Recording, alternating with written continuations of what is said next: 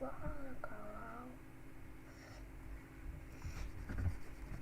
hello everyone. Welcome to the No. We're gonna. This is game capture. Ooh. So wait. Let me see this. Let me stop. Move the page over here. Today we're gonna modded Minecraft. I think. I think we're gonna be playing. Dude, play Minecraft for free. Let me know about the Minecraft launcher. You can play it for free. Hey, little brat.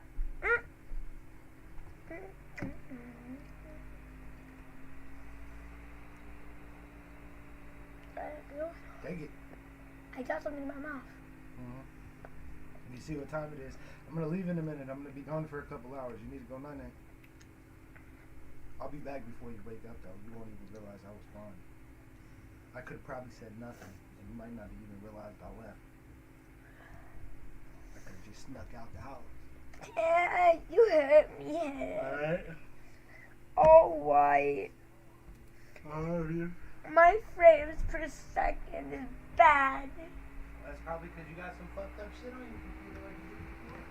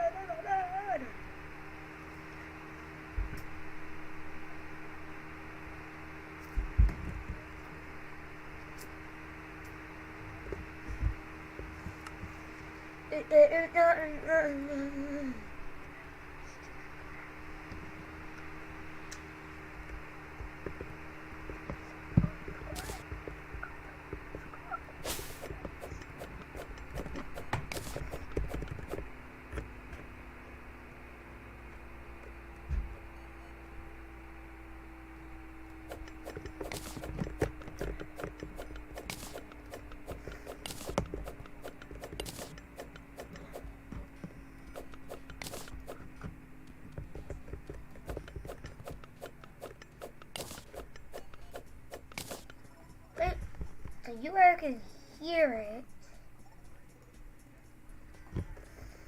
But you guys can't see it.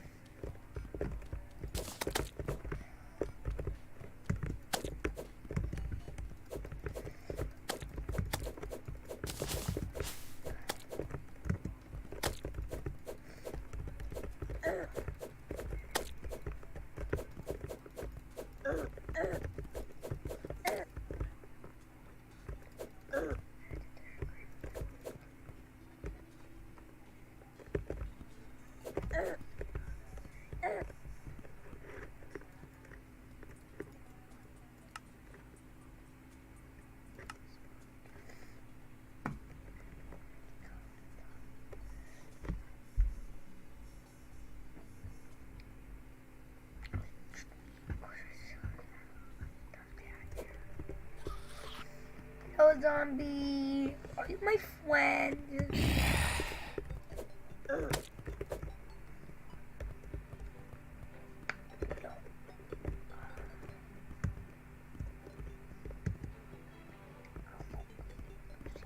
Ah! Who are you? Joe, Mom.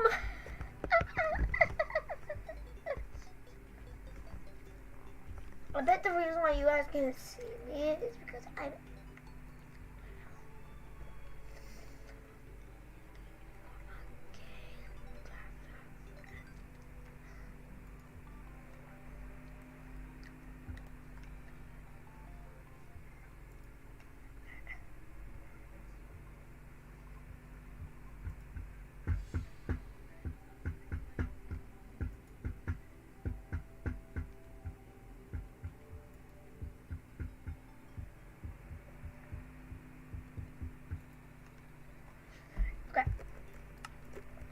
guys can't see what I'm doing or hear what I'm doing. Guidey McLighty.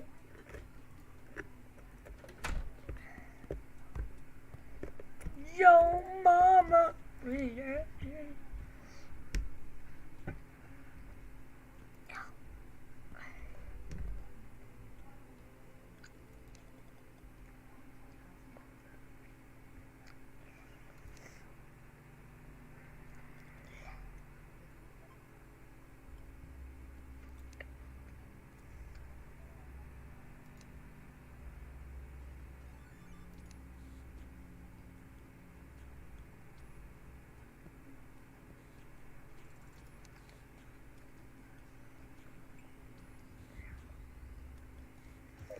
Oh yeah. Okay, let's see.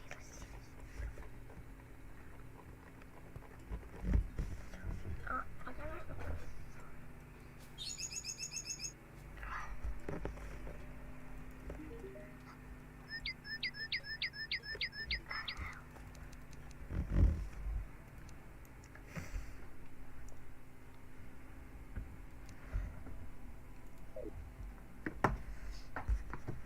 Like this.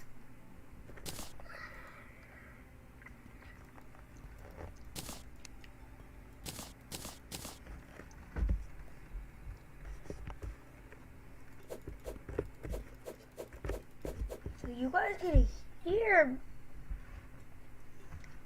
my stuff that's happening. See it.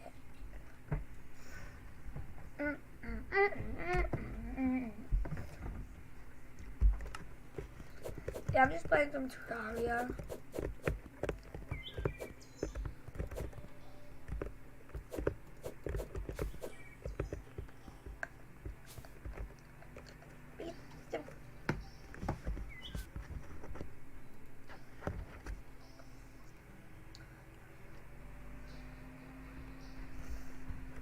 How do you craft the furnace?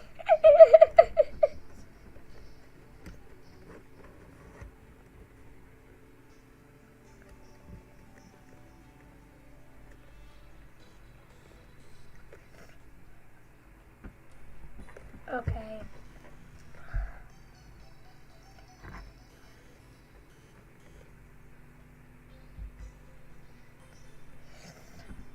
The furnace.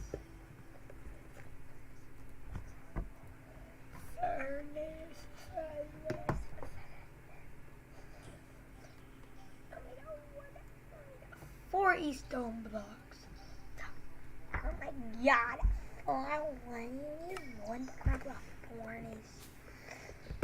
Oh, okay. You were doing it. Yes, it's really good when I look down. When I look up, oh my god, my FPS is going again.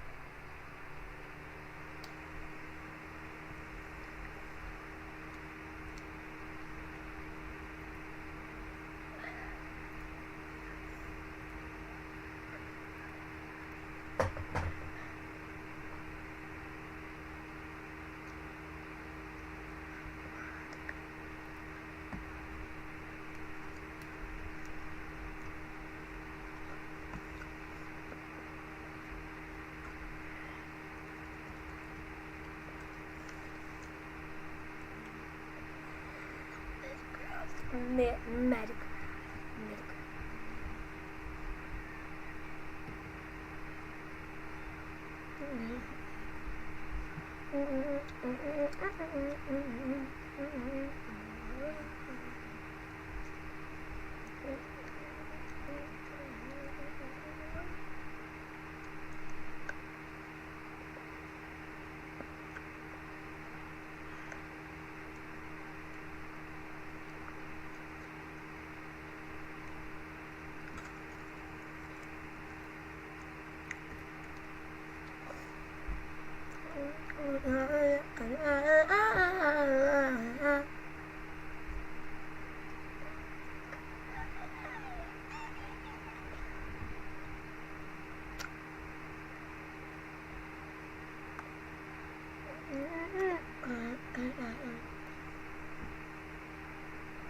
Titan.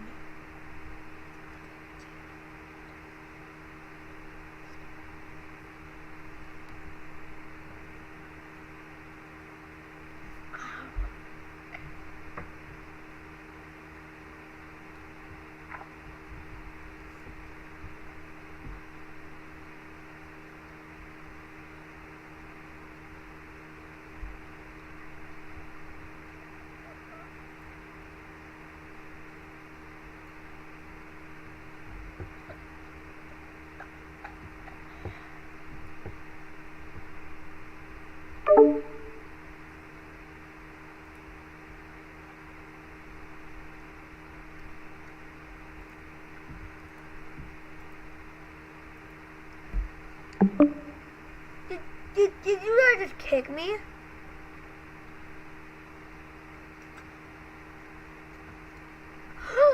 Silent, but dead.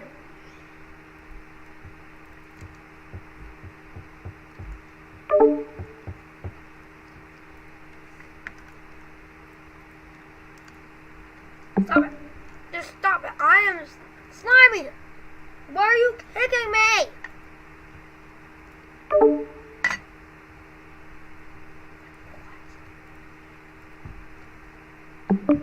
I take offense in this, you mean old guy.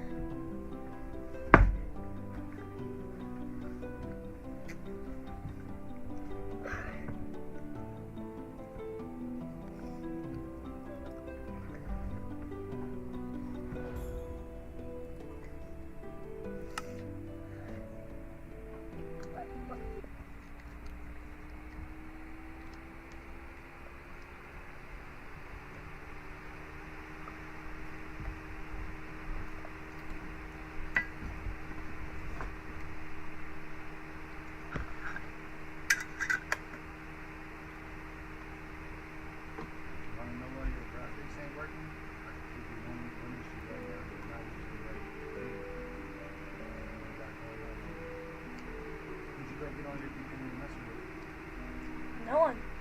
That's a lie. I fixed it one day when you were here. It's messed up again, which means that you let somebody get on there and mess it up. I don't know if I let Stevie. She's the only one who's ever touched it. Okay, and I keep on telling you not to let her touch But I didn't let her touch it. it. Has she been on it? I don't know. She might have snuck on it. No, I don't. I love you. You too. Look at me. She's got bags on your lap. You? I can't tell. But I slept like 5 hours. I slept all day. Yeah, I slept until like 5 o'clock in the afternoon. Yeah, I did actually. Go ask the old man. Go ask the old man. Go ask. He'll tell you.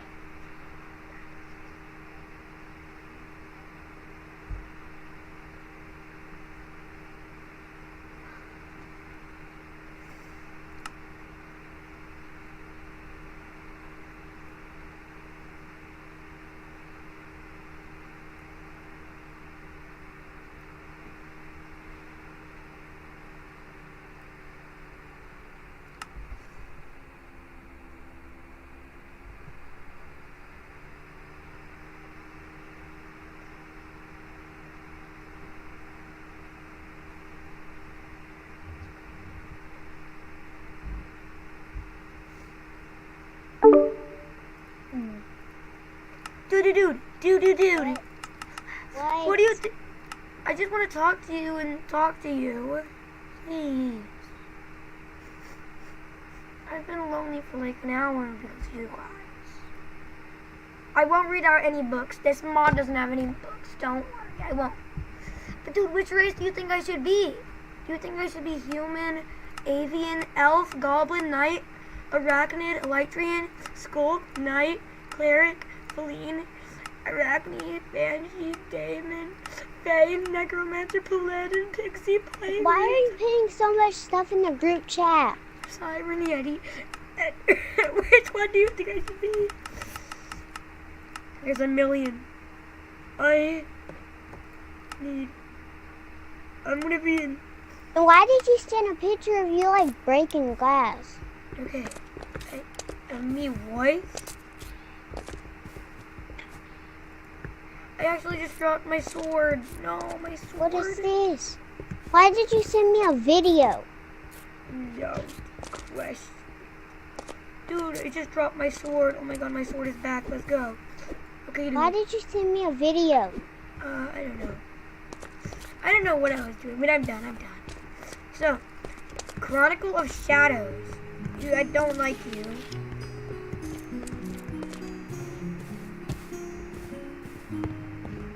This music is so iconic.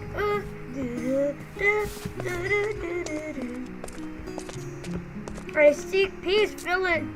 I seek peace. Oh no, but I'm just playing medieval craft, medieval Minecraft.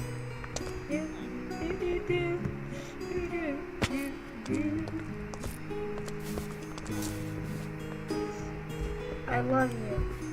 Oh no! That was an accident. Join Shadowfire Party. But invite me back, okay? Okay, I'll invite you when he invites me. I'll tell him to invite me. Oh no!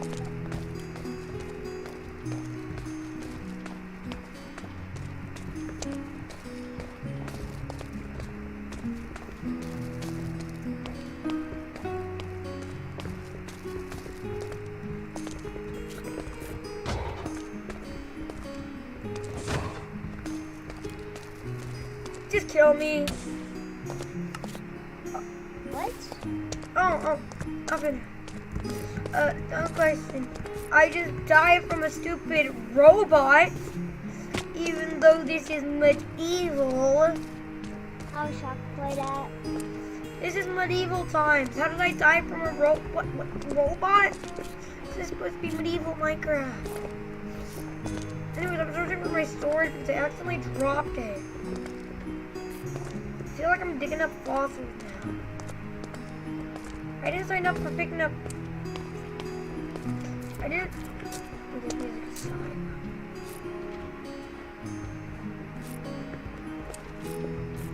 Dude, I love my life. I love it. I love my life as a sword, as an elf. Don't you have somebody else to play with? Nope, no one else. Nobody else wants to play with me.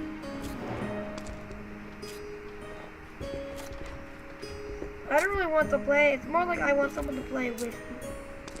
I want someone to talk to me. It's really. I will break down your house for good reason. I'm finna watch YouTube. This man just let me destroy his house. No, I'm civil. Hey, anyone got any spare wood? A statue.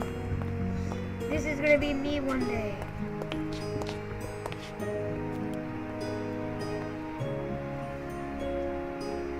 So waystone? Ooh.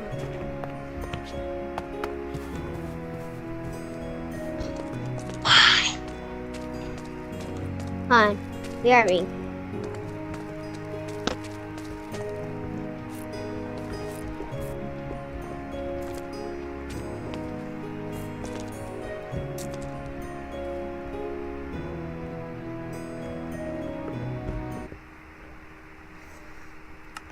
Back. Dude.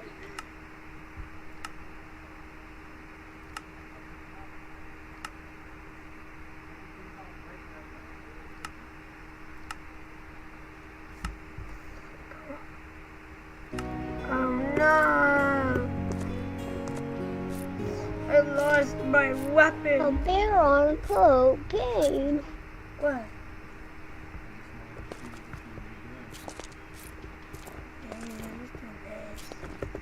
Where is my sword? I actually. Yeah. Well, no, this is a Java edition. Sadly, I can't get mods for Bedrock, and all my friends are on Bedrock. I need some people who actually play Java so I can play the mods with them. Because they can't really play mods, and I'm getting bored of normal Minecraft. I just played it too much. I want some new stuff. My weapon! My bronze sword. Wait, what? Bronze? And a short bow. Dude, are you still here? Oh no, I just dropped my short bow. Oh.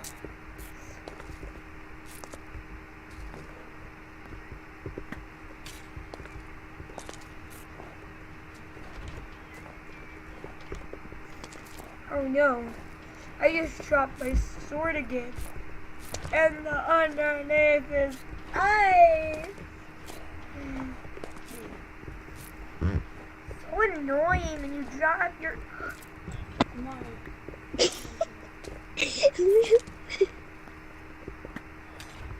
I stole my sword. That's kind of cool. That's really realistic. Mario Kart makes you have to...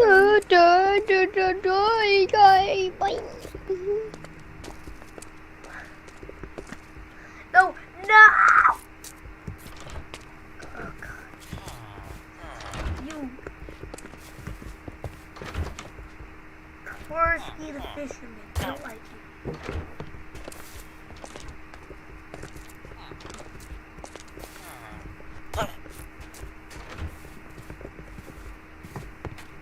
Thank you, I'm evil. Now give me all your emeralds. I will kill you for your emeralds. When I say give me all your emeralds, you give me them. You don't give me all your emeralds. Die. That's what you get. Next time, give me all your emeralds. I already regret doing that, but he was a fisherman. And then you. He was not the fisherman. No, die, fisherman, die. This is what you get. Or wasn't with me and my family. I'm gonna murder all of you villagers. Do you have to go to bed soon? No. Oh, okay. My dad did say that I have bags under my eyes. Okay, I got my sword back. Don't you hate it when you drop your sword into snow? Ah! There it is. Oh wait, no, you don't play modded. Never mind. I do play modded. No, I'm talking about not marketplace, dumb. Before I played it. Not Marco. Huh? They're pretty fun, but I don't really like them. Yeah, if you actually played the real modded. I did. Before. No, you couldn't have. Dumb. Oh my god, that's I have played the real modded. You mean real mods? Yes. Okay, tell me, what was it called? It was called, let me think. It was called many things. No, I never actually played a mod. I have. No, you haven't. You have to be on PC to play an actual mod that isn't marketplace, dumb. No. I played on it. You think I should go kill it? I have played it on PC. Anyway, dude, wait, can you go grab your PC and play with me, please? No, my PC is at my grandma's house. Ah. Well, next time you're at your grandma's house, tell me. Because we could actually play mods together. Because I have a lot of mods, like Medieval Craft, Terraria Craft. I'm playing Medieval Craft right now. Dude, don't you hate it when you drop your sword into the snow? Oh yeah, you haven't played Medieval Craft. Keep on forgetting, sorry. Dude, I hate how I spawned in the stupid eye. Ah, my sword. Oh my god, like, ew. A man who likes his sword. Oh my god, that's actually just a quality of life feature they didn't have. What are you? Oh no. I hate her. Mm. What are you, a snow giraffe? You drop meat? I need meat. Speaking of meat. No meat.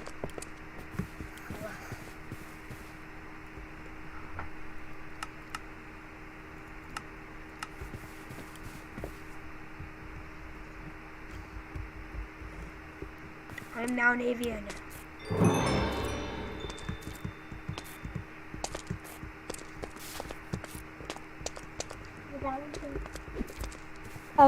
But when I'm at my grandma's house, I'll invite you to a party, and then I have the Xbox app downloaded on it.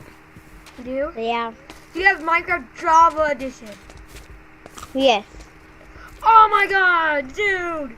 You're probably gonna be the first person that I'm ever gonna be play modded with, or really just play Minecraft Java Edition with.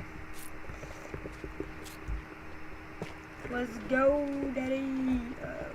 Let's say, but still. Okay, my god, my brother. I don't like being avian. I'm restarting. Dude, it sucks being avian. You have to be avian to be avian, and I don't want to be avian. I don't like to become. I sounded like a baby, right? I don't like the pecan. You are not.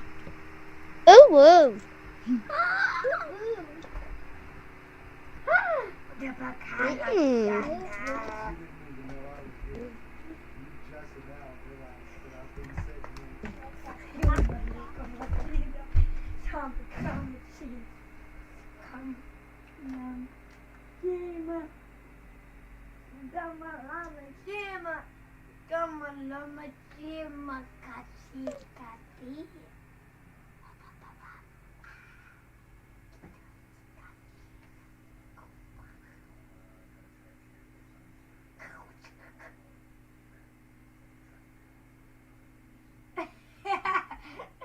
Get out of me! Ow! My friends hear my screams. Ow! I'm getting trapped.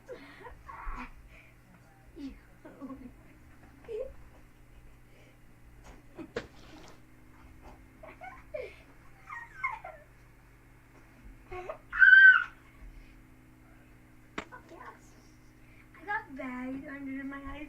What did they look like? Hey guys,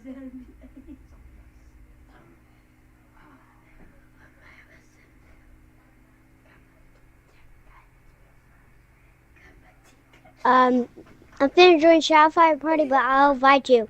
Okay? Hey. I haven't turned it off.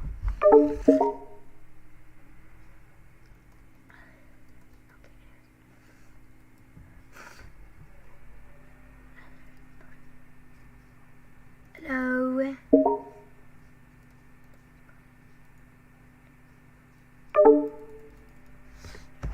Hello.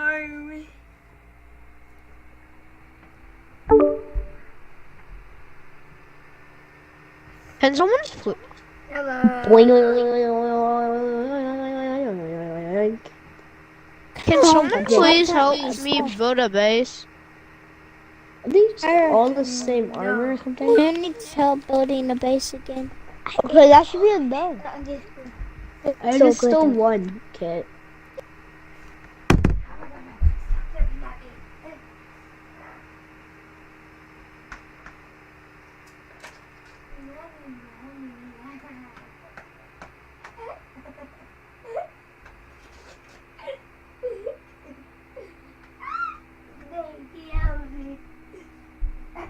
I got the stick.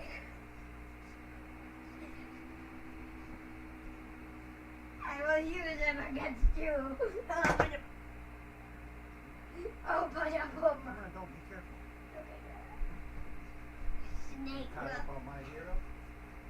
No. Why not? We could do that tomorrow. I was saving it for us to watch together. I was saving My Hero to watch together so we could hang out. Next time we went here. Next time we came and see you. Oh, yeah? Yeah. What you about to do right now? I don't know if I might play. Is that what you I thought. That's what I know. It's time for you to get off the game. No, he doesn't does that. Yeah. She does, and I'm pretty sure if I texted your mommy, you told your mommy, she texted you and get off that fucking game. You wanna see? No. Let's ask your mommy what Are she you- thinks you should be doing right now. I bet you think that I should be studying. Oh yeah? You know what time it is? It's almost 1 o'clock in the morning. This she tells me that you should be in bed. Right? Yeah, I'm pretty sure that's what she would tell me. You should be in bed. You should be laying down asleep. What is he doing awake? On the fucking day.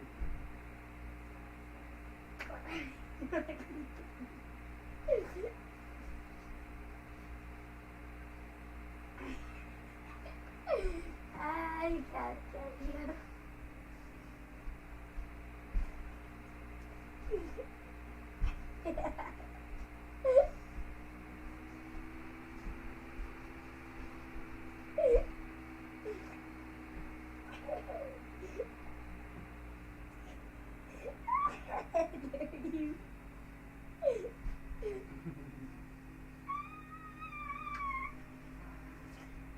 No, I don't know.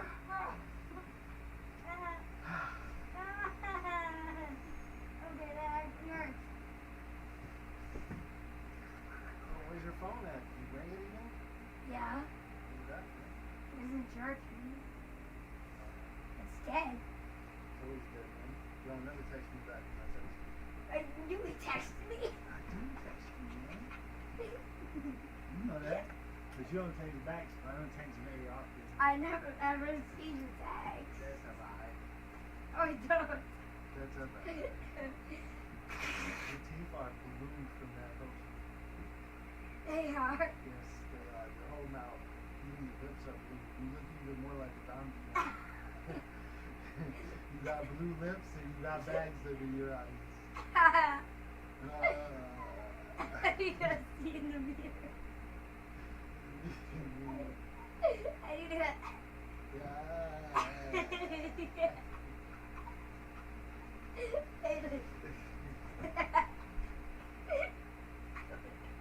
I would look at myself. Nah.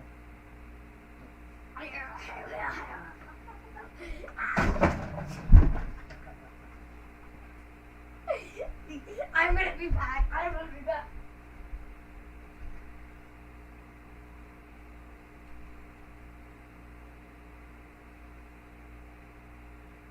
My old mouth is blue.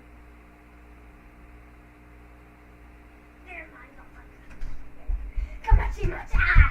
My mouth isn't blue. And it's only my tongue.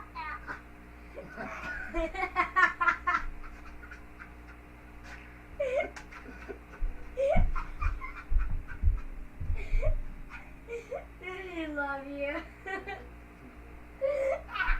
It's only my Know tongue. what you about to do, man? And then you got bags. You were the Look, one. if you're gonna play your game, fine, but you only got about a half an hour or an hour. I'm Ah, gonna give me up. I'll be back in here in like an hour and then get off the game. If you stay. help me. You love me.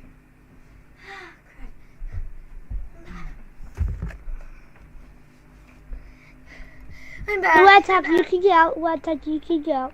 Nah, you better give him OP loot, bro. Nah, that's not it, bro. He gonna lose his. Only the armor and the sword. There. There is no armor in there. But listen, no, I wanna fight Slimy. He tried to kill Raytax's dog. Here.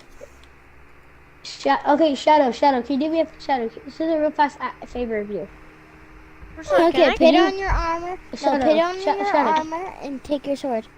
Put on your armor No, and take your What you sword. guys But I wanna doing? fight Slimy. What He's a y'all little pussy doing? and chickening I out. have a sword. Fine. I'm Hey, gonna guys, what are fight you for him doing? since he's being Slimy's Scaredy cat. being a wuss. Slimy's being a wuss. Just I'm fight trying me, to just fight chant me. my armor. I'm trying to chant my No, armor. No, but you tried to kill Red Attack's dog. Ready, set, go. Okay, well, You're while in you good guys hands. have your I'm not chaos, gonna I'm just fight. gonna play some modded Minecraft. So weak. Well, nothing. Well, I'm being double teamed on, bad. I Bad, don't want to stop. fight. I want to fight no, Slimy, it's bro. Let's just me, bro. Okay, my turn. Let's go. I'm out. Come on, puppy. So you Don't guys need have to done see this. this. Puppy. But you do not need to see this. Turn it No, I Just stay say with get rid yeah. of Slime. Get rid of Slimy's Turn it apparatus. again. Hey, hey, you He's can't abusing fight. it. You can't fight. Get away. I can Get away. He Get was out. Slimy Get was wanna slapping watch. me. Get out. I I just can want to walk. Nothing hurts me. Guys, What do I'm you gonna want? magical But potion, you not now hit it's me. blue. Where the You hit heck me? is Lapis? Okay, bubbling. We do a little Well, I shake. don't want to fight no more. Rick Jr., what did I tell you? I told you to sit. Ah, that's good. Slimy, Wait, come on, don't kill Slimy, my come on. dog. My dog's in here. Slimy's abusing his admin. Slimy's Don't abusing come his admin. over He's fighting here. crazy. I'm I trying said no to one come find over Lapis. here. No, bro, you're literally No Slimy. one You come just in flew this up to me and corner, tried to hit me. bro. Hold on, let's stop Let me using find things. Lapis. Let me find I'm Lapis. putting right here. If any of you Yeah. hit my dog, No, Let me see if it's can you happening. barricade my dog, please? Somebody Yeah, give me yeah. Lapis. Somebody give me Lapis. Thank you. Then I'll No, find bro. TF. What No, is you literally just happening? flew at me if you're admin. My dog's In blocked up so creative, he in does this not get episode. hit. Wait. Can Okay, he can't get anyone hit. listen, what Just is to make sure. happening? It's complete Yeah, he's chaos in this part. Hey, bro, this fight's never gonna end, bro. We all have like these. And I'll be Hey. the dog protector. I'll be the dog I protector. want to This have fight an ain't ending. explanation Is of that my what's cat? happening. Did I forget to sit My one of my dog. cats? No Can I get out? explanation. I think I forgot to sit one of my Can cats. someone please help me build a base? Help you build I'm gonna take your Hey, dog. buddy. Hey, I'm gonna Hey, hey, buddy. hey. Make him on Oh, sit. shoot. Make him on sit. Who hit my dog? That's my I'm question. gonna get him out Hold of on. the Can way. you Ow. stop hitting ping, bro? I Who want to hit just me? fire off my screen. I can't do this fire. I want to stop dying. hitting ping. Hey. Bro, you're not My gonna dog kill me, needs to bro. get out of here. I'm not. I know, gonna that's kill what you. I'm doing. I'm Right. trying to take this dog out. I want to get told Thank you. My Chill, dog dude. needs to You're get out gonna of kill here. the dog. explanation of what's My happening. dog needs Chill to. out. Where's my dog? That's a good explanation. Hey, Where's my where's dog? Red It's a Attack's good dog? Red Attack- explanation. Slimy's hitting the dog. Slime. Get rid of his admin. Get rid of his admin. Take his admin. Take Slimy's admin. He's Where did- abusing his powers. Yeah, no, just unfriend Abusing? Slimy. Where Unfriend did- Slimy. That's I'm done. what Unfriend I Slimy. don't Where- do. Slimy. I'm Someone done took with my you. dog. I'm done with you. Don't Slime, do Slimy. Sorry, sorry, The sorry, owner- sorry. the Who owner- took my No, dog? No, Dude, no, you you killed did that his on dog. purpose. No, bye. Guys, Bye. who took my Red, dog? Bye. Red, listen. Everyone shut up. Everyone shut up. Everyone shut up. I'm trying to talk to Red. I'm trying to talk to Red. Red, so Where's the the owner was dog? trying to... Shut up! I'm trying to talk to Red. So what happened Where's was... my dog? I'm trying to talk Where's I'm my trying to tell dog you- at? Red, listen. I'm trying to tell you what happened. So Red. The owner was trying to get your dog out of its area, and then Slimy was flew up to the dog that was getting taken out of the area by the owner who's gonna move him. And Slimy flew up to him and killed the dog. Huh? So evil, so arsonistic. Someone must call the Is police. Slimy, did you take away Slimy's It's powers? okay. Yes, But I it's took okay, away. buddy. It's okay. It's okay. It's okay. He killed your dog. I cannot believe that just happened, bro. I It's saw okay, it bro. happen. Killed your It's roof. okay. How It's are you okay. okay that he killed your Oh, roof? Bad. Can you give me 2 stacks of Bark, dog? bark. Can you give me Bad? Can you give me 2 stacks of ender pearls so I can get to my base? 2 stacks of ender pearls. Yo, what's up? What's up? Why not one stack? Why Is Bo two? typing Morse code or something? Hey, Thunder. It's okay, buddy. It's okay. I can slap this. I can slap this dude What so is hard. okay, happening? I want to kill. I want to kill the I wanna dream skin. know, I wanna know I want to slap It's the okay. dream skin so bad. what is happening. Kill him. I wanna Wait, know, wait, who is it? I It's Who's Dream. Who's he? I think it's It's Lewis Lowe, not but he's Dream not Dog. innocent. It's a hacker. I'm a That is hacker. a dream. How do you know that's a hacker? Because look at his purple name. Lewis Lowe?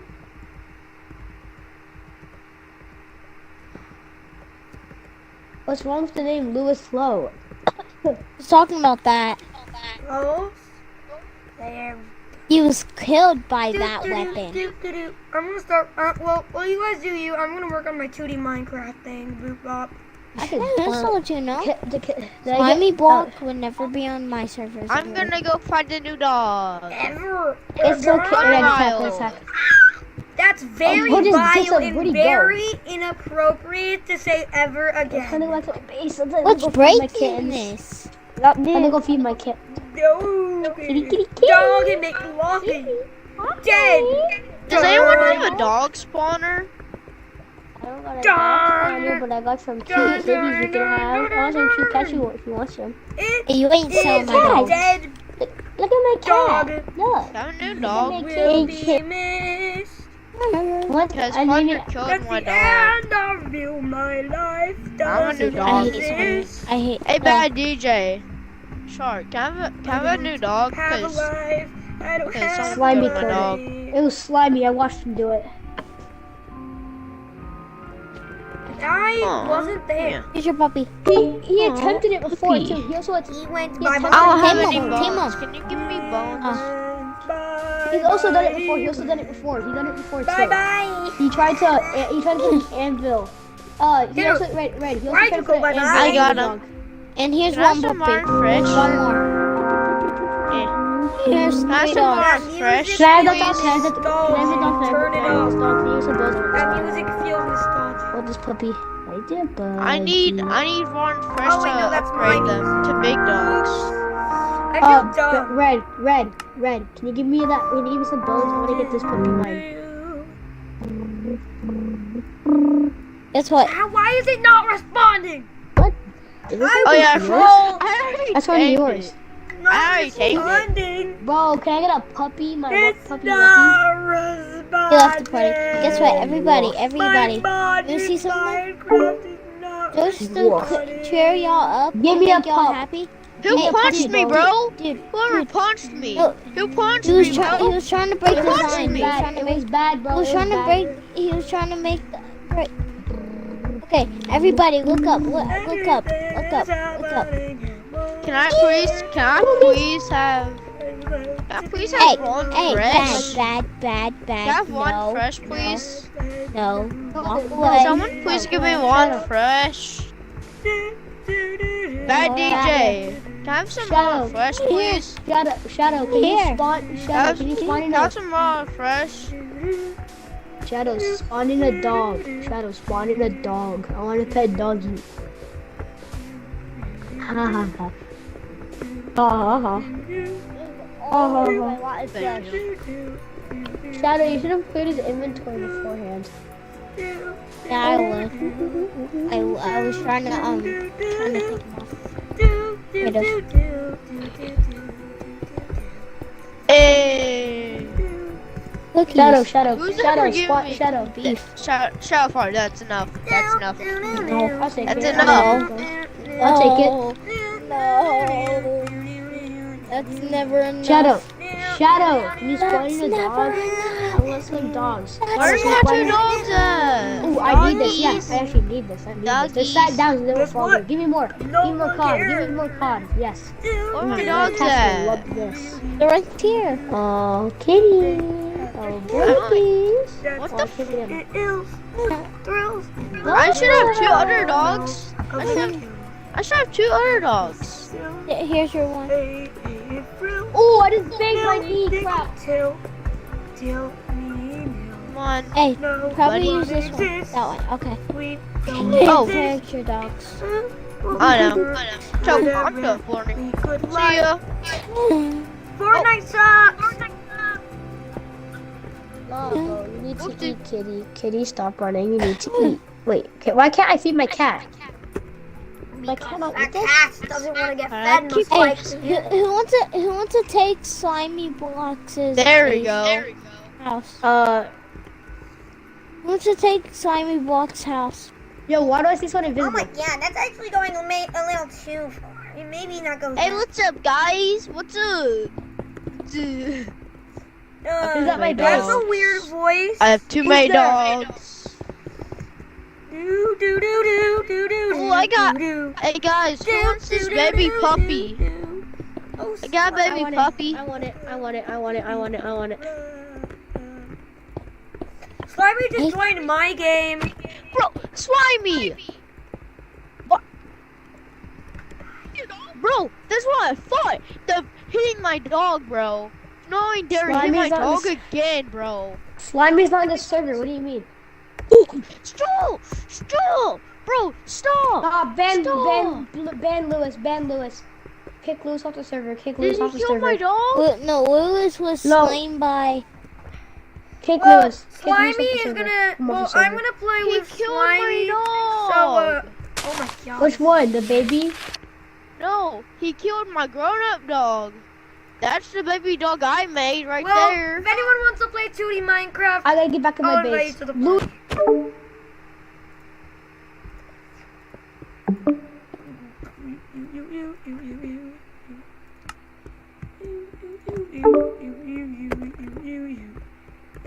What was happening in that party?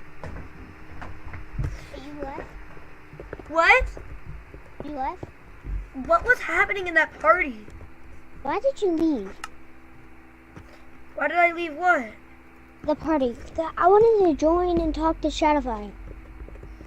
Oh no, he blocked you, and he said I told him, can I invite him to you to party, and he said no. So that's the reason. You could have just fast invited me, and I could have said stuff I had to say to him. Well, I'm sorry. Don't get mad at me. Not mad at you. I'm mad at Shadowfire. Well, forget about it, okay? Just forget about it. Dude, what are you doing? Dude, that's supposed to be a hole. Don't do that.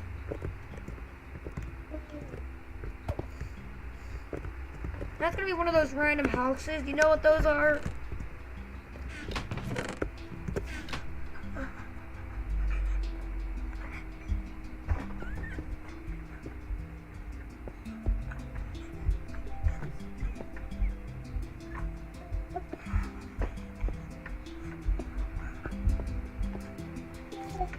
Dude, what are you doing? What are you doing? What are you doing? Oh, no.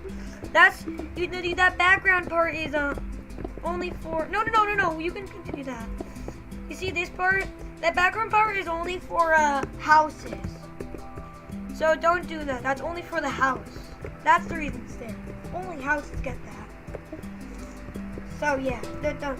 But you can continue working. Continue doing what you're doing. Just don't add the back.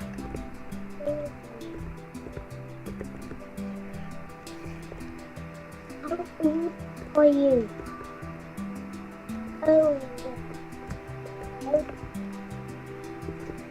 Let me not do it for you. No one cares about you. You should be burning Add in. some trap chest. What? Add some trap chest. You think we should add a trap chest? Yeah. Oh yeah. And it...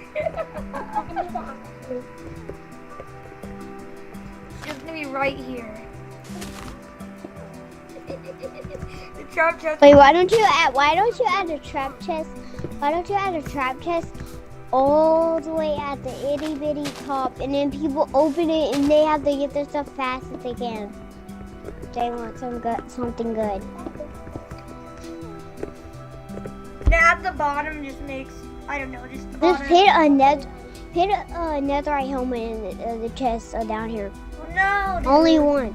That's Sounded it good, but it was somebody tried getting in if they don't get it in time.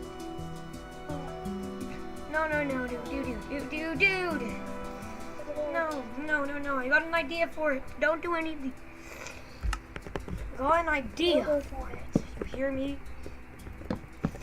I gave him. Oh no. Oh yeah, one of those creepers teleporting to me. It's a creeper moon. What? You see this? Dude, come here, just watch. Hold This on. creeper, it's Okay. a creeper moon. That's the reason this is happening. It's a creeper moon.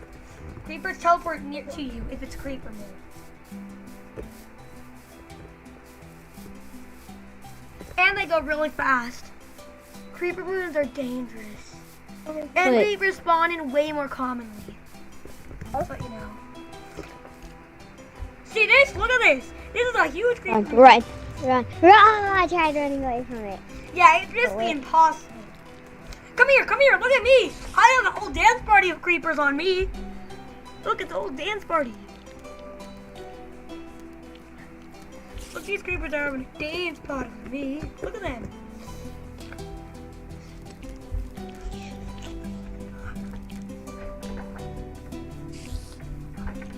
Okay.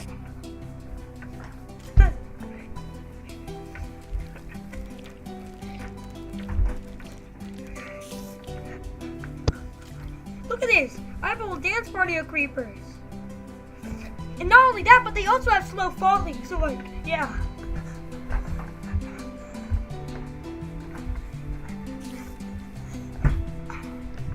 Let's continue working on the desert. You hear me? Now do you see why there's the reason why there's a bunch of creepers? Now do you understand the reason why? Yes.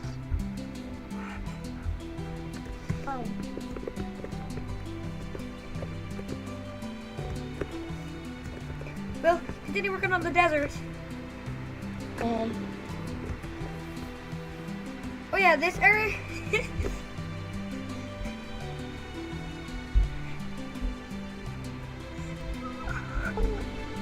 Is it kind of fun just running around them and watching them teleport you? Is it kind of fun? I told them when they kicked me, I was like, you would make a mistake by kicking me. And now do you understand why I was saying that? I'm way better at commands than them, right? Now do you understand why I was saying that? Now do you understand why I was saying you'll need me? Yeah.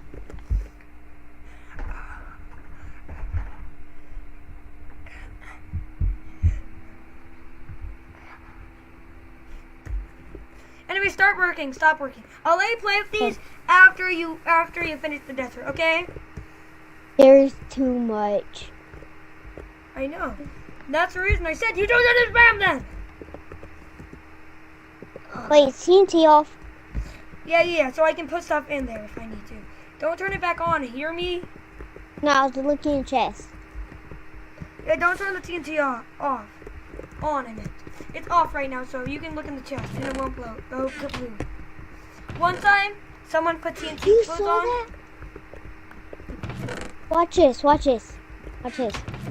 Wait, watch this.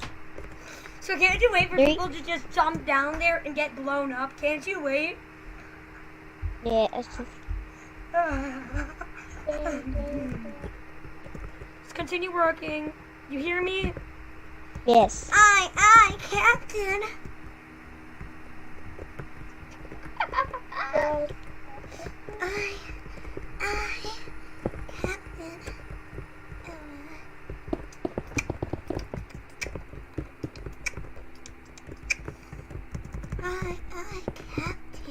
Oh.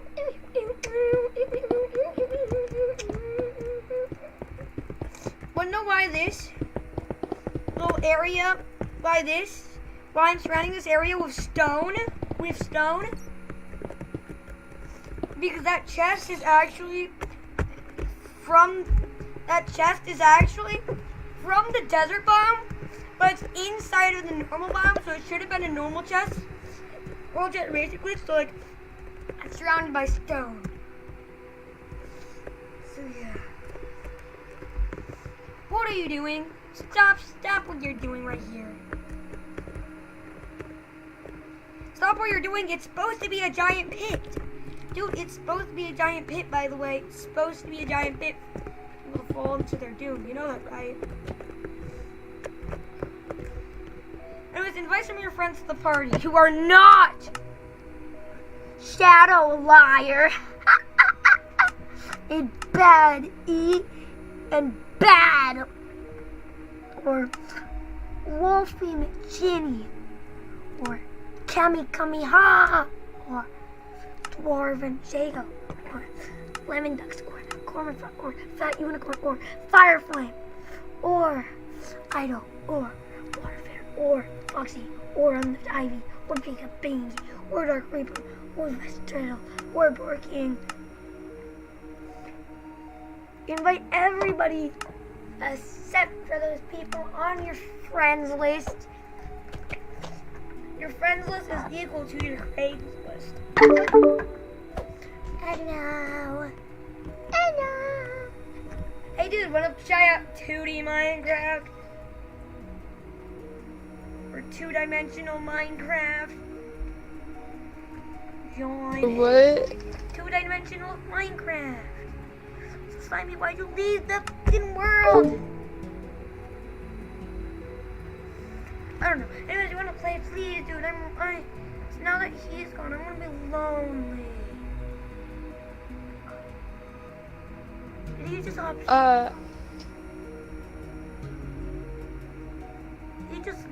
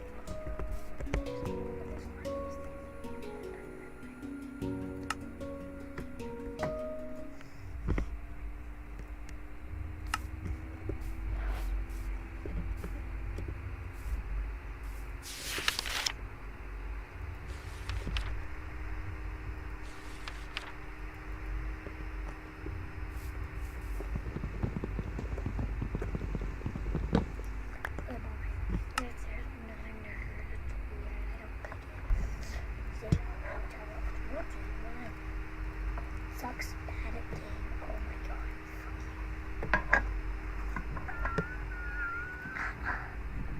Wait. Minecraft Dungeons.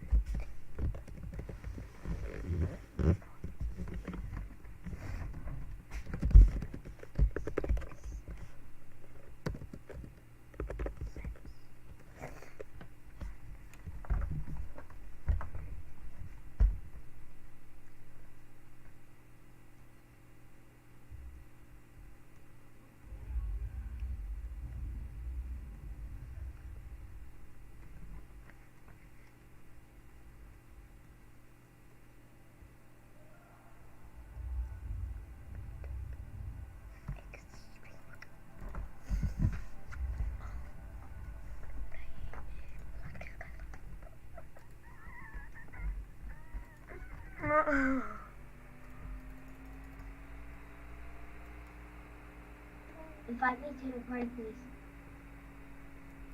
Invite me to the party, please.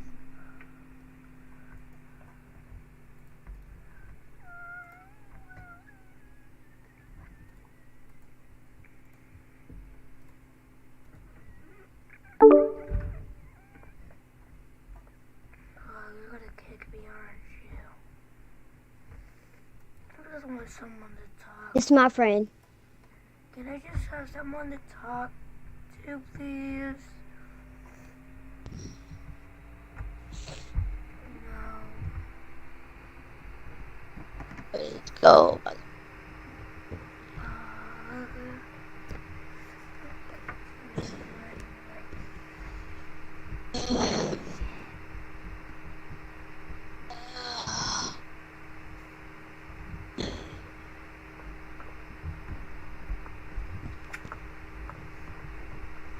Anyways, what y'all doing?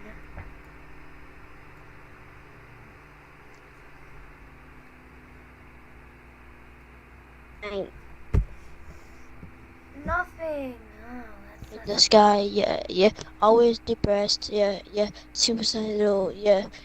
Looking up in the sky, yeah.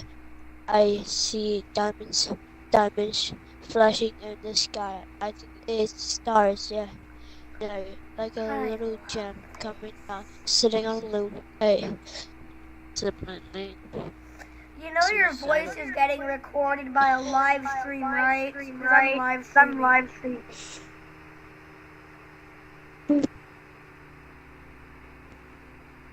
And then you just stop. But I'm not joking, I'm actually live streaming to my YouTube channel. And they can hear every word you say. If you're saying hello in the chat, aka just one person.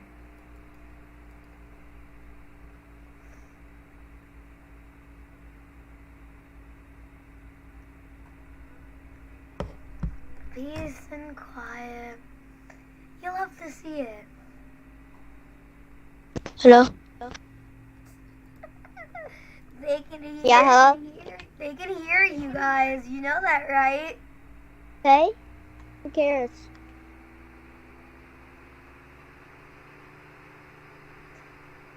Pedophiles do.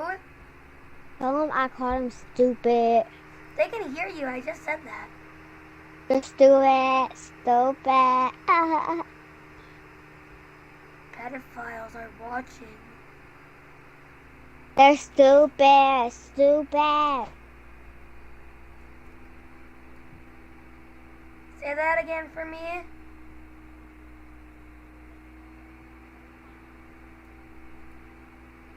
Say that as loud as you can. But yeah, I'm suicidal living on the mind. Stop Yeah, it. suicidal. Yeah. Okay, shut up. Are we gonna play or not? Yes. Calm down, man. I don't feel good, bro. Like, What do you feel like? He feels like nothing. It feels empty inside. He feels depressed. At least that's what I feel.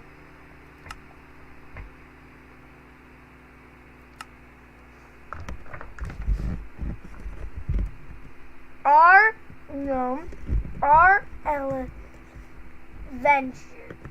Adventure. Game mode survival. More hello? Yeah, hello. world type. Customize. Grass. Remove. Dirt. Remove. Move. Now I am done.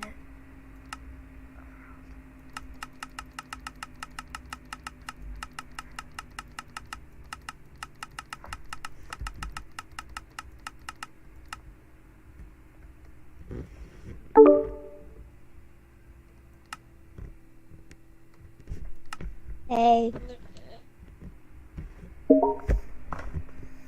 Hello. Welcome to the party. Another man in the party. Hello.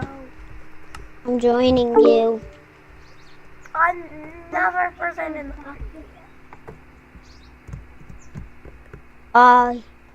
Did you invite me? There's two sons. Hurry up. This server you're playing? Wow, is this I'm gonna run them up. party?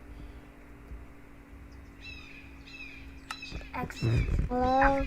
I can't leave. Yeah. Let me flee. What? Ready up.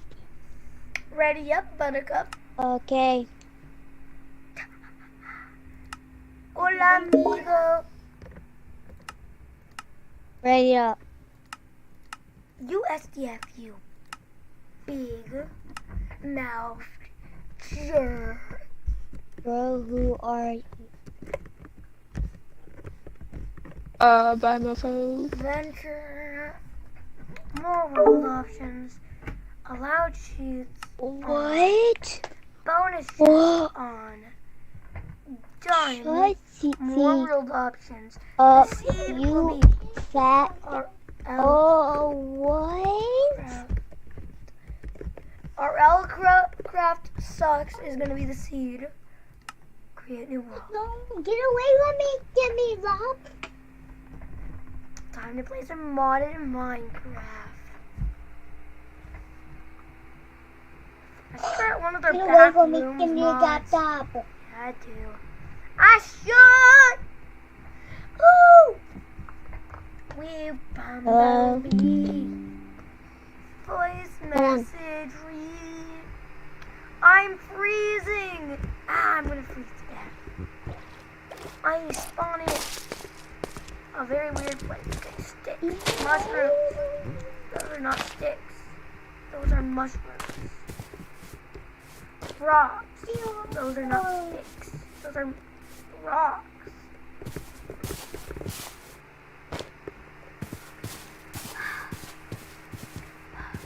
God, I'm gonna. Okay, last time I played this, I spawned in a desert. Now I spawned in an ice. What? Polar. Get it? Opposite. Never go into the darkness in RL Craft. Ooh, where you find it? Ooh. Get away from I me. hear a dragon. I hear a dragon. What's that? Where's the dragon? Oh no. I heard the flapping of the neck.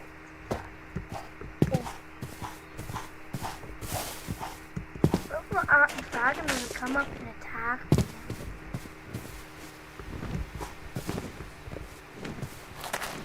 I Sugar and Game, I love you. And something with you. Please, you rock. Round started. Give me some sugar. I don't need the requirements. Wait, you want some sugar? Please, sugar. Come over to my house and I'll give you a lot. Oh, you should.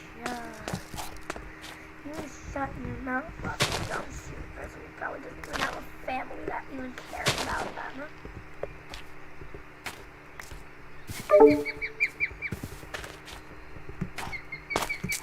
And when there's one S and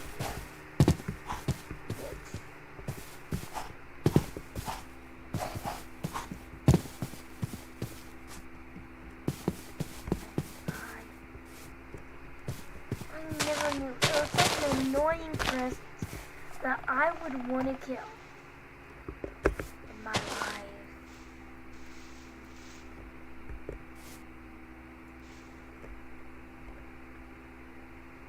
Okay, I'm gonna die of freezing.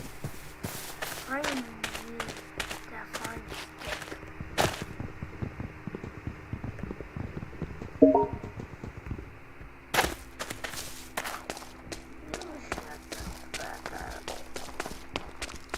You shut the fuck up. My dude, you think that you're so cool because you can swing. Well, no, I bet your FPS is worse than mine while I'm playing mod in Minecraft, which is pretty bad.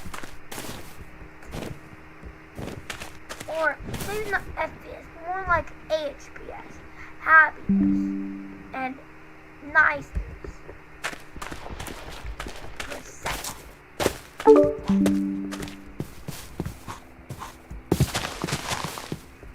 You'll probably never had a family that actually ever cared about you.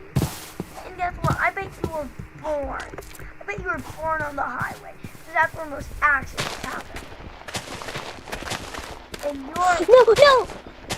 your birth was certificate was already not a certificate. No.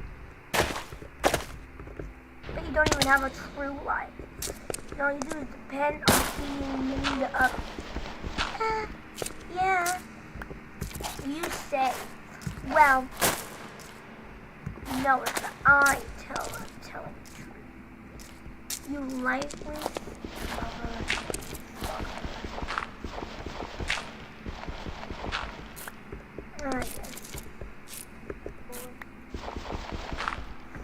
anyways, I'm not gonna do anything about it like that.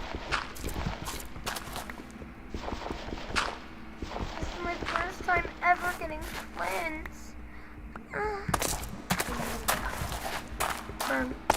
I need to eat.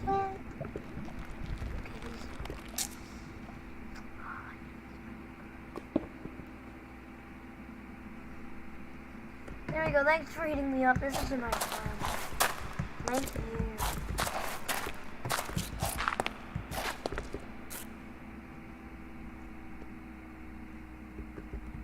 I bet you don't even have a life. I bet you'll never, your family, whatever you can never happy for you to be back. Except that you are a worthless thing.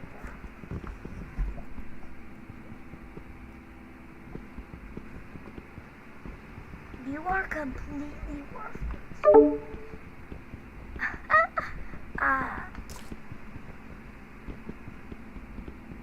I bet he's crying to his mama. Wah, wah. Wait, I'm gonna freeze to death. What was that noise? If it's blank, that means it's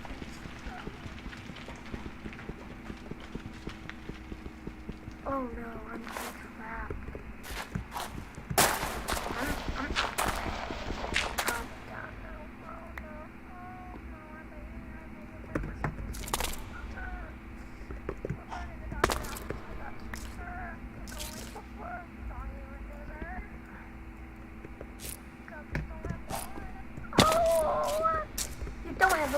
I know you don't.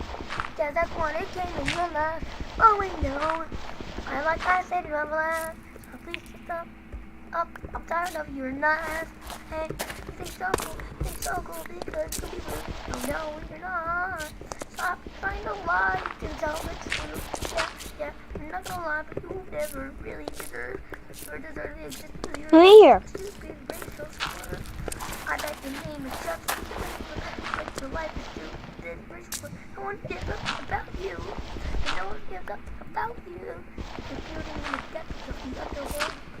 Never to be remembered ever again. Because you don't deserve a life. Wait, oh yeah, you don't even have one. Oh no, yeah. You don't even deserve to be happy. Oh, we didn't have happy. Good job, greedy. Lover. Stupid man. I could have been me. Don't I need me. You're the one, I'm not gonna lie. I wait a ton, but you wait. You think you're funny, you think you're cool, you think you're cool. No girl, but you're for you, because you're cool. I will burn myself up to get you up. Who gives up about you? You think that I'm dumb? No, that's what you are. No, that's what you want. Hit me up, lava. No. Hit me up, lava. Hit me up, lava. Gotta go. That your family was happy when you went to school because they didn't have to deal with you. You worthless piece of drool. Guess what? I don't care about the main things I'm saying about you because it's true. You know. You know why you don't you? Because you're stupid because you don't even use your real life. Oh wait, you don't. Told you to die. The night. Yeah, you should. You think that I'm pink.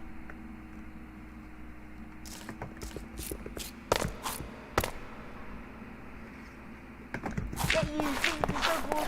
It's not. You think that I would do it. Yeah, I will. You think I'm cool. I am not. I'm not cool. But me really think you're cool. Shut the fuck up, you say. You said. Okay. You don't even have a life. So stop saying that you do. Because your family doesn't care about you. Ooh. You. Family doesn't care about you. About you. Think that anyone care about you, you worthless piece of. I don't care about you, you worthless piece of the world. God, they're getting intelligence there. I'm still here. You should disappear. Stop here. Idiot. You think you're so cool, yet you will through on a girl who is a fool. Then again, you're not even cool. You rely on it, people. You probably don't get good grades. You probably don't have a life. Oh yeah, you don't. I already know all that. You're burning the depths of the underworld. You think that I'm lying. You think that I'm trying to be cool.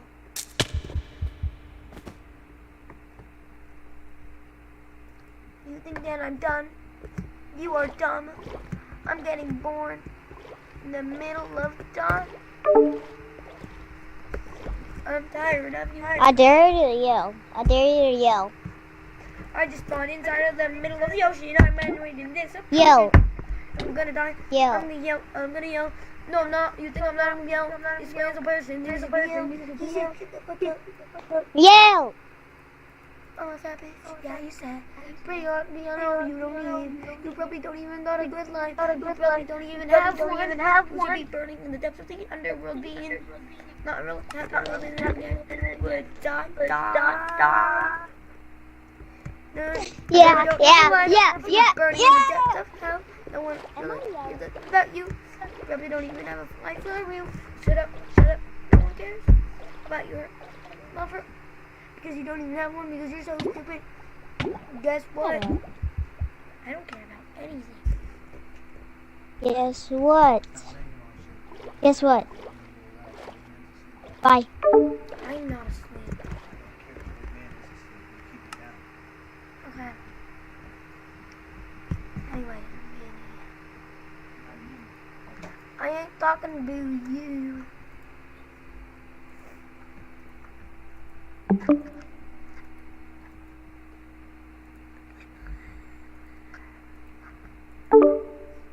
Anyways, hey dude. What?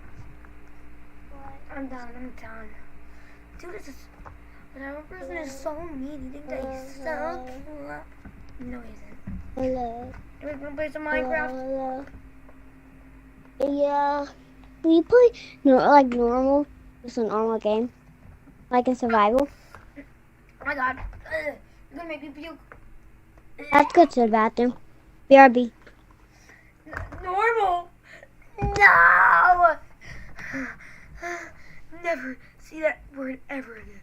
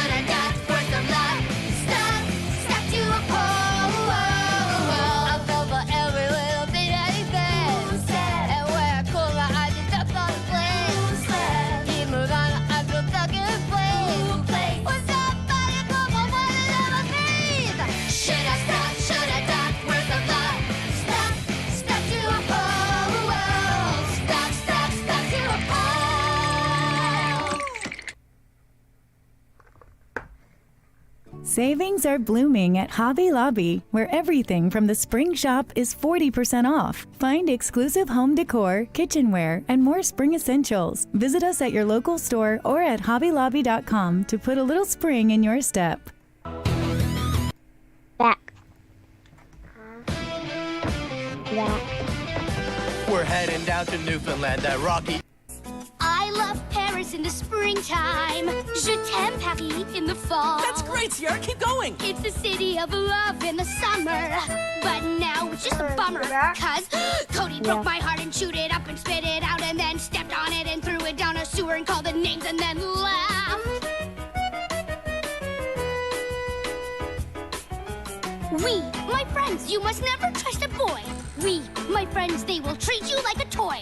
We, my friends, they will, break your heart and chew it up and spit it out and step on it and throw it down a sewer and call it names and then laugh. Something's wrong with you. Wait up, Sierra!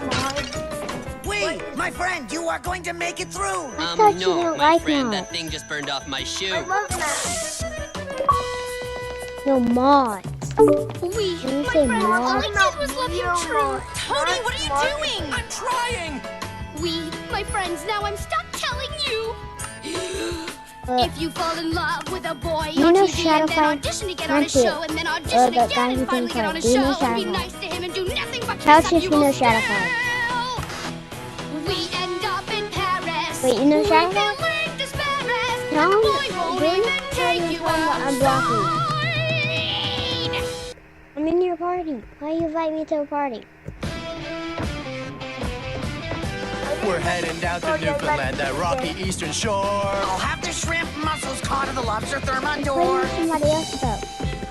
I can't get a thing to bite, so we better get there first. Row harder, faster, both of you, for the win, work out the thirst. Stroke, stroke, stroke! It's a sea shanty and it's darn catchy. Yes! Go on, DJ, your turn! Izzy, you're a nut bar, but you sure can catch a fish. Thanks, they're by. You're right kind of my partner. He's Irish. And if you want the next reel, he's all yours. Trying our best, Courtney. Our arms are getting fried. Courtney, do you see? Could it be? Steer hard starboard side. It's a sea shanty and it's darn catchy. No, you can't catch me with the sea shanty. Yes!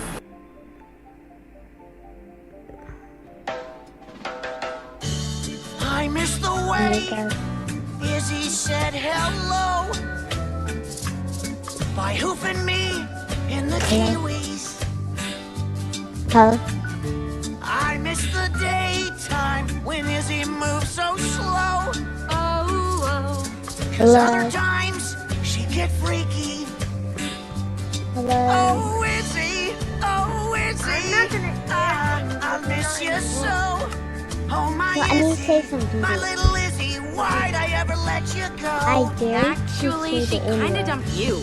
I miss her smile Let's say and the the way N-word. she liked to bite I will. on my arm when there was trouble, which was You all the do it. time. Oh, I miss the way she'd always say goodnight and put me in the Kiwis double. Ouch. Oh, Izzy, I miss you so. Oh, my Izzy, my little Izzy, why'd I ever let you go? Why'd I ever let you go?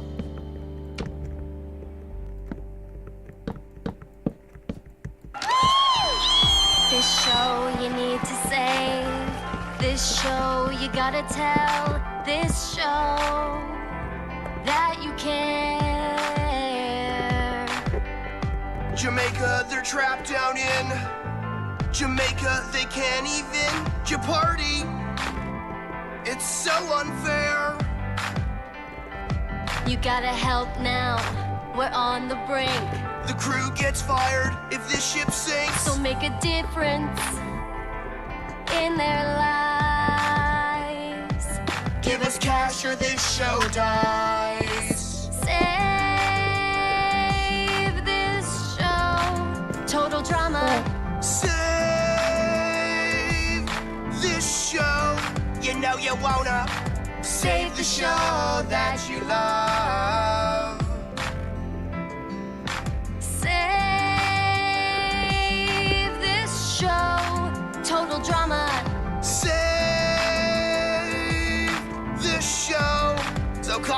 number. Save the show with love. And $500,000. Save the show, baby. Just give it some dough. Give it some love and some dough.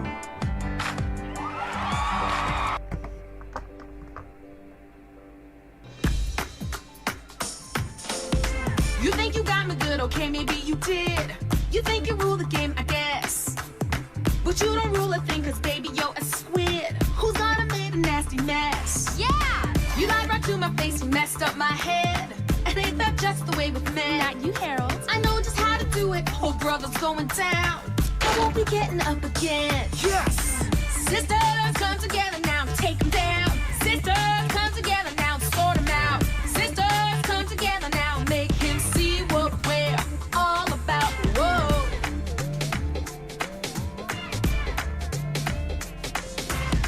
Sisters, come together now, show what's what. Sisters, come together now, help me strut. Sisters, come together now, make him see what we're all about. Rip And this creeper moon is happening. It's creepy how they stand there and don't even blink. I don't wanna see his bum all naked and pink. Hey buddy, can we Turn bribe me you back. No, to strip turn me back. yourself down? Turn Yum me yum, back. happy go time. Turn me back. I'll stop here. I'll drop it to you, please. Sorry guys, I turn me gotta go back. tonight. Tonight, yeah, I don't know anymore. No.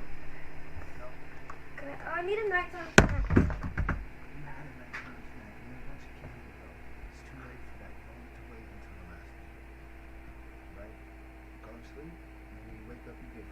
Well, can I have one pack of muffins? No. Oh.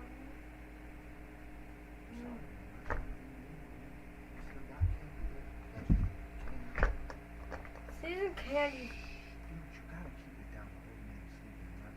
How am I talking like this being loud? Don't try to change your tone of voice and then act like you wasn't doing that wrong. Okay. That isn't candy. It's more like, oh, that is a drink. Yeah, whatever, later.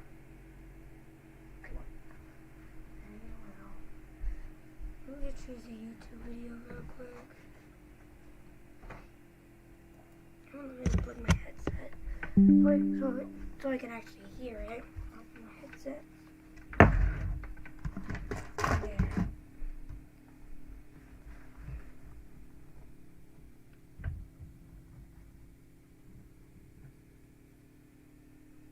Good.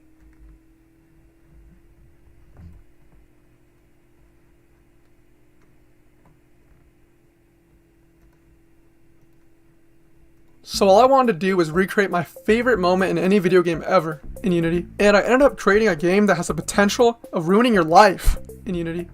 And your dog's life. So if you think back and remember the first time you played Metal Gear Solid, Psycho Mantis will read your mind and tell you the games you've played in the past. I mean, he'll read your memory card actually, but that's besides the point. So I was watching a clip of this on YouTube, and everyone seemed to be commenting about Psycho Mantis somehow reading your browser history. So I thought to myself, is that possible? Can I make a game read your browser history and humiliate you to your face? Well, there's only one way to find out. But first, let's actually try and just recreate what Psycho Mantis was doing in the first place. I mean, how can you tell if a game is installed anyways? Well, luckily, it's surprisingly simple. Most people install their games in the default places they go anyways. So if you just go to where Steam games are installed, Epic games are installed, and Uplay, but not Origin, you could tell if a game is installed. But what if someone doesn't install it in the default place? Well, maybe we can check the registry, but that just takes so much effort, and I don't really even know what that is. So if you don't install your games in the default places where they're supposed to go, Mantis won't know about them. Anyways, I wrapped up all the games nicely in a JSON! So even you, yes you, could add your own games to be detected. But not only that, I kinda need something to play when Mantis discovers a game. So I just recorded some placeholder audio. Well, now it's the time you've been waiting for. How the hell are we gonna make it so that you could read a browser history in a video game? I mean, But just before we do that, we kinda have a bigger problem on our hands. And that is, what the heck is this game gonna look like? I decided to grab a few reference images of Mantis himself, open it up in Blender, and we came out with this. Oh, that's the wrong video. This is what I made. Bruh. Then I got a model of a library from this guy named Justin on Sketchfab. Next we put it in Unity, and it looks like this. Add some more cameras, add some camera shake, add some animation. Okay, I forgot. Post-processing. With that done, it looks amazing, and now it's time to solve our problem, which is how can we get Psychomantis to read your browser history? Let's go into this only supporting Chrome, because if we can't support Chrome, then pretty much the whole game is ruined and we're screwed. So it turns out Google Chrome actually stores your history in a file named history. And this file is a SQLite file, which is a type of database. And I've never messed around with databases before because I prefer to do things on the computer that are fun. But in hopes to get my mission accomplished, I learned some SQLite, and it turns out everything we need is in a table called URLs. This table has all the URLs of websites we visited or bookmarked. It also has the website's titles, which we could query for certain keywords. So for instance, if Mantis wanted to know if you're breaking nofap, he could do a query and return all the websites that have instances of the word porn in it. But that's not all. We could use multiple keywords and pretty much find out anything we want. So with that all figured out, I made another JSON to hold search terms that we want Mantis to search for. I then did my best impersonation of Psychomantis I could, and I replaced all my placeholder voice clips. I even made it so that the number of instances of a particular fetish found in the history is displayed on screen for extra humiliation. You frequent stepmom porn. I added a few porn categories off the top of my head, but the thing is, I'm not a coomer and I'm on nofap, so I don't really want to go around searching for categories to add. So I went to the one place I knew people could help me, which is TikTok. And boy was I right. I made a TikTok asking for suggestions and showing the game, and I got so many keywords, I couldn't possibly record lines for them all. So I added a stat screen that will just show you the stats in a little nice graph or whatever you want to call it. Funnily enough, a lot of people recommended CP, which I think stands for COD points. People were giving me ideas for turning off the computer if CP is detected or calling the police or something, but the problem is there's a lot of articles about CP and stuff, so just an instance of CP appearing doesn't mean they're guilty of trying to acquire CP, if you know what I'm saying. For instance, if you went to Jared Fogel's Wikipedia page, a famous CP acquirer, there's like 1,000 instances of the word CP in there. So the game would call the cops on you for that pretty much, if I did that, which I didn't. But I still added it as a keyword to be searched for in the stats section of the game. So if like a 40-year-old man with blue hair played the game and live streamed it, then we could all see, you know, what kind of porn that they enjoy the most. And with that, the game is done. I didn't show any code in this video, so here's some of it. You can download the project and see the source code on GitHub. Link is in the description. I made it really easy for you to edit and add on to this game. Everything you need to concern yourself with is in the streaming assets directory. Go there and you can replace the voice lines I recorded with your own. WAV format only, by the way. If you want to add a game for Mantis to react to, just edit the JSON with the name of the game folder as it appears in any of these directories. Then add a WAV file of the same name to be played if the game is detected. Adding something in the browser history is the same deal. Just follow along in the JSON and enter the name of the WAV file and add it. Everything else is done automatically for you. Remember to download the game on itch. It's the first link in the description. Let me know what you think about my impression of Mantis. I don't recommend this if you want to keep your friends, but if you manage to get any unsuspecting victims to play this game, make sure to record it and email me a clip at loloflevme@gmail.com. And tell me what you thought about this video at loloflevme@gmail.com. Goodbye. Useless woman. Optic camouflage, huh? I hope that's not your only trick. You doubt my power?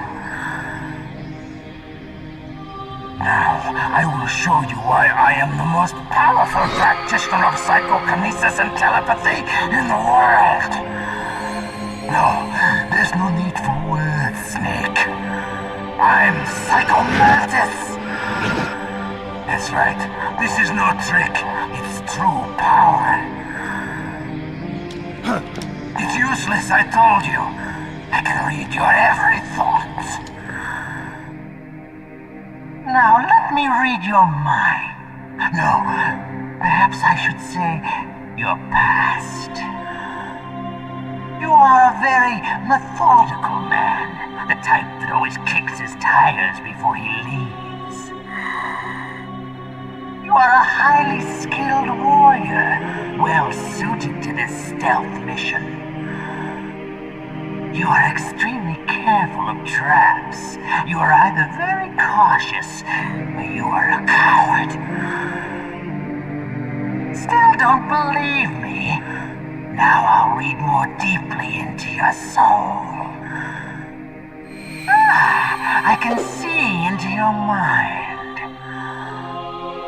So, you like Suikoden? So, you like Azure Dreams?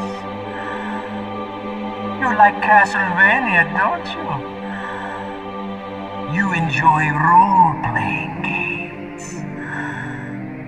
I see that you enjoy Konami games. You have not said often. You are somewhat reckless. I can read you like an open book. You still don't believe me? I will show you my psychokinetic power. Put your controller on the floor. Put it down as flat as you can. That's good. Now I will move your controller by the power of my will alone.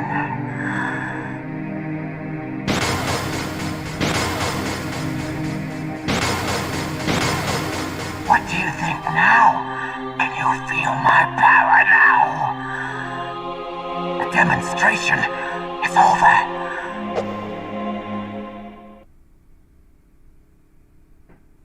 Porofessor is an in-game desktop app. Once the game starts, Porofessor scouts your opponents. Learn how well they play their champs, how aggressive they are, and what blind spots you can exploit. Outsmart your opponents with Porofessor. Download the in-game desktop app now.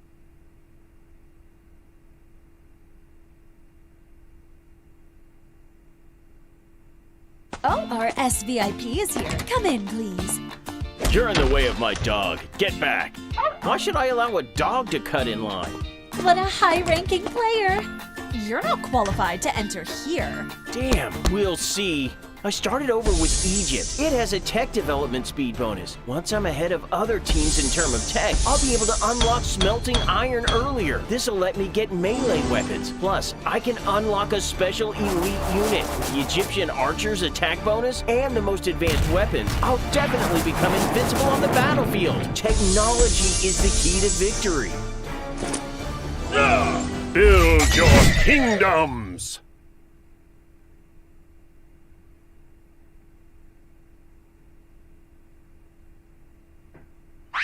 Hey Snake, did you know Metal Gear Solid 2 is a masterpiece? How do you know that? Oh, I can't wait to hear this. Well, after playing the game, reading the book, watching the documentary, watching the document of Metal Gear Solid 2, and playing Substance, let's just say I know from experience. Oh yeah, that makes sense. Exactly. So who better to do an insanely deep-diving retrospective about this mimetic, prophetic Hideo Kojima gem of a video game? We're counting on you. What's up, fellow porters, and welcome back to Fragile Bridges. I'm your porter with the goods, Marcus, back keeping the dark reaches of the Mediaverse connected, from the past to the present, and the mainstream to the obscure. In our subject today, Metal Gear Solid 2 certainly encapsulates every aspect of that opening phrase. From its very mixed fan reception in 2001 to its ascension 19...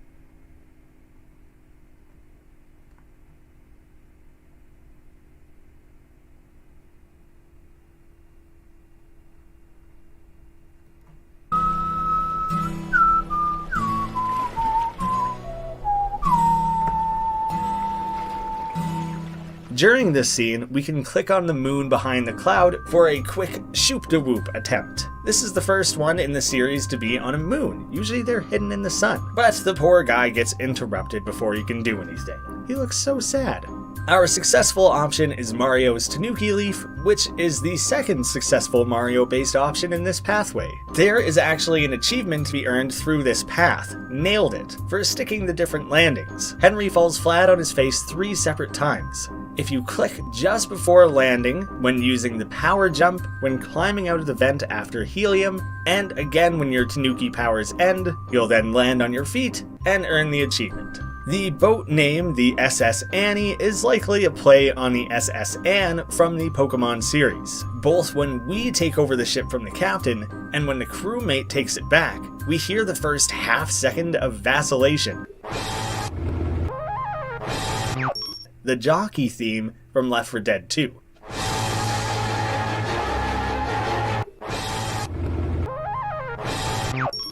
In the remastered version, this was swapped out for a musical sting also used in Innersloth's other game, Among Us.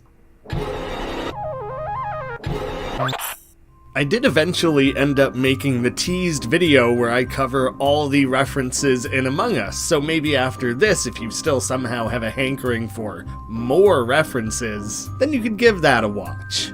The rocket fail, alongside the gag of using a car engine startup sound effect, which I still find hilarious, is a direct Kerbal Space Program reference. As you build your rockets in that game, it is easy to get the staging process out of order, resulting in a failed launch. Here, the parachute and engine activate at the same time, and by the time the thruster engages, it immediately crashes. Everything is, a little bit out of order. We know this is for sure a reference, as Puffballs is 100% a Kerbal fan, known from his animation Munar 1. When selecting the dinghy, we race off and earn Ghost Inmate. As we're sailing away, the guards comment that we must be Smith, off to see his family. We can assume from the bios that they think we are Gordon Smith, who is often tired and sleeping on the job thanks to his newborn. I believe this is a continuation of a joke from Infiltrating the Airship. When using a disguise through the boardroom of that game, they think Henry is Smith, and he's told to take an escape pod to be with his wife, who is now in labor. If Gordon Smith is the very same Smith, it appears he gave up that life of crime with the top hats to instead find steady work out on the wall to support his family. He may be struggling, but that's really nice. Now here's something I'm seeing just going through the process of editing this. There's a personal digital assistant in this scene. What is it with these games? Why are these stick figures using this crazy outdated technology? I guess that makes its inclusion in this game a small callback. Back at our cell, if we instead choose Charge Tackle. This initiates a QuickTime event as we run through the halls. If we choose nothing, we are shot down. This would have been the first game in the series during its original release to feature a QuickTime event countdown timer like this. So the fail text specifically mentions the new timer. Since this quality of life feature was added to all episodes of the remaster, it instead now only says, "Notice that timer." I do prefer that the new timer counts down instead of up. Also, just from my perspective gathering footage, it's so nice to finally play a Flash version that has the map to navigate fails. That is again present now in all of the episodes, but it was something original to Fleeing the Complex. If we choose Sonic's Speed Shoes, we power up our run Sonic style and go crashing into the opposite wall. The remastered version has more of a fast car-like sound effect. The fail text, "Too fast for you," uses a common meme format of replacing 2 and 4 with numbers, like "too spooky for me," or crappy Sonic drawings with this exact phrase. I think the whole trend began back making fun of Too Fast, Too Furious. I could be wrong about that part, but the fact that they used a generic car revving up sound rather than Sonic running could be leaning into that a little bit. Maybe it's a coincidence. Acrobatics has us chaining together a combo in the style of the Tony Hawk Pro Skater series, including the extra emphasis on a particularly well-executed move also comes from that game. Our front flip earns a elite amount of points, and the handstand is worth over 9,000. We then enter the next QuickTime. I love the self-referential humor, acknowledging the fact that all the rooms are simply decorated with an insane amount of boxes. If we again do nothing, we read, I don't think this guy knows what he's saying. My guess is that Puff used Google Translate or something similar for those German lines. Warum ist die Pferd zu klein? Was? Nein, wow. And is poking fun at himself for not really knowing what he's saying. It has been confirmed by Puff that he is really just stringing together near random German words. Warum ist die Pferd zu klein? Was? They translate to, "Why is a horse too small?" And again, when he supposedly shouts, "Hey, stop," Nein, wow. he is instead yelling, "No stomach." Web throw is an attempt at a full-on Spider-Man swing. That doesn't work so hot with tied-up hands. While I originally thought this one was a typo, Can You Even Shot Web is intentional and a play on the How Do I Shot Web Spider-Man meme. Even if Henry didn't have metal clamps on his hands, with his limited fingers, I'm not sure he can do the proper Spider-Man web-slinging hand position. It's also possible that the way Henry faceplants could be a small nod to the way Spider-Man faceplants when failing a QuickTime event in the old PlayStation 2 movie tie-in Spider-Man game. Tool Gun comes straight from Gary's mod, and while that wouldn't be an issue in that game, here it results in us being banned for cheating. This anti-cheating screen is based on VAC, the Valve anti-cheat system. Item is the randomized weapon blocks of the Mario Kart series. Selecting this is the correct path, and cycles through several references before settling on Boo from the larger Mario series, turning Henry invisible. It's also directly a Mario Kart item. At least he isn't invisible to himself this time. There's a green shell, lightning, red shell, and banana, all from Mario Kart, with a shoop-de-whoop hidden in there. Clicking on this causes this weird shoop melon to pop out. I'm guessing the spotted green pattern is supposed to look like Cell from Dragon Ball Z, where the shoop originated. In this cutscene, the guy who phones in making the common mistake of mixing up Stickman and Stickmin. It looks like Henry Stickman? Yeah, Henry Stickman has escaped. We see that Dimitri has 2 degrees on his wall. I guess he had a little extra schooling in the 5 years since the Flash original. They are actually just copy and pastes of one another, both reading University of Trotska, which I believe is fictional. Stuff and words. More things to say are written here. Dmitry Johannes Petrov. He got a diploma from a school so he can be a good warden because of this diploma, that is all. Out in the yard here, the isometric view, tile grid, and arrow indicator for movement are all from Fire Emblem. I know Advanced Wars and some other tactical games have this too, but I think with the coloring and everything else, it more closely fits with Fire Emblem. If we choose the boxer Coco Kalinsky, a parody of Soda Popinski from Punch-Out, get it? Coca-Cola, Soda Pop. We get knocked right out in a Punch-Out style battle. Coco's bio refers to getting knocked out by Little Mac in that series. I also love Will Speck's big "oh" moment when we faceplant. He's the type of guy who laughs at a funeral. No wait, sorry. He's the type of guy who won't stop trash talking the other team when watching a sports game, even if they can't hear. Well, we heard this time, Will. We heard.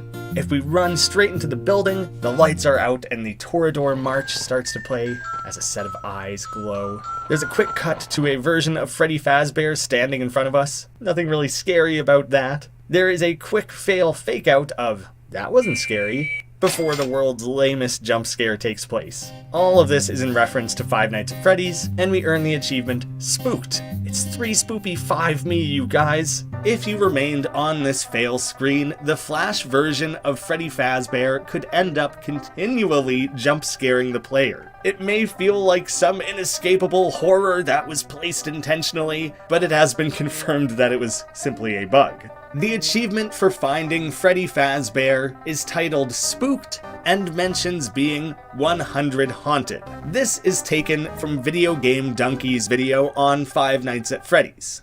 This game is actually 100 haunted at the minimum. Choosing the tank was pretty well destined for failure. Everything about this scene is straight from Advanced Wars. And there's some classic fail screen wordplay. Gee, tanks a lot. And finally, Karlov Chernik initiates a Fire Emblem-like battle, one that is very close to the style seen in the Game Boy Advanced games of the series, which by far had the coolest looking fights. I love how well Puff recreated the beefy, weighty feel of the attacks from those installments. We can see another guard in this sequence carrying another one of those spears of shock. The moment of these wall characters trading hats feels maybe just like a throwaway gag, giving these characters something to do and talk about before we join in mid-conversation, but it could also be a reference to hat trading in Team Fortress 2, which is a really funny idea to take such a meta element of that game and turn it into some literal conversation these characters are having. Wolfing down a sandwich turns you into a big, rage-filled, beefy fighter like the Behemoth's Castle Crashers. The fail text is making fun of clickbaity headlines on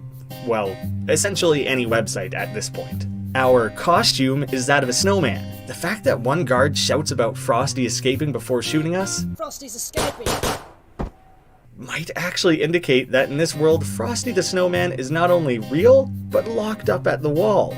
Or would it be Frosty the Snowman? Frosty the Snowman being held captive is already funny to me, but it's even better to think that this snowman might be a Top Hat member. It makes you wonder what comes first, the physical top hat or your membership in the Top Hats? Because if it's hat first, then acquiring membership is outstandingly easy. This inclusion is also a self-reference to an old animation of Puff's Snowman's Gift, where Santa shoots Frosty. I like to think that the big, overemphasized chill is a reference to Arnold Schwarzenegger's Mr. Freeze. All right, everyone, chill. And his endless ice puns. Chill. And finally, there's weirdly a lot to this whole Frosty gag. Henry dressing up as a snowman to attempt his escape could be a reference to Red vs. Blue, Season 12, Episode 8. For your own reference, it's 3 minutes and 18 seconds in, where they all choose to hide in snowman suits. If we choose the truck, we burst through the gate and begin an epic chase sequence. If we choose to do nothing, we are shot down with the text, "Not even close, baby." This is one of Video Game Donkey's signature catchphrases. If we choose bail, we eject with a big gliding parachute before being shot down. The fail text, "You should have followed up with a tether from your wrist-strapped grapple hook. What do you mean you don't have one of those?" Layers into this all being a reference to the Just Cause series. After we slam, the truck rolls and crashes, leaving Dimitri to monologue to us while we plan our next move. If we grab hold of Kirby's Warp Star, we are shot through the air and come crashing into a cell. This place seems familiar. Not only did we end up back in our own cell from escaping the prison, we've mimicked the jetpack fail result from that episode. That's honestly the perfect callback joke in my mind. Mwah! That earns a chef kiss. When foolishly choosing to surrender, we're simply locked back up again, this time in maximum security. What an honor is a little generic, but it might be taken from a recurring joke with Futurama's Dr. Zoidberg. What an honor! Taking something seemingly negative and thinking that it's some great privilege. Finally, we can simply wait out the QuickTime event. The truck rolls off the edge with Henry barely clinging on. Everyone leaves and we earn the ending presumed dead. One of the quick scenes we're shown is a Papers, Please reference, with the 2 big stamps and the credentials on the table in front of Henry. If you click on the moon again, we get a sad and defeated Shoop, who can't even muster a proper whoop. Poor guy. After clicking the 3rd and final Shoop moon, we earn Brugno. Getting real tired of seeing this guy. I guess the Shoop just never really works properly when it's a moon instead of a sun.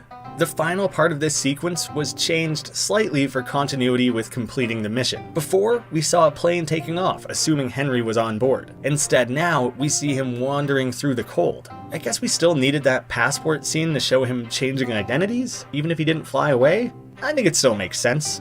We're nearing the end of this massive episode. We have one more branch that leads to 2 different endings. Then we still have some more medals and bios to cover. Dang, these games are big. From our cell, we can wait for transfer. Here we have our fleeing the complex appearance of a Henry staple, the teleporter, featured in every previous episode of the game, plus crossing the pit. So far, we've had only one success in stealing the diamond. This time it teleports us to an alien planet, starting right from those initial sound effects.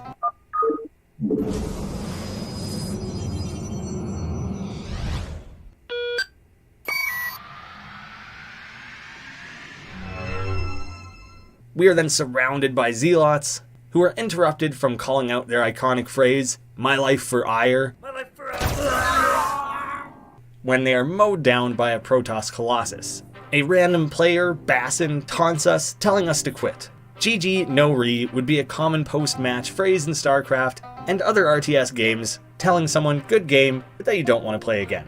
Maybe people say that in other games as well. I just grew up playing StarCraft and remember that being a thing. Our teleporter success count is now 1 for 6. When using Sonic Pulse, the fail text includes this little emoji that I believe is meant to be the Newgrounds anger face. It's come up so many times throughout the Stickmin games, but is often a little more obvious. Considering it's a bit of a recurring joke, I would think that's probably for certain. In the fake illness fail, we get this transition sound effect in the Flash version,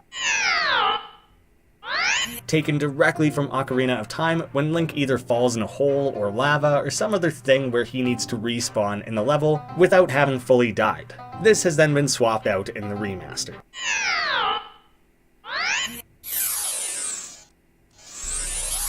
The Eat Me cookie comes from Alice in Wonderland. There are various food items in that series labeled in similar ways, which cause Alice to either grow or shrink when she eats them. How curious is a generic quote from that series as well, as Alice is constantly commenting on the curiousness of the things she encounters and sees. Laserplane cuts a nice hole in the floor for us, and once we drop down below, we grab a phone to call either the Top Hats or the government. We also crush the heck out of this poor sap. There is a theory that the crushed guard seen may be Kyle Baxter, who we had seen cowering during the convict ally pathway. The main reason being the similar shoe colors. It's about all we have to go off of otherwise for this unnamed guard. So I think that's kind of a fun way to tie them together. This branching point in the map is referred to as Phone a Friend, which itself is a reference to the very same option given in the game show Who Wants to Be a Millionaire? This phone call builds off of two possible branches from infiltrating the airship, where we either joined up with the government in government-supported private investigator, or became the leader of the Top Hats in rapidly promoted executive. This is the first real moment of firm continuity in the series, where something in one episode directly builds off the events of a singular previous path from the prior episode. This sort of setup becomes critically important to completing the mission. If you advanced through this game having specifically only done the pure-blooded thief route in infiltrating the airship, neither option is available, because on that route, Henry makes no friends or connections. So you're actually unable to advance the game until you go back and unlock one of the necessary endings. First, choosing the aid of the Top Hats. When calling, Reginald Copperbottom's ringtone is called Top Hat for Life. This is actually a chiptune remix of Gangsta for Life, which is the ending theme of the badass bust-out route from escaping the prison.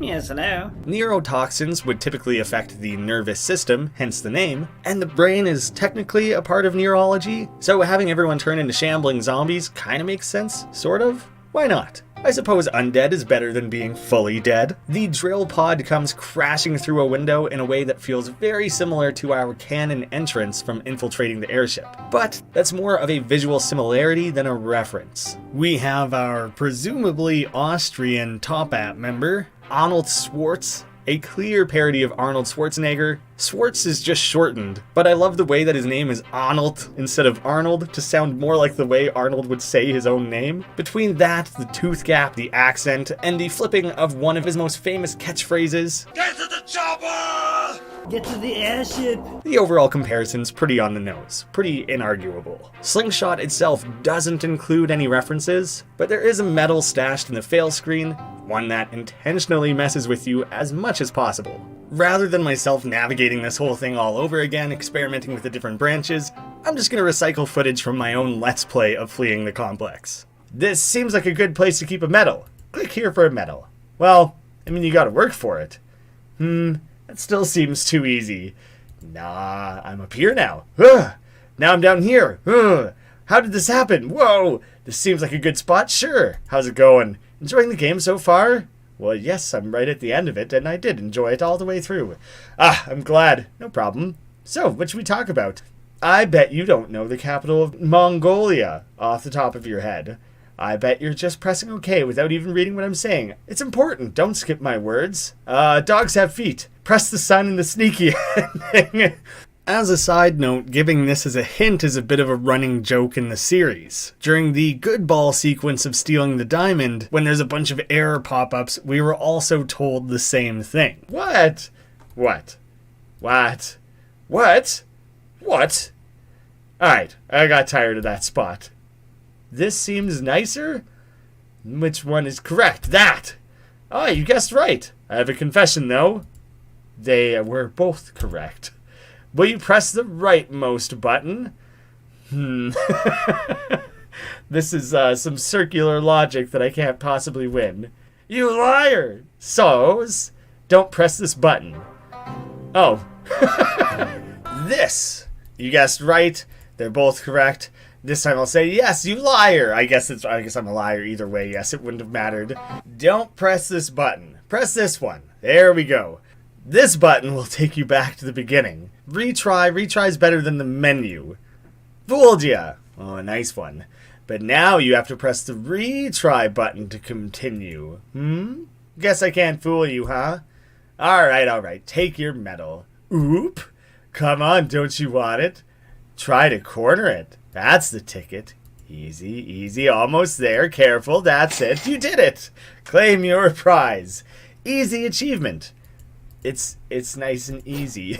There. That's just much simpler for me. The magnet fail text acknowledges that the writer has no idea why that fail took place. They're fully admitting they've BS'd us a few times. I mean, we know that from the bunk Newton's laws, but it's good to hear them actually admit it. Nobody likes a liar or a know-it-all. Sick Ride has us making a daring jump from the complex to the airship with a magnificent return of Henry's stealing the diamond scooter. Reginald initially catches and saves us, only to let go and drop us into the waters below. Henry being betrayed and thrown from a height to fall to his doom plays out almost identically to Scar's betrayal of Mufasa in The Lion King. This earns the ending, The Betrayed.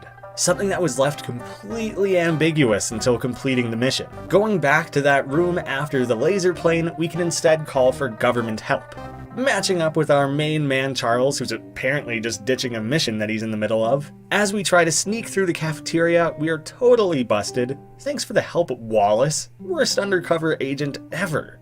3 years spent at the wall waiting for this moment, and he blew it within 4 seconds. This little doodad that we stick in the ground creates a bubble shield, which is directly the Z4190 bubble shield from the Halo franchise. After being unable to move, the fail text includes a cartoonified version of the Kappa Twitch emote. I like how it doesn't even look like other Henry characters, without the rounded head or iconic long eyes. Does that mean there's people somewhere in this world that do look like real humans? Or maybe it's kind of a reversal of logic. In the real world, we like to make emojis that are little round circle simple happy face heads, and in the Henry Stickmin world, their emojis are overly detailed and look more like real world people. Whether or not that was the intent, that is now my headcanon, because it's just too funny. Earthbend comes straight from the Earthbenders of the Avatar series. Who knew both Henry and some of the others of this world were benders? There's a fun through line of Henry being an Earthbender in this sequence, as that technically carries forward from the fact that we saw him metal bend in infiltrating the airship.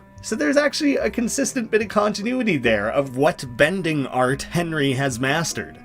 After we get nailed by a rock, we get a flash, shaky cam, and wasted, all from Grand Theft Auto. When I first read, "You were doing so well," it reminded me of when Bender meets God in Futurama. I was going to leave it out as it felt coincidental, until I realized God is saying that to Bender. You know, I was God once. Yes, I saw. You were doing well until everyone died. And we get that fail text during a sequence where Henry is a bender. So maybe that was intentional after all? I really hope so. Flash is an ability straight out of League of Legends, with the icon and animations being pulled from that game. The ability allows you to teleport a short distance and appears to be far more reliable than the actual teleporter. Outside the wall, Charles now offers to help. If we directly choose Charles, we get to see him put the greatest plan into action.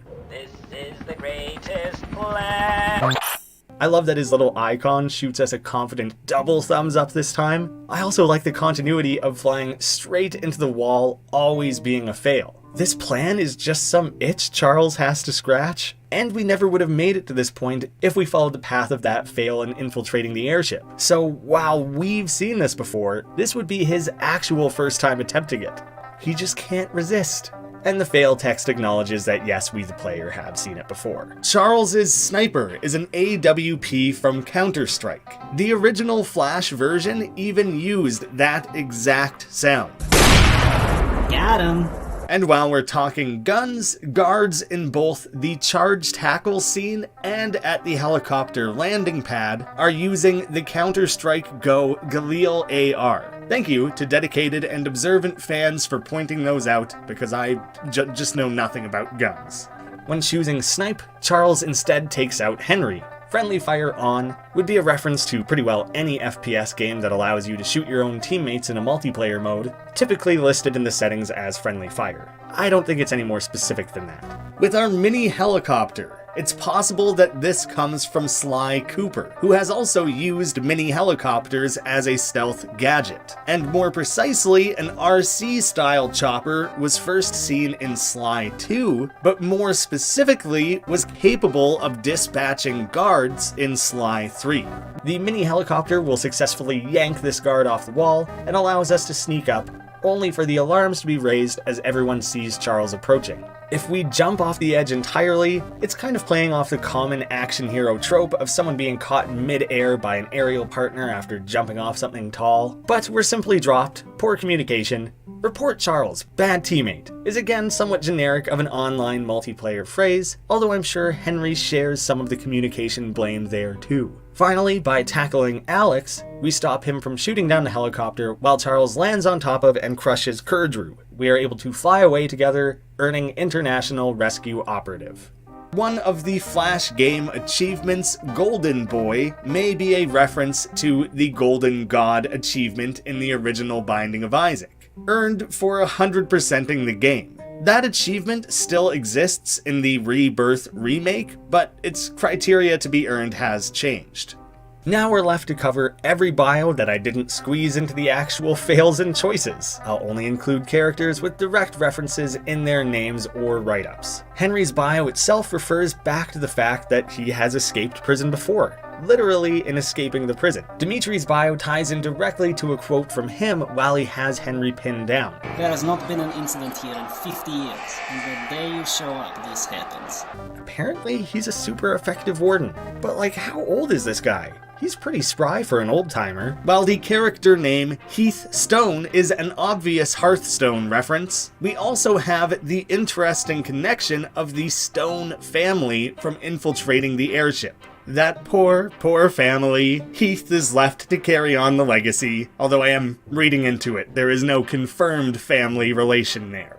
Nikolai Dietram gets a special acknowledgement for his incredible form and mastery of the Slav squat, which is a legitimate thing. Mateus Guardsmith, it's just funny to me that one of the only things he says is presuming that Henry is Smith as he escapes, and he's a guard named Guardsmith. Real creative on the naming there, Puff. Thormund Rylock relishes a challenge, which explains why he gets so darn excited before shooting Henry down when running through the halls. Frederick Spielen looks a lot like Dr. Robotnik. He's the German-speaking guy from before. And while Spielen is German for play, I think his name is supposed to be more of a twist on the old 80s toy, the Speak and Spell. You know, speak and spell and speak, spiel and speak. Maybe that's a stretch. Harold Cooper got his job at the Wall through Frederick.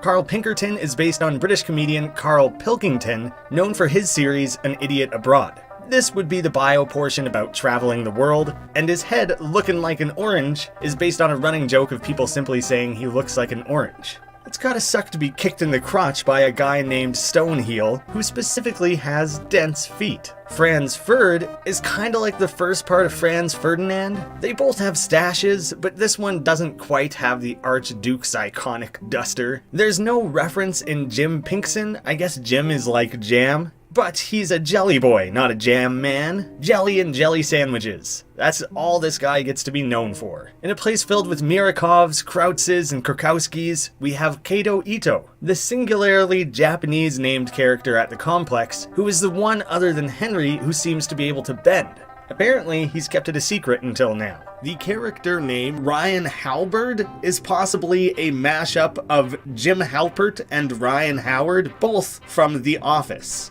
That one's a bit of a stretch, it's right on a line for me. Ryan Halberd's father works on the wall, but we either don't meet them or they have a different last name. Joe Joshin is the third character in the series to have a JoJo name. Just joshin' ya, there's only one other one so far. The first was Joseph Joe in Stealing the Diamond. Joe Joshin is less exact than Joseph Joe, but it still works. Joey Walnut, eating enough food in the cafeteria for 3 people, is based on Joey Chestnut, who has been ranked first in the world of Major League Eating. There's a chance that Sal Mann is related to Gary Mann, but his name also just sounds like salmon. Or more accurately, your dad's goofy friend who asks you to pass the knife so he can eat his salmon. Now would be a good time to talk about Gary Mann. Help break up the flow of just reading a bunch of bios. He is generally a reference to Half-Life's G-Man, with his name being a very clever combination that pulls from G-Man, Gary's Mod, and Manco from Valve's other game, Team Fortress 2. With a quick letter swap, you also get Gray Man, also a character from TF2. So there's a lot going on with the name Gary Mann. The clickable Gary Manns hidden throughout the complex are actually spread out, such that there is 1 per available route. Finding all 5 earns an achievement that carries on this reference. Rise and Shine and Wake Up and Smell the Ashes are 2 direct quotes from G-Man, slightly reworked to better suit the setting of the wall. Rise and shine, Mr. Freeman, so wake up, Mr. Freeman. Wake up and smell the ashes. He is found amidst the chaos in the yard after Henry and Ellie are breaking out through the elevator, in the cafeteria during the earthbending sequence, again in the cafeteria when Henry calls the Top-Ats asking for help, on the dock while soaring through the air with our Tanuki leaf, and the shortest and probably toughest one, coming out of a building just after fighting Karlov in the Fire Emblem sequence. Now we can go back to some bios. Wilhelm Krieghaus returns from the airship, although in that bio it credited him for being great with technology. Now, after totally botching the simple card swiper, he is considered someone who struggles with technology. Sure Shot Sherman gets his nickname for being accurate with his rifle. He and Wallace Pemberton have the distinction of being the only 2 Top-At members that only appear in Fleeing the Complex. I've got to show some love for Thomas Chestershire, even if there's no reference. Not just for the classiness of the 2 monocles, but because he was apparently one of the only ones who actually liked Henry's leadership. While The Boys is a relatively new cultural phenomenon with the success of the Amazon TV series, I know the comics have been around for longer, but I don't think they were popular enough for this to be a long-term intended reference. It's kind of just stitched onto this bio here. Melvin is compared to Huey from that series, the nerdy character who loves hanging out with the boys, TM. The reference really isn't taken any further than that. And for seemingly no reason, he has a strikingly similar name to the 30th President of the United States, Calvin Coolidge.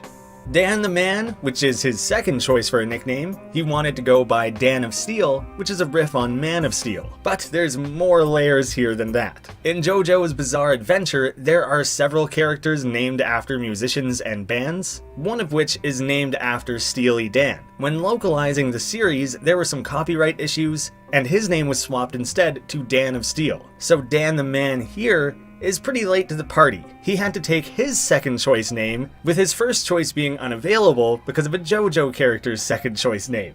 A lot of name changing here. Quite a few people pointed out that Dan the Man could be a reference to a mobile game with that exact title. It came up enough times that I reached out to ask Puff about that one directly, whether it was an intended connection. He had never heard of the mobile game and did confirm that Dan the Man comes from JoJo.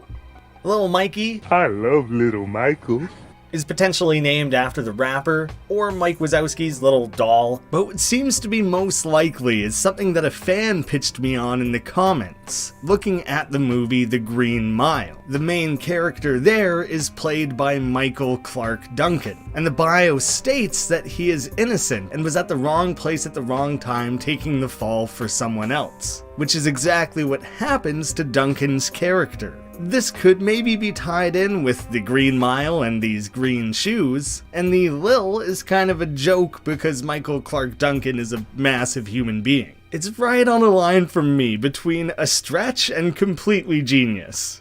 Polis Petrovich won a sweepstakes and got to name a planet after himself. This would be the Polis planet in Innersloth's other game, Among Us. Kyle Baxter is our singular bit of CCC representation for this installment. The concept of having priority during chaos incidents is quite interesting. Are there other equivalent organizations to the Chaos Containment Center out there? We already know that the CCC themselves has multiple branches. The lore grows. Now, we can wrap this all up with the last of the medals not previously covered. There was a little bit of a Where's Waldo in the original, but he's been changed now to Waldorf. He doesn't even have a bio. He's totally secret. Similar to the Where's Waldo books he's based off of, you just have to find him amidst all the other people. Waldorf is hiding behind some rocks during the final choice screen in the Convict Allies route. And there's roll call for getting all of the bios. There were a few others that were cut from the Flash version. Patron of Tunes comes from clicking any of the music credits during the various endings. 101 Failmation, a reference to 101 Dalmatians, comes from earning 101 fails. The game only has 60 unique fails, so it would nearly require playing through the full game twice, or you could just farm that number through some of the easier to get fails. Find the shortest one and just pump that up an extra 51 times. Master of the Wall for earning every other achievement, then clicking the text in the description. And with that, we have every bio, secret, achievement, Easter egg, all of that in Fleeing the Complex. What an insanely large video. I knew what I was getting into. I have no complaints. We are finally moving on to the newest installment, the final episode, Completing the Mission.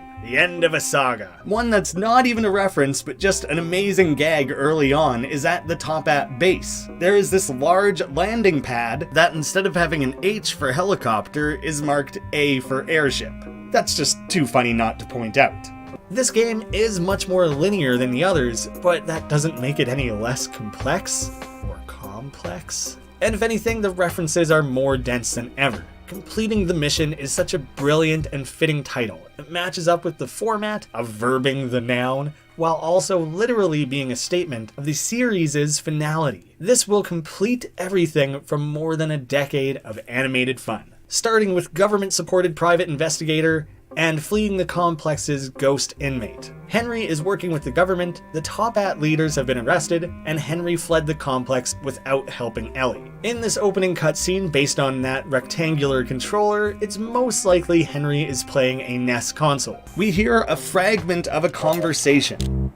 Message to all recent players, I'm hosting a 10th Prestige. This is a reference to a 10th Prestige, a game type in Call of Duty Modern Warfare 2 that normally requires real-life currency to get in. Knowing Henry's money status, it's only natural that he'd grown at the idea. The comms device is marked as being from Charles, and the interface is straight out of Metal Gear Solid. When listing the stolen assets of the Top-Ats, we see a money bag much like the one Henry used as a disguise in breaking the bank. The face Henry makes appears to be a stickmanified version of the standard problem troll face. While sneaking up on the train, our first choice is the Top-At box. This honestly feels like a great place to start all of this digging into completing the mission because it takes us totally full circle. We get a near exact recreation of the breaking the bank scene with Winston Davis and Ted McAdams, except these two schmoes decide to leave it behind.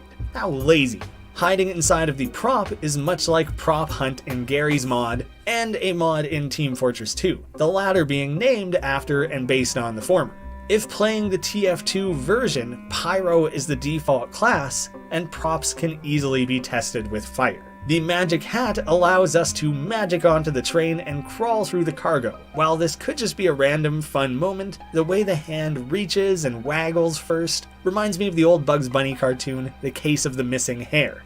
The fact that the Top-Ats don't look identical makes me think it's maybe a little more coincidental. Puff has never been that shy about making things look like exactly what he intended. The mannequin is a bit of a callback to Stealing the Diamond, although that statue was added in the remaster, so it's simultaneously a callback and an internal reference. I don't quite know how to classify that. Press F to pay respects is a common internet saying, mocking a scene from 2014's Call of Duty Advanced Warfare. When you see press F for respects on screen, if you actually press F or click the F, then you earn the achievement respects and you pay them, costing you 1,000 in-game dollars of some sorts. When we choose sit, there is a quick flash as Henry blends in and becomes somewhat grayed out, much like when trying to avoid detection in Assassin's Creed. The fail text, "Stowaways? On my train? It's more likely than you'd think." This is a reference to the "it's more likely than you think" meme, which traces back to a pop-up ad for Content Watch, the makers of NetNanny software. It has been made fun of pretty endlessly since. I'm not going to try to think too hard on the physics of this, but somehow Henry jumps straight out of the window, we hear a crash and he lands on top of the train? Sure, why not?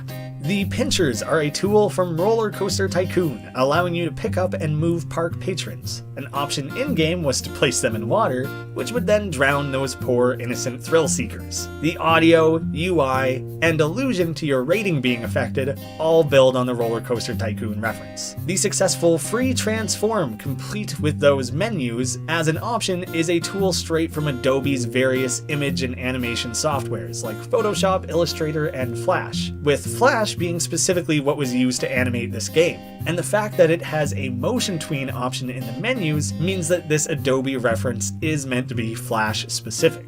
I realize that there's one of the Among Us crewmates on screen right now. Because I'm breaking this up across multiple videos, that would be weirdly broken up, so I'll specifically point out all of these Among Us figures in the final completing the mission video.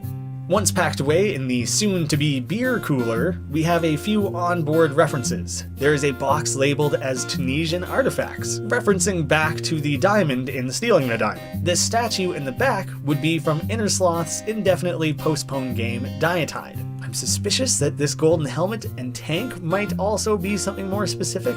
I didn't find anything in my research and think they may be generic after all. I'm not convinced. And there's a simple box of some good stuff.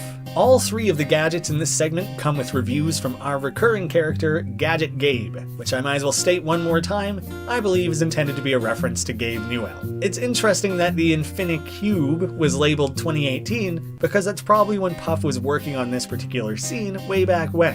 The best guess I have for where the ship name USS Bomi comes from is that Bomi is an anagram of Moby, like Moby Dick. I've found no better explanation than that. Leaf mode is a reference to Animal Crossing, where anything you pick up is then represented by a little leaf icon much like this. The sound effect of the rocket collapsing into a little leaf is very similar to moving objects in that series. And when Henry is attempting to carefully place this device, we can see a diamond block from Minecraft just behind Henry. It appears to use the game's original texture from before the Village and Pillage update. That could make some sense considering how long the Stickmin collection was in production. Maybe at the time Puff drew it, that was how it still looked in-game. Our successful option is the Suck Pack. The statement of its sucking obviously has to do more with its function rather than its actual usefulness. It certainly does suck, which is a reference to the Suck Cut from Wayne's World, another vacuum-like tool, with this one being made to cut hair, with Wayne saying this exact line. Prepared to give a complete demonstration. As you can see, it sucks as it cuts. It certainly does suck. Henry really loves to drive with that baller yet reckless 12 and 0 hand placement. Apparently it's confirmed in the naming of the source files that this golden car is intended to be a Lamborghini. This earns the ending Cleaned 'em Out. This end screen is filled with references. This is actually the first time any of Gadget Gabe's gadgets have actually worked. The guy does not have a good track record. But that's a great long-term payoff of the full series to have something work. We have the golden frying pan from Team Fortress 2, an Animal Crossing fossil, a golden bone from Luigi's Mansion, a diamond helmet from Minecraft, stone masks from both JoJo's Bizarre Adventure and Majora's Mask, a golden turd potentially from The Binding of Isaac, but I think it looks a little bit more like Hestu's gift from Breath of the Wild, N64 cartridges of Conker's Bad Fur Day, and a golden Ocarina of Time cartridge, something that you could actually get in real life. Both a Henry Funko Pop and Amiibo, our Diatide statue returning, a Mario Superstar, a bunch of gold-plated weapons that are relatively generic, goodies, and other loot. plus a big wall of gems and some art. The gems are almost definitely meant to be generic, and none of the art pieces feel particularly identifiable. If anything, I think the jewels at the top of the cleaned them out screen are likely a match 3 game reference, seeing as none of these are organized in a way that would create a chain of 3 and thus clear out the jewels. It could just be generic decorative gems up on the wall, but to me it feels like a sort of copyright friendly version of Bejeweled, one of the OG match 3 games. Having golden weapons at the end of cleaned them out is mostly just to show how lavishly wealthy these criminals are, but Puff did mention on stream that the gold pistols are a soft reference to Killer Bean, but he left the dragon design off. The character who holds these golden deagles is Terrence Suave, whose name is a reference to the old movie Master of Disguise. One of the disguises used is a character named Terry Suave. Puff states that he thought everyone would get this reference, and no one did. I think I saw that movie like 3 times growing up and never again since. The only thing I remember about it is the Turtle Club. I think that's the only thing anyone remembers from that movie. Am I not turtly enough for the Turtle Club? Next in the list would be government-supported private investigator and convict allies. Henry is working with the government, the Top-Hat leaders are arrested, and Henry escaped the complex alongside Ellie. In this opening cutscene, Charles is sanctioned to come pick us up somewhere in Canada, which the location of the wall has been confirmed by Puff, for the 3 of us to then help out once again versus the Top-Hats. We have a classic wink at the camera sort of moment where Charles flat out states the name of the game. The 3 of us will have no problems completing the mission. That's just kind of a fun trope. Before this first set of options, Ellie quotes a common Fortnite phrase from around 2018 when the game was being worked on. Where are we dropping, boys? Where are we dropping, boys? This is also repeated in the title of this point along this route. Soaring in via a parachute is much like how characters enter a match in PlayerUnknown's Battleground. This is layered on with the way Ellie crawls after she is hit, and Henry searching under the car, all coming from that game. This car also has a license plate, T-Hat1. Now look, Top Hat, it's pretty on the nose. Instead, soaring in through a parasol like Fortnite, off in the distance, a tower is built up to snipe out 2 heroes much like that game. I really got raked over the coals for this little slip in my own Let's Play. Yeah, I was just about to close up. Oh, weird. It like built up. Did I just get Team Fortressed? I was on like my 6th hour of Henry Stickmaning in the last 2 days, and after seeing 10,000 other Team Fortress references, I just had a quick slip up. Boy oh boy did you guys let me have it. Perhaps a little deserved. On the radio, we have Bia number 503. This is based on a video from Germa985, where they held a meeting of the Bias filled with this specific Grand Theft Auto 4 NPC. Alright, so welcome everybody to the meeting of the Bias. So let's just get started. Hot dogs, yeah. Bug collection, yeah. See you all next month, yeah. It's such a weird joke, but a very funny video at the same time. I love the quick inclusion, even if the character never had anything to do with top hats. Flapping wings with your arms, along with the peaceful music, all come from the Birdman mode in Pilot Wings 64. Similar to that free roam mode, if you collide with anything, you are tossed through the air before a fade to white to show your character planted headfirst in the ground, frantically kicking.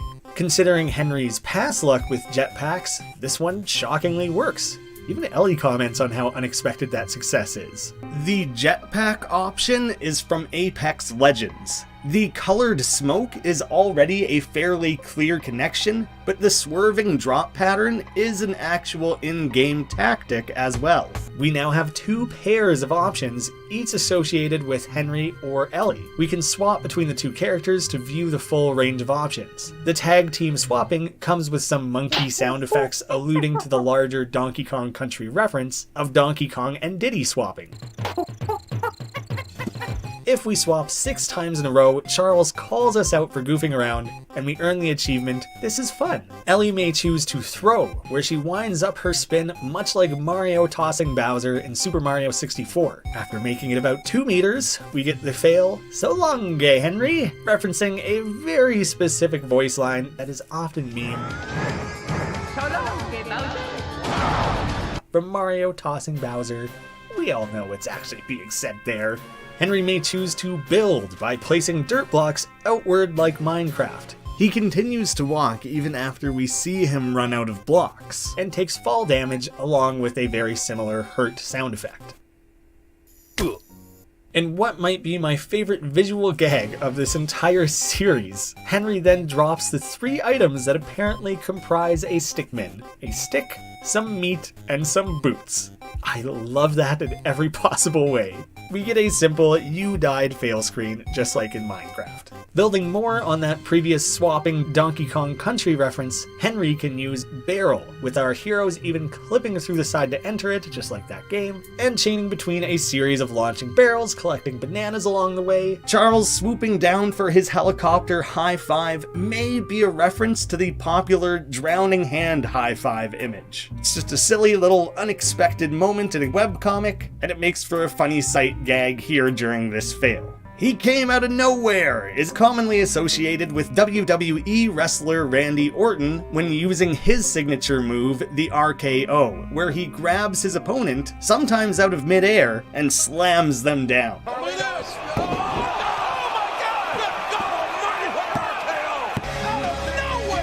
After Charles cannons us into the rocket, we encounter some of the densest referencing the series has ever seen. Charles's direct hit line might be a quote from the board game Battleship. The downgrader device is something that will be especially funny to any animators out there, as it turns the entire scene into an animatic. The way Henry holds this device up is much like He-Man summoning his powers in Masters of the Universe. I like to think that's the case because I love He-Man, but nothing else really points towards that. This is the animated equivalent of a sketch or rough outline. They are used to nail down the framing, timing, and key movements of an animation. And you're just storyboarding, so they're purposely left non-detailed. Funnily enough, Puff probably storyboarded this whole scene and then just kind of stopped animating at this point. One of my favorite moments melted to perfection. Try the new toasted baguettes from Panera. In the series comes from Fusion. Henry and Ellie do the Fusion dance from the Dragon Ball franchise and become Elry. I guess if you swapped their names, it would just be Henry? So Elry it is. Their bio reference to Henry's luck has been a recurring joke through the series. We get some gaping anime gasps from the onlookers, which are frequent in Dragon Ball. The way their voices layer together is how fusion voices work in Dragon Ball. Who will challenge me? I am not Goku or Vegeta. I am Gogeta. Literally everything in the scene is Dragon Ball, so I can probably stop specifying that. Including the arrival of Cabbits. It could just be a generally Saiyan-sounding name, but is likely meant to either be a combination of the Dragon Ball characters Kakarot and Raditz becoming Cabbits, or building off the way that Saiyans were named using veggie puns. Kakarot was carrot, Vegeta vegetable, Raditz radish, Broly broccoli. So with that in mind, Cabbits could be a play off cabbage. And the top of his top hat being yellow is much like a Super Saiyan. Henry and Ellie land in the field emulating Yamcha's death scene, and the fail jokes about battles and banters typically being extremely drawn out in the Dragon Ball series. As if that wasn't dense enough with the references, we now get to examine Diversion, the natural evolution of Ellie and Henry's distraction dance, only this time taken to the absolute extreme. We have building trap music that comes to a singular drop before everyone in the room starts dancing along, much like the Harlem Shake. Henry appears to be doing the iconic Freddie Mercury pose from Queen's performance at St. James's Park in 1986. Ellie, I don't think is doing anything that specific. Once the dancing begins, a few join in on the distraction dance itself, while many others do their own thing, similar to you would in a Harlem Shake. Frederick is doing the Bernie, which comes from Weekend at Bernie's. This was also one of the most common dance moves used in early Harlem Shake videos. While having everyone start dancing at the drop is done in a way that matches the Harlem Shake, the actual build-up and beat sound much more similar to Lil Jon's Turn Down for What.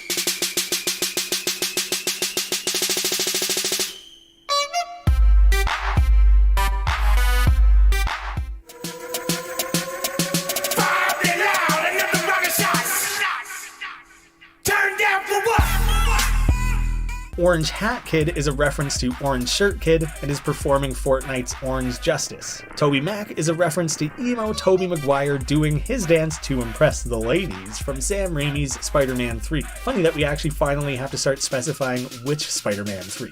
While Earrings is doing a sick dab, Primavera, Mulligatawny, and Lasagna do the torture dance from JoJo's Bizarre Adventure. It's a gag in part 5 of JoJo's Bizarre Adventure to have characters named after Italian foods. So having that occur here in the Stickmin series is kind of a layered joke, with completing the mission being the 5th part of the full Stickmin story.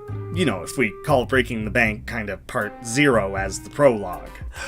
Okay, here's where it starts to get tricky, both for collecting bios and catching all the references. This one is probably the most unclear. I think he's just raising the roof, but Crabman is doing SpongeBob's Crab-Borg dance. Batteries in the Back Pocket is also a joke from that same episode. Part of the DK rap dance is being performed by Conky Dong with a fitting brown hat and red stripe. If he shoots ya, it's gonna hurt. It's a line straight from the rap. Hat Girl is doing her frequently memed smug dance from A Hat in Time. Our equivalent of the Mario Bros, Marty O and Luigi, doing the Mario from the Super Mario Bros. Super Show. Sleepy Dog parking it like it's hot, as seen in Drop It Like It's Hot. Sleepy even has a brimmed top hat to look more like Snoop in that music video. His bio even has the most subtle allusion to smoking the reefer possible. Mr. Unstoppable is doing the worm. Cowboy Siggy, Tommy Partridge, and the Magician are dancing together in a line that is assumed to be a conga line from TF2, where multiple players do the conga taunt in unison. I know the conga is a thing outside of that game, but this seems to be more close to the TF2 version. Lank and Lonk are doing the 1-2-7-3 part of the Rockefeller Street dance, as well as 3 characters simply doing the distraction dance themselves. In the background, we have a few static characters who are kind of dancing. There is Johnny Bravo with a top hat on his lengthy do, another guy who's just kind of laying dead, and someone doing a disco-like point, and another guy whose stomach hurts. I don't know, he's just standing there, okay? There are several bios that are specific to this section that we can look at, beyond obvious ones like Marty O and Luigi. Lank and Lonk have white and black top hats, and in a weird way are kind of like yin and yang, while also just having very similar names to Link. I don't think anything else about them is really building off of that.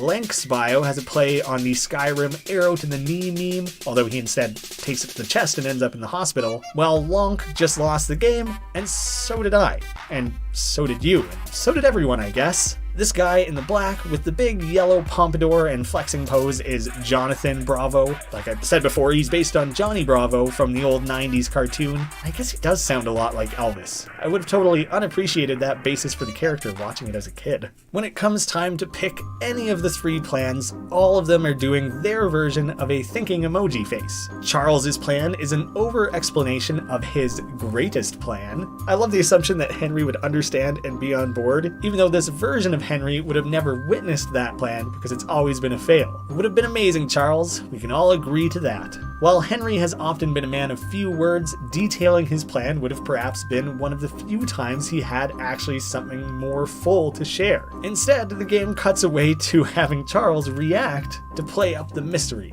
I love that jumping out and being caught by the helicopter is a bit of a payoff to the epic action movie moment we attempted in fleeing the complex. There's actually this awesome attention to detail here. So that Henry and Ellie don't get chopped to bits by the blades, Charles actually stops the helicopter mid-air. You can see the helicopter start to fall, and that's why there's this slow, floaty physics with the 2 of them getting on board. There was actually an effort to make that semi-realistic, and I appreciate it.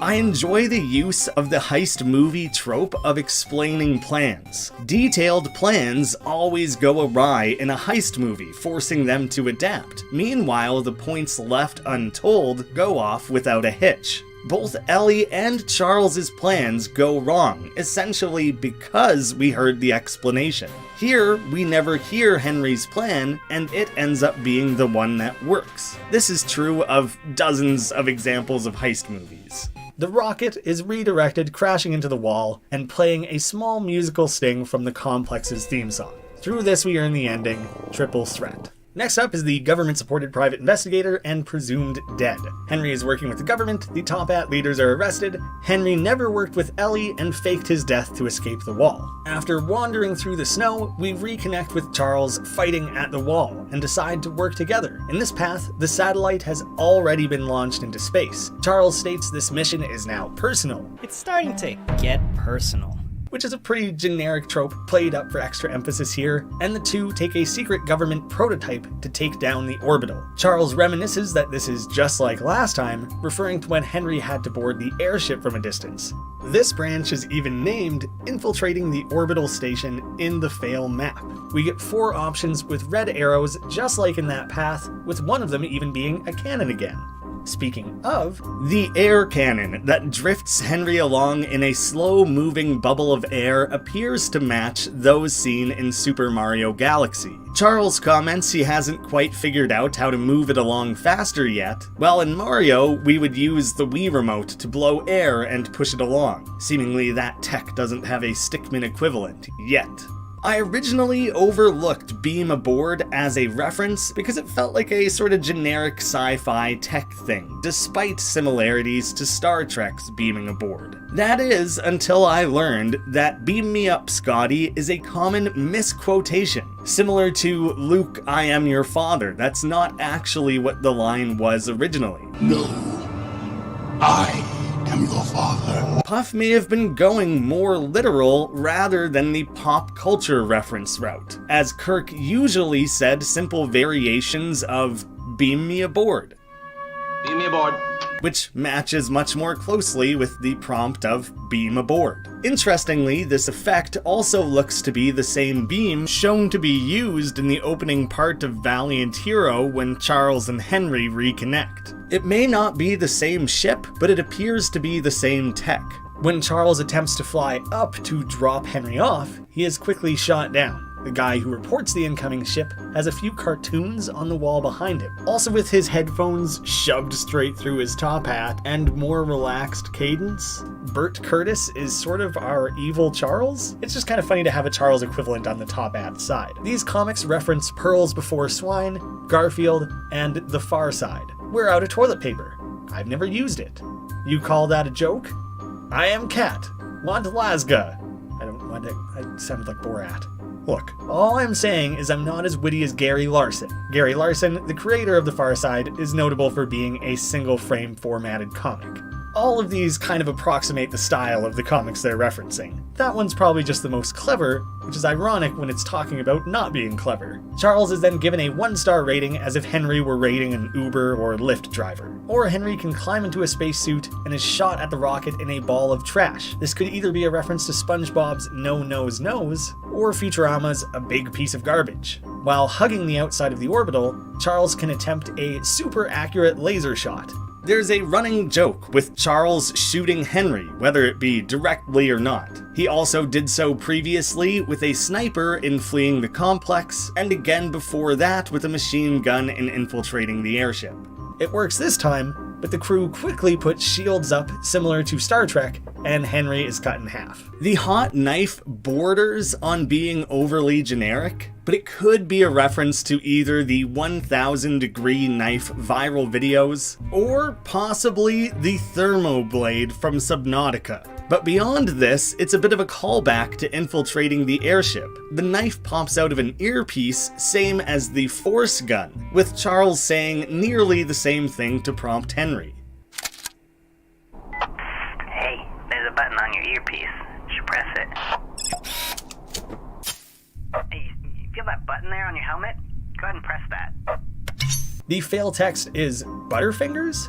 This time it's a question, and acts as a callback to the Butterfingers fail in Infiltrating the Airship. Same as that time, clicking the fail earns an achievement. Easy now. Butterfingers. Butterfingers. Instead, though, the Butterfingers quote from Spider-Man 2 is interrupted by pizza and a scream that is also from that movie. Butterfingers. Pizza! Here is the tiniest bit extra context for each of those clips. Butterfingers. Whoa! He stole that guy's pizza! And again quickly edited together. Pizza! But a pizza! Through this we earn Greasy Delight. Rub some butter on it may be a reference to the music video Rub Some Bacon on It from Rhett and Link. There's not a lot that points to that, but I really miss when Rhett and Link made music, so I dare to dream that that was an intended reference. Charles gets an affirmative ding, and his most confident thumbs up yet. Charles, the bold action man himself, finally does his ultimate plan and crashes straight into the ship. I've always wanted to do that, is Charles directly acknowledging this being his go-to plan in all situations. Finally he got to do it. We know he's done it a few times, but finally it worked. When creating the remaster, Innersloth had to create hundreds of original sound effects, replacing anything that would have had copyright issues. It makes sense that they would then reuse some effects for their other game, Among Us. Maybe you guys have heard of it? There are dozens of examples of common sounds between the two games, but the main one that is used as an actual direct reference is with the keypad hack sound, which is the same as the keypad swipe fail sound in Among Us. I think I can hack this panel to get the door to open.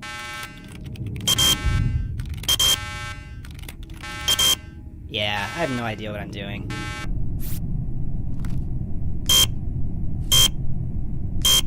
The fail text being bruh is likely Puff commenting on Among Us players with a genuine shock at them failing, since the card swipe is generally considered one of the easiest tasks. The bruh fail is a pretty on-the-nose nod to typical memeable bruh moments.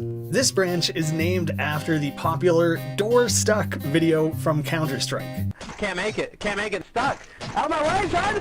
Door stuck! Door stuck! Our successful path here is in the vent, which can be a generic reference to numerous crime and escape films, but it also connects rather directly to Among Us. Charles sings while crawling through the vents,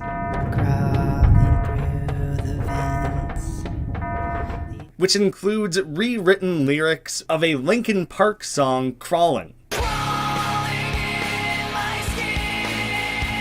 If we attempt to use the luxury pod, we encounter a few top-at higher-ups. The higher-ups in this pod are Carol Cross, who has the double name meaning of cross meaning strict, and that you don't want to cross her. Albert Poshly, as in a rich, posh lifestyle. Arnold Schwartz, returning from fleeing the complex. Sven Svensson is unique to this game, and takes over when Reginald the right-hand man or Henry are unavailable to be in charge. Sven Svensson is actually the name of PewDiePie's dog in his Minecraft playthrough. The two characters even have matching blue and yellow based designs, which is a color combination that's obviously meant to be tied to the Swedish flag, matching PewDiePie's own heritage. Many thought that perhaps Sven Svensson was a guest appearance from YouTuber Killian Experience. Sven is, however, once again voiced by Puff. His voice acting has just gotten that good over the years. Wait a minute, I know you.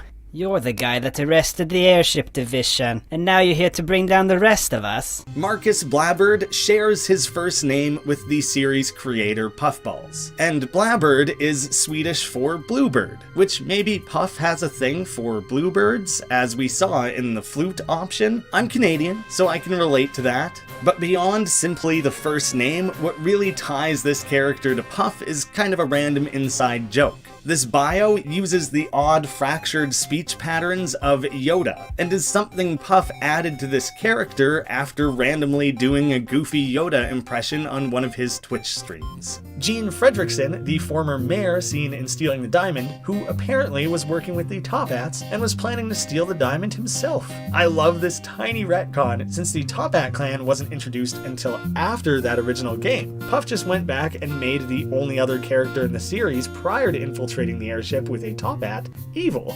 It was a long con all along. And Mr. Macbeth, whose name and differing Top Hat color and style are all made in reference to the Forever Train engineer from Star Fox's Planet Macbeth. That character happens to be an ape. One of the lines from that character is about being taken seriously. They're not taking me seriously.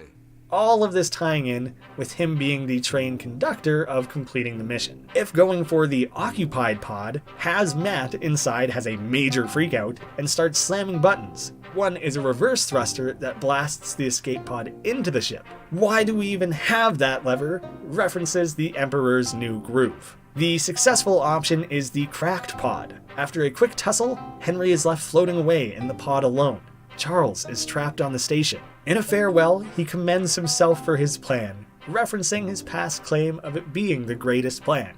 We have an emotional send-off to the greatest man, our bold action friend, Charles, earning the ending Valiant Hero. Valiant Hero's ending falls into a bit of cliche territory, with someone heroically sacrificing themselves to save the other while they drift away unable to help. For example, it's very similar to Loaderbot's sacrifice in Tales from the Borderlands Episode 5. But there is an example that's much closer in its overall presentation. So I think if this is an intended reference, it is most likely to Chris Redfield's ending in Resident Evil 6.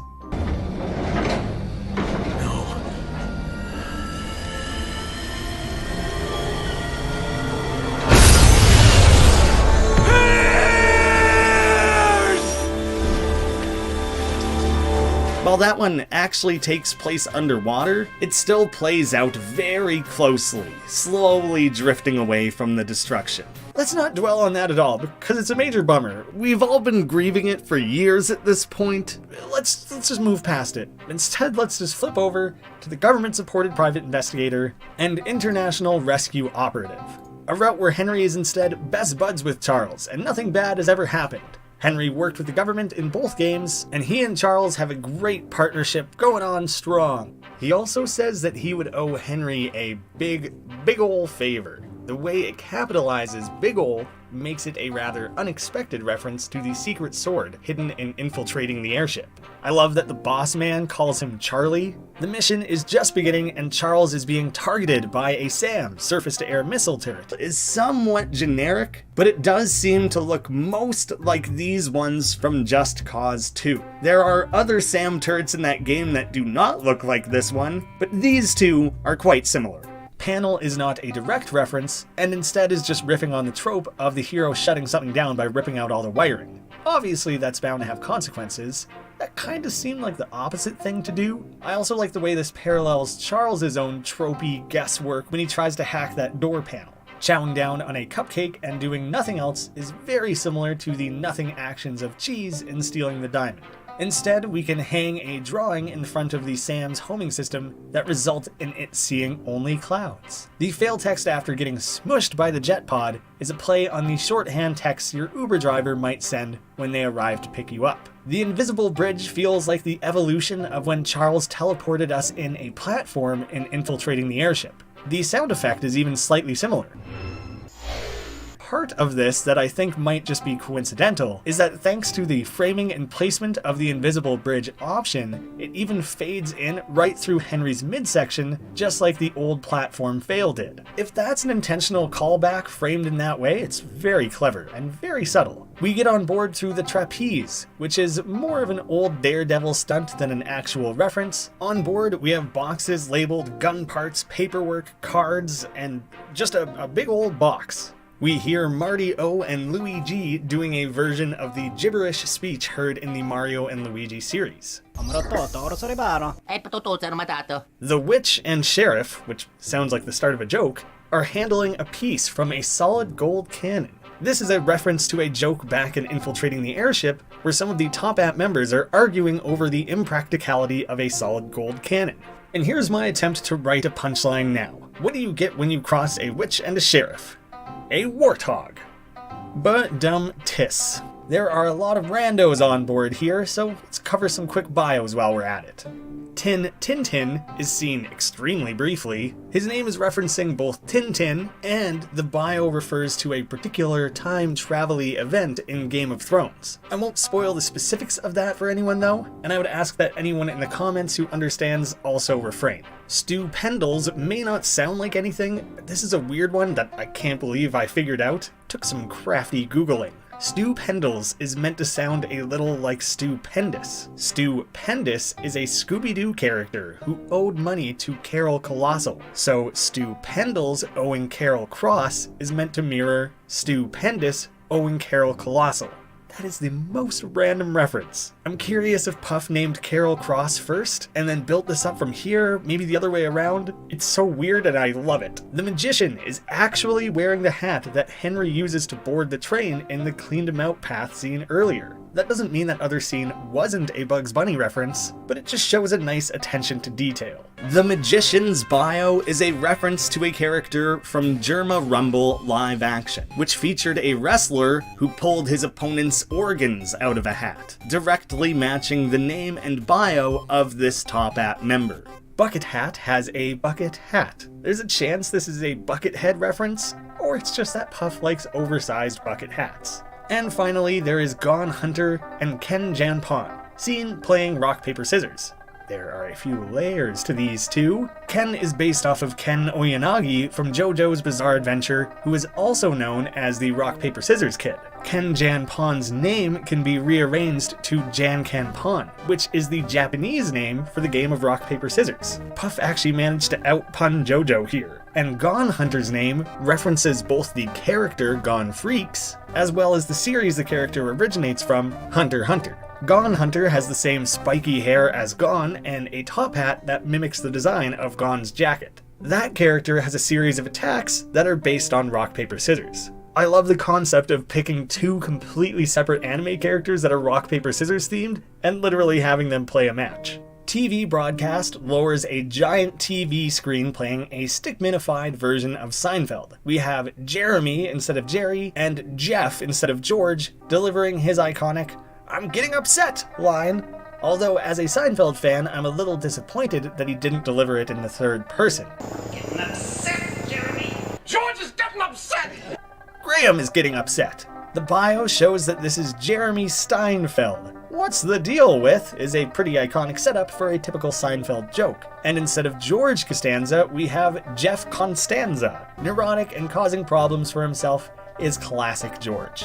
The fail message for the TV broadcast reads, "It's a good show, Brant," which is referencing the meme, "They're good dogs, Brent," that spawned from a dog-rating Twitter account. When Charles tries to clear a path with the subsonic wave, it instead floors everyone. Must have had it set to 11. This is a reference to a famous scene in the classic mockumentary This is Spinal Tap, where they have the loudest possible speakers that can be dialed up all the way to 11. Charles shows us that on occasion his hacking skills are still reliable with the remote Top Hat. Topbot smashes into the room like the Kool-Aid Man and brings his own unique, desperate, attention-seeking energy dancing away, with a distracting dance that is not itself the distraction dance. Topbot does the hype Rockefeller Street dance and some very aggressive thrusting. It was suggested quite a few times in the comments that the song the Topbot dances to is a rendition of JonTron's theme.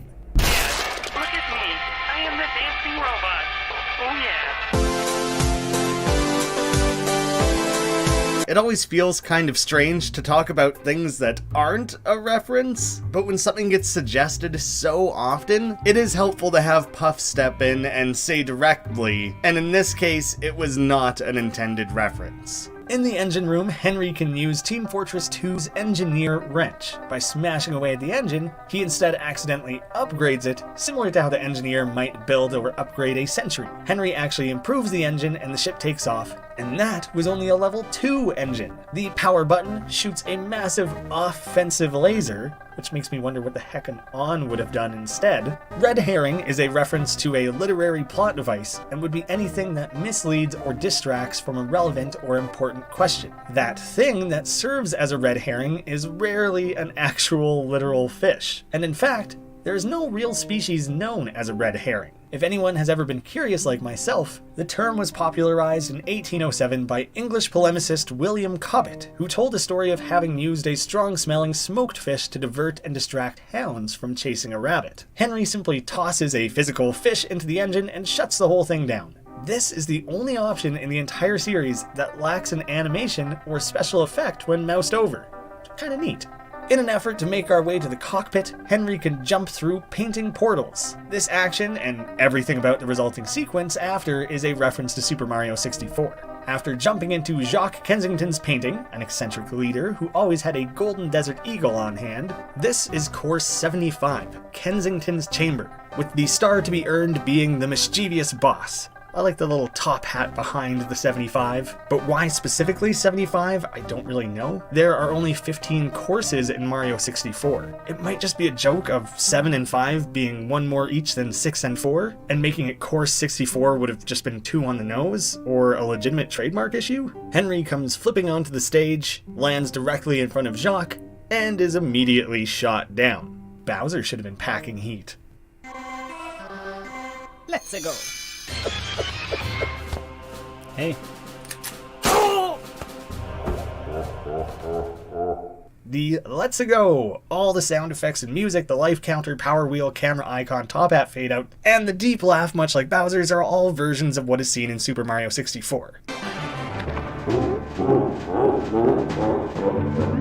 Gotta collect more of those extra life mushrooms refers to the green 1-up mushrooms from the Mario series. The platform Henry lands on looks a lot like one of the platforms from Bowser in the Dark World, although it's more broadly referencing any of those Bowser boss levels. The Swapper is a standalone Gadget Gabe item that allows Henry to trade places with anyone. I thought this might have been a reference to the indie game, The Swapper, but this device works a lot differently than that one. Along with the suck pack seen earlier, this is the only other successful Gabe item. Sleep Dart may be a callback to the sleeping gas of infiltrating the airship. Maybe something contained in a dart projectile would be more effective, but it still has its limitations. Again, this device that shoots it looks very familiar, but I can't place this one either. The infrared sniper could also be a callback to another Charles fail where he shot Henry in fleeing the complex. Charles appears to use a Barrett M82, you know, before slowly and calmly crashing. Let's see you fire a gun while piloting a helicopter is a lot like our chase consequence fail in fleeing the complex when crashing the truck trying to shoot back. After a very loud foghorn-like honk, the gun is dropped, Henry punches his lights out, and the top hats are hauled off. The rocket is locked up like a remote car, which might be a small callback to the rocket scene in Fleeing the Complex. These two are very different, and this new one isn't a Kerbal Space Program reference like before, but that rocket had a rough engine start.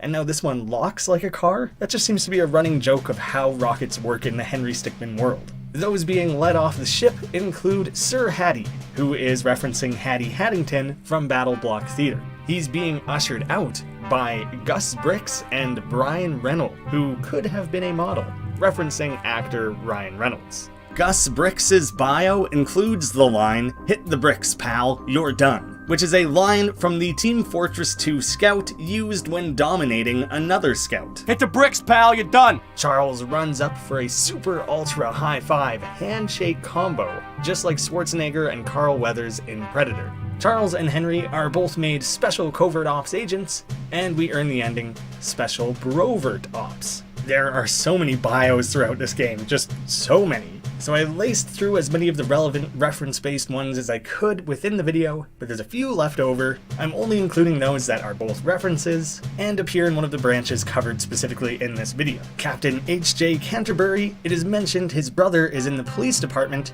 who would be Captain Roland Canterbury, previously seen in Stealing the Diamond. Thomas Chips, his father being Alan Chips, is a play on the old Mega 64 sketch E3 1975.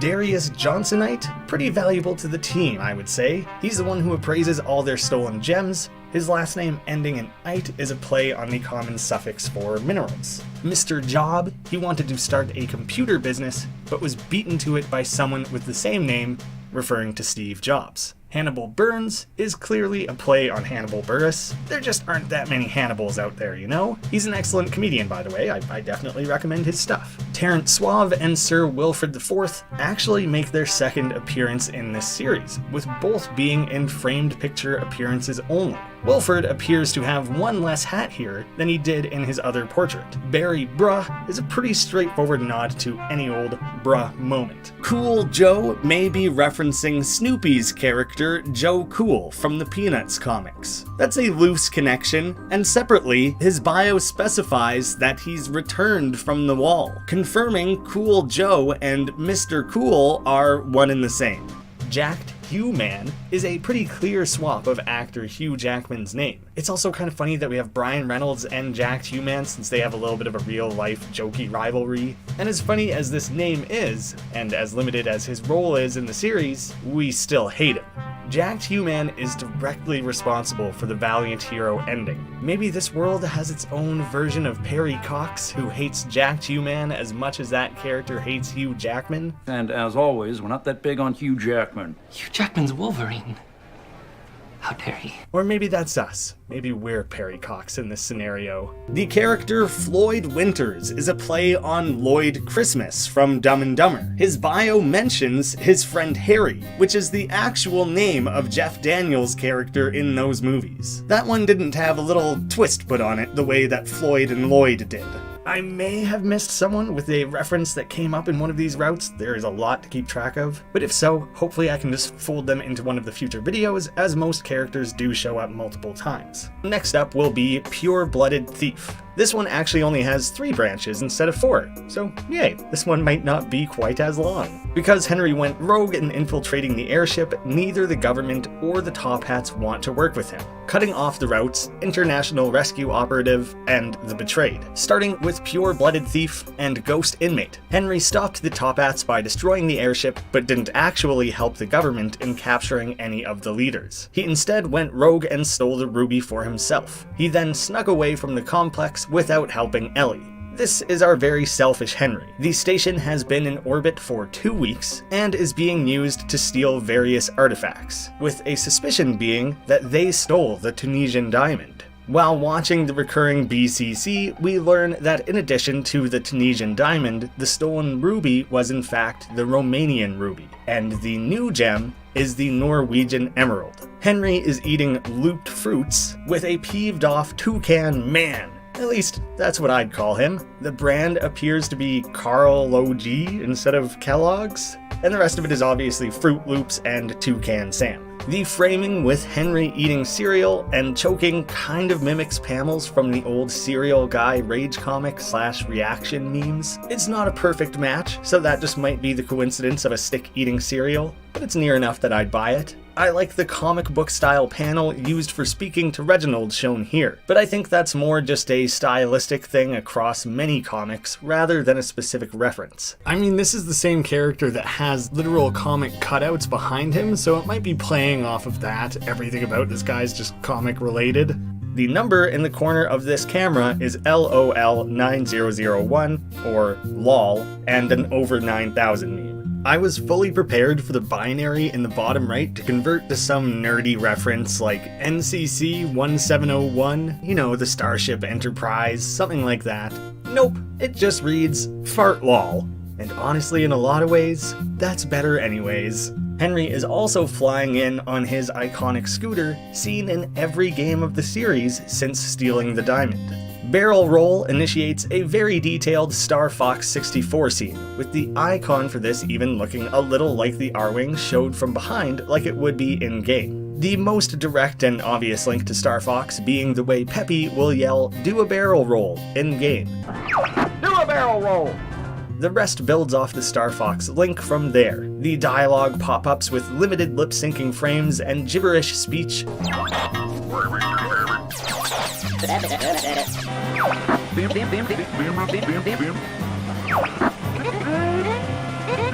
along with the actual roll and effects, and eventual Big Bomb all lean into the Star Fox reference. The fail text of "that was an aileron roll" is actually teasing the roll performed by both Henry and the way it works in the Star Fox games. A barrel roll involves a flight pattern of twisting along the cylinder of an invisible barrel. Simply rotating 360 degrees around your own central axis is instead an aileron roll. Star Fox is a terrible listener. Where Peppy's terrible at evasive maneuvers, someone's bad at their job. Light speed is simply moving at the speed of light, and is a sci-fi trick most commonly associated with Star Wars. It's hard to tell how specific this one is meant to be. Star Wars might make sense because they're shooting green lasers at the incoming Henry. I'm curious if the image with the little thruster rings is meant to come from the Jetsons, although they actually have flying space scooters, and those instead use a sort of jet stream, but it could be a merging of those semi-futuristic ideas. I went searching for a game where the character flashes white like this when hit. Instead, the closest thing I could think of was the Holdo maneuver from The Last Jedi. It's not that exact of a comparison, but would make sense building off the light speed setup. Maybe it's a color flip of deaths seen in Superhot? I'm not that familiar with that game. I think I'm gonna need some assistance. You forgot to hold on to your butts, which is a play on a line spoken by Samuel L. Jackson in Jurassic Park. Hold on to your butts. There's one more layer to this, as it's something Charles also asked us to do back before shooting us out of a cannon. Hold on to your butts. Mosquito mode grants Henry entry to the ship and initiates what is maybe my favorite sequence in completing the mission. As Puffballs teased back in our interview, and as many are now aware, we get a massive, wonderful recreation and tribute to Puff's first ever game back from 2007, before breaking the bank. And before Henry was even a named character, there was Crossing the Pit, the progenitor to this whole series that involved a simple series of buttons allowing a nameless stickman to verb the noun. Cross the pit. There were 8 options, including the original appearance of the now quintessential teleporter. I have my suspicions that this giant pit, and seemingly useless catwalk across a giant shaft inside of a spaceship, is maybe meant to reference a similar area in Star Wars. If someone can think of something more on the nose, I'd love to hear it. I'll show side-by-sides of each, as well as the fail texts, which never existed in that original version, and we'll share any reference that has now been added. First up, we have Leap. Jump farther. Just good advice. Pole vault. Well, you had good form at least. Catapult. This fail text is a joke on the trend of trebuchet memes and the running debate of which is better, trebuchets versus catapults. Funny word. Trebuchet. It is. Keep saying it. Trebuchet. One more time. Trebuchet. Everybody. Trebuchet. Okay, shut up. Ramp. Don't worry, the top ats validate parking. Rocket. You just lit a rocket. Rockets explode is a direct quote from Toy Story. Wait a minute. I just lit a rocket. Rockets explode! Bridge. This one is one of the most notably changed fails, and measure once, cut twice is a play on the old adage, measure twice, cut once.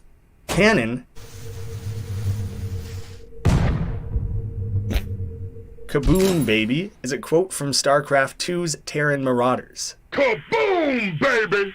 And finally, we have the teleporter, one of the most satisfying build-ups in this entire series, acting as a long-term payoff within the payoff of including Crossing the Pit at all. This is only the second success of the teleporter in the whole series, despite appearing in every game. There is a lot layered in here. First, Henry throws the teleporter to the ground, showing an interesting progression of Henry being increasingly distrusting of this device. Despite him otherwise not remembering his fails, there is some strange time and space manipulation surrounding the teleporter that leaves him increasingly apprehensive to use it. After smashing it on the ground, he is teleported through so many cool locations. Throughout, we get moments from every past game. He is first in the air, where there would be an airship, although there specifically isn't one on this particular route. Then up the snowy peaks of the Canadian Wall, the desert where the first few games took place, both breaking the bank and escaping the prison. It's actually funny seeing how breaking the bank assets were reused to create this new scenery. A military base with Captain H.J. Canterbury preparing for a mission, a random volcano from which Henry jumps up to then hit his head on a branch, presumably in the Dogo Bogo jungle. It looks kind of like a spruce, maybe it's just in some random forest, then falling underwater before instead floating in space. Those last few are less referential and more about that cool physical comedy sequence. He ends up on a random street before almost being run over by the breaking the bank truck. Henry is back in a desert, but this time it appears to be the battlegrounds of infiltrating the airship after using armor, near where the Chaos Containment Center's headquarters are found. Then, Kensington's chamber, seen previously in the painting portals, the Topat's jungle base with the train seen in the background, as well as a tank crushed under the gate. This is very specifically seen in the Topat King route, which we have yet to cover. There's a quick Dr. Mario reference, the same alien StarCraft planet seen in Fleeing the Complex, Super Smash Bros. Final Destination, previously seen referenced in Infiltrating the Airship, that same forest or jungle setting again, the 2-fort map from Team Fortress 2, the same endless void Henry is sent to when using the teleporter in Infiltrating the Airship. We get a giant Sans face floating like the Majora's Mask moon, although more than likely it's just round because it's a stickmanified version, with bad times sketched in the air, referring to a line from Sans on an Undertale genocide route, warning you not to fight his brother or else the player will have a bad time. The first note of Megalovania can be heard.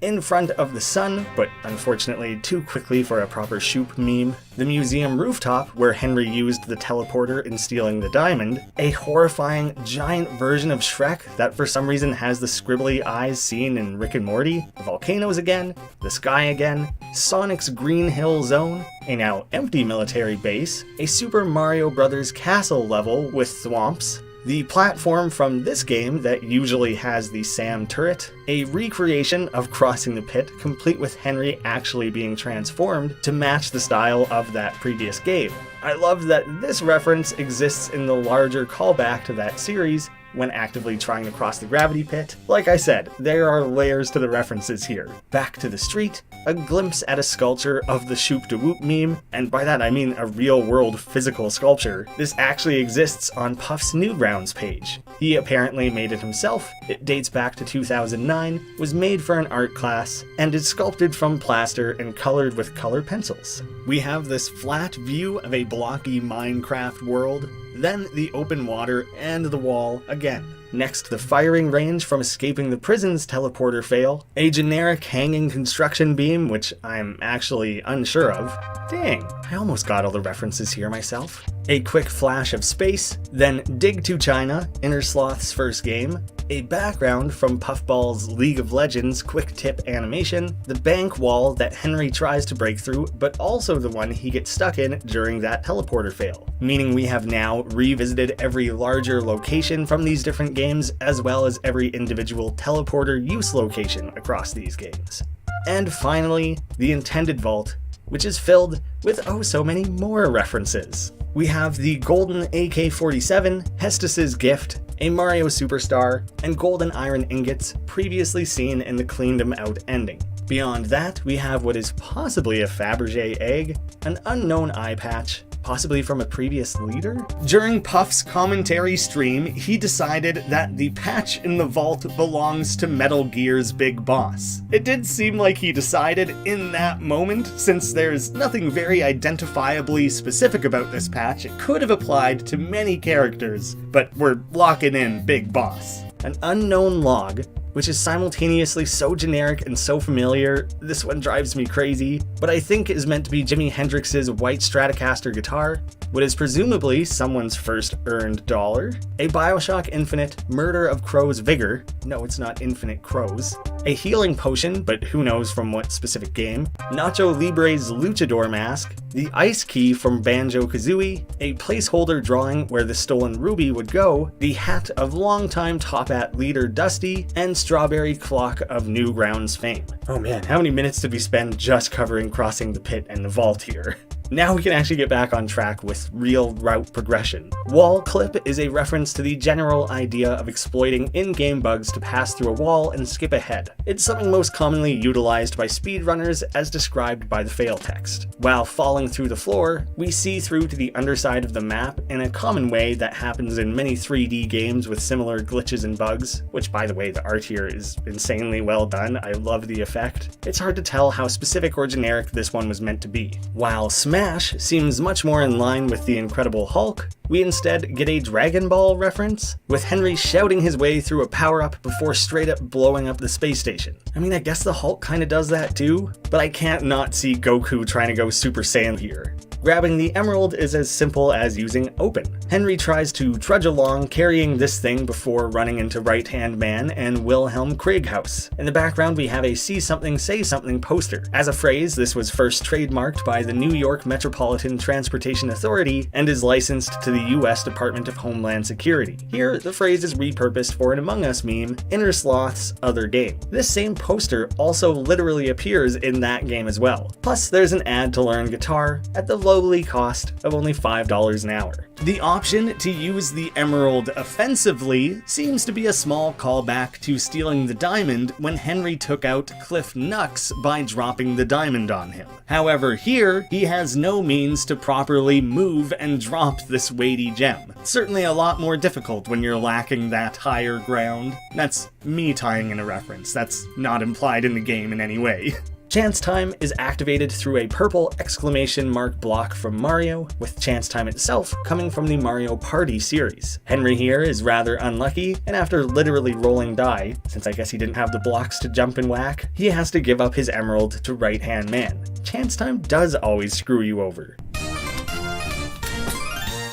The successful option is to yell. Henry's yell is a spin on Skyrim's Fus Ro Da, with the syllables and vowels being swapped around.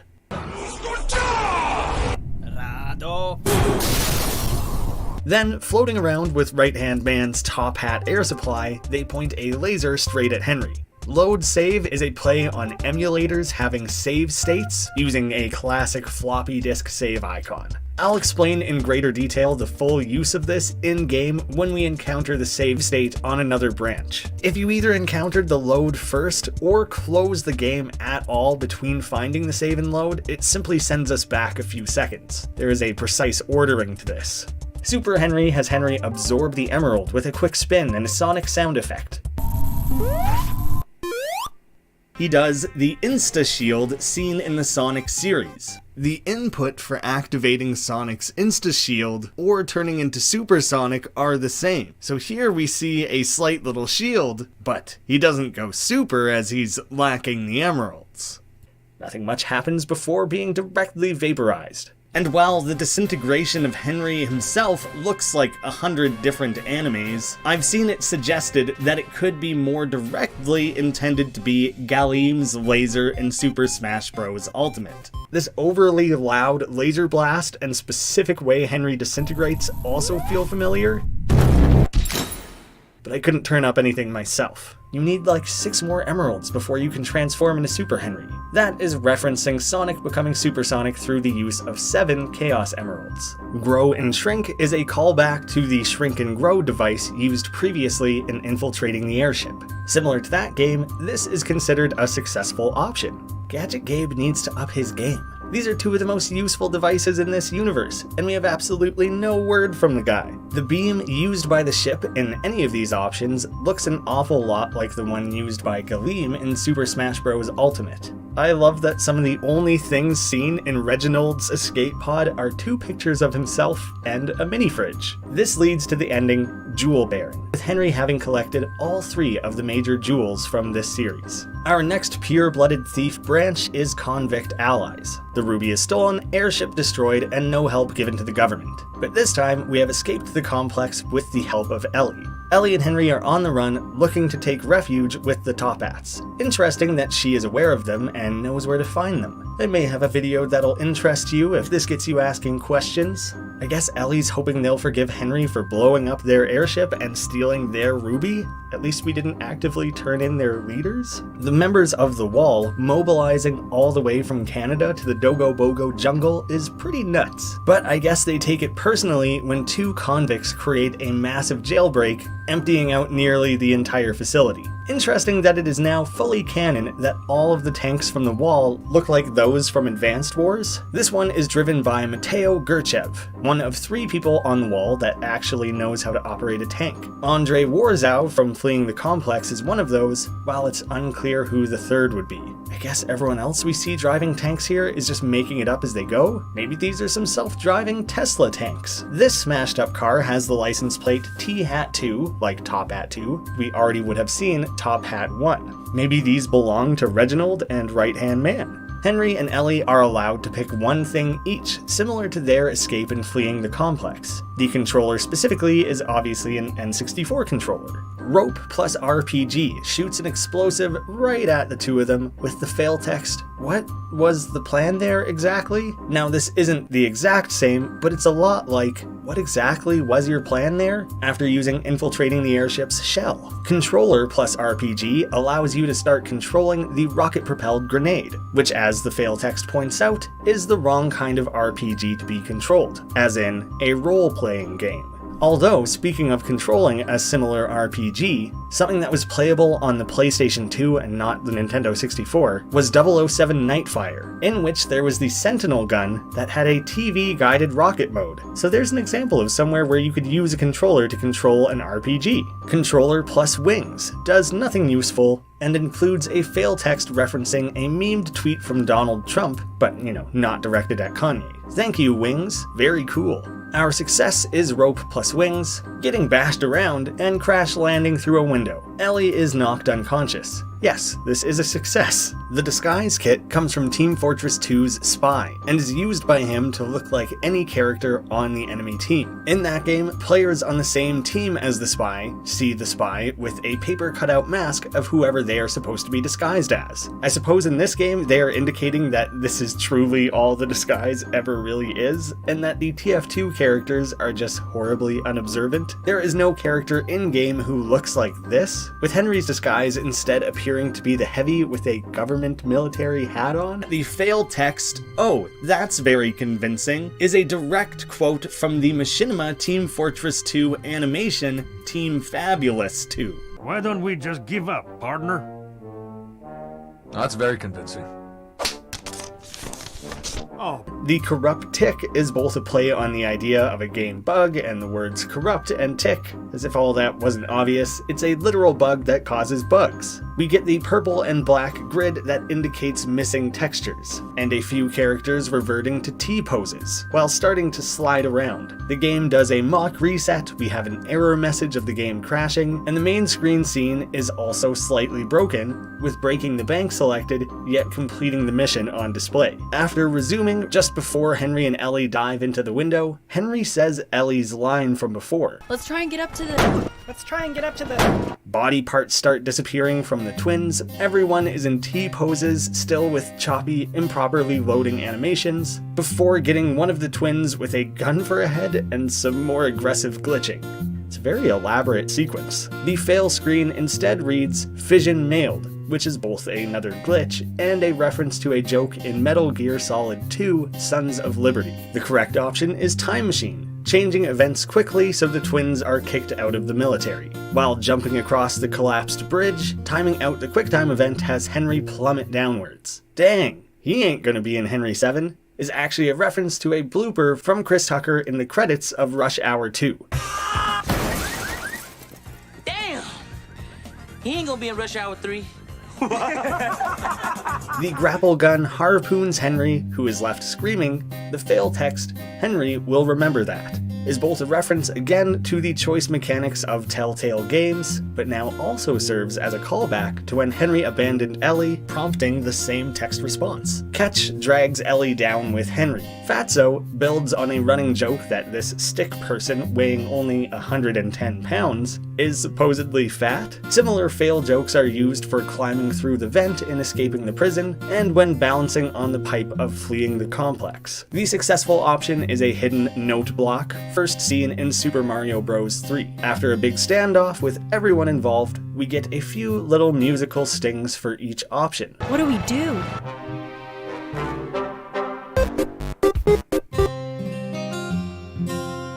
referencing each character or the broader location or game they're associated with. I love how these themes have become ingrained enough that even one single note from each becomes iconic.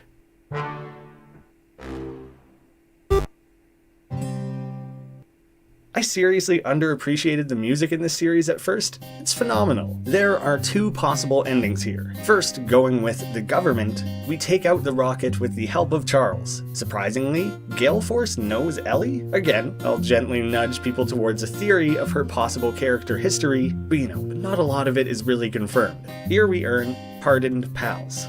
If we instead side with the Top Hats, there is a fake-out mission complete before an epic showdown, and Dimitri is thrown to his death. While not exactly the same, this isn't the first time in this series we've seen a very similar scene. It might just be a dramatic angling, or it might be intended to be a small callback. Henry and Ellie join up in Top Hat Recruits. Henry, when not in command, gets a cool H pin on his top hat, and Ellie gets a cool pink hat with a rose, obviously playing off her last name. This is the only route in the game to feature any real presence from the wall. And for the final pure-blooded thief branch, we add in Presumed Dead. Henry goes rogue and steals the ruby, the airship is destroyed, and Top Hat leaders remain intact. There's no government support, no Ellie, and everyone at the wall assumed Henry is dead. He's pretty well on his own. Henry decides he's going to single-handedly steal an entire rocket? Pretty ambitious. This is entirely a quick-time-only route, just one after the other. Henry rips onto the scene 4 hours before launch on his classic scooter. The Stickman Space Resort is a QuickTime event-only route, just like Intruder on a scooter in Stealing the Diamond. So the fail text at the start of this completing the mission route, off to a good start, is a callback to very similar text at the start of the prior QuickTime-only route, which also appeared when you time out the first choice.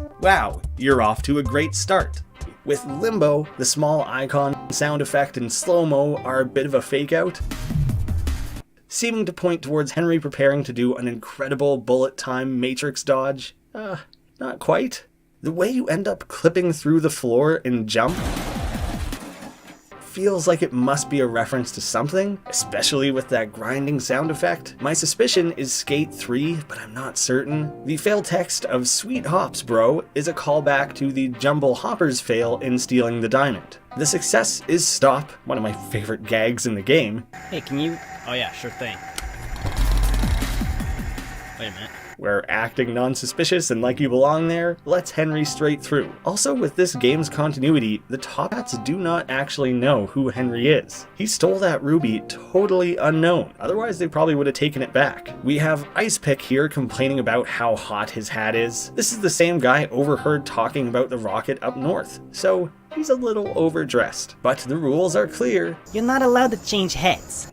For quietly stealing Sal Malone's hat when opportunity presents itself. I just generally love that gag, and it somewhat works as a callback to a similar scene in Fleeing the Complex. Hey, you want to trade hats? Yours looks so nice. There's a possibility that both of those scenes are references to Team Fortress 2's aesthetic item trading, which includes lots and lots of hat swapping. If you pick the left-hand items crate, Henry comes out of the side covered in the proximity mines from Nintendo 64's GoldenEye. The fail text is a quick play on words. Hey, that's mine. The right-hand ramp and quick trick, or jump boost, is a technique introduced in Mario Kart Wii, and quickly after, Henry is bombed by a blue shell, also from the Mario Kart series. The dread it, run from it, the shell arrives all the same, is a quote from Thanos in Infinity War, while also serving as a joke about the blue shell's inevitability. I am inevitable.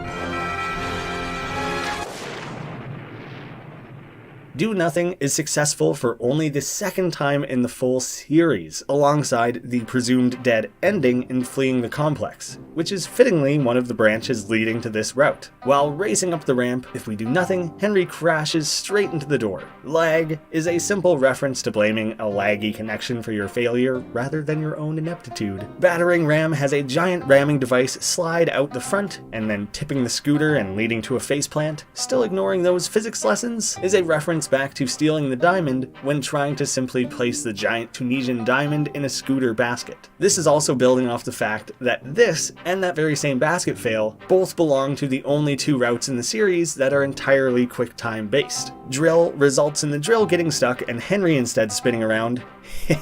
Drill goes brr, brr, brr. I can't roll my R's. This is a reference to a relatively new meme spawning from some Wojak comics about inflating the economy. There's even moneyprintergobrr.com, which is pretty funny. I've also seen people use this identical phrase for Deep Rock Galactic memes, but this is the origin. When using spike wheels, Henry races straight up the side of the rocket. At the top, he is shot at by a New Zealander, Jack Dugan. This is a bit of a joke on the fact that the sniper in this series has traditionally been based off of TF2's Mr. Mundy, with the Stickmin universe having Samuel Mundy, although specifically in the Pure-Blooded Thief route, he was stabbed and killed by the spy. The Australian's no longer available, bring in the New Zealander? Or instead it could be a reference to the fact that the real Mr. Mundy was revealed to actually be from New Zealand in TF2 canon. It's also funny to see such an on-the-nose reference with him being recruited Avengers post-credit style. We don't often see the precise movie, pop culture, or game being name-dropped like this. Kinda took me off guard. After missing several times and sniping Henry, we get the line,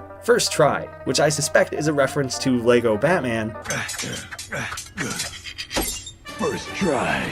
Although, that may be a more common joke or phrase than I realize. The fact that everything stops here to choose between 3 hammers may be an unspoken hammer time joke. I'm pretty disappointed that this step along this route is not named as such. I really want to believe that that was the joke they intended, and had to leave it out for copyright reasons or something. Each of these 3 make a distinct sound to indicate what Henry plans to start whacking with each. When Henry whacks the sniper round back with his hammer, it launches the bullet off into the distance, eventually hitting the mountain with a soft thud, including a hit marker to confirm impact.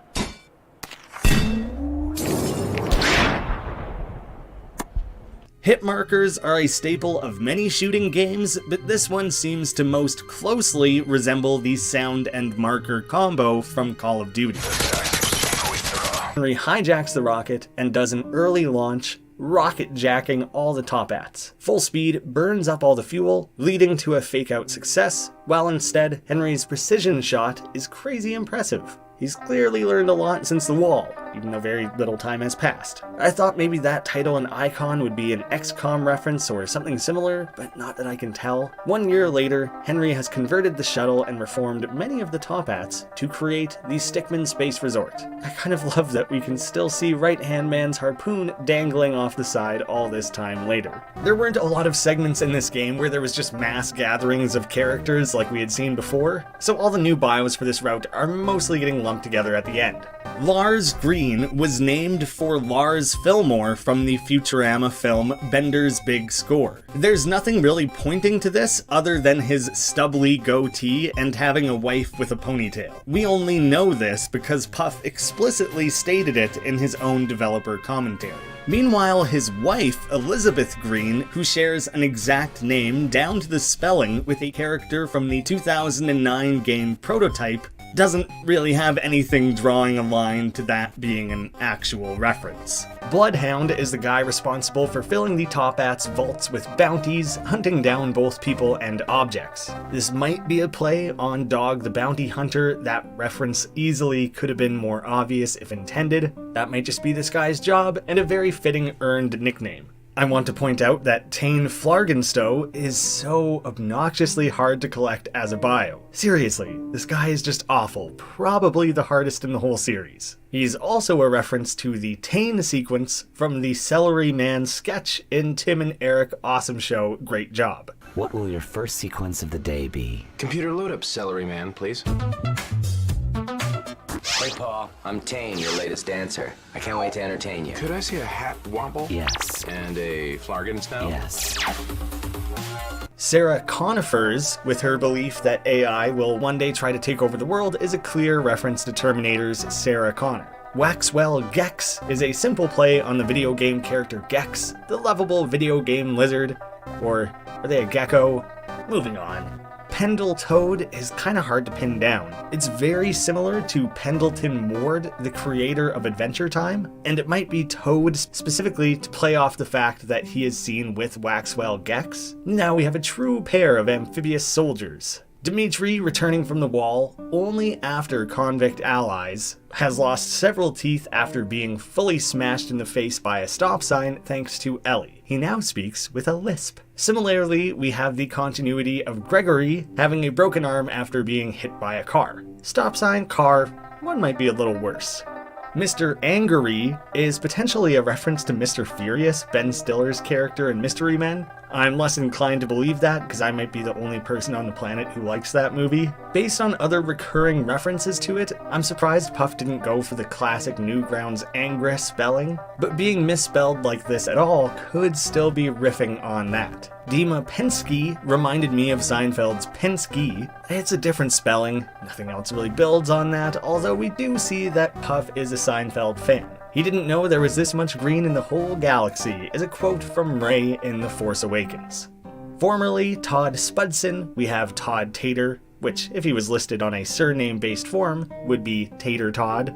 Bill Cook used to live with too many people, presumably playing on the phrase too many cooks in the kitchen, although doesn't really confirm that they were actually other cooks that he lived with. Bob Pants is a pretty on-the-nose reference to SpongeBob SquarePants if he was neither a sponge nor a square. Paul Penn has a rather unexpected reference to being related to Sean Penn of all celebrities. Captain Gale Force is actually promoted to General Gale Force after dealing with the Top Hats. Good for him. Sten Lundgren, a Sten is actually a type of hat. It's essentially a fedora like he's wearing. I also can't ignore that he shares a surname with Dolph. I don't really see any other connection. I really love the visual gag of Perry Sherman being a tired bottle collector rather than a passed out alcoholic. I got a real good belly laugh out of that the first time I saw it. Still tickles me now. Kanye West, the former music producer, is an obvious play on Kanye West for seemingly no reason. Probably no point in me questioning these references anymore, is there? They're usually lacking any rhyme or reason. Rhyme and reason. Maybe the Kanye reference does make sense. Mr. Lincoln just looks like Honest Abe. That's all. I thought Patty Pride had to do with Patty's Pub in It's Always Sunny in Philadelphia and Charlie's weird preferences. I've been informed it's based on a YouTube poop of the SpongeBob episode Patty Hype, which then has a reference to a drink being purple. Hey, is that one purple? No! Purple is my favorite drink! Patty Hype, Patty Pride. Maybe there's layers to it, I think it's the straight up SpongeBob thing. And finally, we have a top-hatted character we literally only ever see from behind, Henry Stickman. It actually took me a couple takes to get it right. I'm so used to saying Stickmin at this point. Playing off the often mispronounced main character's name. Sir, I got a message. Yes, go ahead. Yeah, it looks like Henry Stickman. Stickmin. Yeah, Henry Stickmin has escaped. You still there? And a bio that suggests that Stickman became a criminal because of that constant mixing up. Now onto every relentless bounty hunter route. First matching up with Ghost Inmate. Henry stole a tank, defeated Right-Hand Man, and brought down the Top Hats. Then was pardoned by the government. Once at the wall, he ditches Ellie and escapes solo. Right off the bat in this opening scene, we have a Simsong TV. We've brought back this knockoff brand first seen in Stealing the Diamond. It's obviously a riff on Samsung. I think there's a little bit more to it than that I explained back in the other video. When Henry is being held captive, his hands are bound in place by these electrified cuffs, suspending him in a way that feels very similar to when Syndrome is holding Mr. Incredible captive. The shape of them, the kind of green electricity, the way Henry tries to break free, it all feels very similar to that scene. Right-Hand Man's line, "You've got to be pretty tired of waking up like this," acknowledges the fact that Henry has woken up like this at the start of both infiltrating the airship and fleeing the complex. Right-Hand Man has captured Henry and is out for revenge. He's also received some cybernetic upgrades. I absolutely love the voice effects used for the cyborg version of this character. "That's right, it's me, the that you thought you took me out. It reminds me a lot of James Lee's Knox videos. We stopped hanging out for some reason. I wonder whatever happened to that guy. Well, nobody gets away from the topic, Glenn. Although I doubt that's an actual intended reference, maybe it's an inspiration or just a similar vocal effect plugin. Either way, it sounds super cool, especially when layered with Right-Hand Man's accent. While hanging in this cell, Remote results in Henry being ejected into space, floating away in a sequence meant to be identical to Inner Sloth's other game, Among Us.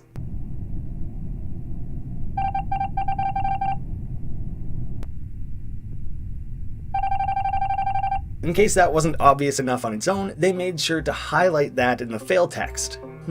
Seems like there's still an imposter among us. Inner Strength results in a reference that's as straightforward as they come. You can't break those cuffs is a meme spawning from an episode of Cops where a cuffed individual tries to snap his cuffs. I can break these cuffs. You can't break those cuffs. We appreciate your cooperation now, okay? Magic Spell leads to a success casting Thunder 2 from the Final Fantasy series. I just really like the look of those brief shocked frames in this electrocution scene. It's just a fun bit of cartoony animation. You could call it a reference to anything Looney Tunes or almost anything cartoony. I don't think it's that specific. After breaking free, Henry can use the lockpick. Attempting to use the lockpick with the descriptive text at the bottom being similar to any text-based adventure game like King's Quest, describing the use of an item and the outcome of that use. Games of that genre often have unexpected results when the players interact in specific ways or spam a certain option. Here we can spam the lockpick option, as it isn't initially a fail. Our increasingly agitated narrator states, "There's no lock to pick. There's still no lock to pick. You gotta stop trying this, man. There is no lock." Fine, you want a lock? There's your lock. In complete exasperation, the game or the narrator or whoever supplies a lock. When trying to use it, we are instead hit immediately with a fail, and this earns the achievement Lockpick Pro. No lock, no problem reminds me of a tagline from some sort of infomercial, but I cannot find a specific one using that exact format. The bomb can be interpreted rather generically from many different games, although leaving it next to a doorway like this is most commonly associated with the Zelda franchise. Rather than that generic inclusion, I'm instead sharing it here now because across the series, this is the third use of bomb as an option, with it failing every single time. I just wanted to point out its relative unreliability. The Melt Ray gun melting itself when used is a reference to a similar gag when Duck Dodgers uses his disintegration pistol. The correct option is the Metal Hat from the Mario series originating in Super Mario 64. The shimmering purple appearance of Metal Henry, the accompanying music, the heavy metal thumps and indestructibility are also spins on what is seen in that game. I think the music is especially well done. I just want to appreciate that for a second.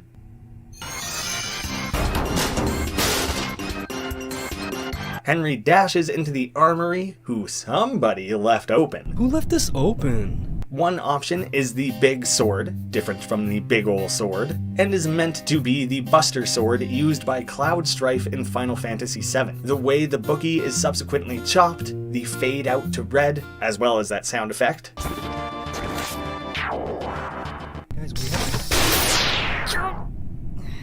are also lifted from the Final Fantasy series. The underbarrel grenade launcher comes with the text, "Who brings a grenade launcher onto a space station?" There's nothing readily apparent in this one, but Puff shared in his commentary track that this was inspired by 2018's Aquaman movie. In one of the opening scenes on the submarine, a grenade launcher is used, to which Puff thought to himself, who brings a grenade launcher onto a submarine? Swap out submarine for space station, and that's how we got this fail text. Our success is the Pew Pew gun, meant to look like the NES Zapper accessory used in games like Duck Hunt. The flashes of light, sounds, and dropping characters with points earned are all pulled from Duck Hunt as well. As Henry continues his rampage, someone calls Right-Hand Man to warn him. I like the way we see his eye swap to a call symbol. I just thought it was a neat little detail. Right-Hand Man's super stretchy arm attack here made me think of Piccolo's Mystic Attack, but I think it might be something else. Maybe it's just a cool, unique ability he has. But if anyone can find a recreation of this exact scene, that would be really cool.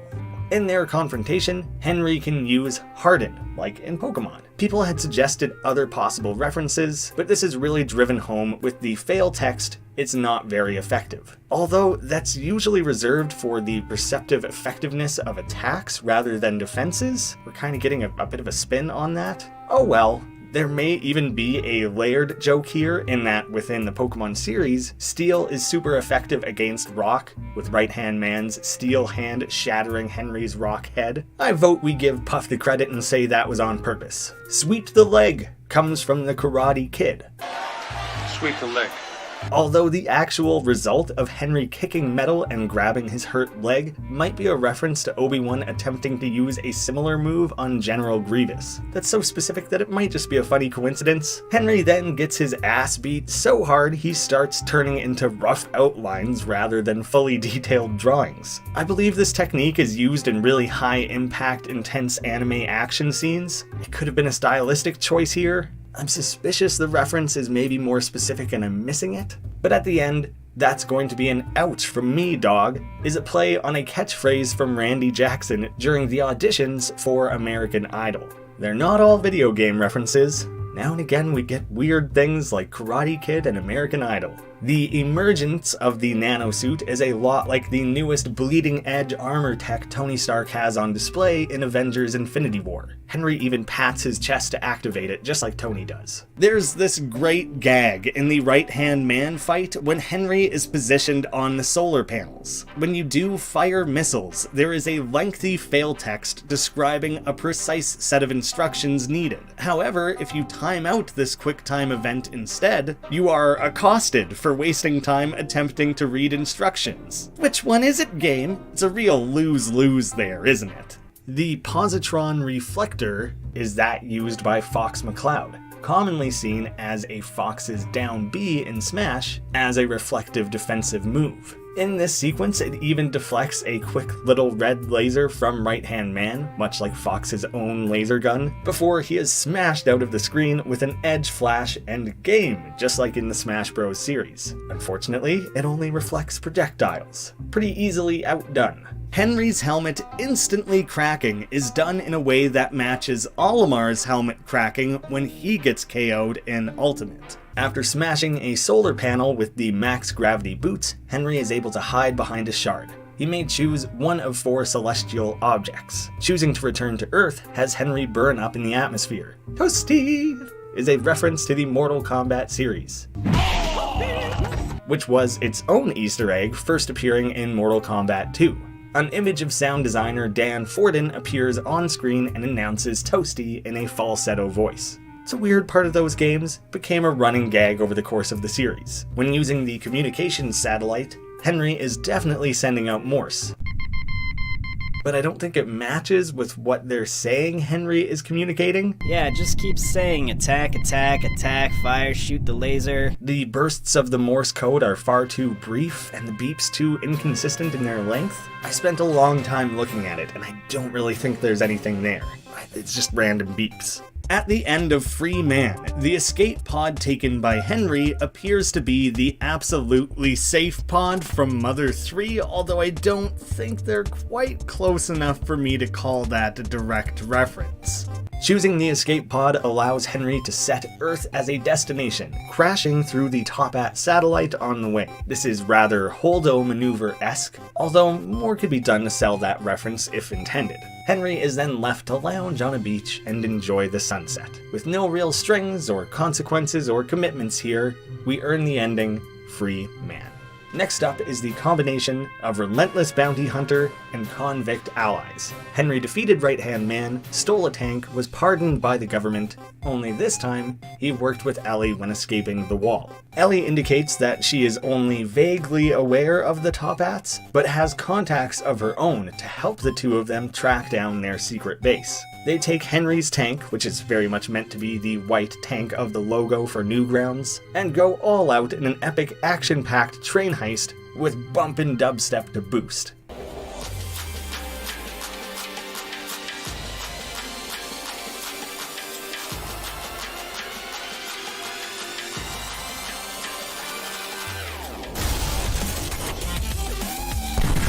This tank can get serious air. And this guy over here has a cannon that shoots swords? What the heck is going on in this scene? Michael Bay could learn a thing or two. If Henry and Ellie both grab swords, the tank accidentally rolls over Ellie. The quick pop-up, betrayal, and lost the lead are all references to multiplayer matches in the Halo franchise. Betrayal. Lost the lead. Betrayal. Lost the lead. Logically, we are able to fire the tank, caving in the tunnel. We quickly cut to Mr. Macbeth, who we previously established is a Laird Star Fox reference, now shouting, "I can't stop it!" which is a direct quote from that same Star Fox character again. I can't stop it! I can't stop it! I also just love that he's reading Choo Choo magazine. Those conductors gotta stay up to date. Force Lift itself is of course a Star Wars reference, but is also a callback to the fact Ellie has used some Force powers. First seen back in Fleeing the Complex. She ends up chucking the gold way too far away. We get it, you lift. It's more of a joke about gym bros who won't or can't shut up about lifting. The Purse of Holding's name and ability to hold well beyond its physical limitations are likely references to the Bag of Holding from Dungeons & Dragons, but the appearance of it, and the whole "you two look like you could use some patented Purse of Holding carrying purses," is a riff on the candy bar bag carrying bags from SpongeBob SquarePants. You two lady killers are too smart to be without one of my patented candy bar bag carrying bags. The Fulton is a reference to Metal Gear Solid 5, The Phantom Pain, Fulton's surface-to-air recovery system. We get a series first here, which is a fake-out of branching options. We've had fake-out fails and fake-out endings, but having this quickly on screen had never happened prior. There is obscure reference, your suggestions, and really dumb option. The obscure reference isn't just totally generic, it is meant to be Lero, a multiplayer dueling game much like Worms. Your suggestions, being a smiling trash can, is something that I assume comes as a reaction to years of fans sending Puff endless suggestions for the franchise. This may be his not so subtle way of letting us all know that our ideas are in fact trash. And really dumb option is an image of a stick person picking their nose, which is odd because we've never seen them with noses. Anyways, I think that's more of a meta joke and a play on the idea that usually at least one of Henry's available options is notably extra dumb. We then get our for realsies options. First off, Shell Bounce, which is a special attack used in the Mario and Luigi RPG series. Maybe trying to do something solo with one of these is why the green shell never worked back in infiltrating the airship. The needle itself is a little bit of a really dumb option, as Right-Hand Man can obviously just fly as it falls. But we then get a multitude of needle puns in this fail. What was the point of that? Not the sharpest idea. I'm gonna pin the blame on you for that one. Did you really needle that money? And in teeny tiny text. Alright, that last one was a stretch. I guess not all pokes are created equal, eh? Is a mini callback to the pun list during the electrocution section in Infiltrating the Airship. Our final option is then the Wombo Combo, which comes from a famous Smash Bros video where Captain Falcon and Fox finish off their opponent, Fox, with a crazy over-the-top finishing combo. Happy feet, Wombo combo. That ain't Falco. That ain't Falco.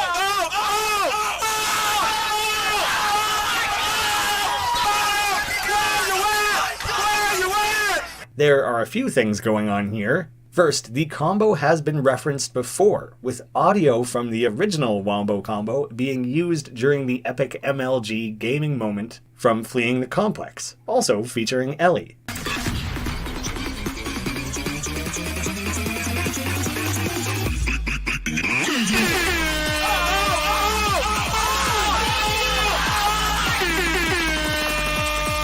Specifically during the Convict Allies route. Once the comboing begins, Ellie even says "Happy Feet?" Happy feet. Which again comes from that original video. Happy feet! It should be noted that Captain Falcon is on the team of winning fighters in that original combination of Wombo, although he doesn't actually use a Falcon punch. This is more of a Stickmin series payoff, with Henry finally executing a proper Stickmin punch. Something that Henry has used multiple times, but under and overshooting it previously. I guess those 2 times he was doing a Falcon punch and a Falcon kick, but really he just needed to do his own Stickmin punch the whole time. Yes, I insist on saying punch if that's what he's gonna say. Falcon punch. Falcon. Stickmin. Here, it finally lands. This is one of the shorter paths in completing the mission, and earns the ending, Capital Gains. This is an iffy one for me, but it came up quite frequently, and I think the comments sort of convinced me. It seems like the way Henry and Ellie are leaned back with the Capital Gains title having stock tracking lines integrated into the letters could be intended to reference the stonks meme. I want to believe that's the case because I think stonks are just kind of hilarious. During the Capital Gains credits, there is another shoop-de-whoop hidden in the sun.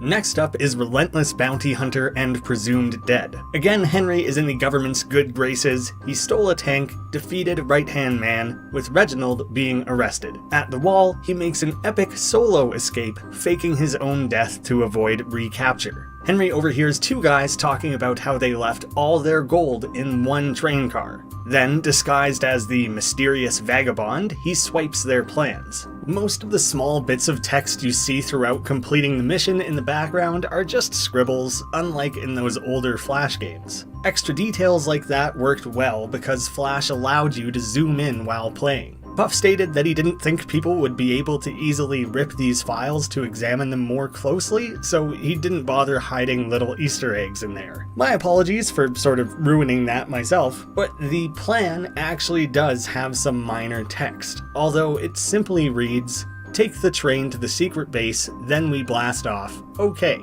We then cut to the train 1 day away from launch. The train car is marked with a giant Mario-style gold coin on the side. If Henry chooses to join the caravan, he attempts to sidle up to things all nonchalant. It worked wonders when he needed through that front gate. Why not act like he belongs here as well? He is instead very casually shot. "All you had to do was follow the dang train, Henry." A direct quote from Big Smoke during a mission in Grand Theft Auto San Andreas.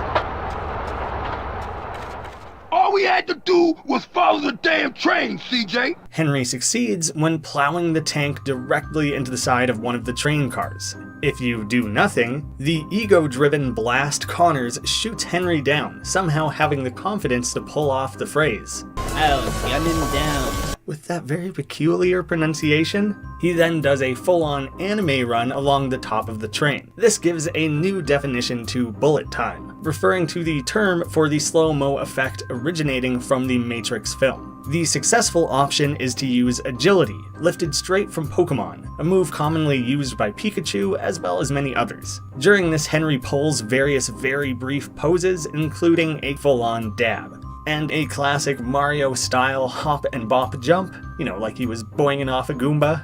Following this is one of the most elaborate, direct references seen in this series. Mr. Macbeth intercepts Henry in the hall and initiates an incredibly true to its origin Undertale fight sequence. Seriously, if the design was slightly pixelated, everything about this would be so on the nose. Starting from Henry's flashing soul then entering the battle to the bouncy black and white graphics, a fully recreated menu, and a perfect blend of Toby Fox's musical styles with that of the Stickmin series. Mr. Macbeth's theme is titled Tickets Please. It is very similar to the structure and style of Undertale's Metal Crusher.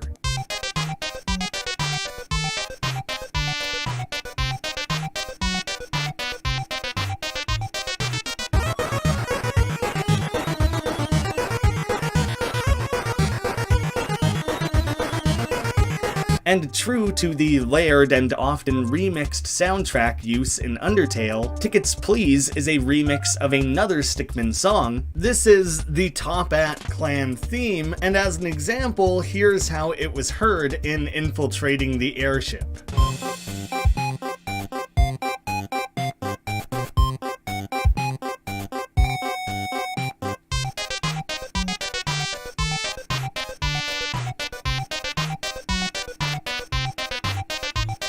Even the sound effects for typing out the various text come straight from Undertale.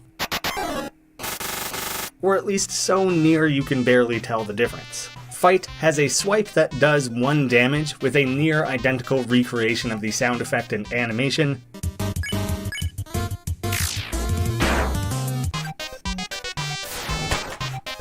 I mean, everything about this is near exact. I just feel I should really pay it its dues. The bullet board shrinks down, within which you would normally dodge your heart around incoming attacks. Instead, Macbeth uses his machine gun and mows down the heart. Seeing the conductor riddle you with bullets, it fills you with determination. This is the exact format of statement used when saving your file in Undertale. Henry can instead act and attempt to bribe Macbeth, with their own money. He points the gun in a way that cannot be dodged. Henry really bribes? No dignity. Is that a reference to something? I'm unsure about that. I think it's a Naruto reference? No, just a bizarre phrasing, I assume? Anyways, back to the adventure. Ah yes, I see now. How could I have been so blind? It's a Boruto reference. When using Mercy and then Spare, we get yet another Macbeth quote lifted from Star Fox. They're not taking me serious. As well as this very intense directional beam, very reminiscent of Sans' Gaster Blaster. If it's not apparent, I maybe have a thing or two to say about Undertale. This section of the game is like a perfect merging of worlds for me. Henry can equip a mirror, changing his soul to the color of patience. Based on Undertale lore, there is no equivalent soul mode in Undertale battles, so that probably just had more to do with the color making sense for a mirror, even though no color really makes sense for a mirror because they just reflect other colors. But you know, cartoon logic. At the end of the battle, Mr. Macbeth is vaporized into ash. This is a really fun play on the way monsters in Undertale disintegrate into dust when killed in battle. But you know, he's a real person, he's not gonna turn into dust, so ash it is. After blasting Mr. Macbeth away, we get this really stilted delivery from a character simply named Grunt. We can't get in. Their design, name, and speech delivery are references to the hazardous environment combat unit grunts from Half-Life. Heck you. They actually had this really interesting dynamic speech system to add variety to dialogue when filling in the background of that game, without the need to record hundreds of line variants. The game instead stitched separate words together to make full phrases. It's a super cool system. And Grunt's line here is mimicking that resulting broken delivery. Squad, all hostiles clear. We can't get in. Henry can then eject the train car with an inflatable raft, floating off to safety, loading up a cash sack of gold, reminiscent of the $ bag from Breaking the Bank, and heads off into the jungle, earning the ending Little Nest Egg. Last, but certainly not least in terms of density of references, we have Relentless Bounty Hunter and International Rescue Operative. Henry defeated Right-Hand Man and led to the arrest of the Top Hat leader. He specifically worked with and was pardoned by the government and very much went against the Top Hats, being rescued by Charles and fleeing in his helicopter. That relationship with the government was further reinforced in International Rescue Operative, and we would have fully sealed off the option for the betrayal. This opening sequence is an absolute masterpiece. It is nearly a one-to-one recreation of the opening scene from Metal Gear Solid 3 Snake Eater. I'm going to let that play out entirely, slightly tweaking the Metal Gear version to better match the Henry version.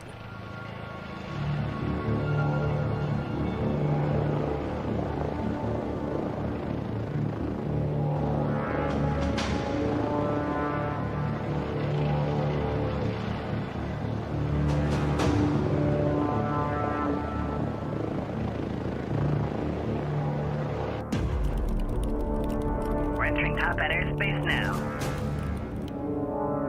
Altitude 20,000 feet. Wind speed nominal.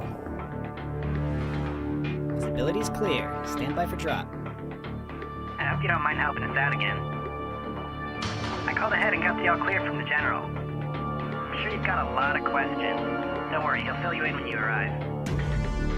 You'll be dropping in on the outskirts of the Top Hat launch site. We've also got a squad waiting for you when you arrive. Alright, time to drop.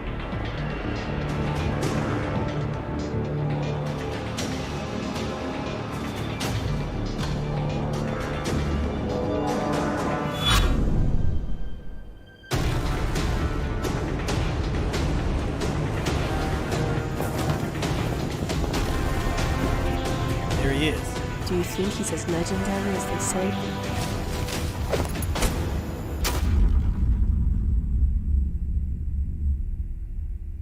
Although I can appreciate not wanting to animate that excessive flipping, then still executing the very same Halo jump as Snake. High altitude, low opening. There's even a clever little spin with Charles's helicopter opening from the side rather than a hangar in the back, allowing Henry to more accurately recreate the way he looked out over the airship back in that previous game. Potentially from the very same chopper when you think about it. Puff credits himself just about every way he can to recreate that opening title credit sequence, including a few jokey ones. He has Fail Specialist and Seat Warmer, really padding out those credits. Motivator missing, I assume, is also a joke about how difficult it must have been to find the motivation to carry on after so many years of working on this series. You're just lacking motivation, and you're certainly not motivating yourself. The entire codec call sequence is about as on the nose as any of this could all get, and we get to hear from John Pilkson, an obvious riff on both John Naked Snake and Iroquois Snake Plissken. John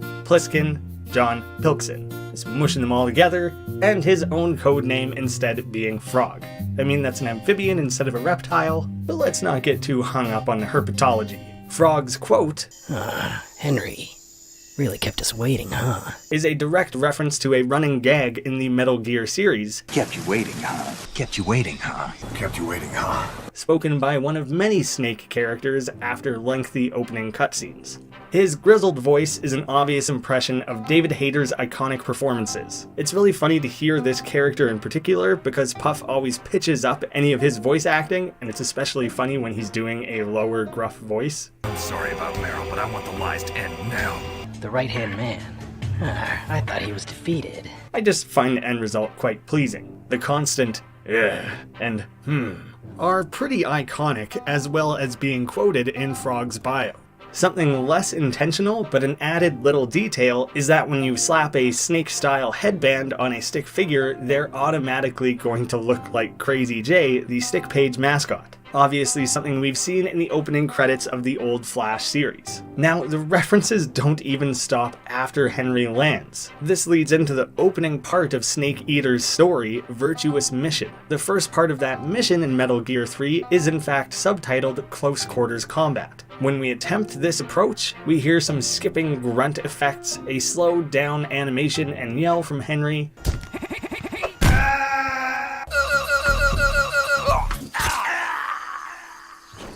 furthering the Metal Gear references. The fail text for which is, Henry, are you alright? Answer me. Henry! What's going on? Snake! Puff must really like this game, eh? Okay, let's move on to non-Metal Gear Solid stuff for a minute at least. Dance Off is a running gag through this entire route, so I'll tackle that at the end.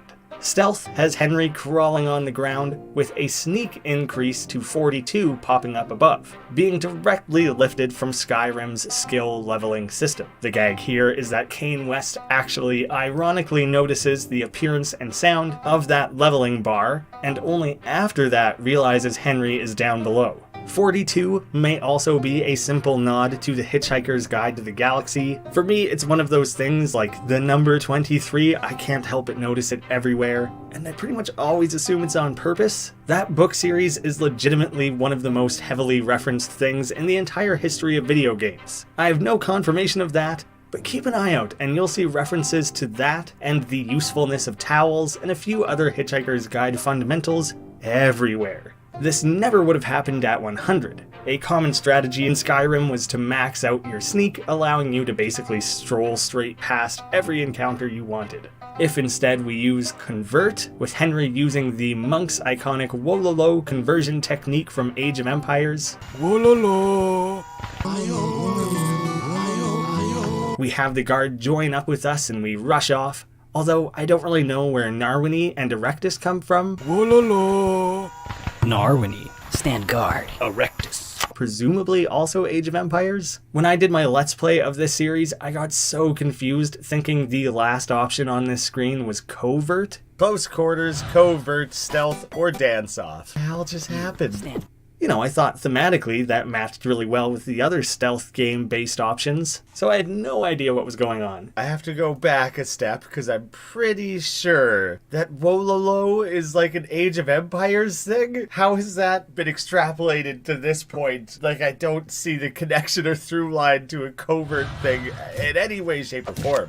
That's what you get with sleep deprivation and playing a game reading for far too long. It's also what you get when you're just a little bit slow in the head, I guess. I love this little top hat guy on the shelf. It reminds me of the characters from Nutcase Nightmares, the game. I don't know the actual intended reference though, if there even is one. There are some quick jokes on the screen as Eel hacks into the top hat computer. This appears to be running on something like an orange computer, you know, instead of an Apple. First, he runs a Hacker Things program. Puff slipped a quick 69 in there. And after that succeeds, the computer prompts him to say, "We're in," before accessing the cameras, riffing on the heist movie trope of saying that very thing after successfully hacking. There is a mapping overlay to show how the characters are moving around the base, of course also taken from Metal Gear. The cluster charge is meant to eject a cluster of bombs through the door into the warehouse. This is taken from the operator Fuse in Rainbow Six Siege, with the graphics for the "you killed yourself" mimicking the same outcome in that game. The cluster charge is an effective weapon, but yes, you are likely to kill yourself and teammates with it as well. The Fuse in Rainbow Six is Russian, and on the cluster charge here, we have the Russian word Zalozhnik,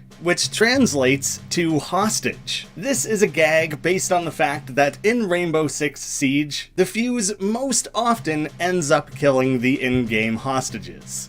Henry's blank expression here is very similar to some of the neutral faces seen throughout the Homestuck series. Thank you to people in Two Left Thumbs Discord for helping me figure that one out. The examples were very compelling, which yeah, you guys can come hang out in the Discord. There's a link in the description. Nice triple kill indeed. The way everyone, including the top hats, just immediately get in on the dog pile cracks me up. I want We Doing a Dog Pile to become a meme if it isn't already. Oh, we doing a dog pile? Oh, heck yeah, dog pile? Heck yeah, dog pile. The way right-hand man breaks free is a lot like Neo busting out from underneath a dog pile of Agent Smiths. That scene would be so comical if all of those 100 different Smiths all announced that they were dogpiling first. Are we doing a dog pile? Are we doing a dog pile? Heck yeah, dog pile? Heck yeah, Dog pile? Or Tetsuo from Under the Doctors in Akira, or Senator Armstrong in Metal Gear Rising. But when asked, Puff shared, "I tend to make it more clear if it's an actual reference, and since nothing there really called for the Matrix, it's more of a generic moment." Which is why I usually try to find deeper connections in these references, either literally or thematically. Puff is just usually a little more on the nose with these inclusions. The successful option is suppressing fire, before right-hand man singles out Henry and starts a battle with him outside, opening it up for Henry to have one free shot on him. The sound effect when hovering over rock, paper, scissors is a lot like that from Mario Kart 64 during an item block roulette.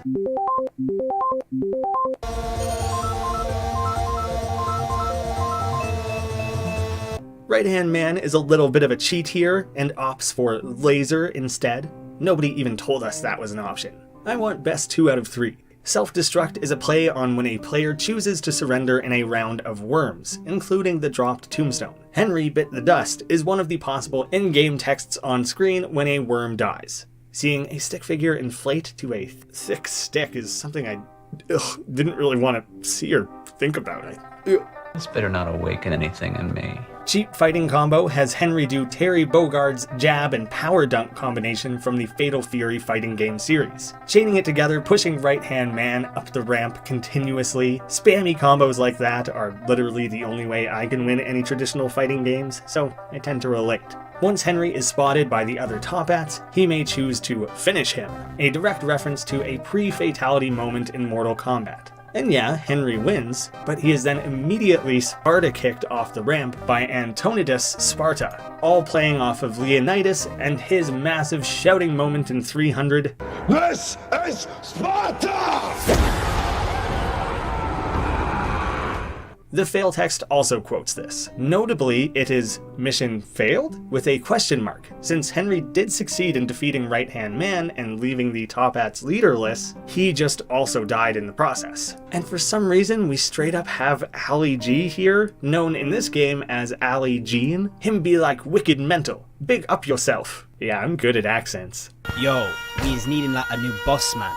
This is straight up a Sacha Baron Cohen character, the one he was most well known for before the Borat movie. I don't know, I guess Puff is just a big fan? I kinda love how on the nose it is. I see you, Puff. East Stain's massive, bud. Henry can attempt to rewire right-hand man and make him a good guy. He very quickly flips back to siding with the Toppats, and his eye does this epic anime flash similar to what was seen when fighting him and infiltrating the airship. It's less of a particular character trademark and more of just a common anime thing, but we've seen him do it before. Since this is the last time we can choose Dance Off, I will finally address it. In each one of these steps, Henry does the first half second of Donald Faison's iconic Scrubs dance. Yes, I know it's now the default dance in Fortnite, but let's show this man some respect. It should be recognized as his creation first and foremost. Therefore, I treat it as a Turk reference instead of a Fortnite one. The sound that plays when hovering over the dance off option is a little part of the main theme from Inner Sloth's first game, Dig to China.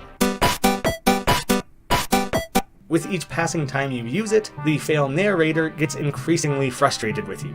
Do not cease. No, stop it. And finally, Henry can use the ocarina, directly from the Legend of Zelda Ocarina of Time. Back in the retro room of Stealing the Diamond, we saw a shelf that included 3 different Zelda series instruments. Henry brought back the baton in fleeing the complex, resulting in a fail, and here he is now busting out the ocarina. I guess he cleaned out that full shelf while in the museum? Back when we used the command melody in fleeing the complex, the fail text was, "Too bad you don't know how to play like an ocarina or something." Now here we have the great little payoff of the successful option being the ocarina. Charles's song is similar to Epona's in the sense that they're both used to summon a character.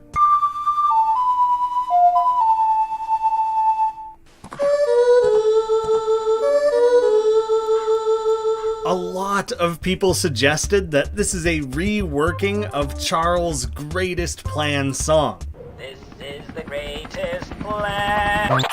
I felt that if I really strained my hearing, maybe I could hear the similarity. This is the greatest plan.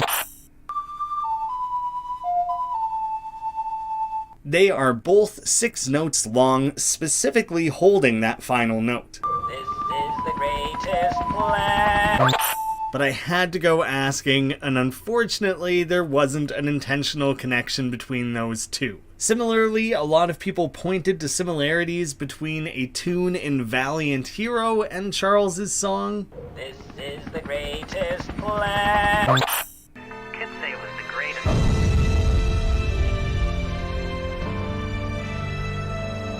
But we have no real confirmation on that one. I love the way he does such a subtle, simple little sway. The effect of mimicking Link here playing is really well done. He plays Charles's song as he immediately comes to the rescue.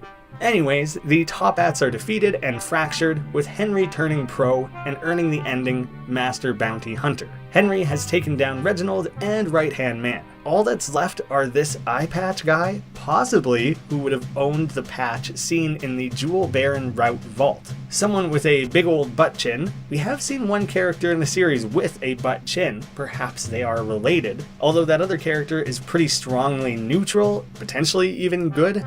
And finally, Gastro, who we saw in Fleeing the Complex and is essentially a toilet wizard. Apparently they're still at large and a desirable target. I mean, they would have been locked up for a reason, right? But more than likely, all three of these are just totally random drawings. I covered a couple of bios through the routes, but we can do the rest here at the end. And I should reiterate, I'm not going to include any I covered in either of the previous two parts. Right-Hand Man is interesting because he actually gets 3 different completing the mission bios. A regular, one with cybernetic enhancements, and one extra where the cybernetic version is briefly turned good. But none of them actually share anything that specific or interesting. In the game files, Right-Hand Man is labeled as Toppat_Bull, which maybe at some point was an intended name for the character, a quick reveal that would have happened, but he instead remains nameless. Holy Cap jumps in as Henry is trying to escape. Holy Cap refers to the hole in his hat, and is also supposed to sound a little like the expletive holy crap. Chuck Wellington. A chuck is a cut of beef, and beef Wellington is a particular way of cooking beef. That's too many times to say beef in a row. His bio takes this to the extreme that his great-grandfather somehow actually invented beef. Fred Finestone is a simple reference to cartoon character Fred Flintstone from the Flintstones. His bio suggests that he runs around barefoot and shouts a super loud catchphrase, much like Fred Flintstone.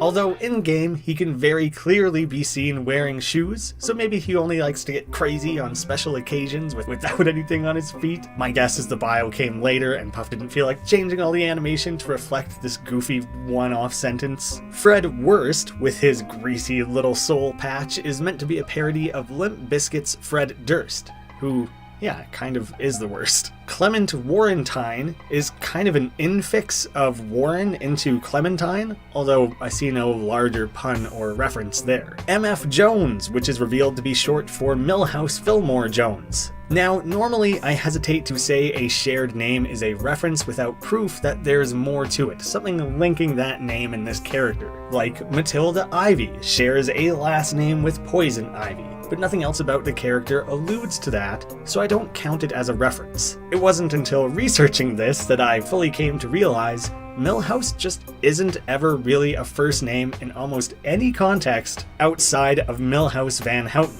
So yeah, I'd say that could be an actual reference to the Simpsons character this time. But that MF is also likely short for something a little different, like Jamie Foxx's character in Horrible Bosses. I got really hung up on Bartolomeo. It's like Bart and Romeo and Bartolo. There's just a lot going on, but I don't really see anything specific. I thought maybe that was a slight nod to Bart Simpson to go along with Milhouse. They are both seen in the same train car after all, and both during the Little Nest Egg route, but not at the same time, so I'm really hesitant on that one. It's given even less credence by the fact that we have the more direct Bort Sampson in-game, who obviously refers to Bart Simpson, and even more specifically, the somewhat infamous Bort nameplate gag. Bort? Mommy, buy me a license plate! No, come along, Bort. Are you talking to me? No, my son is also named Bort. Larry the Guy is a reference to Larry the Cable Guy. But, you know, just a regular guy with zero cable knowledge. Why are you asking about cables? Mr. Teal. He thinks his hat is teal, but it's more of a cyan, really. Maybe a play on the fact that Among Us players never knew whether to refer to this crewmate as teal or cyan, although I believe the debate was eventually settled as cyan. Don Miguel is thought to reference the real-life RPG maker creator of the same name, who is rather notable in that community. Although I'm left totally uncertain how the magical shop/ship joke in his bio fits in. I feel like I'm missing something there. The only shops/ships I could name come from Howl's Moving Castle or Beetle's ship/shop in The Legend of Zelda. Gordon Banks is the tech guy and as such earned the codename Eel, like an electric eel. Electronics, you know, it fits. Demolitions expert Amelia Esteban operates with the codename Turtle, which may be a joke or a riff on the fact that she hates when things take too long. She's a fast go-getter of a character, they call her Turtle, like when you name a big, tall, muscle-bound guy Tiny. Her name might also be intended to be very close to Emilio Estevez. I don't really see the point in that, but it allows me to include this clip. I was like, Emilio! Emilio! And for that reason, I choose to say it is a reference. The codenames of Frog, as well as the undercover agents Eel and Turtle, could be a reference to the Foxhound members in the Metal Gear series, all naming themselves after animals. Normally, I'd think that's a generic trope of picking your own codename, but pretty well the entire Master Bounty Hunter route is all a bunch of Metal Gear references, so I more readily buy that one. Pinkman, with his stylish pink hat, is a reference to Breaking Bad's Jesse Pinkman, although this Pinkman is not associated with any chemistry teachers or cartels, he just has a pink hat. In a very brief shootout sequence, we see Rupert Price. This is his 4th appearance in the series, starting back in escaping the prison, continuing on to stealing the diamond and infiltrating the airship, before skipping over fleeing the complex, and coming back now. During that credit sequence of Master Bounty Hunter, we get references to 2 iconic pro wrestlers. There is Wayne the Stone Johnson, playing off of Dwayne the Rock Johnson, and Rock Cool Steve Dallas, who would be Stone Cold Steve Austin. The nickname swaps out a few synonyms, and his last name is simply a different Texan city. The Stone and Rock Cool both have bios describing the idea that they've been looking for an opportunity to claim leadership. I think this is a joke on pro wrestling in general and as a competitive sport, and the constant struggle from the wrestlers to fight to the top and try to claim the title. There's just that continuous drive to be on top.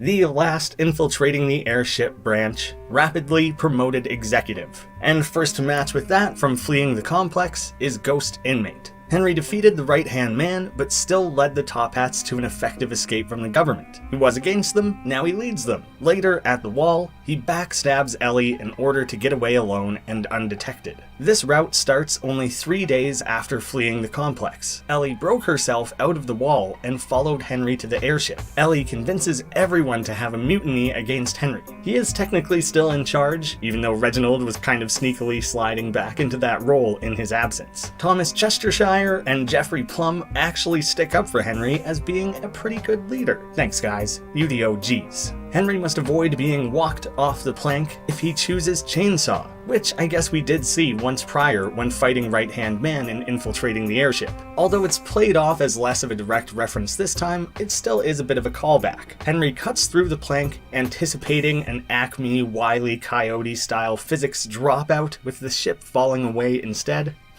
Definitely thought the other side would fall, like in all the other cartoons. Did this game just acknowledge that it's also a cartoon? Interesting. If Henry instead pleads, Ellie shuts him down and opens fire. I don't think so, Tim. Is a direct quote from the character Al Borland directed towards Tim Taylor, played by Tim Allen, in the 90s sitcom Home Improvement. I don't think so, Tim. That would almost make more sense paired with the chainsaw since we're talking tools. There's not a very strong connection there. but as someone who grew up watching Home Improvement, I still appreciate it. The save state finally comes into play. I mentioned in a previous installment that the load state had a specific function when it came up in the Jewel Baron route. If you use the save state here, you get a note in the bottom corner, state 0 saved. When playing a game in an emulator, save states are used to save a game at any time, even outside of anything intended by the actual game. You click a hotkey, that moment in time is saved and locked in at a specific save state. State 0 would be that default slot. Immediately after this, Ellie shoots Henry with a Bon Jovi fail text with lyrics from Shot Through the Heart. Instead, shot through the leg and you're to blame. You give save states a bad name. If you perform this save action first and later play the Jewel Baron route and use load state, you will be teleported to this exact moment. Although there is no new interaction, Henry will again be shot after each load. That's kind of a play on the fact that save states can be more of a curse than a blessing. If you save in a moment outside of what the developer intended, you could potentially soft lock your game. No matter what you do, you're going to die on that load. Helicopter Hat has Henry give a salute and jump on purpose. He then flies to safety using an Inspector Gadget style flying hat, although he does not need or use a Go-Go Gadget style activation phrase. Henry crashes through the side of the airship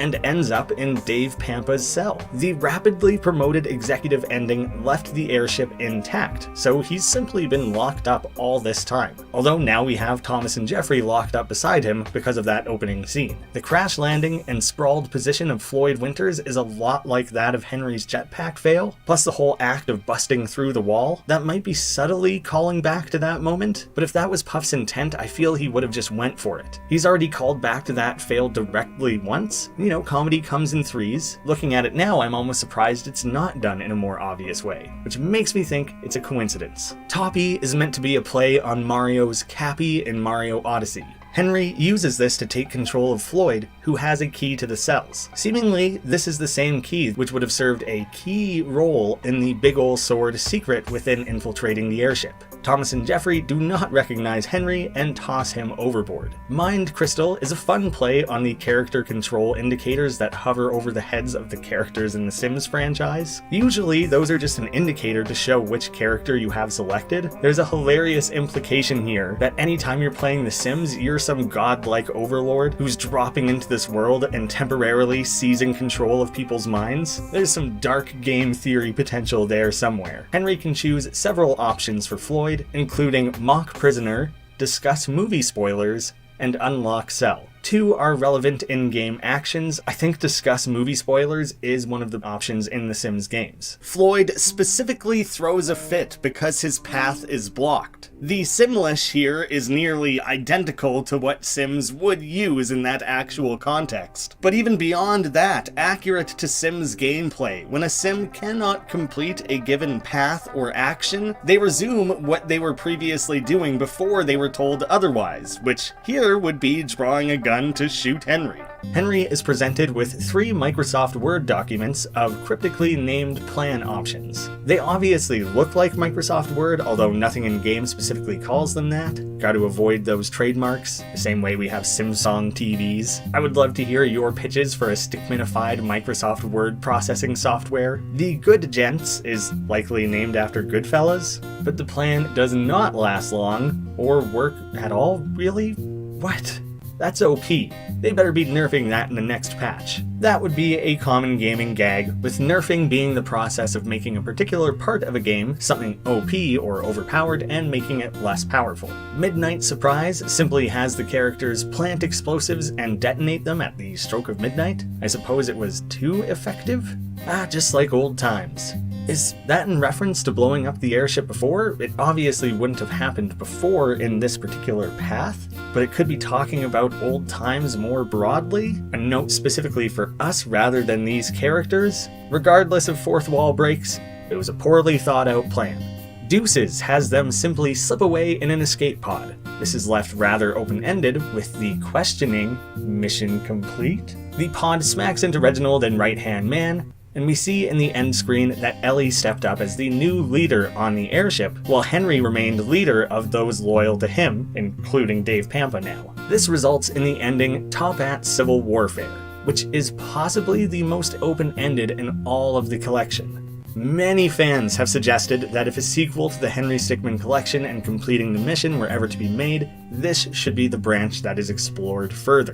But just to be 100% clear, this was not done as sequel bait. Puff has stated repeatedly that he is done with this series, and while we can say never, he seems pretty firmly committed to leaving Henry Stickmin where it is. It's an interesting way to leave things off and allows the fans to run wild with possibilities, but it is not meant to indicate another installment in the series. But yeah, write all the fanfics you want and who knows, make a fan game or two. Considering the incredibly high popularity of Marvel movies and comics, I'd be remiss if I didn't acknowledge that Top Hat Civil Warfare is likely a Marvel Civil War reference. I kind of left it out because it felt like, Civil Wars are a real world thing, but considering the way the two cartoonish sides are clashing, it's likely tied to that. If you enjoy the depth with which I cover things on this channel, and you like comic book movies, then I'm going to include a link in the corner here for you to check out my comic book movie reviews and more over on my film and TV based channel, Two Left Frames. The next branch would be Rapidly Promoted Executive and Convict Allies. Henry firmly claims his place as the leader of the Top Hats, betraying and escaping from the government. Then, when held at the wall, works alongside Ellie to escape as a pair. She decides to join the Top Hats with Henry, and he reclaims his leadership role from Reginald. A government raid is almost immediately underway, and they must activate an emergency 5-minute launch of the orbital station. Henry leaps from the tower and executes a devastating super punch that sends the helicopter flying into the distance before exploding in a blaze of misery? Super punch feels like it would be a One Punch Man reference, but Puff was watching a lot of My Hero Academia at the time and specifically studied their impact frames to get the look just right. It's also why the fail reads, "The Top Hats will always remember you as a hero." The very accurate targeting system is lifted straight from modern Fallout games. I love the added little detail of showing the body parts of a stick figure in a more detailed manner, separating out the limbs on screen as if there's some complex anatomy. Notably, targeting is spelt wrong. Definitely not intentional. I expect it to be fixed soon. The UI that pops up down below, indicators for each body part, and slow-mo firing are recreations of the VAT usage in Fallout.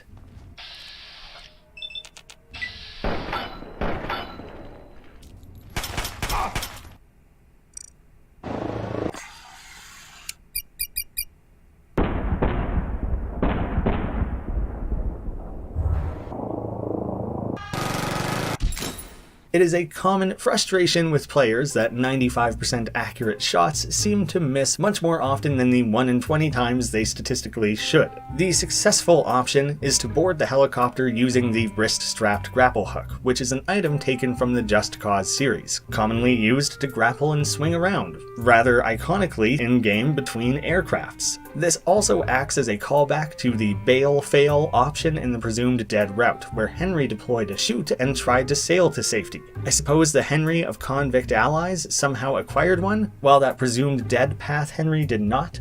With the choice of helicopter and a massive smile on his face, Henry comes zooming in, executing the one and only greatest plan that we've seen Charles attempt numerous times before. Who do you think you are, Charles? Interestingly, Rapidly Promoted Executive and Convict Allies specifically are two branches where Henry barely interacts with Charles. And because of this, he never really would have seen Charles in action and his reliance on this plan. The 4 times this plan has come up with Charles, including one attempt in completing the mission and one time of simply pitching it as a plan, all would have taken place in routes other than what led to this moment. Great minds think alike, and as my grandma always says, and fools seldom differ. Somehow Henry impressively manages to shoot everyone but Reginald when using the mounted gun, but the helicopter goes down immediately after.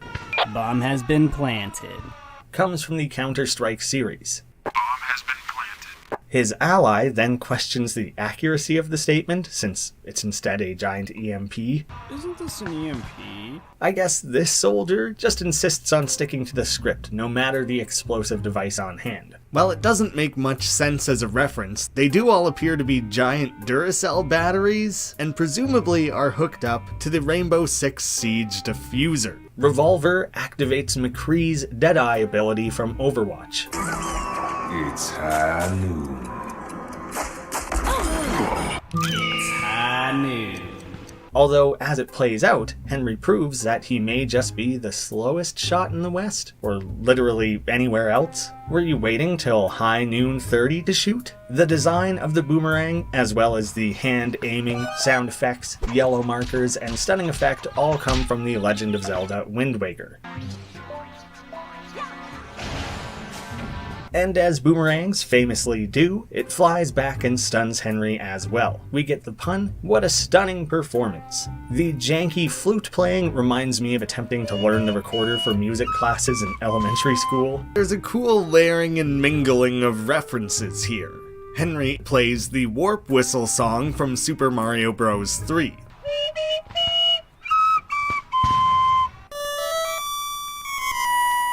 There is, however, a warping system that makes use of a bird in The Legend of Zelda. In that game, the instrument titled flute actually looks more like the blue ocarina seen later in the series, although Henry's little bird is blue while the Zelda one was white. Maybe to match the ocarina, kind of reference it in that indirect way, or simply to feel like less of a one-to-one copy? It's a strange decision to swap that out. I'm sure there was a reason. Henry crashes down among another fighting group. Despite beating Right Hand Man previously, he demonstrates his intense loyalty by immediately standing his ground with Henry. The summon comes straight from Final Fantasy VII, with the little circles instead having top hat-like icons.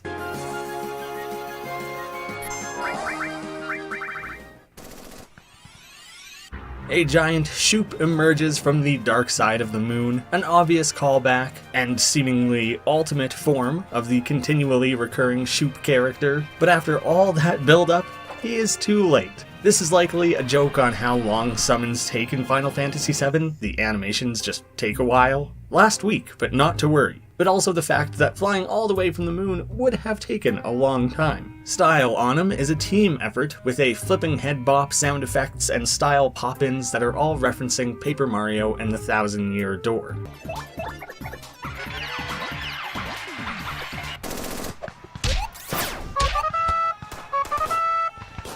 We aren't really shown why this is a fail. I guess because taking out one soldier out of the 7 surrounding you isn't very good. I've found it's easy to overlook things that reference real life. They're just not usually as readily identifiable as something that flashily ties in a video game or pop culture. But the little icon when you hover over Style on him has a little stick person doing a dab. That one should have been easy to catch. Charge is a beautifully simple reference to the iconic World of Warcraft video with Leroy Jenkins. Alright, chums up. Ready, guys? Let's do this. Leroy Jenkins! Time's up. Let's do this. Henry! Oh my god, he just ran in. Oh my god, he just ran in. Was the team's response to Leroy completely ruining their planned raid. Not my fault. Leroy, you were just stupid as hell.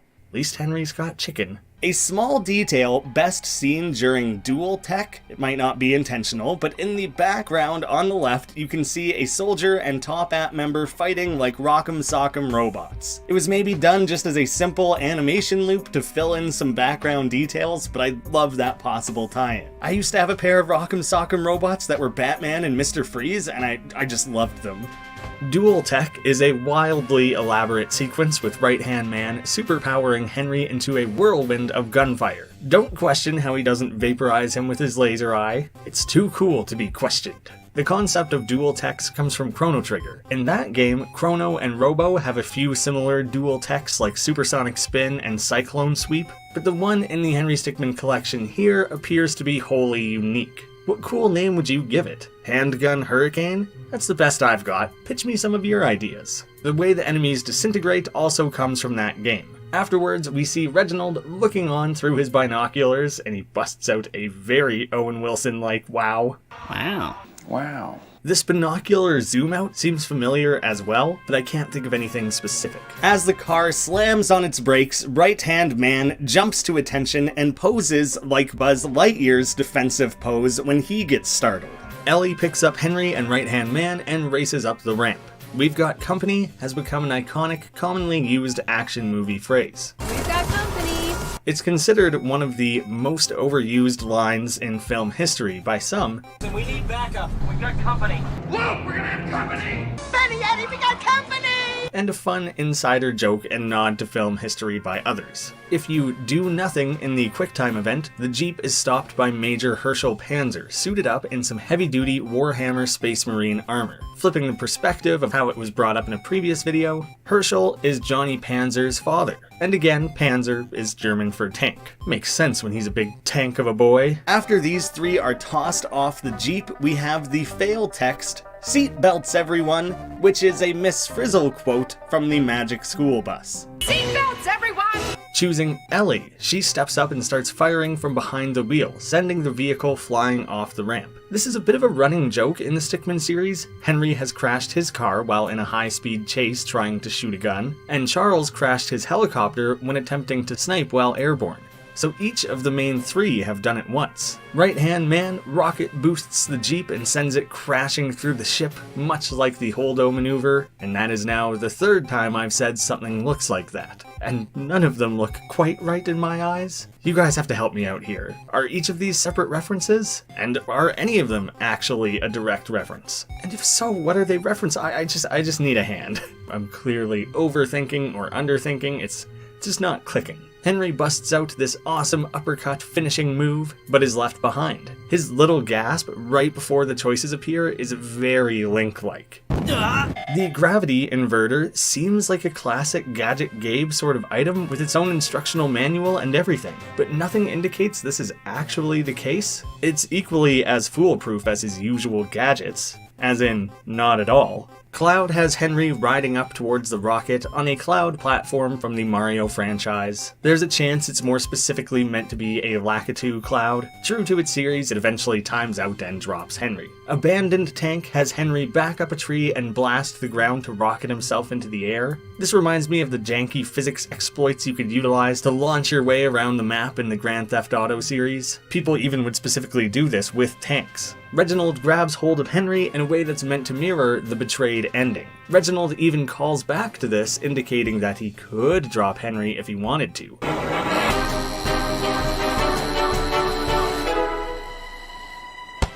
That was a close one, Henry. But I'm not going to pull you up. See, without you, I become the leader of the Tuppet clan again. I just wanted to look you in the eyes as I took it all back. Goodbye. I got you, Henry. You know, I could drop you right now and nobody would know. But why would I do that? We get a special end narration from Reginald explaining that Henry is firmly the leader, Ellie is now the right-hand lady, him and right-hand man are out doing field operations. The whole thing feels like the way that an 80s or 90s comedy or rom-com would have an end narration, explaining where each of the characters ended up. I don't really know why they have that specifically in this ending, but I still enjoy it either way. This earns Top at King.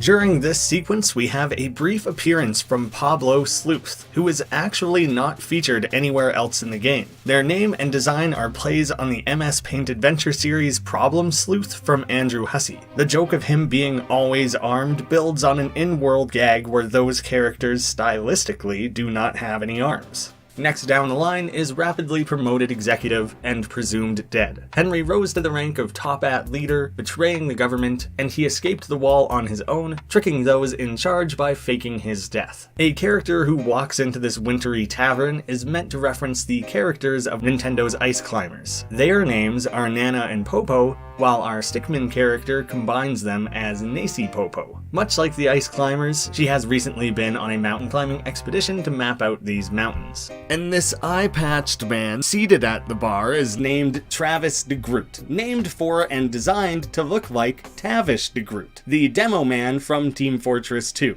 His bio references the use of explosives and roasts the way Team Fortress 2 is no longer updated on the regular. We have two drunk soldiers rambling about the Top-At clan's secret base. It's pretty funny to realize that just a few tables away, we have Icepick and Snowcap from the Top-Ats discussing the plans themselves. This is a critical splitting point from the little nest egg route that is simply dependent on which of these pairs Henry overhears while disguised as the mysterious vagabond. By the way, I like the detail that what he's using to cover his mouth as part of the disguise is the same purple scarf we would have seen him wandering in the cold with after presumed dead. These two drunk bumbling goofs are named Josh Taylor and Drake Camber, in reference to Nickelodeon's Drake and Josh. I love the song featured here. It's titled Two Idiots, and it's done as a slow, sloppy, drunken-sounding version of The Wall's main theme.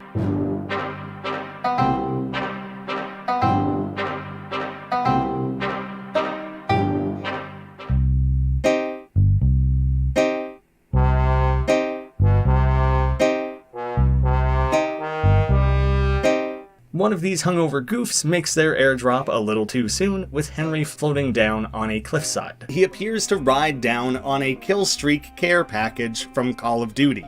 The rope has Henry grapple the side of the cliff with his stationary animation, the way he bounces and angles, reeling himself in and out from that grapple point, and failing to successfully connect is straight from the Worms franchise. Attempting to climb straight up the face incorporates a stamina wheel much like that seen in Breath of the Wild. As the stamina runs out, Henry opens up an inventory whose UI is directly from that game to inspect his items. We can see that he currently has 0 rupees as well, which I think makes sense. There probably aren't any rupees to be found in his world. It's funny that they would even track that. He has 2 cooked kielbasa, a slice of pizza, and a cupcake. There doesn't appear to be any cupcake continuity here as they exist on entirely different paths, but we did see a little pink cake before during Special Brovert Ops. The kielbasa reads, instantly refills some of your stamina wheel, cooked by a sweaty bar chef. That's what gives it that delicious salty flavor. Maybe he got this, the pizza, and the cupcake all at that tavern. Stopping to eat has Henry disengage and fall away from the cliff. Abuse the physics engine is a fourth wall breaking trick, as it somewhat acknowledges that this is a game, and is something that is commonly featured in speedrunning communities.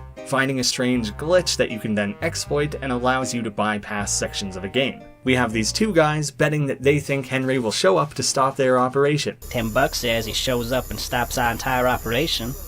Yeah, alright. Henry ducks behind a tiny wall to hide from the scouting tower. Pulling the knife out a couple times and twirling it around is straight from Counter-Strike. Henry then charges forward, swinging the knife around before getting sniped. We can see in the top right, AWP is life, got a headshot, and Henry sticking. AWP is the type of sniper this guy is using, lifted from Counter-Strike. Everyone knows you run faster with a knife. Comes from FPS Doug and the old Pure Ponage video series. Doug most commonly played Counter-Strike in those videos. You wanna go for a jog, man? Okay, but what are you doing with a knife? What do you mean? Run faster with a knife. Everyone runs faster with a knife. And he also has the claim of fame of being the origin of Boom Headshot. Boom headshot! Boom headshot! If you've never seen it, it's a great series. They're classics. To this day, endlessly quotable as well. The Duplicatorange is a play on Super Mario 3D World's Double Cherry, but with a brilliant bit of wordplay. I know cherries visually come in pairs quite often, but come on, Nintendo, get on this level of pun crafting. I don't know why Henry sticks the whole unpeeled orange and his fist in his mouth to eat it. What an animal. One of the Henrys is shot and one succeeds. Yet it counts as a fail since we do not know if the original Henry or clone made it through. The lag switch plays old school dial-up internet sound effects and has Henry running in place before jumping far ahead. Apparently this is a real thing used by FPS game hackers used to slow down the network for everyone but themselves. This route really likes to play up the fact that this is actually a game, eh? Speaking of, that's about to become very relevant again. The tank stored here is based on those from Advanced Wars, which is something within the series that was established in Fleeing the Complex. More fourth wall game breaking. Walkthrough is something that I both love and hate in this game. But you know, a friendly, jokey kind of hate. It's made to lampoon everything that people dislike about Let's Plays and the YouTube community. I think it's great, but as someone who makes YouTube videos and Let's Plays, I can't can't help but feel like the mirror is being turned on me here for this joke. I think it's a hilarious parody and an effective way to essentially pull an in before on all YouTubers for the Stickmin collection. Right away, the desktop background is likely meant to be the Windows XP default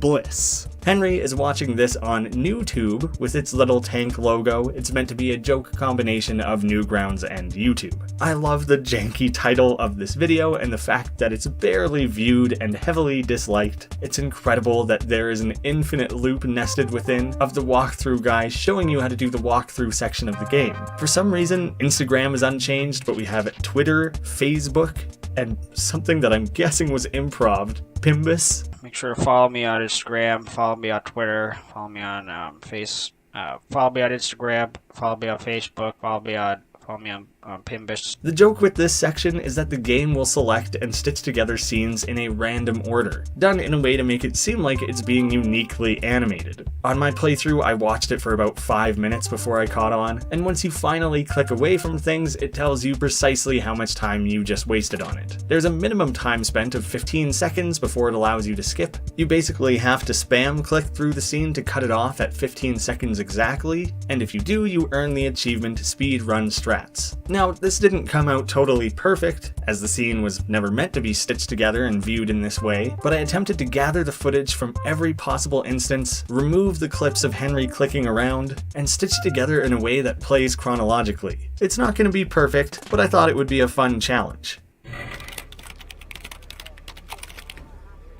Hey everyone, this is part 65 of my Henry Stickmin playthrough. Today I'm going to be doing the part with the tank.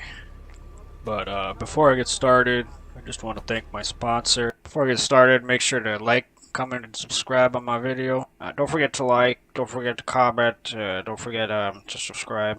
Make sure you watch till the end of the video. I'm doing a special giveaway at the end. This game has a lot of fails in it. I'm only like halfway through. I've gotten up to like 400, 1,000 fails. Can't believe they're able to reference this really obscure. This part's a huge spoiler, so if you don't want to see it, you should probably close your eye. And this part's kind of a big spoiler, so you might be tempted to pick the more logical choice here. This game doesn't really follow any logic at all. It's kind of annoying. You would expect this not to work, but you know how this game is. Things are in the tent now. I'm gonna pick walkthrough here. Opens up this video of this super boring guy who just says, now you got 3 choices here.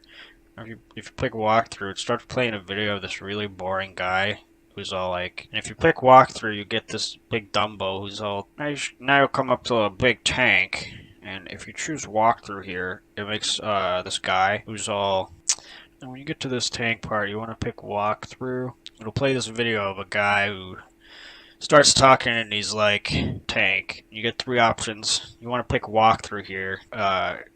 It goes up to this video of a guy who says sees the big tank, and you want to choose walkthrough here, and it makes a guy come out and he keeps saying like, what's up guys, I'm playing Henry Stickmin today, doing a walkthrough. Hey guys, back to the video again, playing Henry Stickmin today.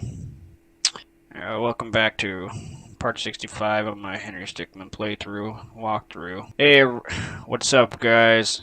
Time for another walkthrough. This is part 65, Henry Stickmin gaming. Hey guys, back to the video again, playing Henry Stickmin today. Hey guys, this is gonna be a walkthrough of Henry Stickmin game. What's up guys, I'm playing Henry Stickmin today, doing a walkthrough. They're bringing that guy with the helicopter and the headset, he comes in at this part. I got a Patreon account if you feel like supporting me some more. Remember to ring the bell. Remember to comment if you liked the video. Comment and subscribe if you enjoyed the video. Make sure you leave a comment. It's very important. It helps me out.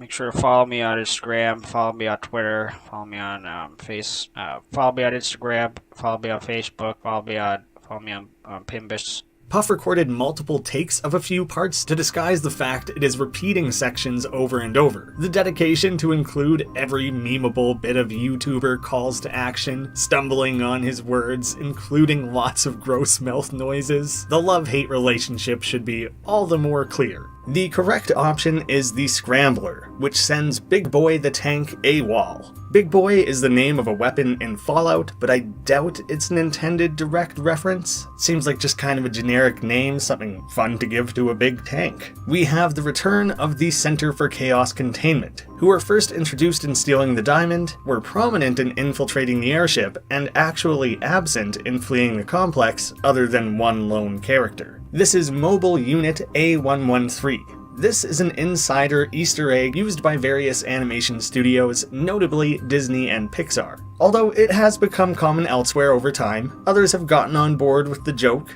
It was originally made in reference to the classroom for graphic design and character animation students at the California Institute of the Arts. Graduates of that class started slipping it into their movies, and now it shows up everywhere. This panel that the agent can select from is much like that seen at the end of Stealing the Diamond, having a series of buttons, toggles, and sliders to choose from. This speaker radios a phantom, who is meant to be a play on the StarCraft Ghost. These camouflaged snipers are capable of calling a nuclear strike in-game. Their line, Never know what hit 'em. They'll never know what hit 'em. And the launch sequence are recreation of those heard in StarCraft. Nuclear launch detected. That's right. Yeah, I've got a... Nuclear launch detected. The fail text jokes about them having a surplus of nuclear bombs. They do also drop one in Stealing the Diamond. I suppose 2 is more than anyone really needs. We could call that a surplus. It is assumed with the slider that some sort of temperature freeze will take place. Instead, the game is just paused, which I suppose is an ultimate freeze. Chaos Contained could be a reference to Shadow from the Sonic franchise and his iconic Chaos Control, in which he commonly manipulates time. I'm uncertain. I think Puff would have just said it straight up in this context if it was intended. However, he might have put that little twist on it to better match with this series' own CCC, the Center for Chaos Containment. Seriously though, between the physics engine, lag switch, walkthrough, and this pause, this route plays off of this literally being a game more than any other. I suppose that awareness makes sense considering that this is the route the secret ending is buried within. I'll cover that towards the end of the video. On this board, there is a button that looks like a heart with 2 holes. Pressing this button sounds a deep bong before the moon turns into the sinister moon seen in The Legend of Zelda Majora's Mask. I don't know if he's willfully sinister. I shouldn't attribute motive. Maybe he's just having a bad day. And with the context of that, we can determine that it's a silhouette of a more simplified Majora's Mask. In that game, you are continually manipulating time in an effort to stop the moon from crashing into the planet at the end of the 3rd day. The moon crashing here is in reference to that storyline, and during the fail text, we hear the laugh of the happy mask salesman. The fail text is a quote taken directly from The Light of Courage Part 3, which is instead a fan-animated series based on a janky Zelda fanfic. You should have thought about what I am willing to do in order to get the job done. The fingerprint scanner summons the Gabe egg, which is meant to be named after Gabe Newell, often called Gaben. We saw another Gabe-based piece of tech from the CCC before, when they attempted to bring on the Gaben in infiltrating the airship. They have a bit more success with the Gabe egg. In the bottom right, we briefly see the 2 guys who placed a bet at the start of the route, with the loser paying up what he owed. After an action-filled battle, the raid is aborted and Henry secures his place as the Top At leader. We earn the ending, Top At for Life, which is itself named after Top At for Life. Yes, hello. The song Reginald has as a ringtone in fleeing the complex. And our last branch combo to cover, Rapidly Promoted Executive and The Betrayed. With Rapidly Promoted Executive, you specifically cannot pair this option with International Rescue Operative. Here, you are a criminal through and through, and would not have been able to have teamed up with the government after. Instead, Henry was the leader of the Top Ats, and was rescued by them at the wall, only for Reginald to drop him into the ocean. Prior to this game coming out, many assumed Henry died in that ending. We now have confirmation he was rescued from that ocean and saved with cybernetic enhancements. The opening of Revenged is much like Metal Gear 5 Phantom Pain, which opens with a doctor reconstructing Snake, waking up bandaged and with cybernetic enhancements. Although I think it's kind of a common scene in anything that involves a person being rebuilt, like Deus Ex. Dr. Vince Pinchelstein mentioned having a previous run-in with the Toppats. Through this, we can assume she was responsible for Right-Hand Man's upgrades. Due to her obvious disdain, it appears she was forced to do so. Through her accent and use of da, you had run-in with Toppat clan, da? It is very likely she is Russian, but Vince Pinchelstein is definitely not Russian. While I have no idea if that's a correct pronunciation, it doesn't really matter because Puff confirmed during his developer livestream that it is just random nonsense. Henry busts through the front window of the airship. He's maybe just a big fan of a dramatic entrance, and he would have done this once before on this route at the beginning of Rapidly Promoted Executive. He immediately faces off against Right-Hand Man for their rematch. I like the small detail that they essentially have inverse upgrades. Right-Hand Man has enhancements on his right arm, legs, and face, while Henry has his torso and left arm. The song that plays during this massive epic battle with Right-Hand Man is Da Vinci Overdrive, named in reference to Mona Lisa Overdrive from The Matrix. Da Vinci, Mona Lisa, they just kind of tie that together. The songs even have pretty similar sounding themes.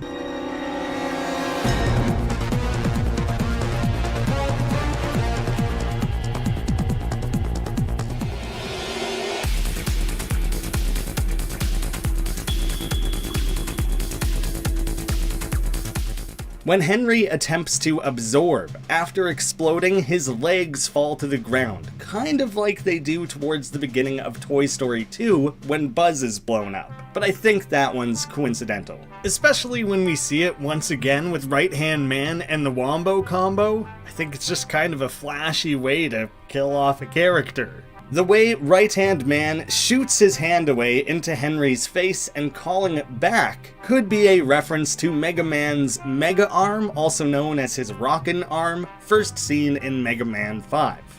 A cool feature early on in this route is the way the black bars pinch in to make things more widescreen and a little more cinematic.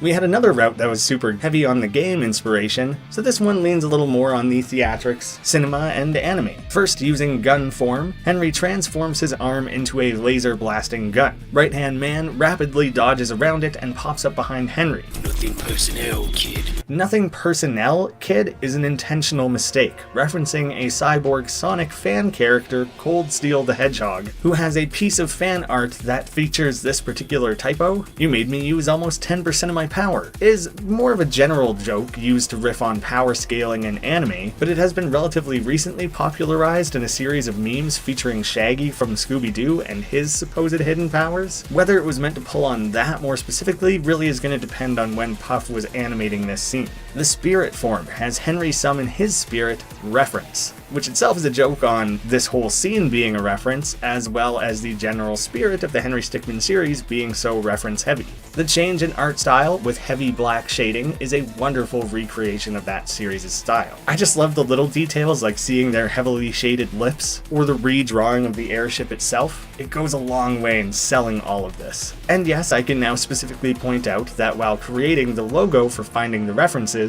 in addition to me riffing off the idea of drawing words to look like the thing they represent, the way Puff does for the different series installments, which by the way is just like a fun thing to do. I used to do that in the margins of my notebook as well, draw the word slime to be slimy. I find it's a fun little exercise. I really liked making this logo, even if it does kind of look like finooing. But for references, I use the color and design of the reference spirit as a template, thus making the word reference a reference to reference. Are there enough layers in there for you? The entire idea of these battling spirits is a reference to the stand battles in JoJo's Bizarre Adventure. The Sands of Time spirit possessed by the Right-Hand Man is similar to Dio Brando's stand The World, with his time manipulation abilities. Some have said that Right-Hand Man's hourglass could potentially be a play on the Phantom Hourglass. but he also describes filling it with the sands of time, which makes me think Prince of Persia, but really it could just be an entirely unique thing for this character. I love the nod to the naming tweaks being made for JoJo localizations. Right Hand Man declares it is the time in a bottle, while the subtitles read bottled time. Names are often changed to avoid copyright issues in other regions due to all of the literal naming references, like Time in a Bottle being the name of a Jim Croce song. From part 4 of JoJo and onward, the stands are all named as references to songs, albums, or bands. Heavily using references and tweaking them for distribution is something the Stickmin series would know all too well. On the other hand, the left one, I guess, is Henry's spirit, reference, or tribute, which layers together elements of Dio's stand The World, Giorno's Gold Experience, and Valentine's Dirty Deeds Done Dirt Cheap. The way reference shouts failure over and over is much like Dio or Giorno shouting Muda, which means useless, futile.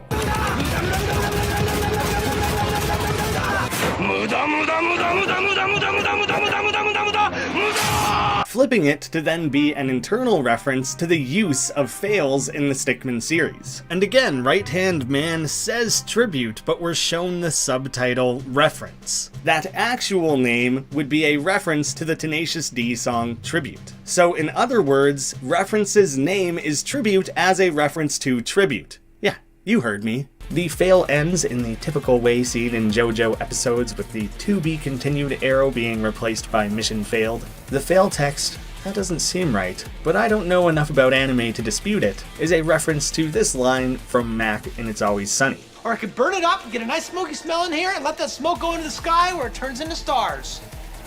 That doesn't sound right, but I don't know enough about stars to dispute it. No, it's right. Fun fact, this scene has the claim to fame of being the longest fail in the entire series. You know, excluding walkthrough, since you can technically do that one in 15 seconds. Blade form has the two changing their arms into swords, having a big old sword fight. Henry manages to disable Right Hand Man's eye, but in a rage, he begins summoning a giant laser orb. That reminds me of Vegeta's Power Ball. His pure hatred and rage is also really putting out major Vegeta energy.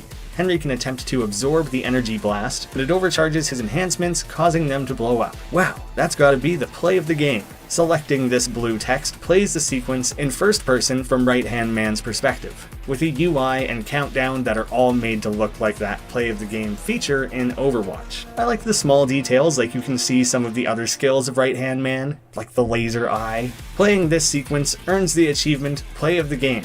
This is play of the game? As this feature is automated in Overwatch, players are often left underwhelmed by what moments end up earning this status. The baseball bat could be a reference to Metal Bat from One Punch Man. Many have said it's Ness, the way you're able to knock back a projectile. I've also heard Lethal League. There's a lot of potential references. You could even say it's the Scout's bat from Team Fortress 2. Nothing about it is made overly specific. The Y-type move, Big Blast, is a reference to the Z-type moves first seen in Pokemon Sun and Moon. The Y pose held by Henry in the options screen is very similar to the beginning part of the YMCA dance, although that might be more of a coincidence than anything else. I maybe wouldn't point it out at all, but it's kind of funny that Henry doesn't actually even do this pose at any point during his Y-type move. Right Hand Man defeated, popping up on screen, could be a reference to No More Heroes 2, where every time you defeat a boss or assassin, their name and dead pop up on screen. As the airship is going down, Henry specifically confronts Reginald. This has maybe all gone a little too far. If you select airship, Henry kind of snaps and holds Reginald in front of the airship as it crashes into the unlaunched orbital station, taking them both out. The fail text is not even a text, it's just 3 Stickmin-style PogChamp emotes from Twitch. Obviously, this game was made and came out before Twitch did away with this original version. Although, even though it has been removed, it is still a reference to that original. Puff actually has this drawn version as an emote in his own Twitch, titled Pogman.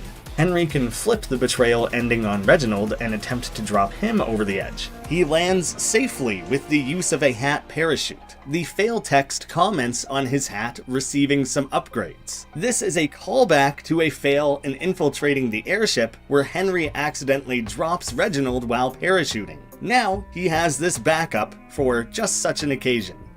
The overly exaggerated, silly way Henry reacts to being shot so many times reminds me a little bit of the Bale fail from Fleeing the Complex. It's just a fun cartoon way of seeing someone get shot up like crazy. It really lessens the impact of how gruesome it truly is. The successful option is to staple Reginald to the airship before it crash lands. Wall staples are one of Duster's thief tools in Mother 3. They can specifically be used to immobilize enemies in battle. Reginald dies shortly after, while Henry wanders away from the wreckage. It is in these final moments, the 21:9 aspect ratio gives way to the standard framing of the rest of the game. As Henry's gaze drifts off into the distance, this ending is unique in that it does not cut away to a separate splash image with the ending title. It instead fades in, overlaid on this final scene. This feels very fitting to me, as the final route I'm covering, Revenged, is the one that specifically ends with Henry passing away. Sure, we've seen him die hundreds of times, but never an ending that specifically ends with him passing away. Something else that's kind of funny in a more personal way is that in my own Let's Play of this series,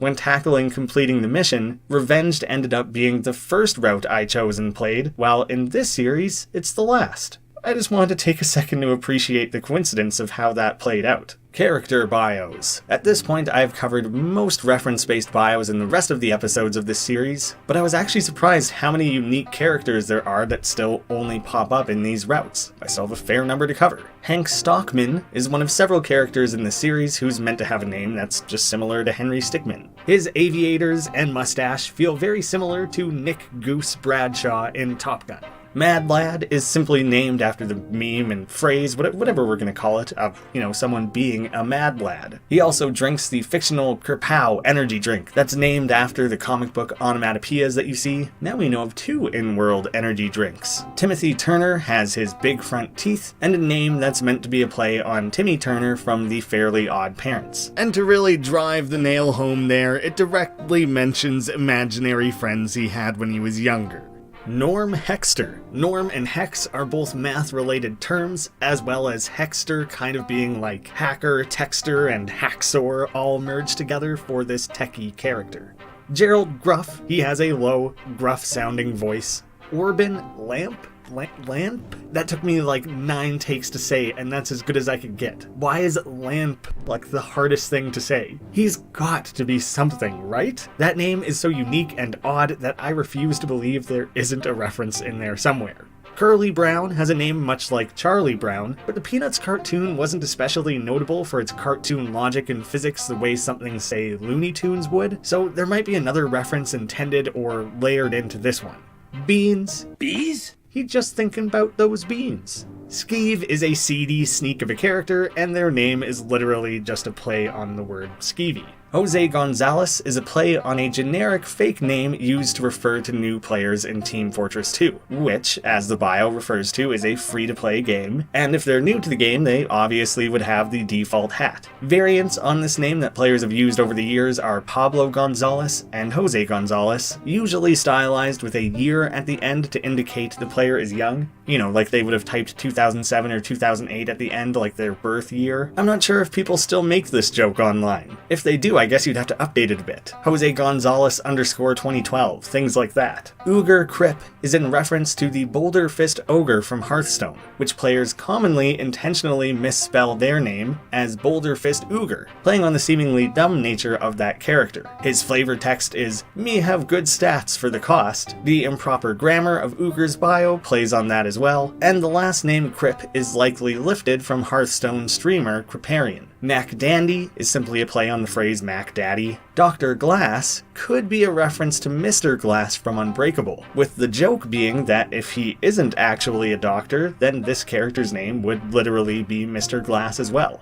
It's a fun roundabout way of getting there. Barbershop Bill apparently only has the look to go with the name, as he can neither cut hair nor can he sing a cappella like a barbershop quartet. Frankie Pizza is a reference to Frank Pizza, who played on the Boston Celtics and was featured in Germa Rumble 3. Howard Lipton feels completely useless if he doesn't have his morning tea. Lipton is a very common tea brand. Billy Brown, for 7 years he's never washed behind his ears, is a reference to a line from a 1932 animated short, Santa's Workshop, made by Disney. But Billy Brown for 7 years hasn't washed behind his ears. Dan D. Lyons found a perfect combo of detergents. I would suspect that the resulting smell is that of a gorgeous field of daisies.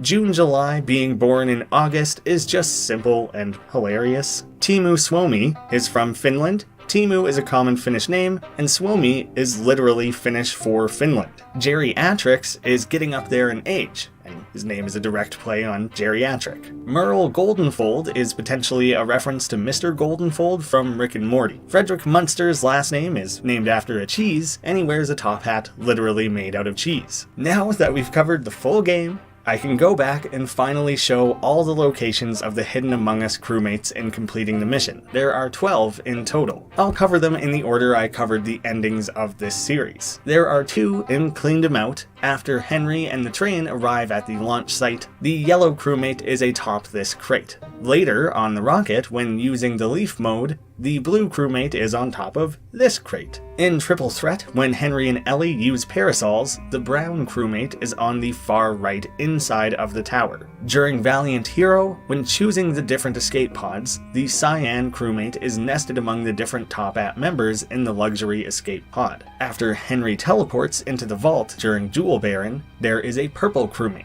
Although it can be seen slightly sooner, you can't actually collect it until the teleport is complete. In this silly scene with Ice Pick and Sal Malone arguing over trading hats early on in Stickman Space Resort, the lime crewmate can be found in the back of the open truck. Playing off the fact that the remote fail during the free man route is already an Among Us reference, a white crewmate can be found floating in space. In Capital Gains, when Ellie and Henry are standing on the heap of gold in the wrecked train car, an orange crewmate is stashed among the loot. In Master Bounty Hunter, after sneaking the squad into the warehouse with Convert, the red crewmate is found next to a cabinet. Top Hat Civil Warfare has Jeffrey's Midnight Surprise plan, during which time the pink crewmate can be found in the vent, which itself is a fun nod to the vent use in the Among Us game. During Top Hat for Life, when Elias Botchin activates the Phantom, the green crewmate is located next to them. I think this is a clever little gag, and that green is commonly used for jungle camouflage, and the Ghost, or Phantom, is known for their special camouflage abilities, so there might be layers there, or it just made sense to stick the green crewmate next to some green. But finally, in the opening part of Revenged, the black crewmate is next to Henry's bed when first waking up. There is one fake-out crewmate during Valiant Hero. During the Trash Ball option, a tan crewmate is clickable. The game attempts to tally it, but it is punched away instead. This is a joke based on the fact that the tan color was eventually removed from Among Us. This gag no longer works properly. After Among Us lobbies were expanded to 15 players, they did include the tan crewmate. And finally, the secret ending that ties so much of the larger game together. After earning every fail and ending in all the games from breaking the bank through to completing the mission, you can initiate this end. In the Top Hat for Life route, on that final choice screen with a panel of buttons and toggles, you can clear away the different sticky notes to uncover the multiverse imbalance. Do not reveal secret. Seriously, do not. There's nothing here. Pressing the button marked Fix then restores balance by defragmenting the many multiverse branches and correcting a supposed plot hole, teleporting the box of goods to the prison that Henry first accesses to initiate his escape. Interestingly, this sets us 1 year earlier, showing that escaping the prison through to the end of the series took about 1 year.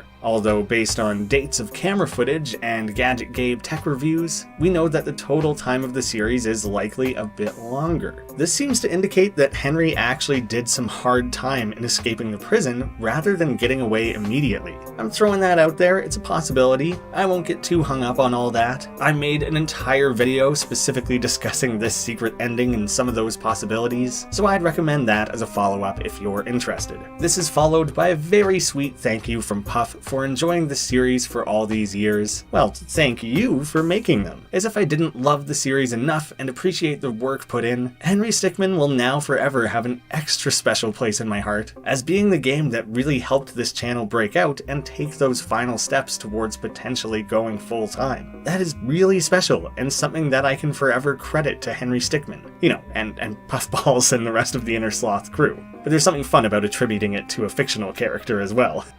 Assuming you forgot 1 minute after I first mentioned it, let alone hours ago, please do go check out the free prologue for Repellafella. I genuinely think that once you play it, you'll be hooked, and then you can go and wishlist the full game. This is being published by me, so any support you can give the prologue or the full game is very directly beneficial to me and my ability to further support other indie game developers. Thank you to Puffballs for this incredible series. Thank you to all of you who watched the various videos and your patience when they took forever to put together. Thank you to patrons of the channel for their additional support. And thank you to anyone who stuck out this entire video. Maybe it filled in a cold winter day for you at the end of the year here. I'm happy that I get to close out my year with Henry Stickmin, and hopefully now you get to do the same. Thank you all so much for watching, and I hope to see you again soon.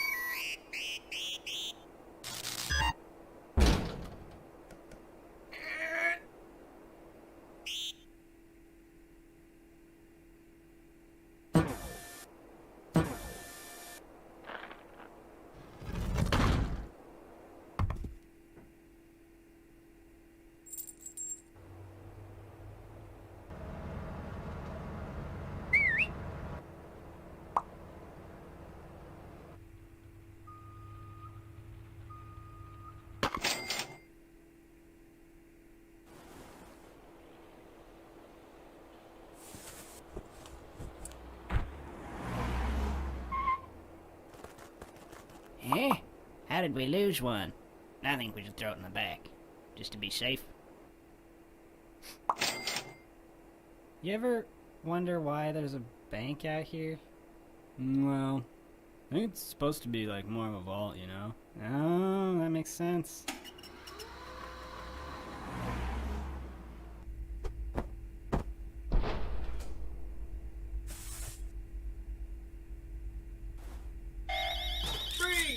Don't move.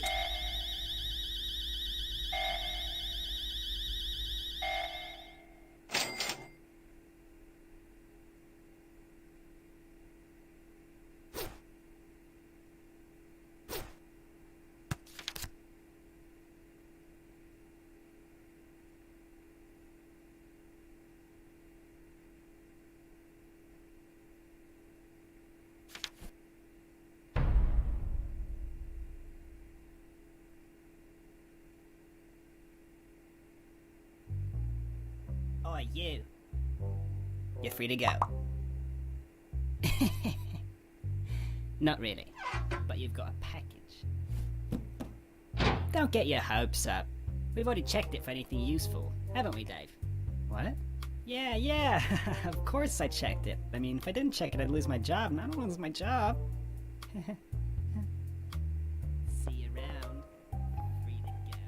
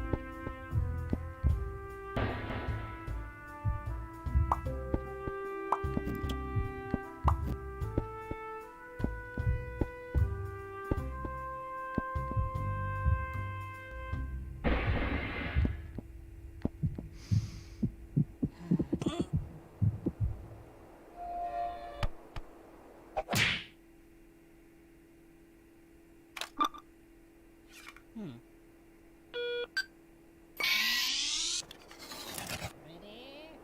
Fire! Oh man.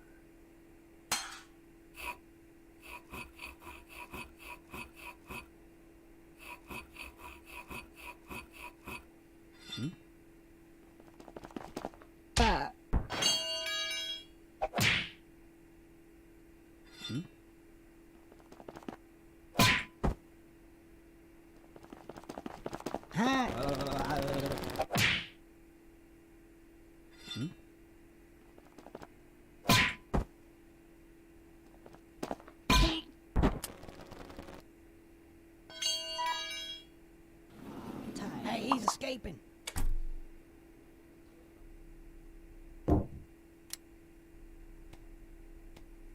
Yo, check yourself. What the?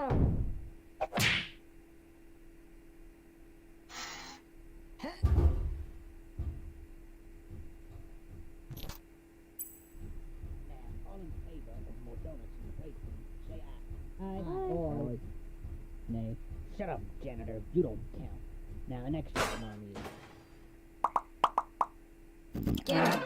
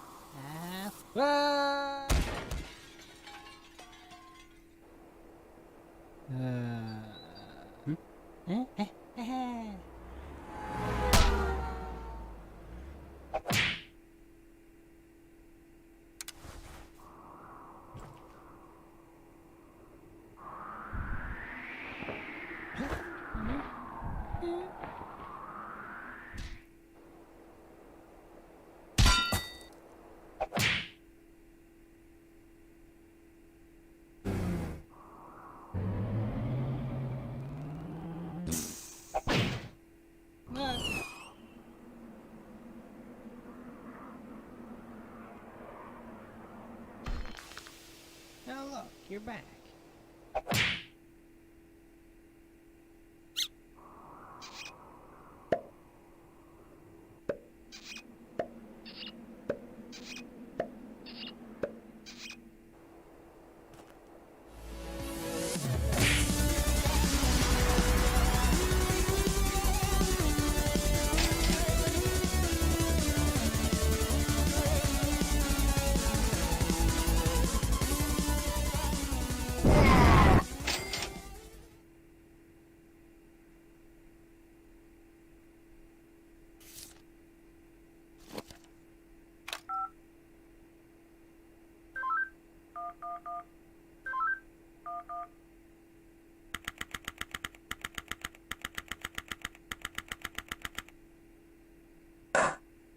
Witness, please continue your testimony. Okay. I was riding alongside my partner in the armored van, but suddenly she spotted a bag on the side of the road. We got out and eventually decided to throw the bag in with the others. We didn't know there was someone hiding in there. Objection! So, the defendant crawled into that bag in order to break into the bank. Is that correct? Is it not obvious? Is it really that obvious? I have proof that the defendant didn't hide himself in that bag. Well then, what are you waiting for? Present this evidence already.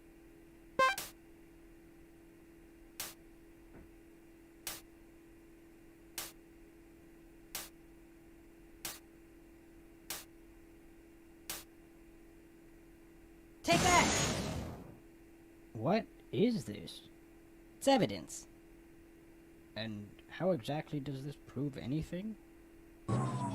Well, I was just kidding. Let me try. This is no time for jokes. I see no reason to further prolong this trial. I find the defendant, Henry Stickmin.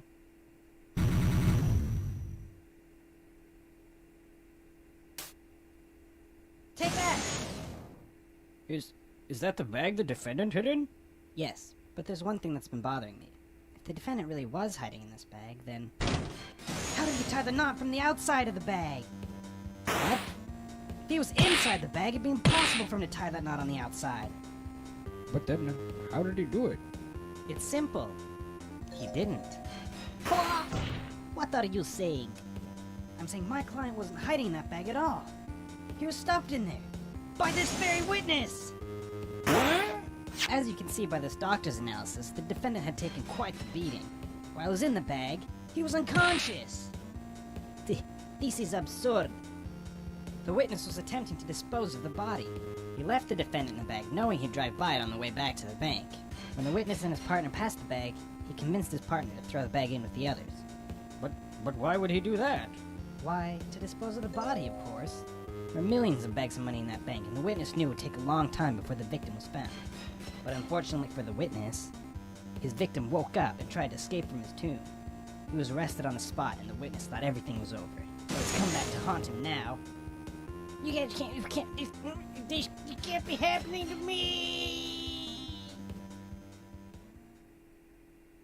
Well, that certainly was an interesting trial.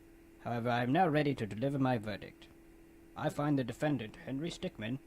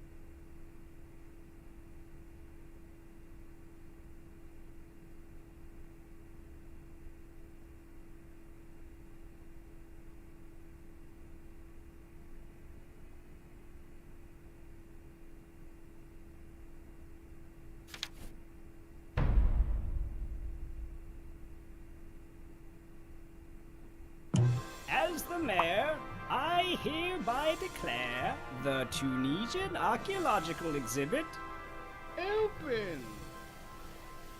Yes, thank you. Yes.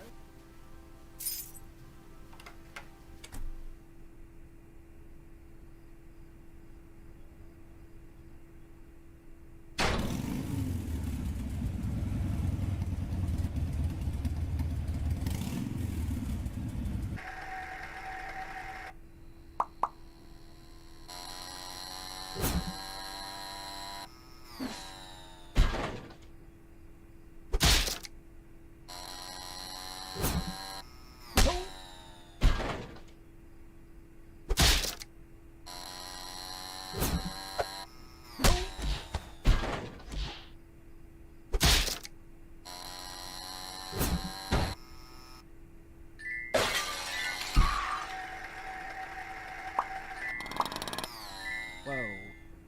We got a breach headed towards the medieval section. Roger that. We're preparing to engage. Over.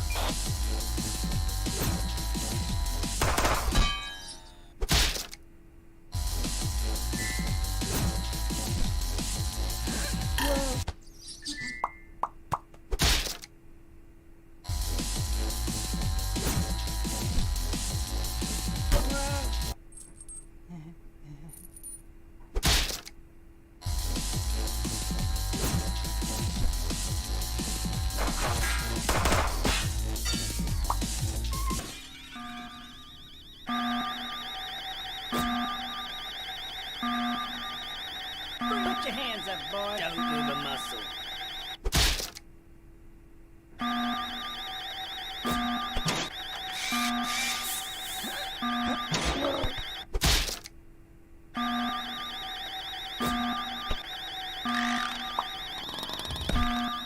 And after that, they just up and arrested him. Whoa, really? Yeah, that's when I decided I should probably get a different job. I figured night guarding is much less dangerous than driving a...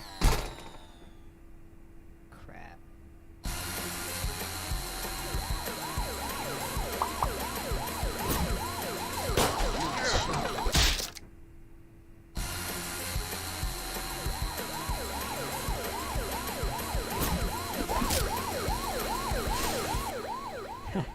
Wait.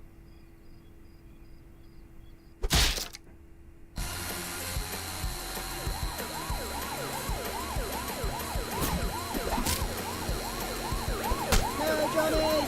Officer down, repeat, officer down!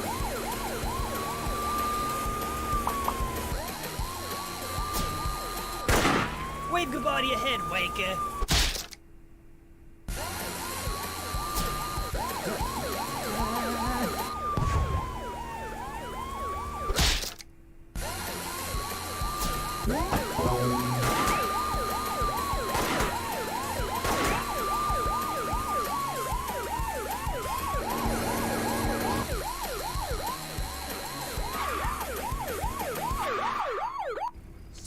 place your hands where I can see them. If you do not comply, I will be forced to fire upon you. You leave me no choice, sir. Sir, place your hands where I can see them. Bribery is a federal offense, sir. Sir, place your hands where I can see them.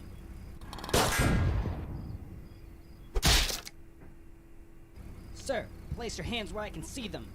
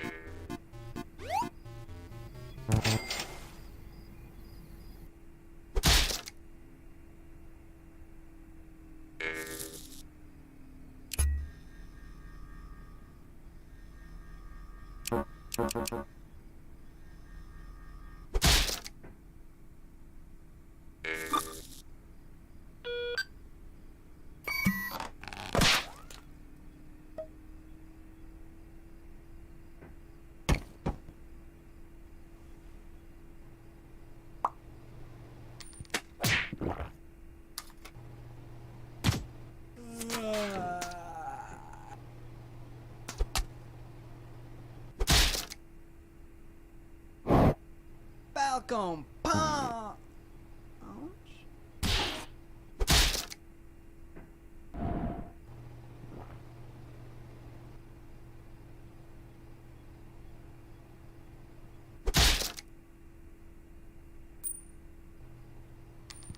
Ah, look, a penny.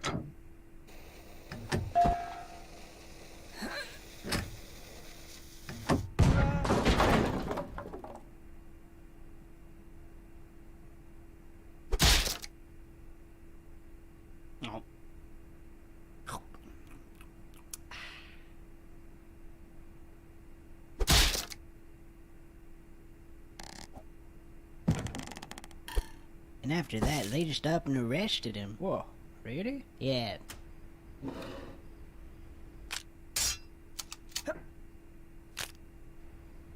What?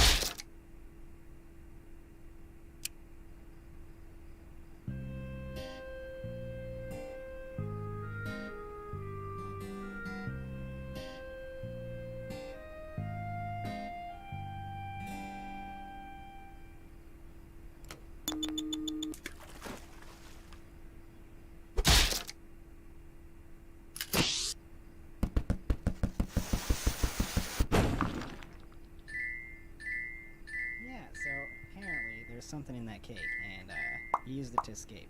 And then I got fired. Pretty lame, huh? Yeah, I don't really like this. What? Please, shut up. Oh, I was just trying to have a conversation, you know, since, I mean, we're partners, so I just wanted to get to know each other a little bit, you know? I just kind of wanted to have a conversation. It's just, you know, just lighten things up. I mean, what's gonna happen in a museum? I mean, really? Maybe I'll draft, you know? Hey! I just... Ah! I just trying.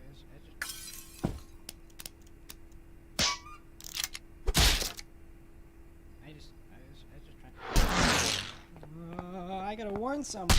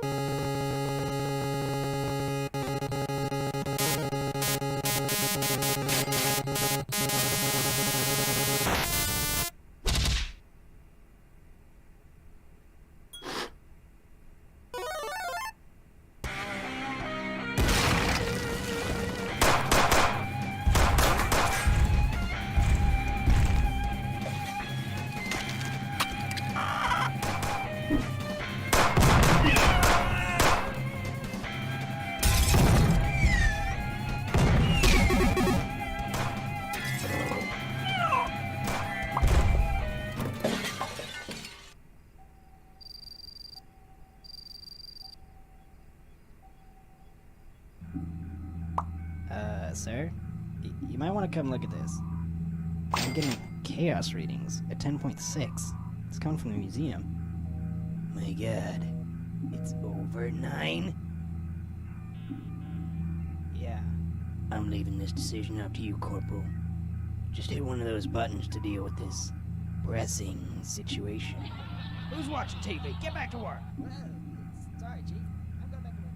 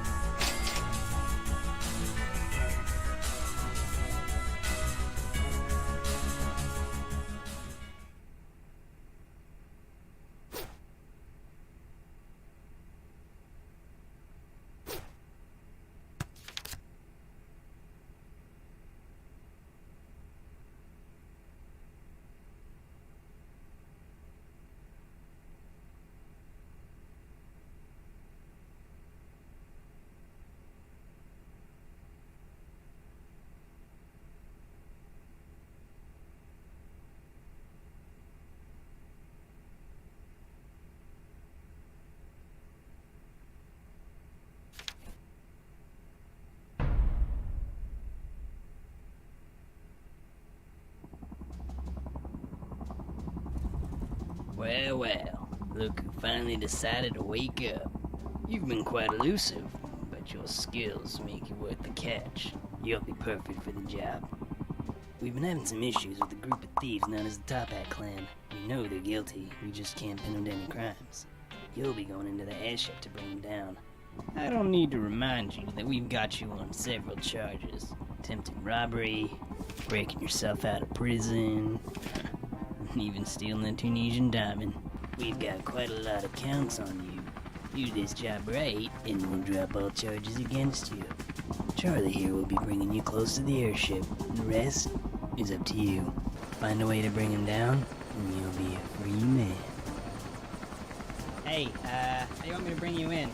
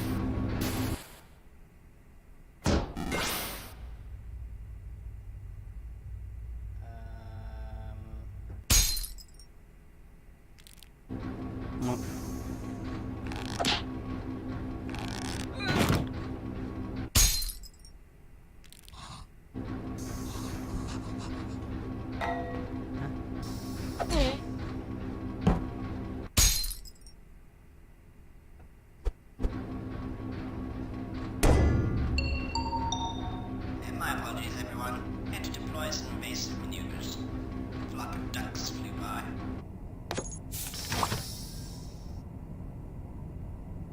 Hey, think you could let me out of here? Oh, thank you.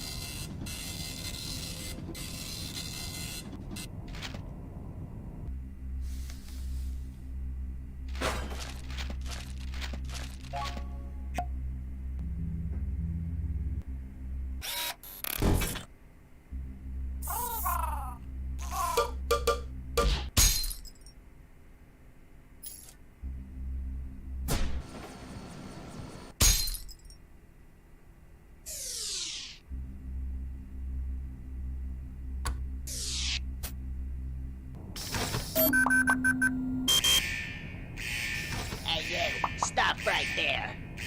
What's going on? Looks like he set off some sort of alarm in the vault. What? He's gone rogue? Alright, move to plan B. Call in reinforcements and move in. Yeah, this is Jeffrey. I got him right here, so you guys don't need to...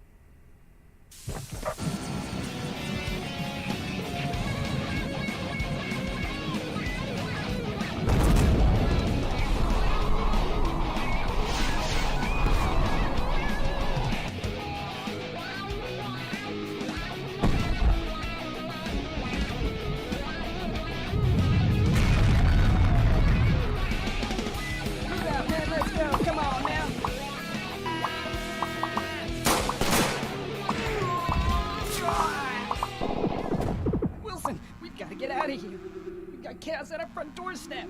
We're not built to deal with this, man. Go. Evacuate everyone. I can take care of this.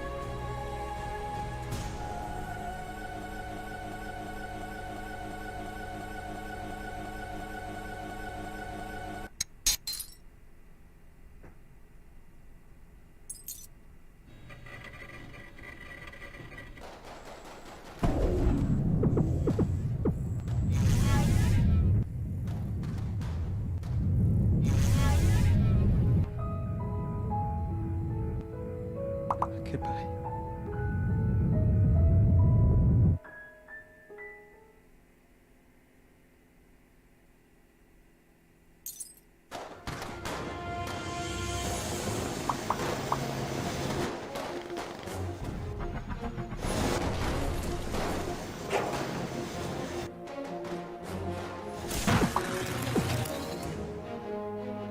There he is. He's got the ruby. Now forget about it. We've got to retreat, or else the Topic clan will be history.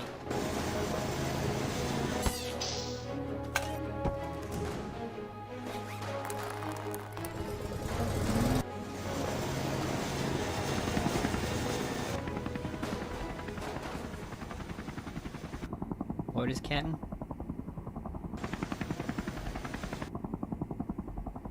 Let him go. What?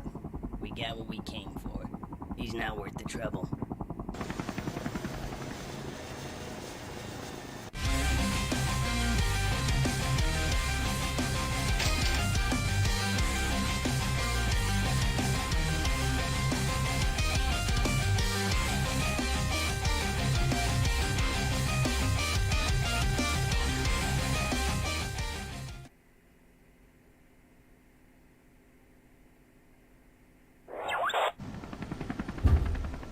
Check, this is Charles.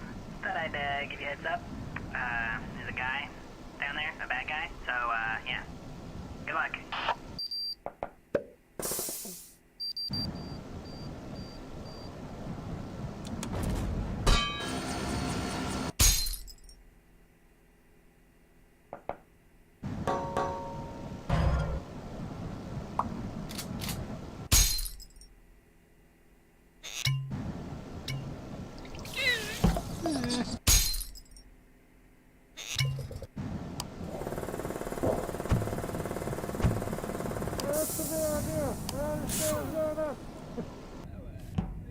Hey, good job there. Oh, so you should probably look for something incriminating. Something that we can use to prove that they're criminals, you know? I mean, the whole point of this operation. Alright, gentlemen. We've been tasked with developing new weapons for the clan. Any ideas? That's kind of thing.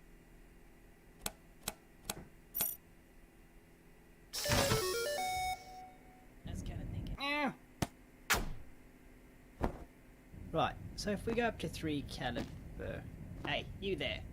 What do you think you're doing? It's Smith, right? What are you doing here, mate? Your wife's just gone into labor.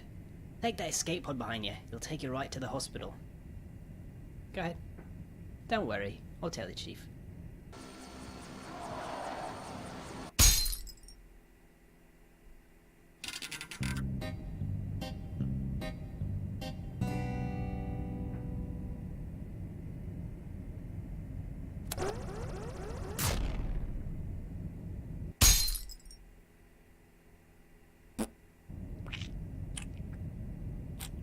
No, we can't do that. Why not, man? You do realize how much a solid gold cannon would weigh, don't you?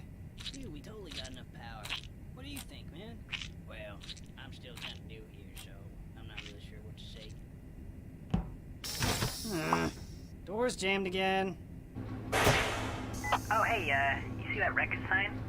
Where it says records? That'd probably be a good place to look, right? Let me just, help you get across that gap. Huh?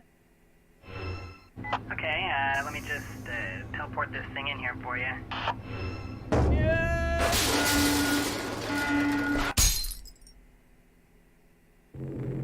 I have this thing here that can manipulate gravity. Should be able to get you to float across. Let me just... wait.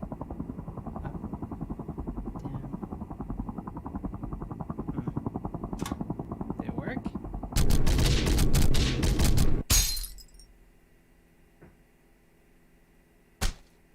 Alright, here I come.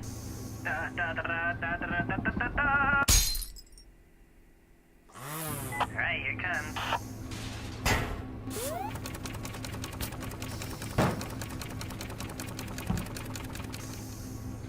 What's a card in? I don't think that guy knows how to open the door. Yeah, why don't you let me take care of this? This. Wow, this guy really is a moron.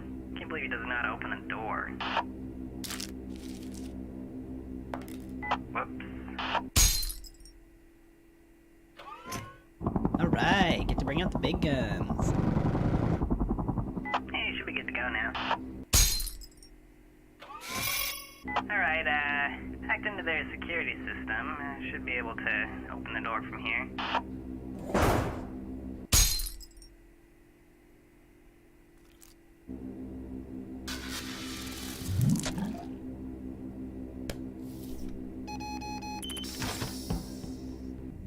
Oh man, I remember this. Good thing nobody knows about this or we'd be in a lot of trouble. Oh man, that duck just flew right into the propeller. Oh, what a mess. Oh man, I remember this. Good thing nobody knows about this or we'd be in a lot of trouble.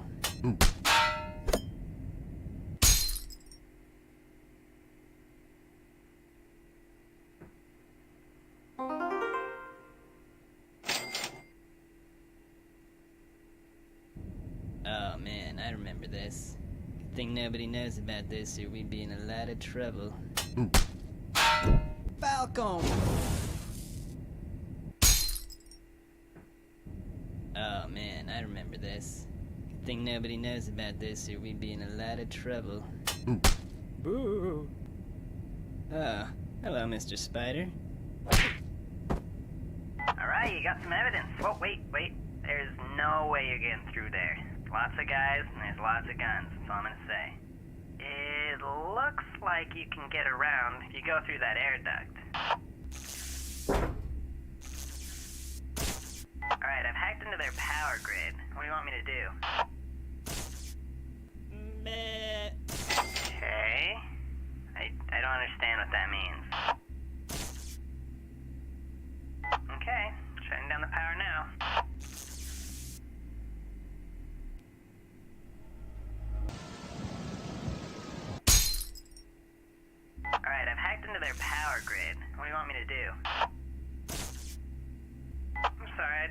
thought you needed some help, is all.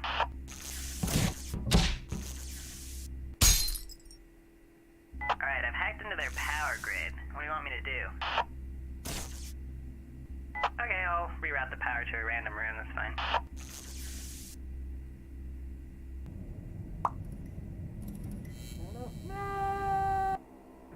Alright, Henry, you're almost there. I'm right outside, so just open the bay doors and I'll get you on the chopper.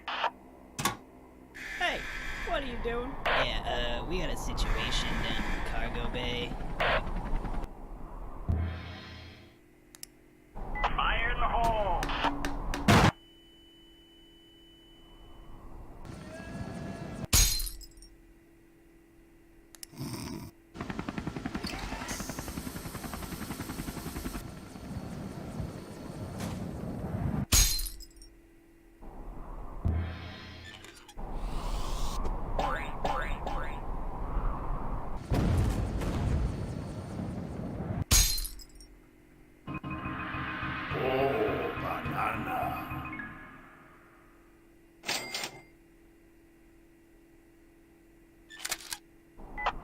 Hey, there's a button on your earpiece. You should press it.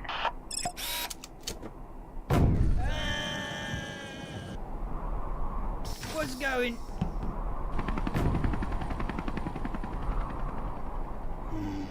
This could be a problem.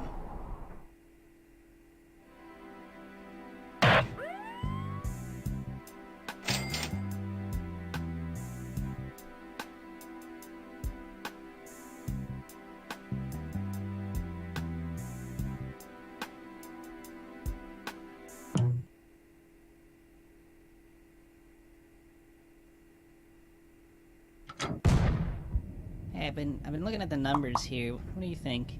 Ah, yes. Let me have a look.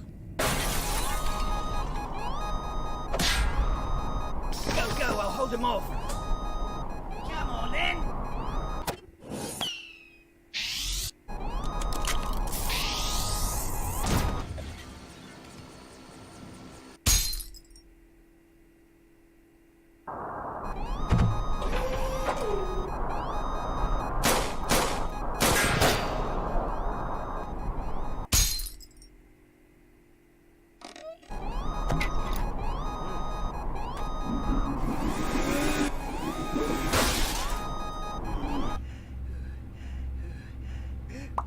Everyone listen up. We've got a security alert. Keep a lookout for a guy in a big plastic ball. No, I'm serious.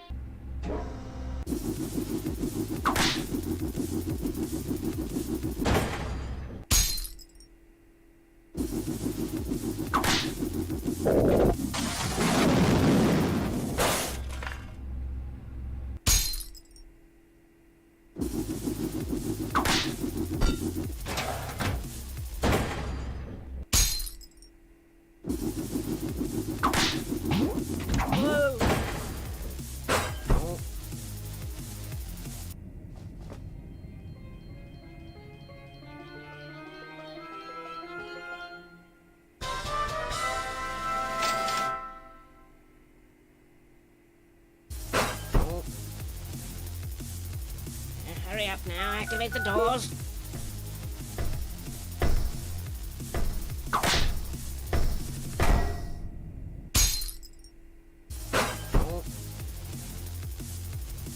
Hurry up now, activate the doors.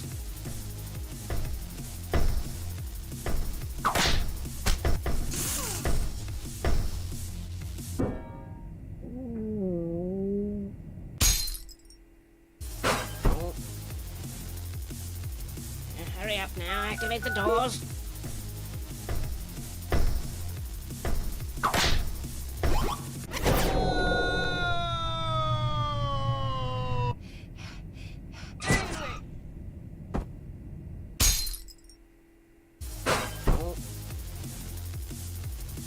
Hurry up now, activate the doors.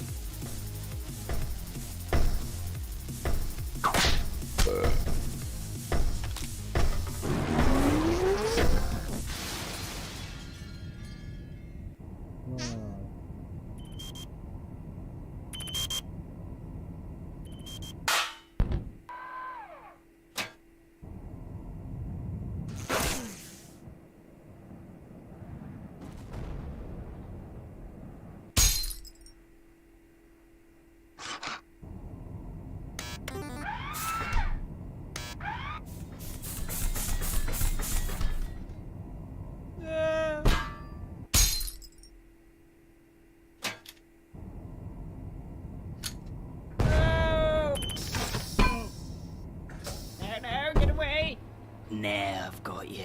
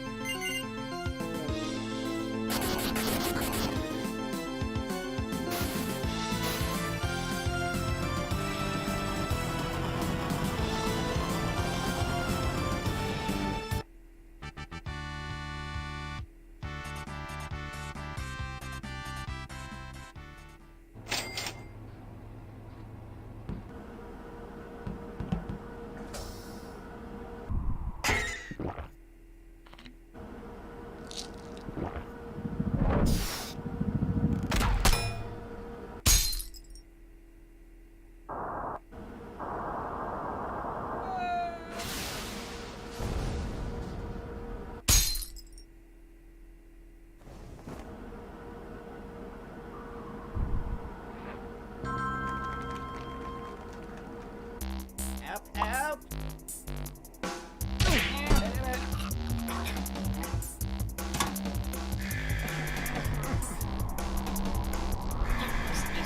You've defeated my right-hand man. You've defeated me. I surrender the airship to you. Good work, Henry. Now just get it to us. We'll get you to life back.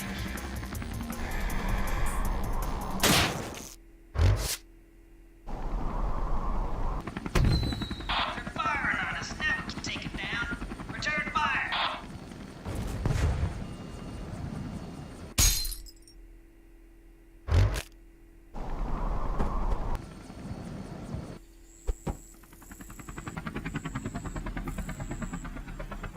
You think they're alright?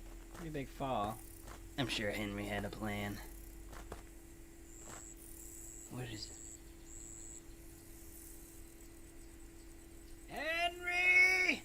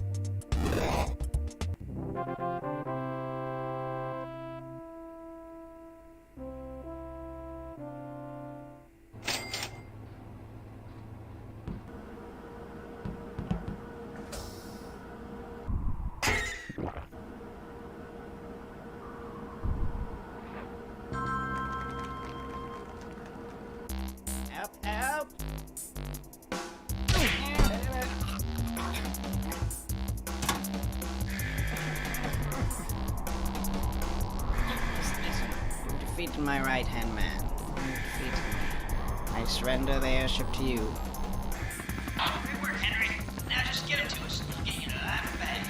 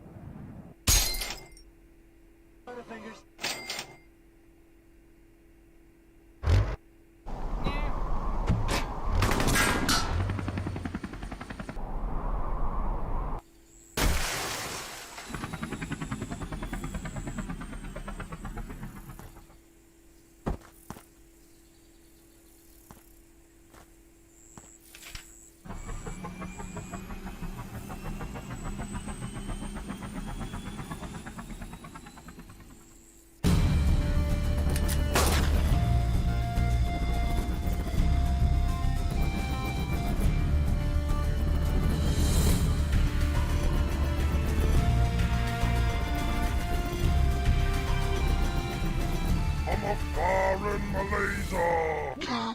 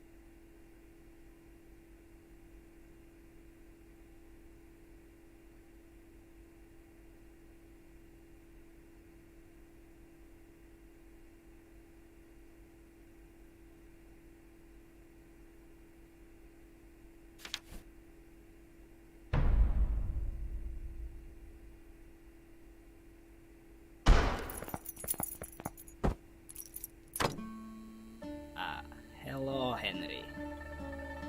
Welcome to the wall. Some of the most cunning and notorious criminals are kept here, and now we have the infamous Henry Stickman. You're going to be here for a long time. Grigori, take him. You wait here until cell found.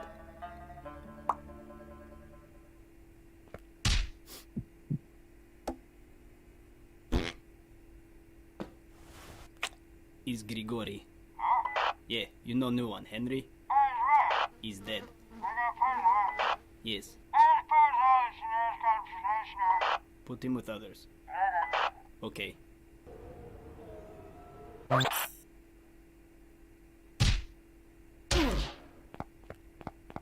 Oh no no.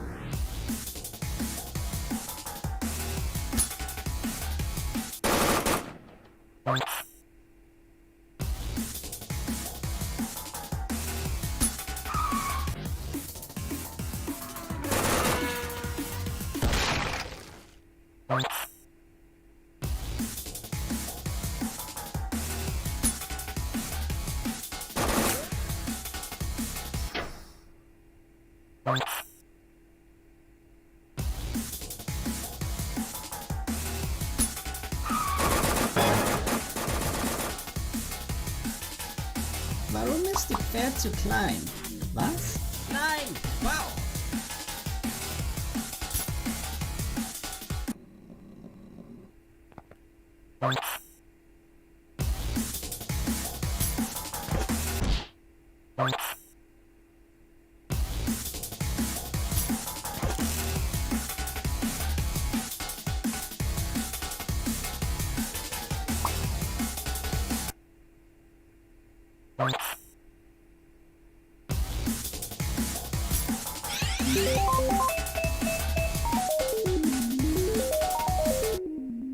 Wo ist er? Sir, I got a message. Yes, go ahead. Yeah, it looks like Henry Stickman. Stickman. Yeah, Henry Stickman has escaped. You still there? Attention! We have an escaped convict. He was last seen heading towards the surface. Do not make me do this myself.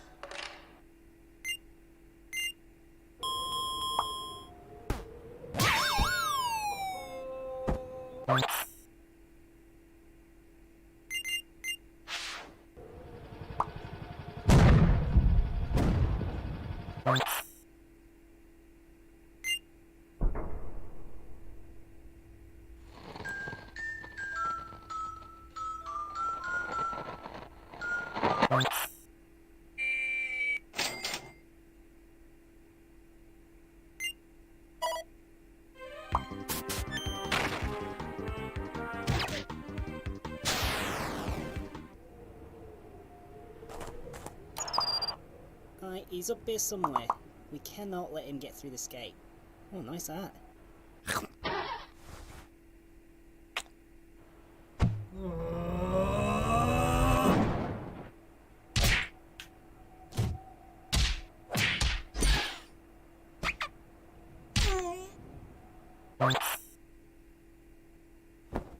Hey, you want to trade arts? Yours looks so nice. Frosty's escaping! Hey, you want to trade out?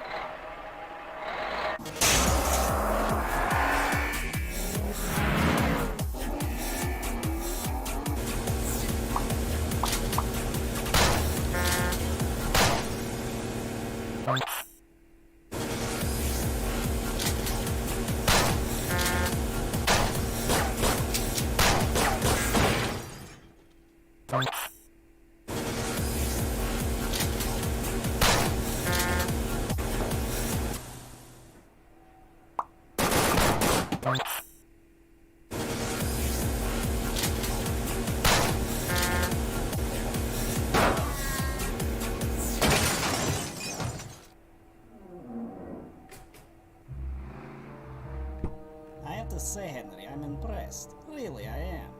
You're the first person to escape.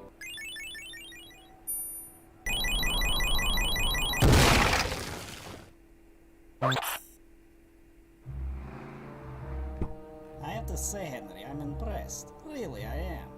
You're the first person to escape the wall, but this is the end for you. You've got two options here, Henry. You stay.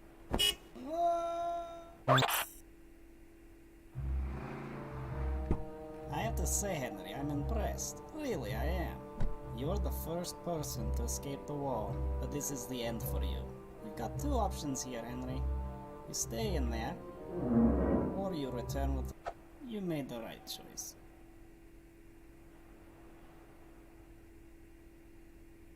I have to say, Henry, I'm impressed. Really, I am. You're the first person to escape the wall, but this is the end for you. You've got two options here, Henry.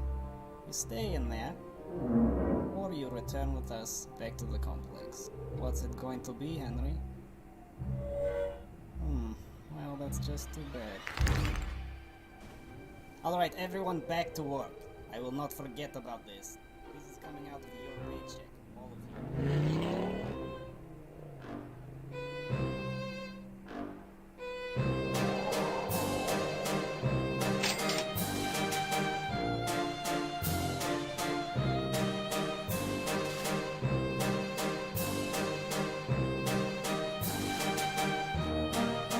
I'm off.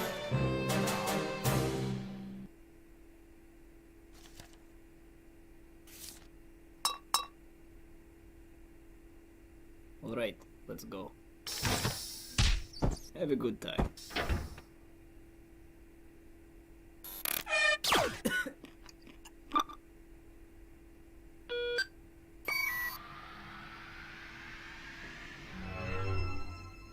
Come on now, brothers. My life forever.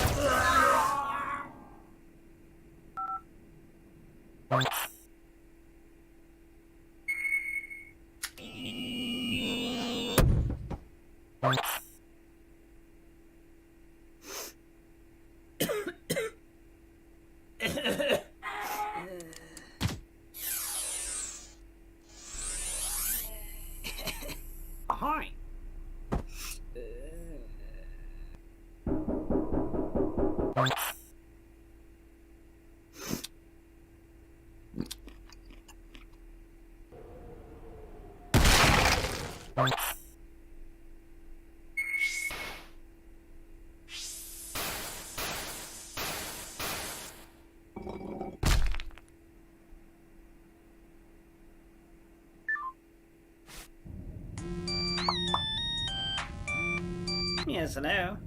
Henry? Where are you? In the complex? Called the Wall? Oh, yes, of course so. We'll be right there. Sit tight. I'll let you know when we're close. Where exactly are you? Cafeteria? Okay, got the map here. Yes, there you are. Alright. How do you want to do this? Hey, Henry! It's me! Yeah, I'm undercover. Yeah, I'm here to break you out. What?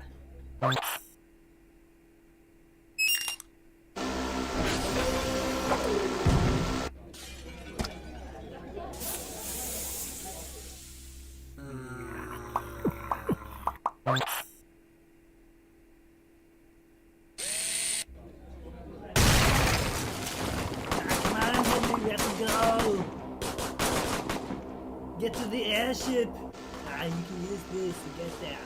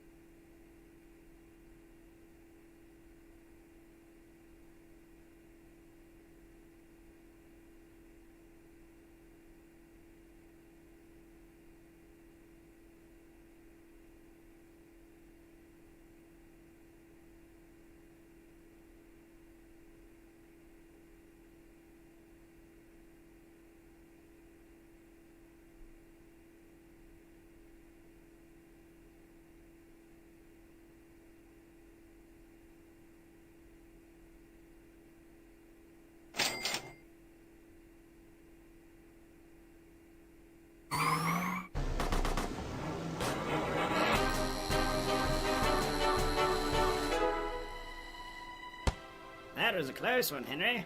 But I'm not going to pull you up. See, without you, I become the leader of the Tuppet clan again. I just wanted to look you in the eyes as I took it all back. Goodbye.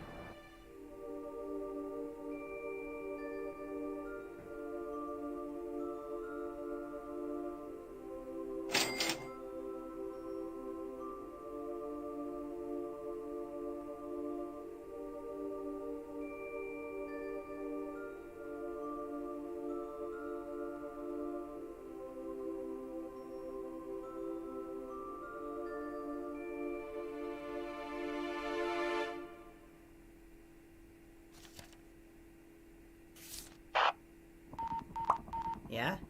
Oh, Henry! Oh, how's it going? Uh-huh. Yeah. Oh. Uh-huh. Oh, I see. Huh. Yeah, I'm flying right now, actually. Where are you? The Wall. Yeah, I think I've heard of that place. Yeah, I'm on a mission, but I should have some time to swing by. Hey, so I'm getting pretty close. Yeah, just try to get outside and I'll you know. Hey.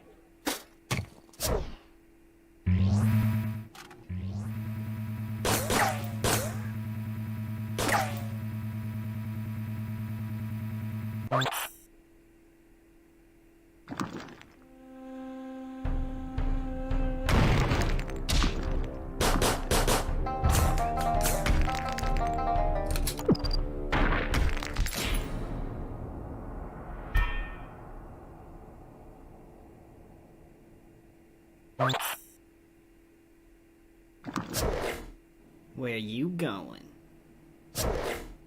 What? Hey, so, I see the wall. Oh, you're outside? Nice. I think I see you. Yeah, there's a guard in the way. I got this. Yeah, it'll be just like the old times. Yeah.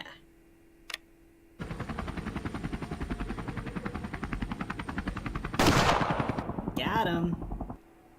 Wait. Ooh. I got the perfect plan. This is the greatest plan. And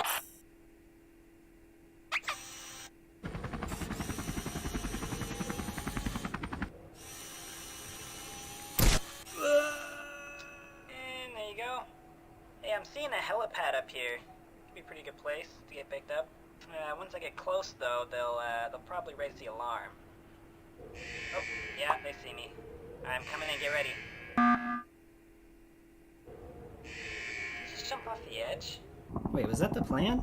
Man, we really should have coordinated that better. I mean, I was not prepared at all. Oh,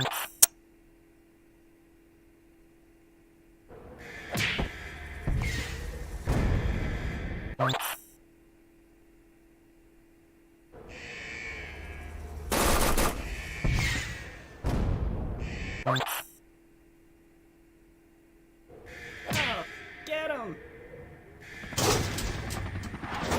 Hey!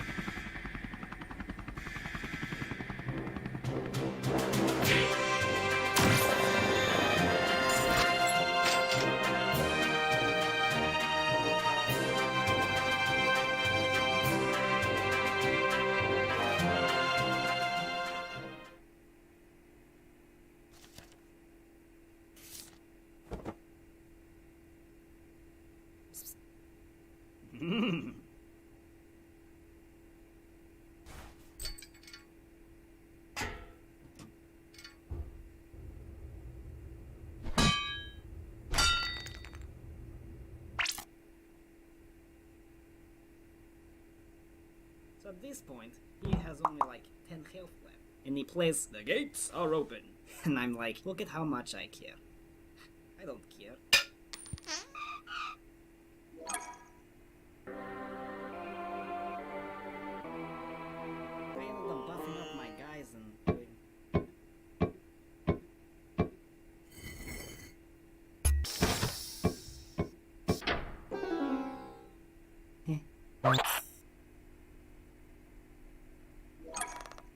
I ended up buffing up my guys and doing like 70 damage. I ended up buffing up my guys and doing... Was that the convict? Yeah, I think so. What are we supposed to do when someone tries to escape again? I think shoot him. Ah, yes, that sounds right.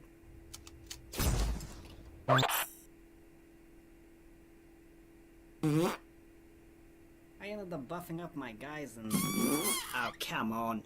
Are you serious? That was totally you. You what? Don't you accuse me. Come on, just admit it. It wasn't me.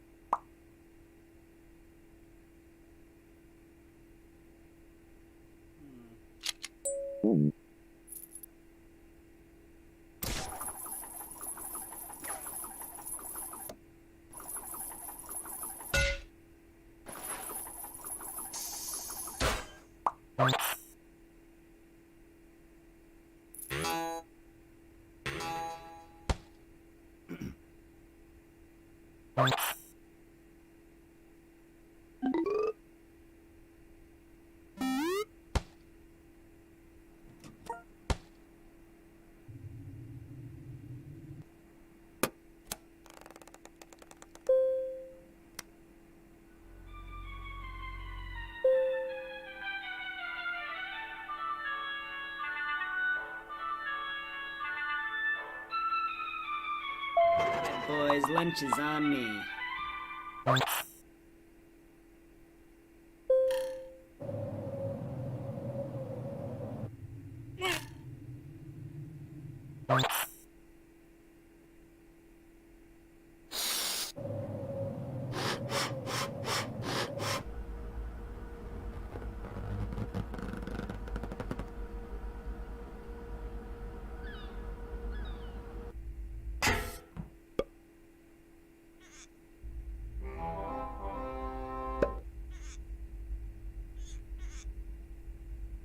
Ayu, ayu, ayu, ayu, ayu, ayu, apple.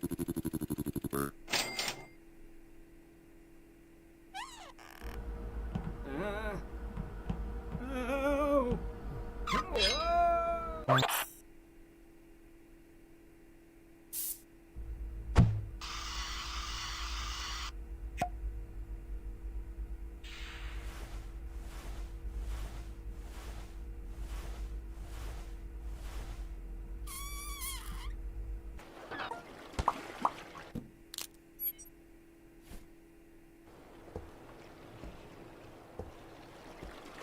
Huh? Just a box.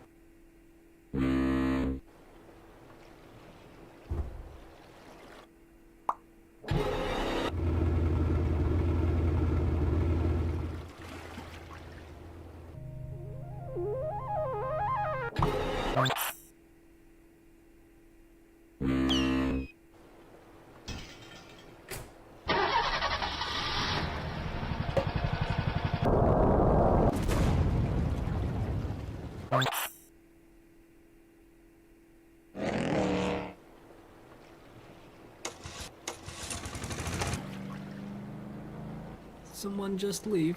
I think it was Smith. Oh yeah, probably off to see his family. Yeah.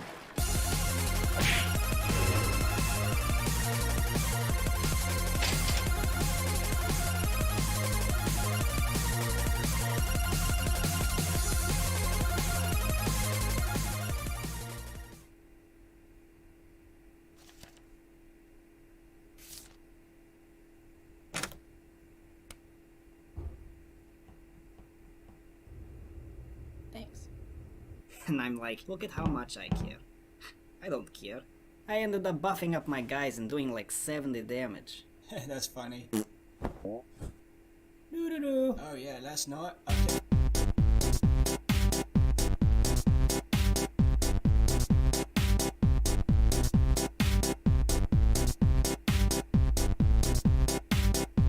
Okay.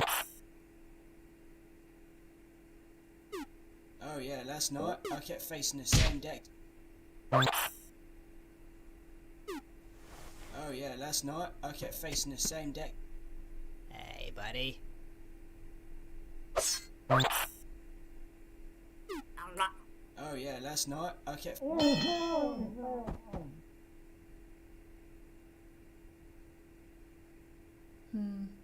If we can get you up there, you could get in and open this door.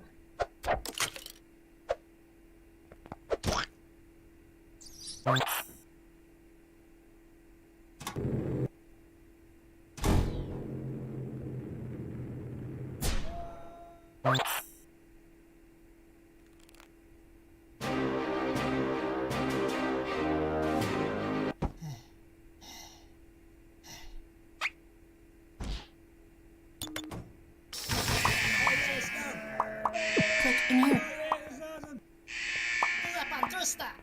Hold it right there, inmates. Ow. Uh-oh.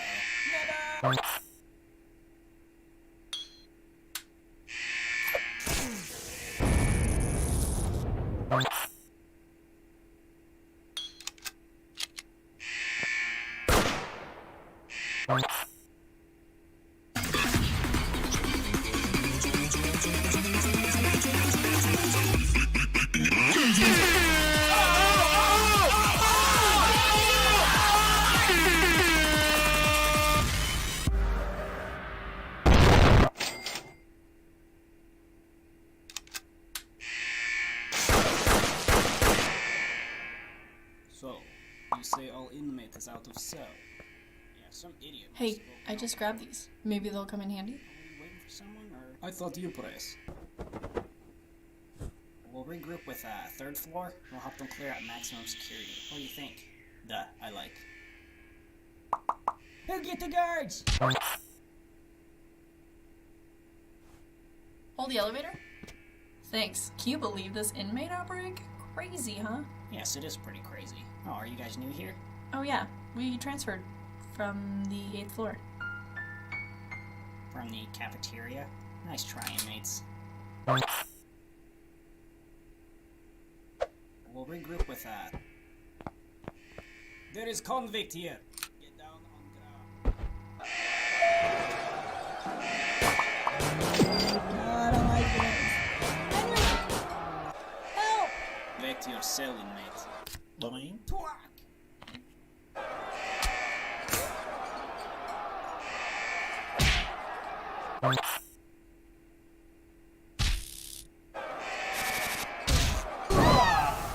You win! Perfect.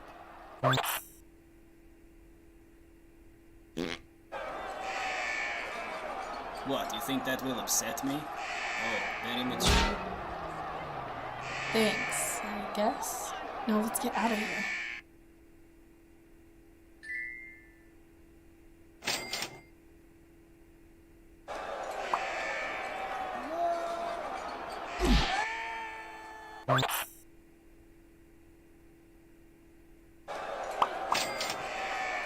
Alright, yeah, we're good. Who's driving?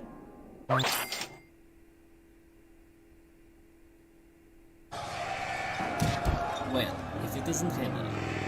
There has not been an incident here in 50 years, and the day you show up, this happens. You are going to regret everything.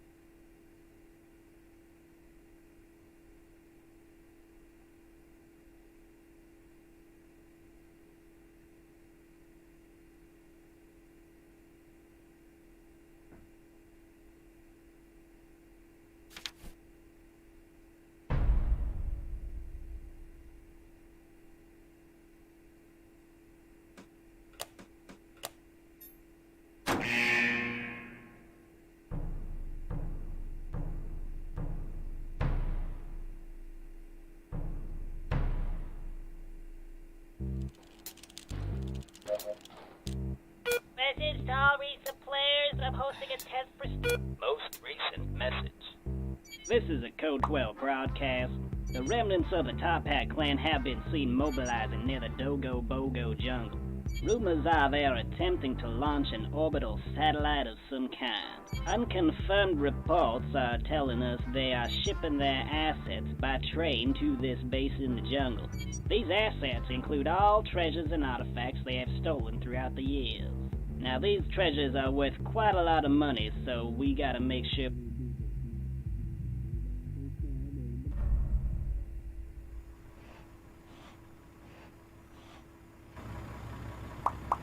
no stowaways here.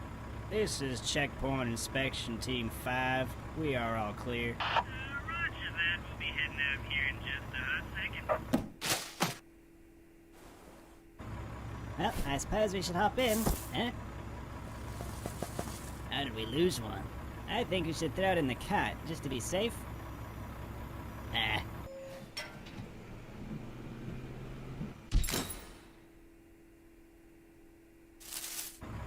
Well, I suppose we should hop in.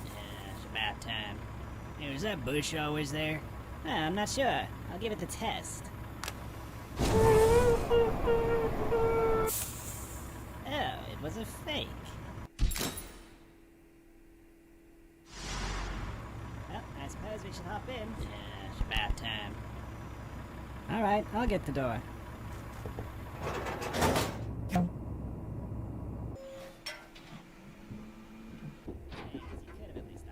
You were standing right Someone next there? Hey, you there!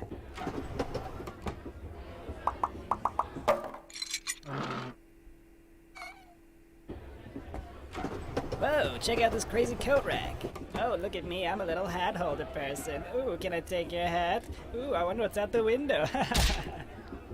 Oh, it broke.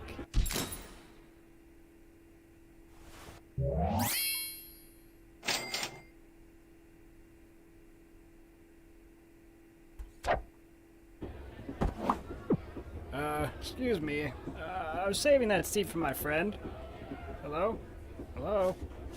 Oh, hey, there you are. Yeah, no, this guy just took your seat. I don't know.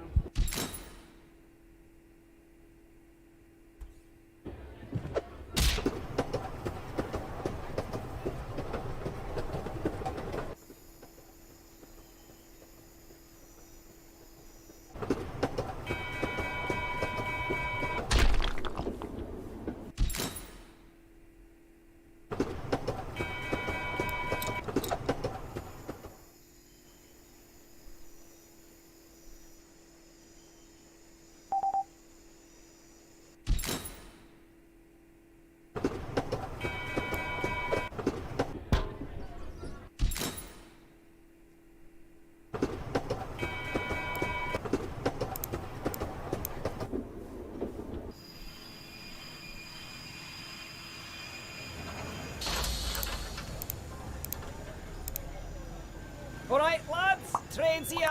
Let's get everything packed up before it gets too late.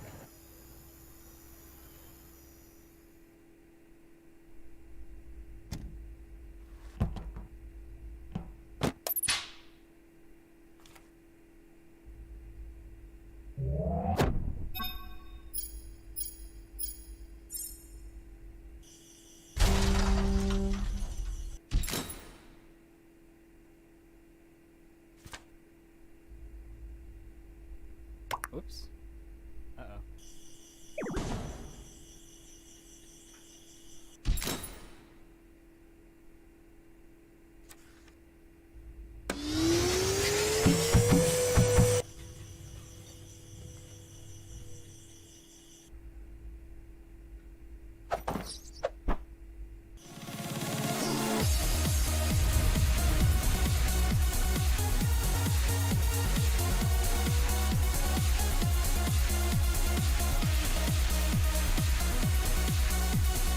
Okay, everyone, today's the day.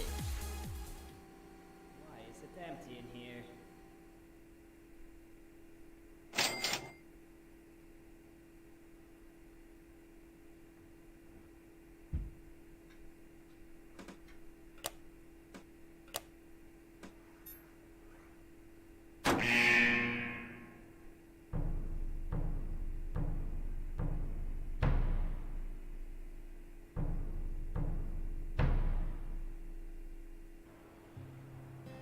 You sure this is where he's gonna pick us up?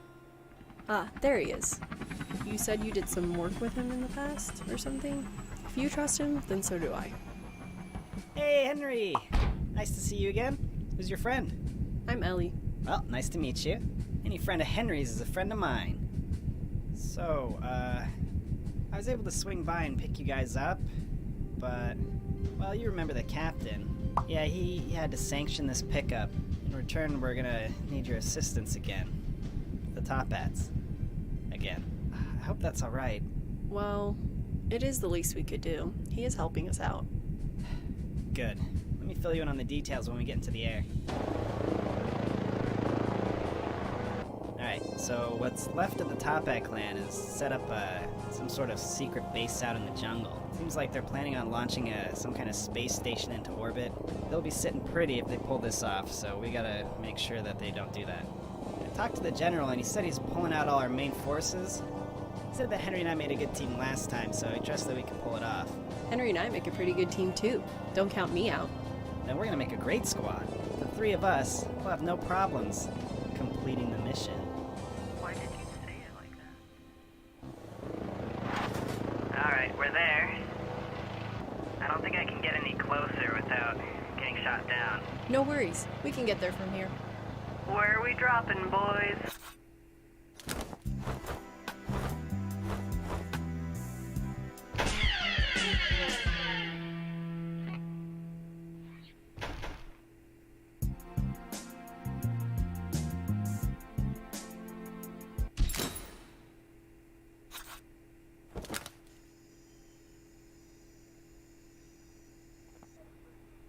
We got some delinquents on the window of the control tower. I'll take care of it.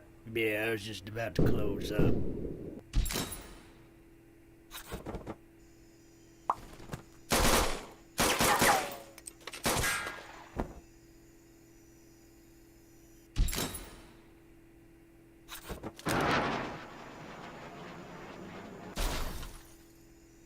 That was weirdly smooth.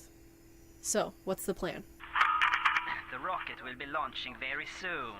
Please get on board immediately. I will not hesitate to leave you behind. Uh-oh. Sounds like they're about to take off. You guys should get over there right away. I'll be down to help as soon as I can.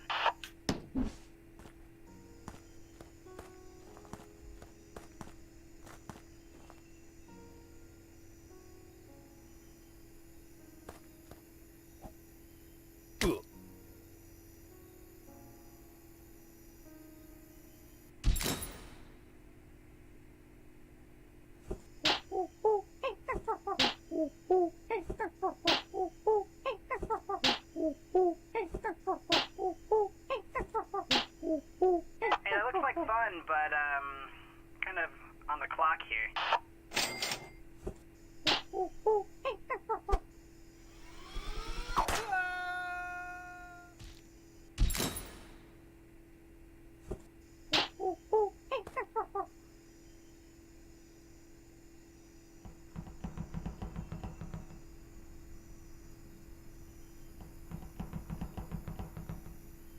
You guys are still running? I can just pick you up. Oh, you're staying committed to your choice. I can respect that.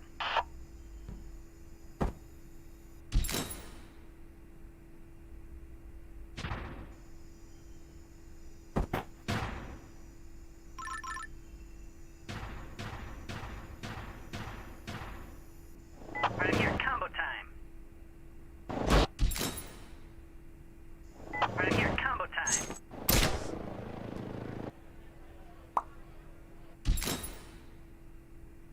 Right here, combo time. I gotcha. Right here, combo time. Funny story, this cannon was actually built to fire humans. It's kind of weird. Hold on to your butts. Direct hit. Now quick guys, you gotta stop that rocket from taking off. Got a little bit of a situation.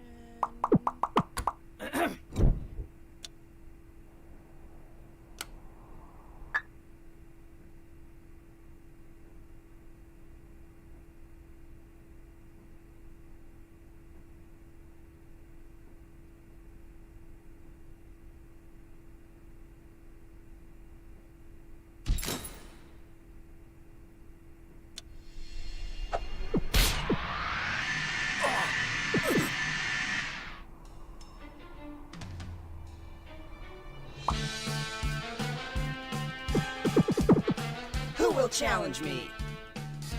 I'll take care of this. You think just 'cause you've fused you're a match for me? Don't make me laugh. Enough waiting around!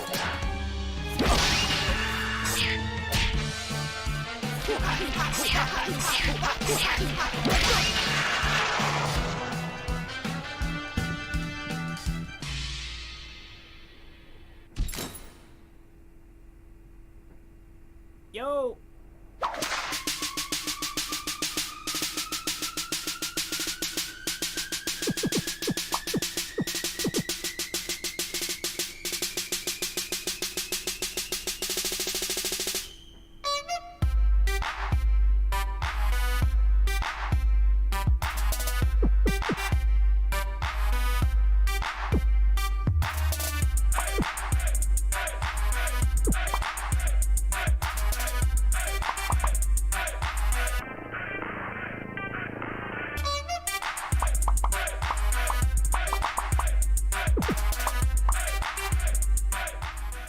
Situation sorted. Guys, the rocket's launching. We gotta do something before they get into orbit. We need to come up with a plan. Quick. Huh. Okay, guys, I have the most awesome plan. I'm gonna crash headfirst into the cafeteria window. What do you mean? Like, you're gonna jump out and smash it with your head? No, with my helicopter. What do you guys think? I'm ready to... Hold on, I don't really understand. What's not to understand? It's simple. I fly the helicopter into the window. But how does that help? I don't really think you get it. Henry, you get it, right? I guess I'm outvoted then. I think it's a little bit out of range now. Alright guys, listen up. I got a plan. Henry and I will overload the engine room, causing an explosion. Charles, we'll need you to wait outside the auxiliary exhaust by the forward left booster. We'll only have about 20 seconds to get out before it blows. Alright, I'll be ready. Now hurry.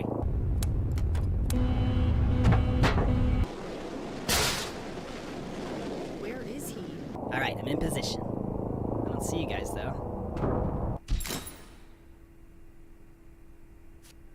Seems like Henry's got a plan. So... Yeah. Yeah. Oh, yeah. Oh, yeah. That's a great idea. Alright, you guys do your thing. I'll be ready. What? Who's that?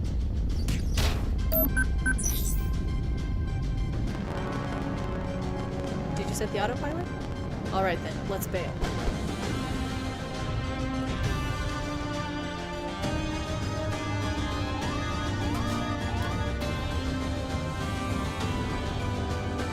Ah, what a move. Can't believe we did it. Where'd you end up sending the rocket anyway?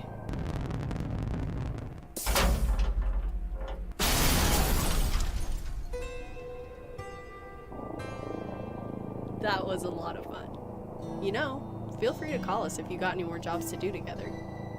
Right, Henry?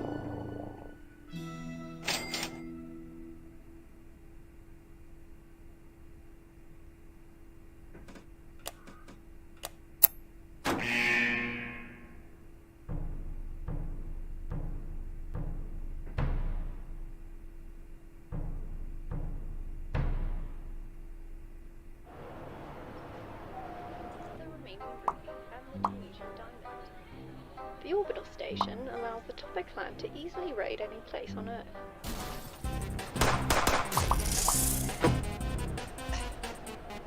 Henry? Henry! I heard you died! Ah, man. The Toppat clan has been causing a bunch of problems for me lately. Yeah, ever since they got that orbital station set up, they've been super strong. Now that I think about it, you and I made a pretty good team in the past. I bet we could take them out. It's starting to get personal. Well, what do you say? You want to help me take them out for good? Awesome! Alright, follow me. I have a way we can get into space.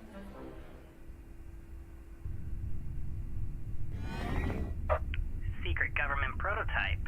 What do you think? There it is. Alright, how do you want me to bring you in? Oh, this is so exciting. It's just like last time. Alright, I'll just swing by, I guess, and drop you off. Hey, Chief. We're detecting a government ship approaching. Okay, so blow them up already.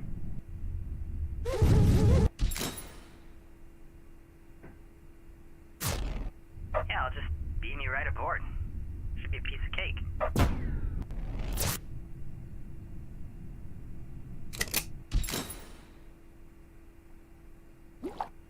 It sounds weird, but this air bubble's gonna keep you breathing till you get to the side wings, alright? Yeah. It's also really sturdy, so you don't have to worry about it popping on you. Unfortunately, it doesn't move very fast. Still working that one out. Don't worry, I'll keep you company till you get there. Shouldn't be a problem. What kind of movies do you like? Put on this spacesuit and hide in this ball of trash. What? It's a good idea, trust me.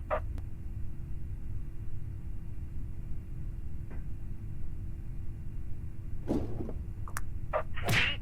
I told you it was a good idea. The top bats have no clue you're there now. I'm gonna stick back here, though, so they don't detect me. Should still be able to help you get inside from here, though. Uh-huh. This might make you a little nervous, but I'm gonna fire a super accurate laser shot right next to you. It'll make a hole you can climb through and get inside, you know? We're under attack. Maximize the shields.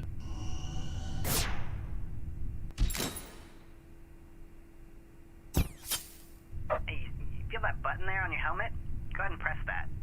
It's a knife that's so hot it can cut through any material. You dropped it, didn't you? But a pizza!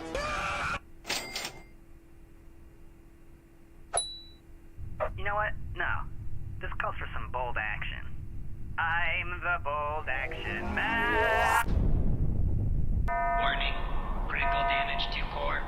Please evacuate immediately. I've always wanted to do that. Warning. Anyways, I should probably find a way off the station before it explodes.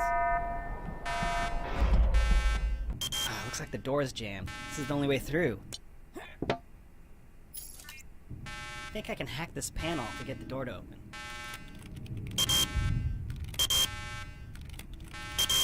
Yeah, I have no idea what I'm doing. 1, 2, 3. I bet this vent leads somewhere on the other side.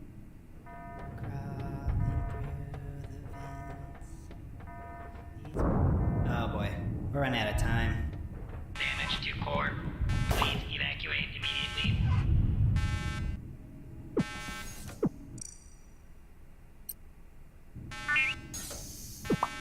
Got room for 2 more?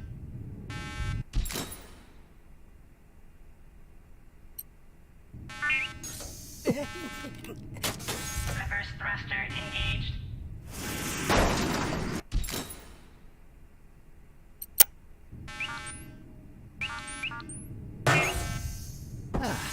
Well, that was intense. Can't wait to go home. Don't worry about it. I'll find another way. Henry? You there? Man, that roughed me up. Got him, though. There's gotta be another escape pod around here somewhere. We did it, though. We got him. It was a pretty good plan. Could say it was the greatest.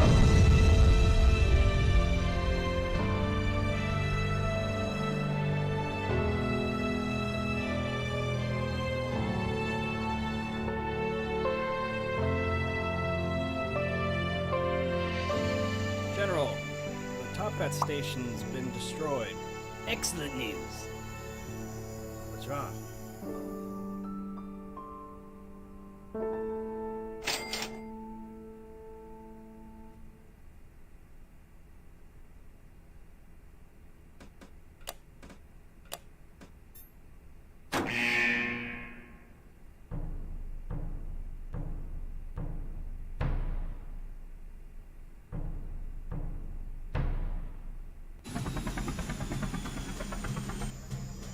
Hey, General. Perfect timing, boys. Been waiting for you two to get here. Let me just get right to it. We've discovered that the remainders of the Toppat clan have been seen building some kind of rocket. They've been gathering their remaining members and supplies here in the jungle. If they're able to get this station into orbit, they'll be impossible for us to take down. Now, I know you don't know us anything, Henry, but we could really use your help on this one. help us out with this one, and we'd be owing you a big old favor. Now, you and Charlie have worked well together in the past, so we figured you'd be the perfect men for this operation. Yeah, what do you say, Henry? You can count on us, General. Now we're really putting all our potatoes in one sack on this one, so don't let us down, boys. Hey, I know we just started and all, but I think I'm getting targeted by a SAM turret. Yeah, oh yeah. If you could just go ahead and deal with that.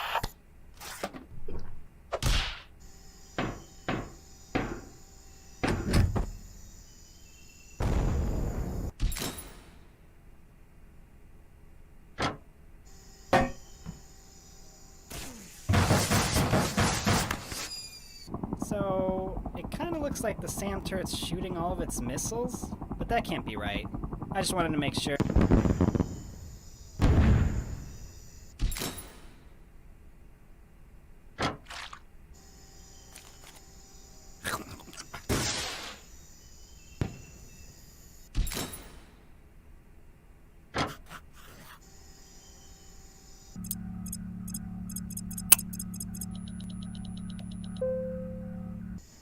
I don't really know what you did, but seems to have done the trick.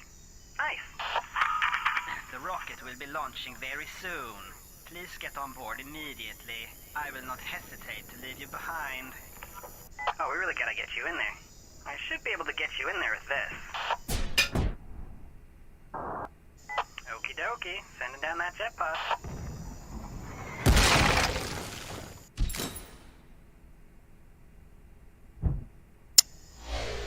Alrighty, I've teleported that platform in there for you. Yeah, go ahead and just make your way across then. What?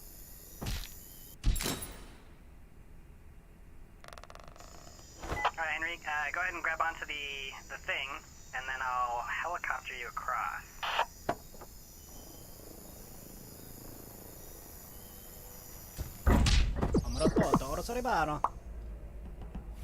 Oh man, it looks like every member of the Toppat clan is on here. So, looking at a schematic here, if you get to the engine room, you can shut down the engine, and then the rocket won't be able to take off, and then they'll all be stuck in here. So, I'll cause a distraction while you make a run for it to the engine room, got it?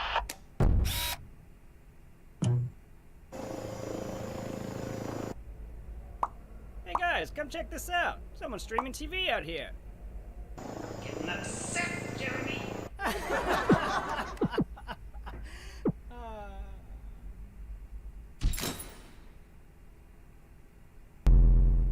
Alright, I'm about to fire a subsonic wave. Should stun everyone that hears it, so you might want to cover your ears. Alright, coast is clear. Alright, I know they have one of these aboard. I think I can remote hack into it. Yeah, look at me. I am the dancing robot. Oh yeah. Check me out. Keep looking over here. Do not get distracted by other things. Yeah, just keep heading up those stairs and you'll hit that engine room in no time. I guess this rocket has an internal engine room. It probably, like, manages the electronics or something. I don't know. I'm not a rocket doctor. Anyways, do your thing, buddy.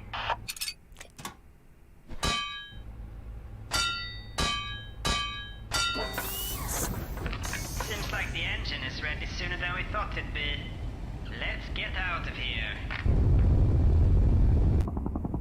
This doesn't seem right.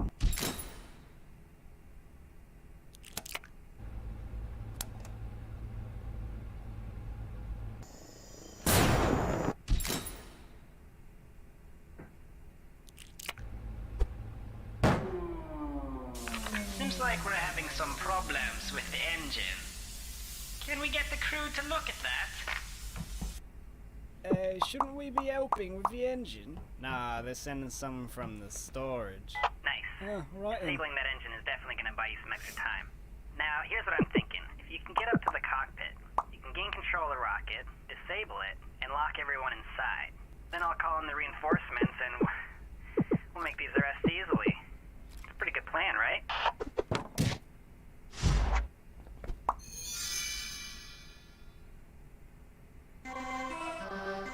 Let's go.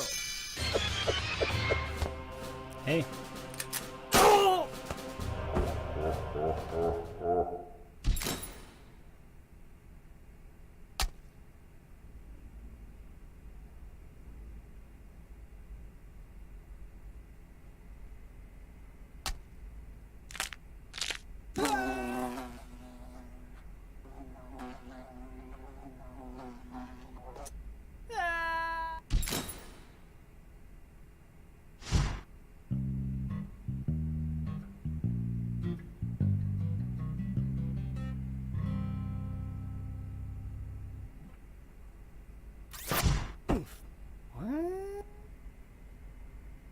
The cockpit is coming up. You should be able to gain complete control of the rocket from there.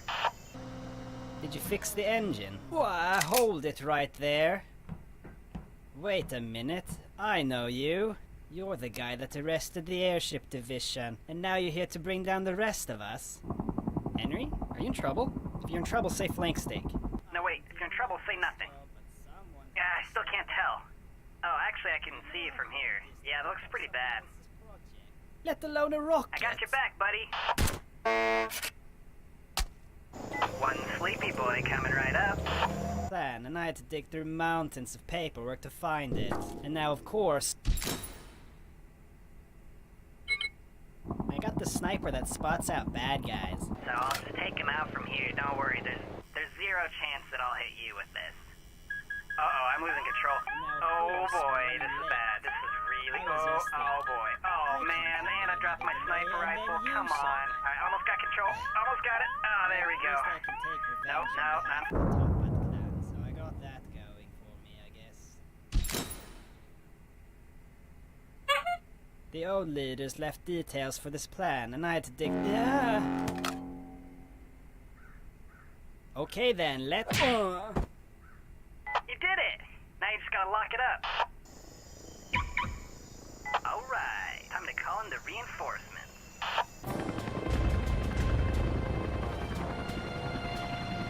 Sir, you might want to get us out of here. We got the government coming right now on our front door.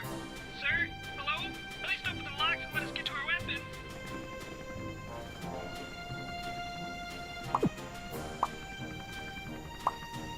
Henry! Nice work, man. Yeah, this is every last remaining member getting hauled off. Fine work indeed, boys. You two really do make a fine team. I'm promoting you both into Special Covert Ops agents. What? Henry's not even enlisted. Well, he is now, unless he doesn't want it. You'll be running a lot more missions together with Charlie.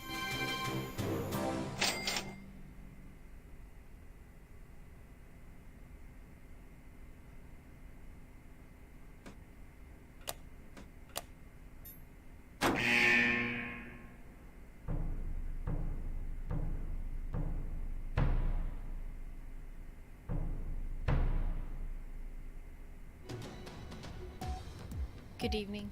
The Toppat clan continues to remain untouched by the governments of the world. Their rocket launch earlier this week has placed the space station in a stable orbit around the globe. The station has plenty of room to store all the clan's members as well as the stolen valuables. Among these valuables is the priceless Norwegian emerald, stolen from the Queen of Norway's chambers just last year. The Toppat clan are also thought to be the ones responsible for the theft of the Romanian ruby and the Tunisian diamond. The orbital station allows the Toppat clan to easily raid any place on Earth. Hey, Chief. Our satellites have picked up a hostile object. Oh no, is it the government? Did they send a destroyer after us? No. Well, just shoot it down.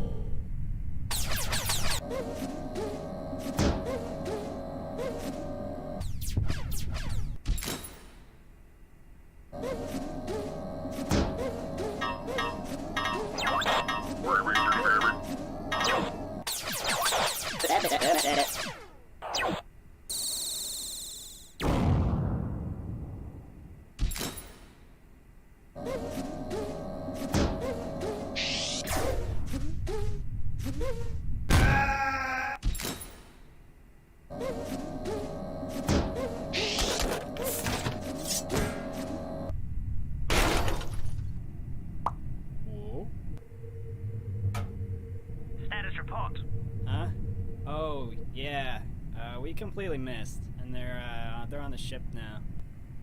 Completely missed. We spent so much money on that.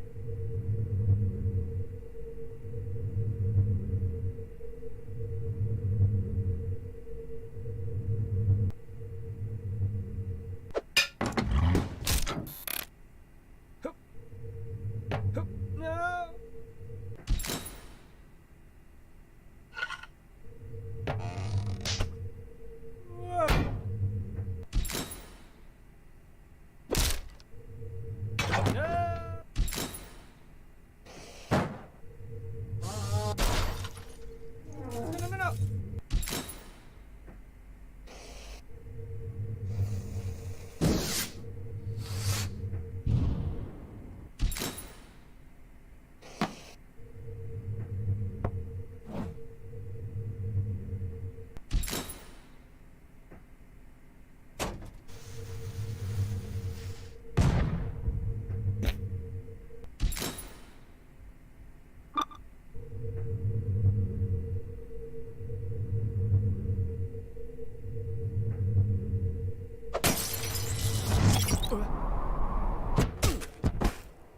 Gonna be coming in fast.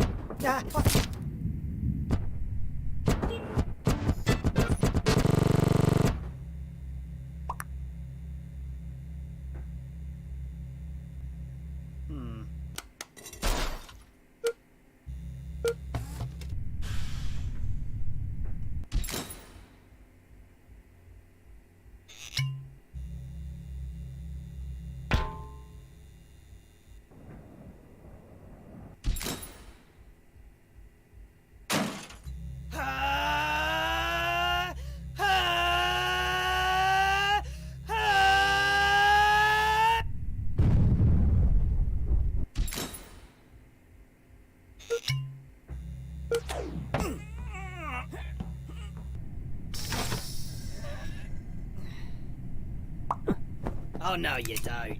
Hey, Reg. Yeah, I found that intruder. Excellent work. I knew I could count on you. Hang on a minute. This is the guy that stole our ruby. Now he's trying to steal our emerald. That guy? You better take care of him. With pleasure. One sec.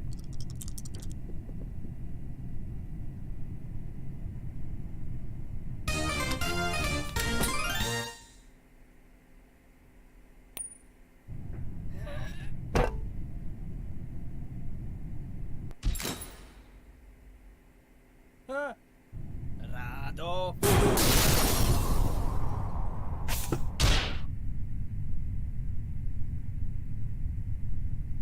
Right-hand man, what happened? What's going on? Breach in Orion Lounge.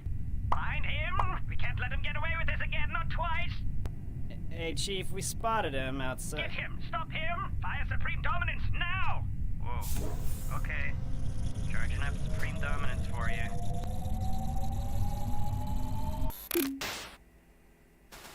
Dominance now! Whoa. Okay. Charging up Supreme Dominance for you.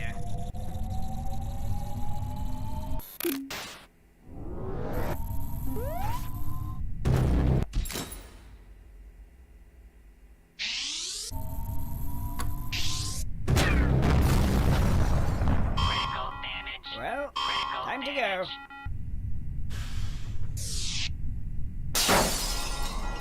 Not you! Curse you!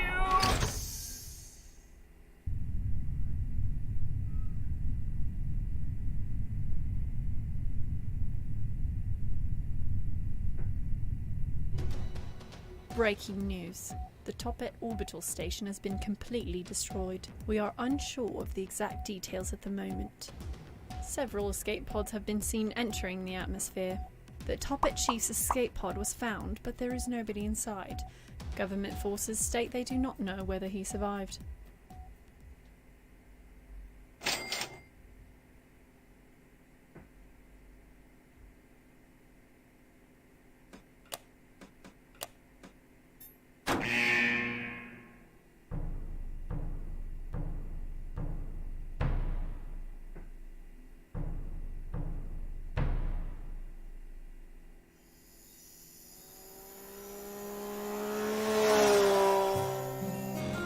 know it's been a long ride, but we're almost there.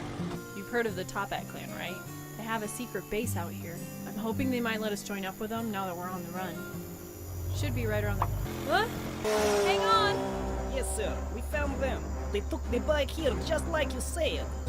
I am on the way. Send in the entire squad. It seems like some other government is here. They are fighting with the Topats. Don't worry about them. Focus on Henry and the girl. You okay? Wait, who are these guys? The Topats are bringing in reinforcements. We gotta get out of here. We're sitting ducks. Get the prisoners. Open fire!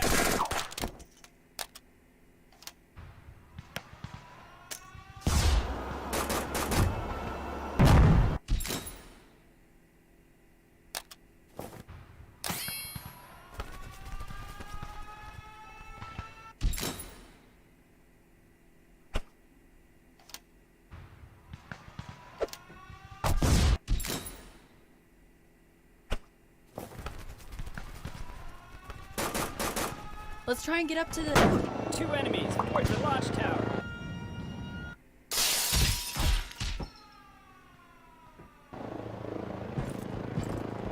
Got one of them right here, bro. Nice. Now where's the other one?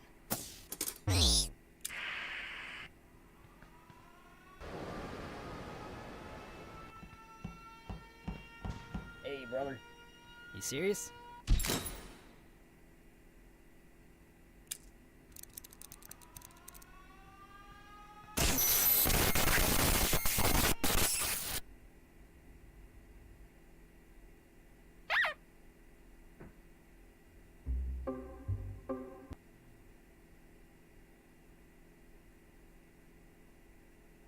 Let's try and get up to the 2 enemies towards the launch tower.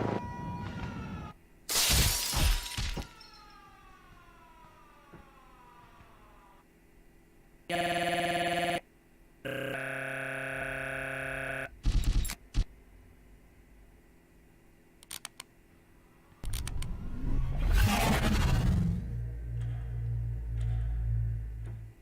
are now 1 month into your training. This is only the beginning. It will be hard.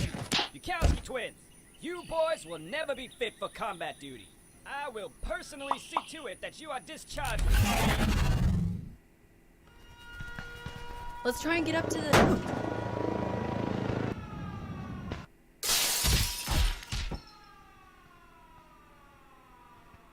You good? Alright, let's get going. The rocket is launching in 2 minutes. Once we get to the top of this tower, we'll cross the bridge and be on the rocket. Hopefully the Topat clan will let us join. Dad, they are here on the bridge. Open fire. Roger that.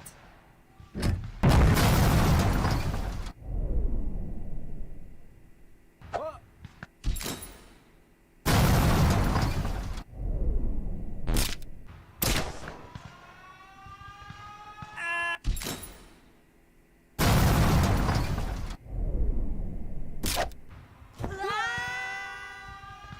Huh.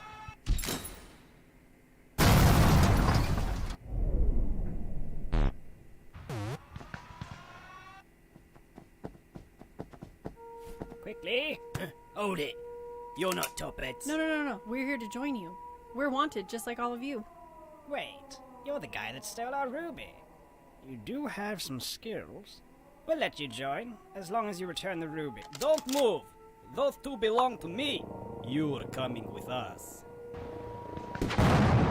Hey, this is Charles. I'm following up on that disturbance we saw at the bridge. Yeah, turns out the Topat leaders are here. Wait, is that Henry? Henry? Come on, help me take down the Topats! What do we do?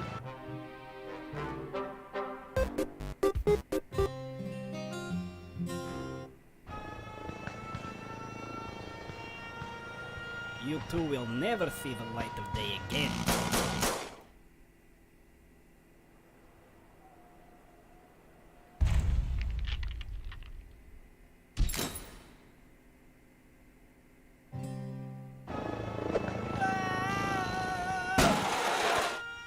Five, 4, 3, This is 2, quite the predicament. 1.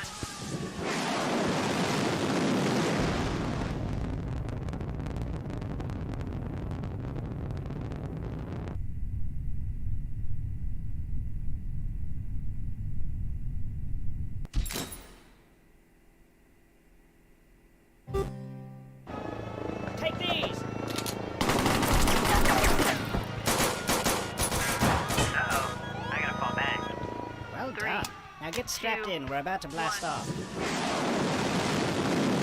Wow, I can't believe that worked.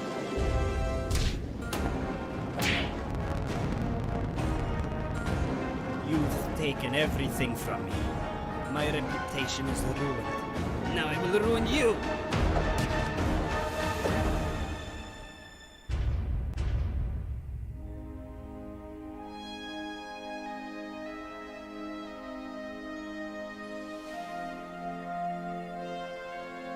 Everyone, I'd like to welcome our new members. They really showed their gusto when it counted. Also, they promised to return the ruby.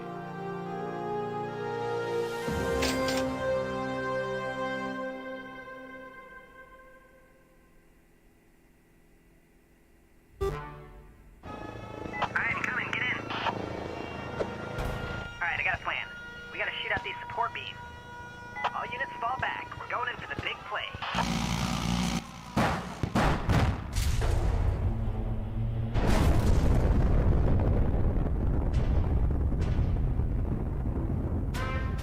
Yeah!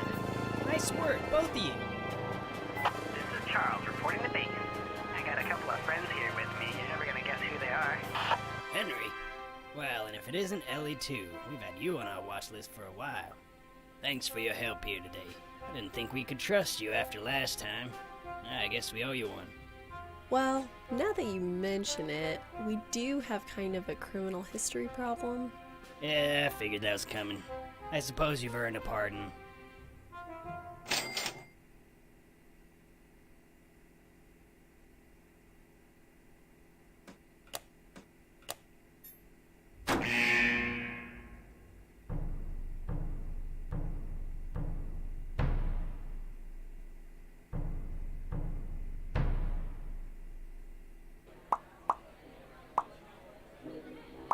Hello? Yeah, can I speak to the chief, please? Not available? Well, look, I was just wondering if the rocket plan was still in action. You know, the rocket plan. Firing up that space station into orbit? Yeah, the one where we can just sit around... No, you know, luxurious lounges, plenty of room, great view of Earth, far enough away from any meddling governments. Yeah, still happening then. Yeah, right, we're leaving from that jungle base then, right? What? Relax, mate. No one's gonna be listening in here. You really think someone's gonna try and steal an entire rocket? You must be mental. Right. Yeah, I'll see you then.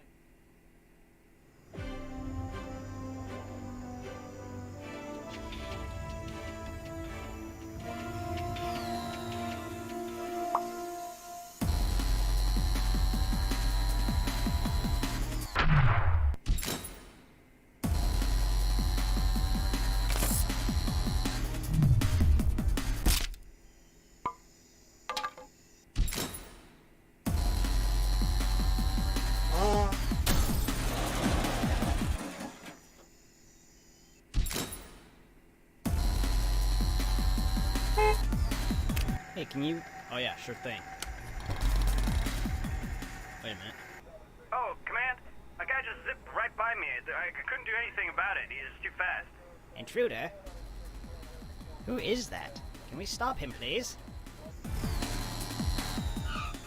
But it's so hot. Look, you're not allowed to change heads, alright? Now drop it. Get on my...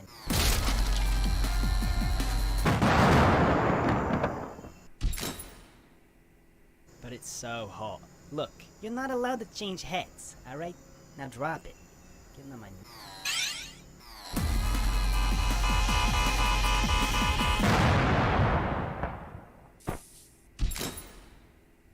But it's so hot.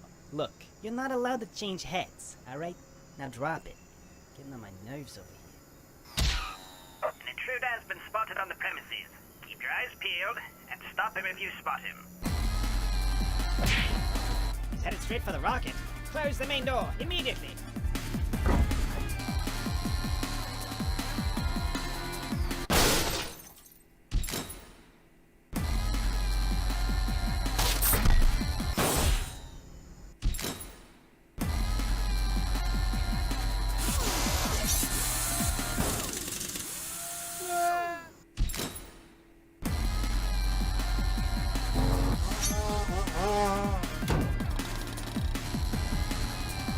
He's riding straight up?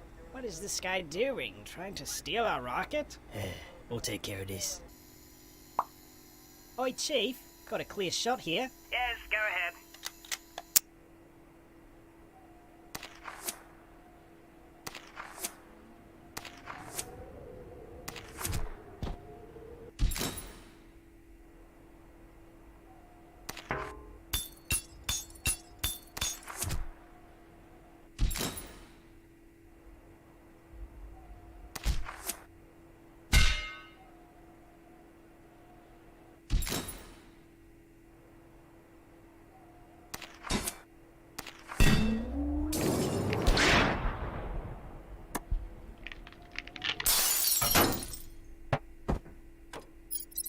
Emergency launch protocol activated. He's hijacking the rocket. Right, four, Headman, where are you? 3, I thought we had I thought we had a few more hours.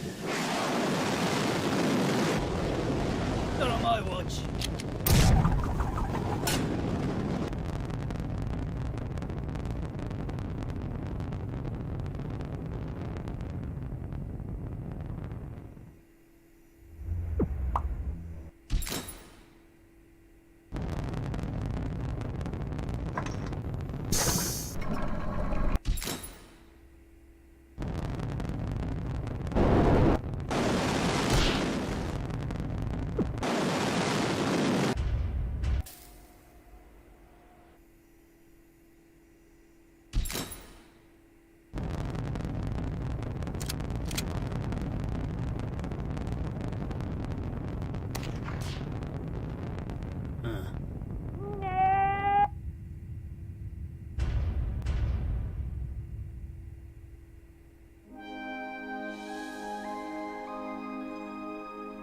Welcome to Stickman Space Resort.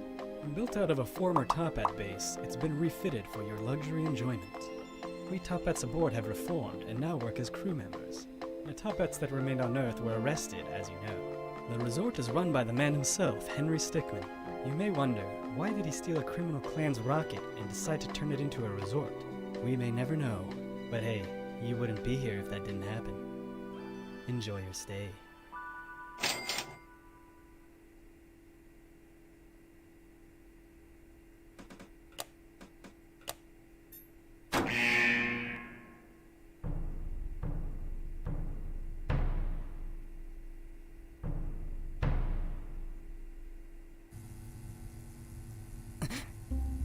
You've got to be pretty tired of waking up like this. That's right, it's me. But you thought you took me out. Well, nobody gets away from the Topic Clan. As soon as we got into orbit, I made sure to go down and capture you. Now, enjoy your stay. Huh?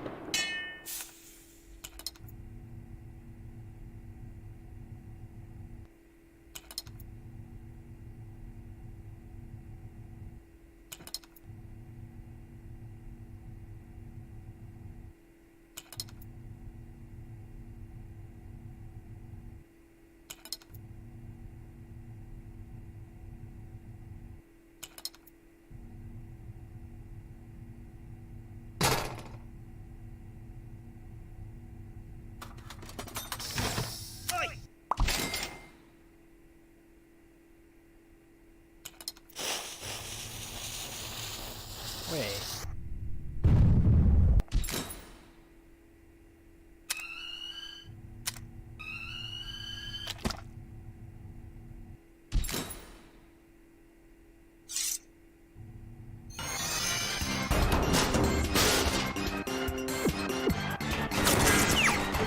Be advised, Henry's escaped. He's on his way towards the main cabin now, coming from Wing 7. There he is. He's locked himself in Armory 7. Who left this open?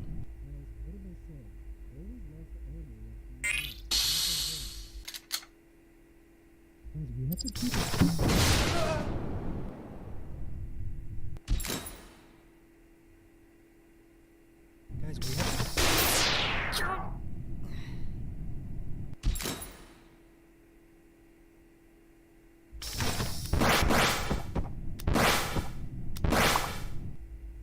I need an update on that Henry situation. He's got one of our guns! He's after us like crazy, we can't stop him! Do I gotta do everything around here? Hello? You should have stayed in your cell.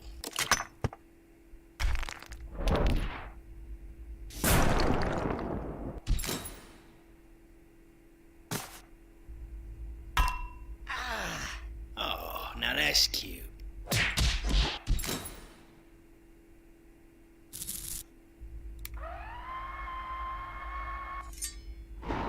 That's not gonna help you. Impressive, but that's not gonna... There you are.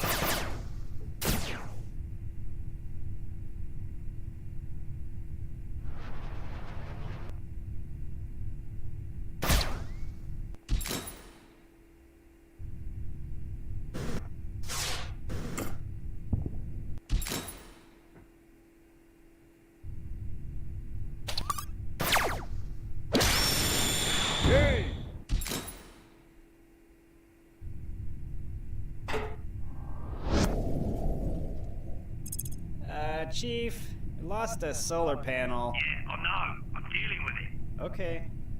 Don't even get snippy about it. Ah, where'd he go?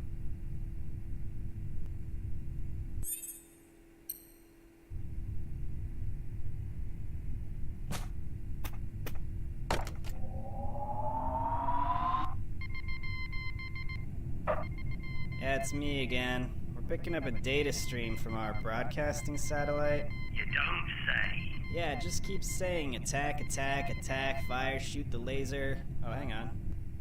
It just stopped.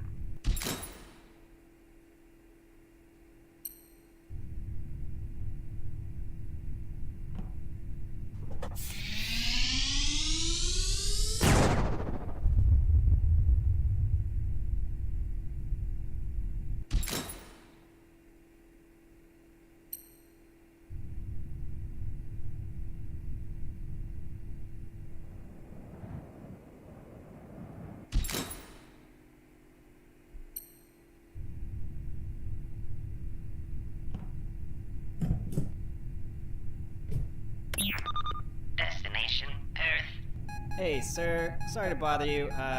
One of our offsite drop pods is on a direct collision course with the station. 3, 2, 1.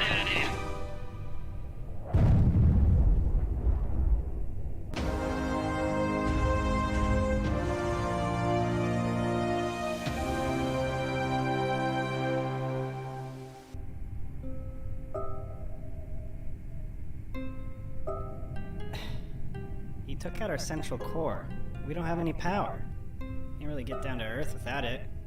So we're kind of just stuck. Who was that guy anyway? Why'd you grab him?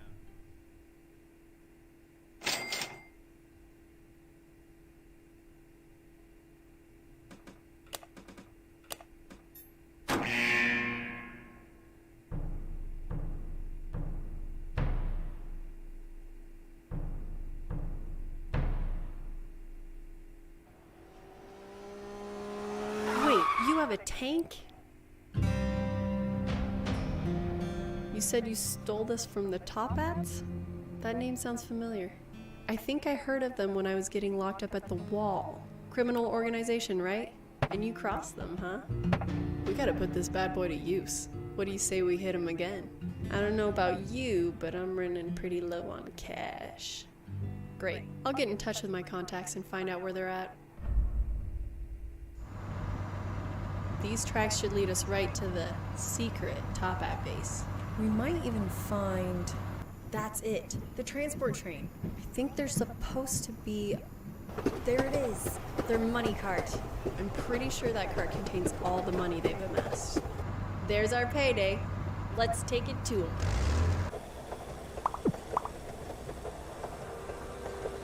Oi, you hear that? What is that?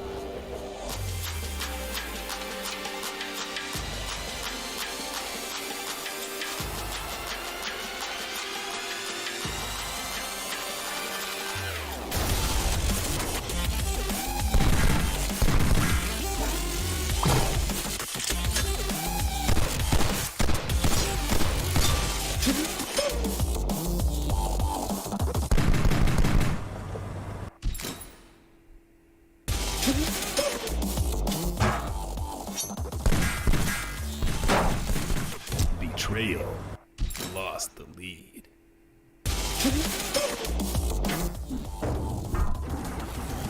We should have just done this from the beginning.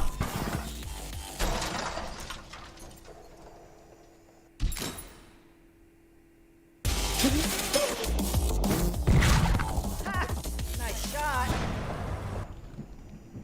Stop the train! Boss, the train's in trouble. I can't stop it! I'm on the way. Well, that's one way to do it. Now, how are we gonna get all this money out of here?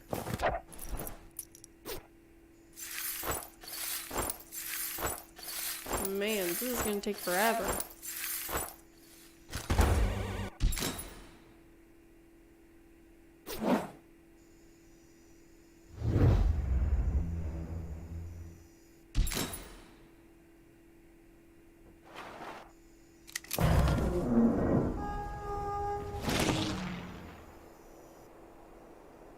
So, now what? Oi! This doesn't belong to you.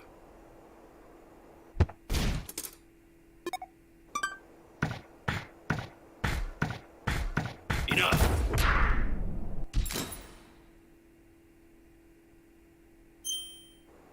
What are you doing? What an idiot.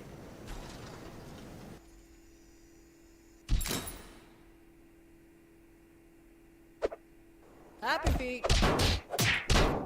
Stickman!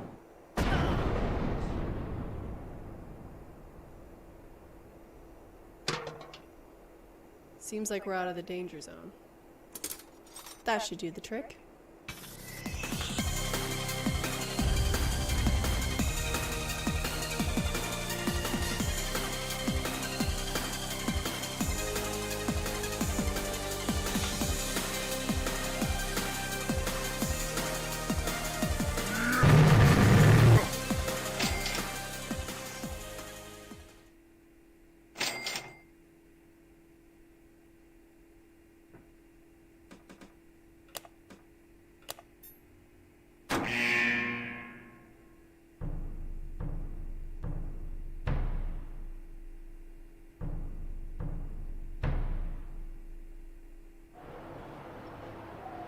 So the plan's going through even without the chief? Yes, we have all the goods loaded up on the train. Ugh. I don't want to be on caravan duty. Oh, it's not so bad. You get to sit on the train and hang out. Are we meant to protect all our stolen valuables? All the money? All that? Oh yes, I suppose that's true. We have all of our money in one cart. I suppose that's pretty important to protect. Well, guess we better get going. Ugh. Oi, watch where you're going, Muppet.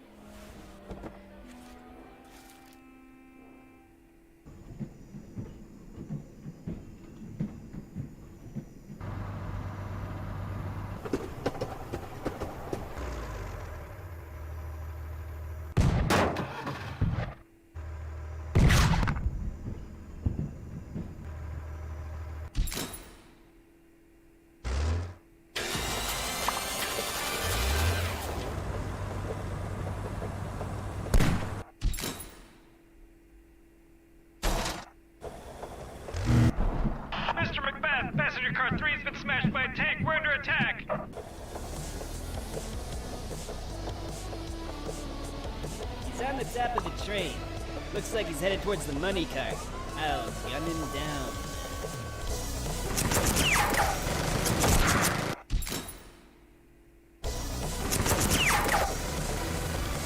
Okay, is everyone ready?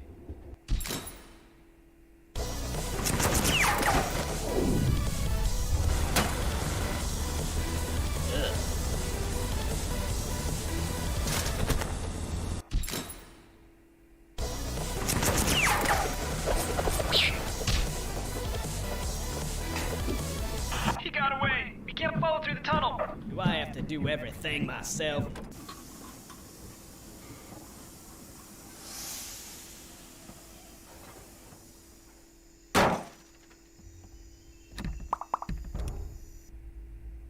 So you're the one causing all the trouble. I didn't expect to have to use this.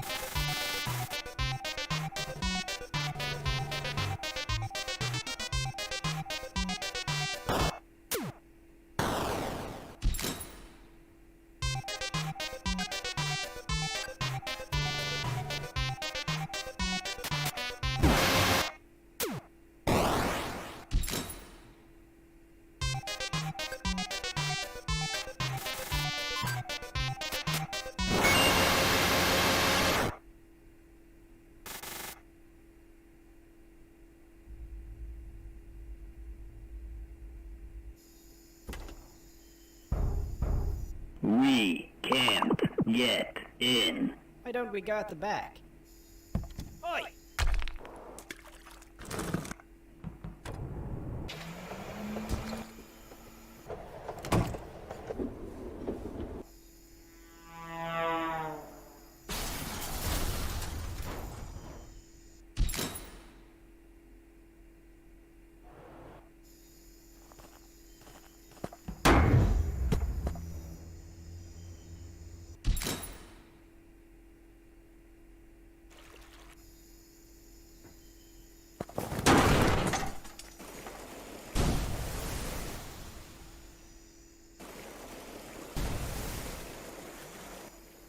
Huh.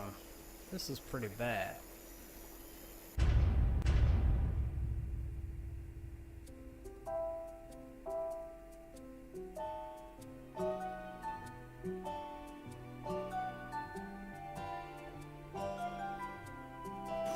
No luck, boss. You can't find it anywhere.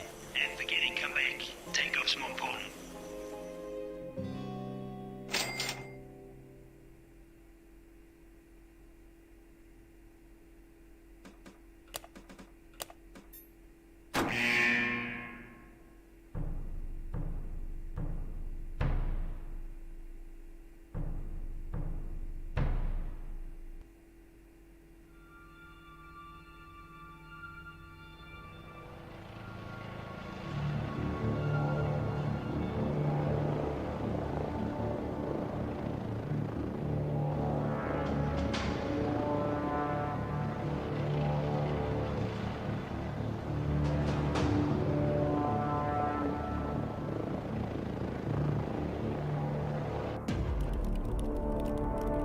Top at airspace now.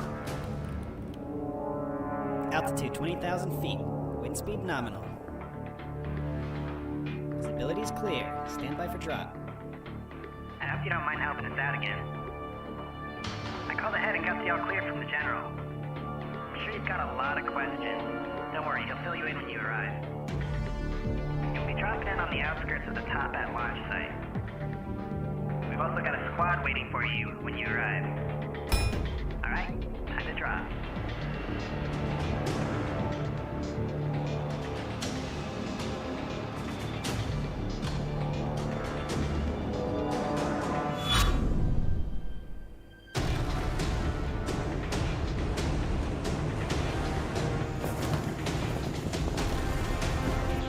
There he is. Do you think he's as legendary as they say?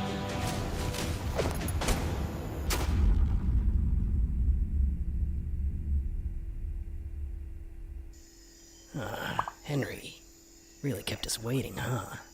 Nice to meet the legend in person. Henry, glad to see you made it safely. Let me introduce you to your squad. First off is John Pilkson. He's been doing this for 30 years and he excels at stealth. He'll be your go-to man for anything involving stealth. He'll be going by the codename Frog. Next up is Gordon Banks. He's a master when it comes to electronics. He knows his way around any interface, and he'll be very helpful when it comes to hacking. He'll be going by the codename EO. Lastly, we have Amelia Esteban, demolitions expert. She's known to tackle problems head-on and will blow a hole in any problem. Her codename? Turtle. General. What's all this about? Frog. I'll run through the briefing again. We recently learned of the Toppat clan's plan to launch a space station into orbit around the Earth. If they're able to get this station operational, they'll become unstoppable.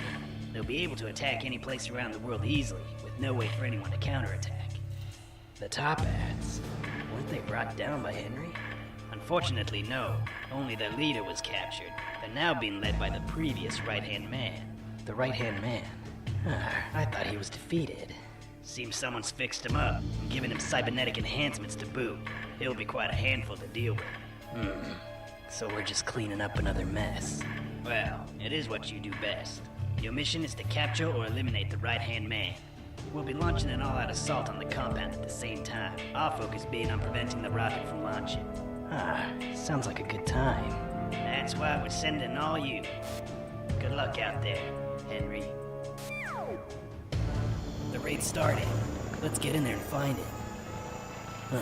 We need to get past that guard.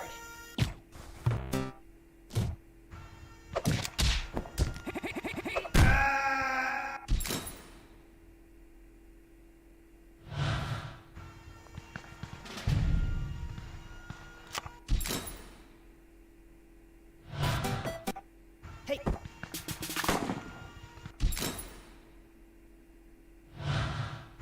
Wait. Wololo.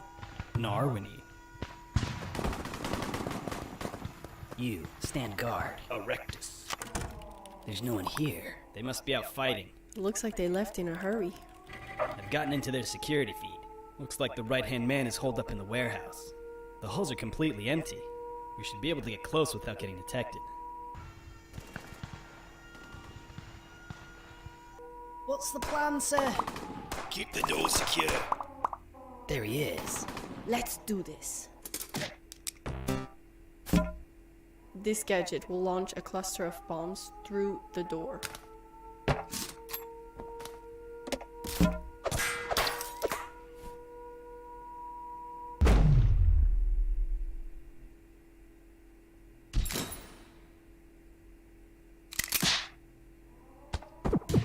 Are we doing a dog pile? Oh, heck yeah, dog pile? Heck yeah, dog pal.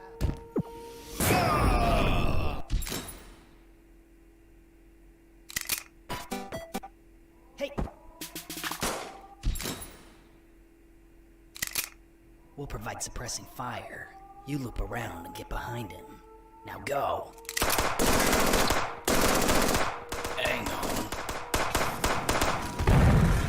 You! I see you, Henry.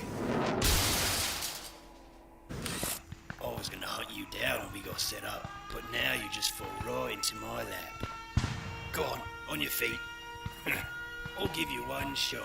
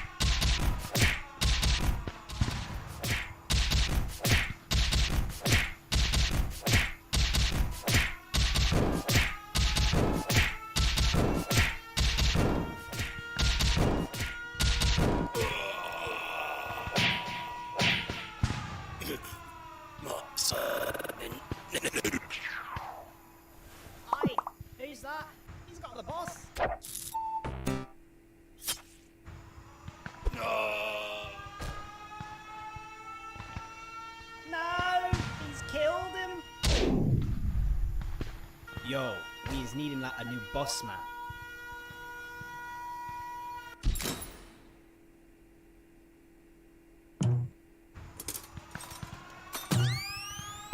Henry, we gotta put a stop to these top hats. Come on.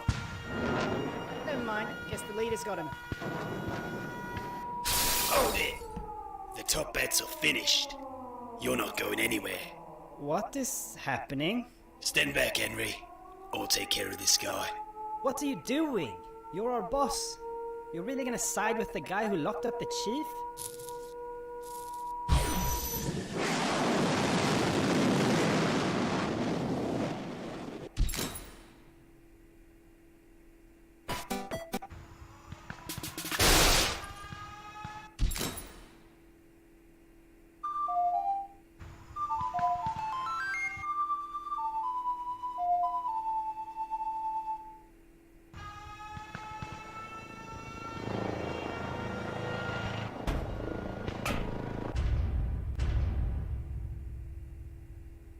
We've got him. Put out the signal.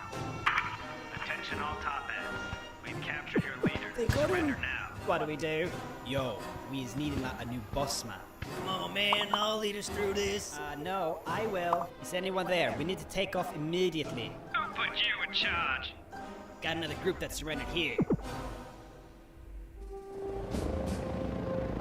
Excellent job, Henry. Thanks to your captures, the top hats panicked, and we were able to prevent the rocket from launching. A few members escaped, but they're all small groups now. They won't be causing us any significant problems. You know, bounty hunting really suits you. You ever think about going pro?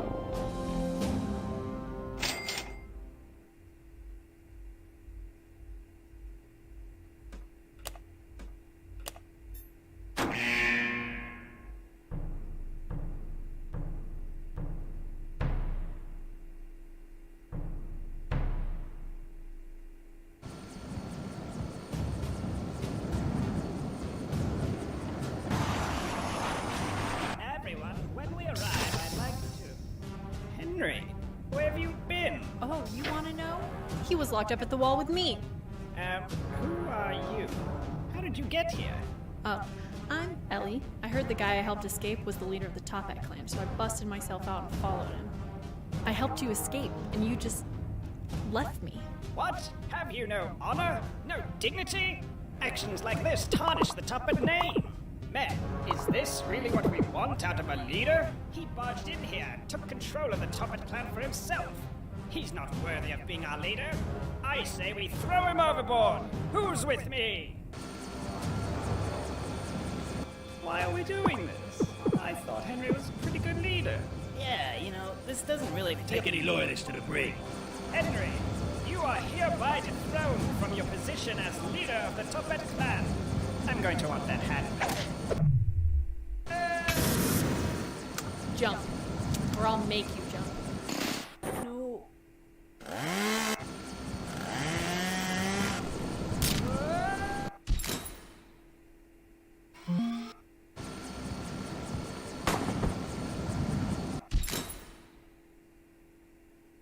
No, please. Did it? I don't want to hear it.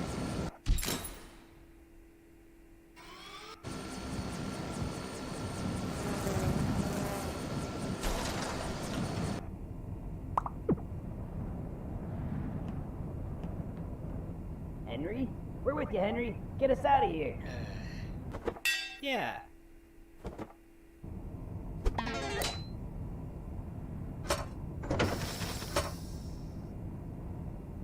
What'd you do with Henry?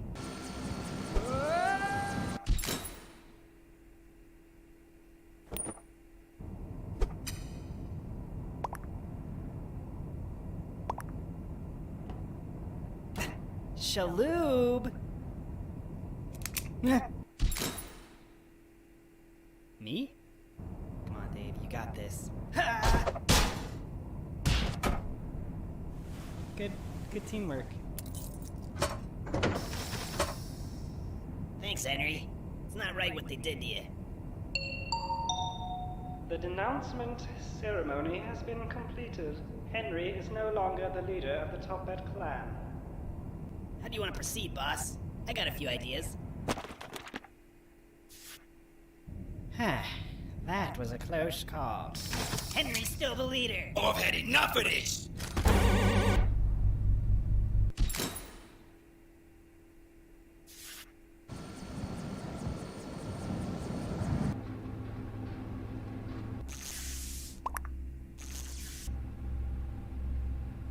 Thank you again for rescuing me from... Now!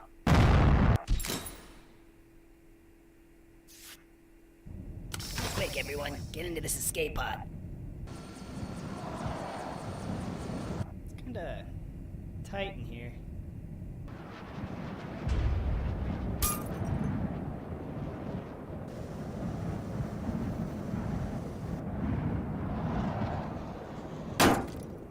What was that?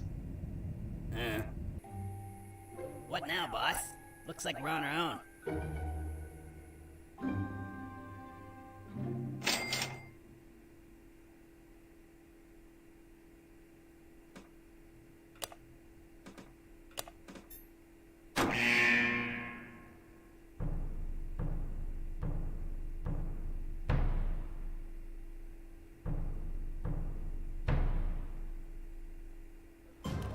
Preparations are nearly complete. Should be able to launch within the hour. This place is cool. So this is the Top Hat Clan's secret base. Sign me up. Whoa, what happened to that guy? Henry, you're back. I took charge in your stead. I hope you don't mind. I'm Ellie. I'm new here. What are you guys up to? Well, Henry, remember that orbital station idea we were talking about? We went ahead with that plan. We've got all of our assets in there already. Once the final preparations are complete, we'll be ready to launch into orbit. That should keep us far away from any governments trying to bring us down. We should be able to... Chief? Hey, what did I tell you about calling me that? Henry's the chief, remember? Okay, yeah. We're under attack. You two, get to the rocket. Henry. 1, 2, 3. The rocket is launching in 5 minutes. Do something.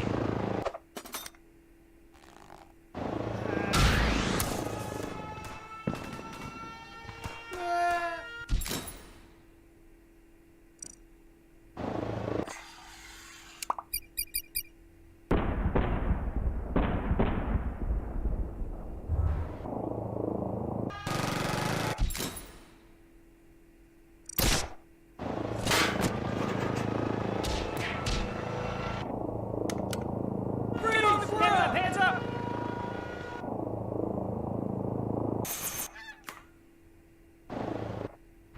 Just you wait till my friend gets here. Yeah, sure. Just you wait till my friend gets here. Yeah, sure. We got a bogey inbound.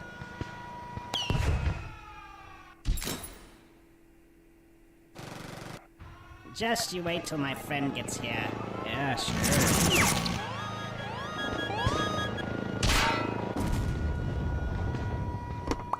Bomb has been planted. Isn't this an EMP? It's high noon.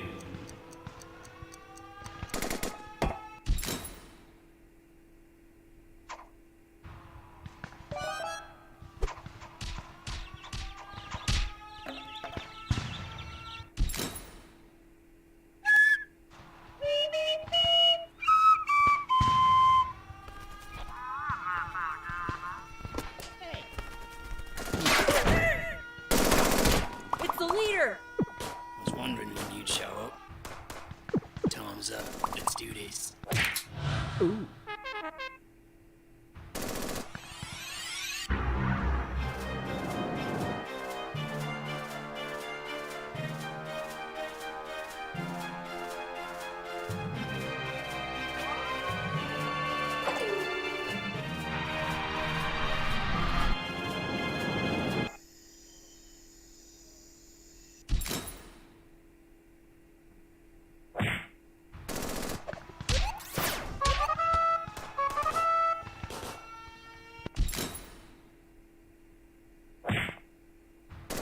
Henry!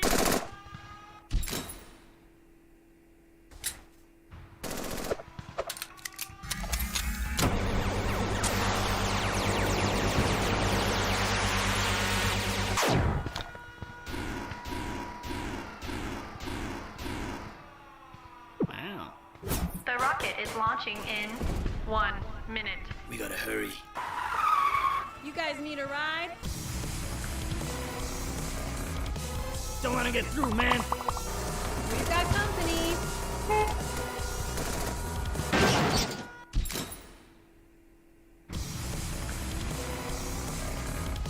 Don't wanna get through, man. We've got company.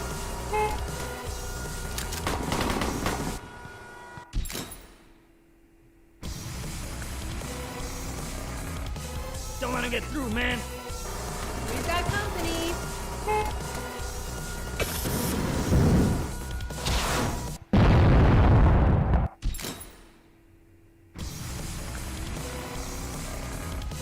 Don't wanna get through, man. We've got company. 5, 4, 3, 2, 1.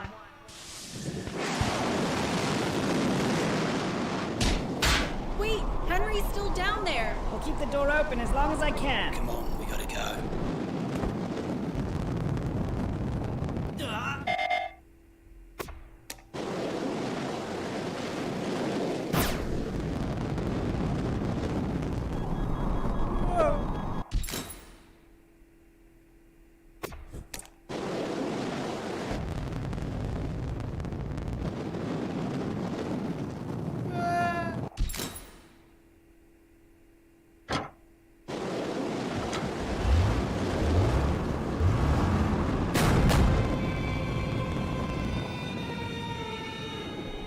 I got you, Henry. You know, I could drop you right now and nobody would know. But why would I do that? I saw you out there. Put yourself on the line to save the Top Hat clan. You've truly earned my respect. I can't think of a better person to lead us.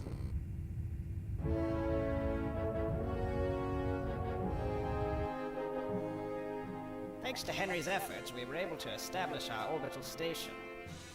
Unfortunately, we lost quite a few members during the raid. With the station in orbit, we were able to raid any place on Earth with ease. Ellie was officially recruited into the Top Hat clan and given the rank Right-Hand Lady. Me and my right-hand man went on to become top operators in the clan, performing several successful operations.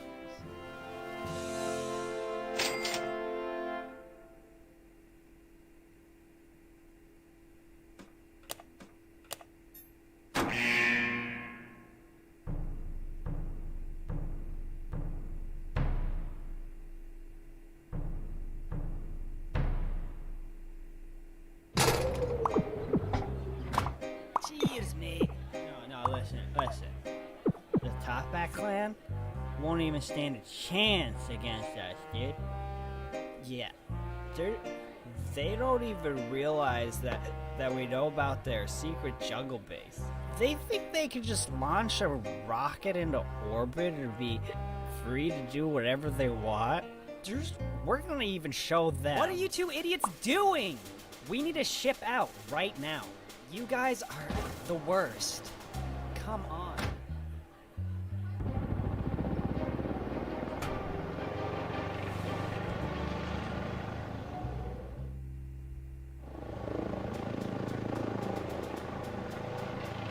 Oh, whoops, that was too early.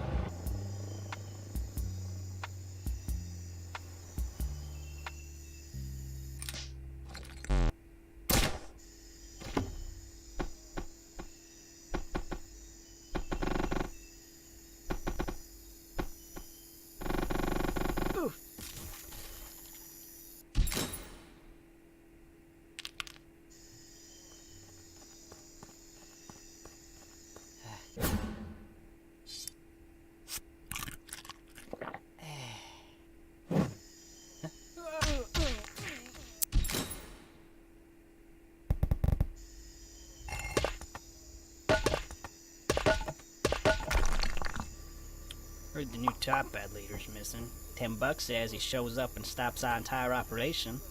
Yeah, alright.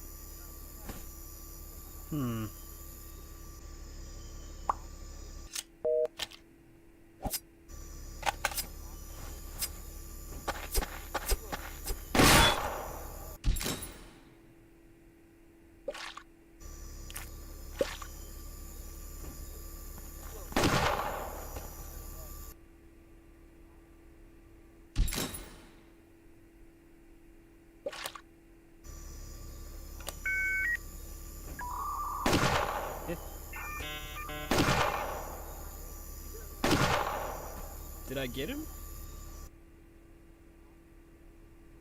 Ooh.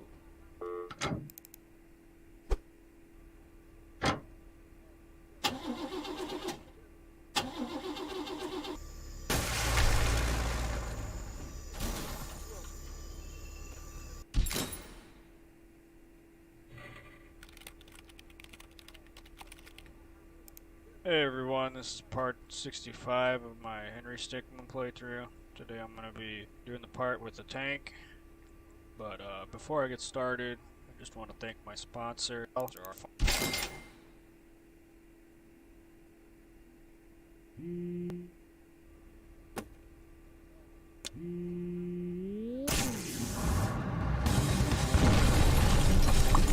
Big Boy's going on a rampage! I thought Big Boy wasn't working.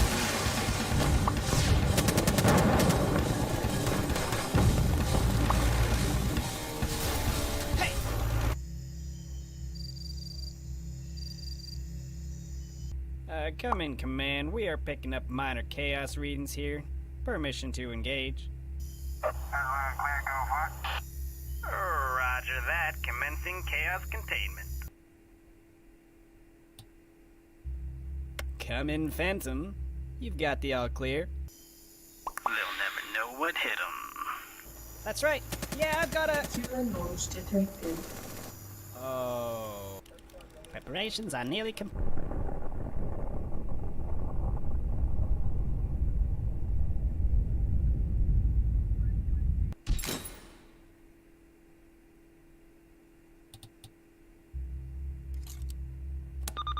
Commencing ultimate freeze.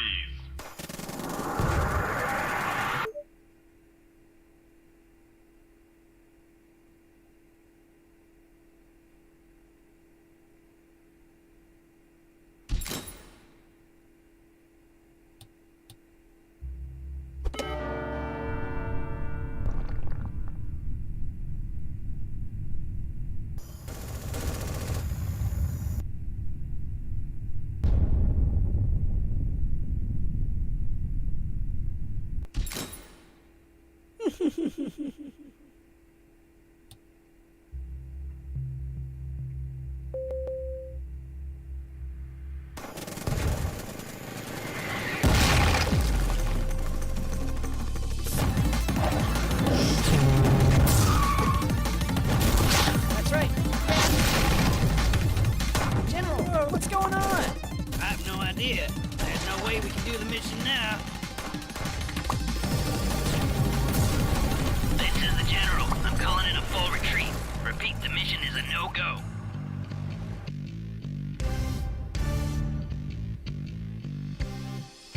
Hey, Chief? Yeah, we got a tank approaching with Henry inside. Henry? You're here? What are you doing in a tank? Repeat, Top Hat raid has been aborted. Fall back. You protected the clan.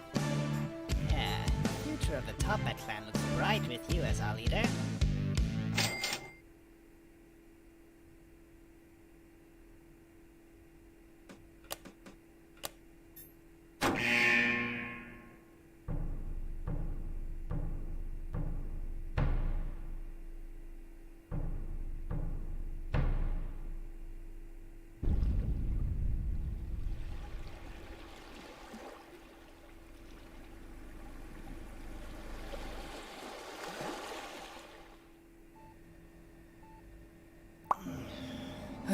Hey, easy, easy.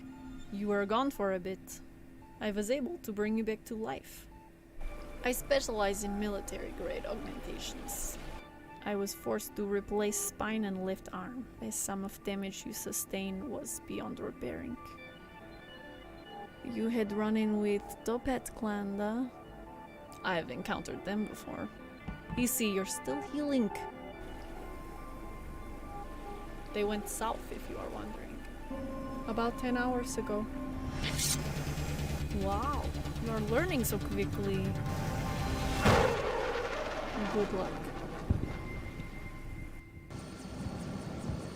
I'm thinking once we arrive, we should be able to... Henry! Take him out, right-hand man! Time for a little payment.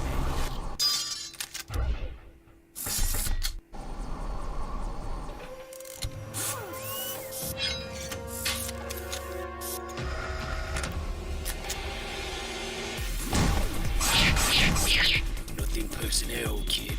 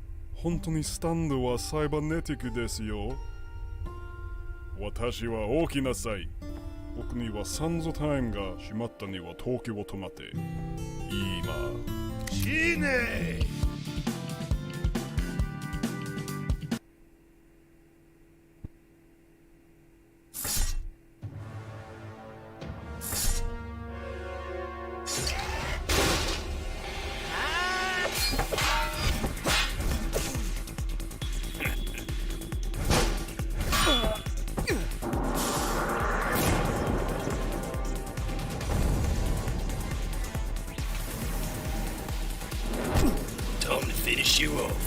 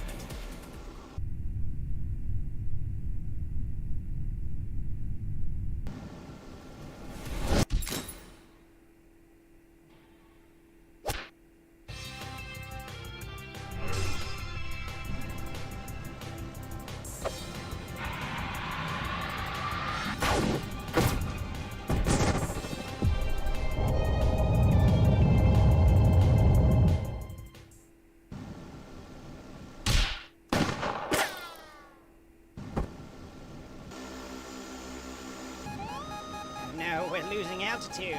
I gotta get out of here. No, what are you going to do?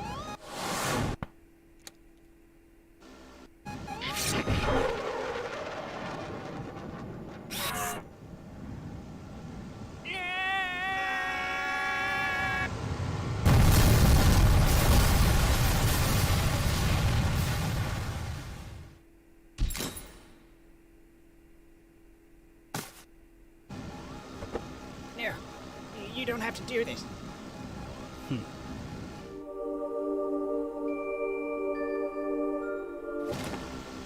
Anyone available? There's an attacker in the cockpit.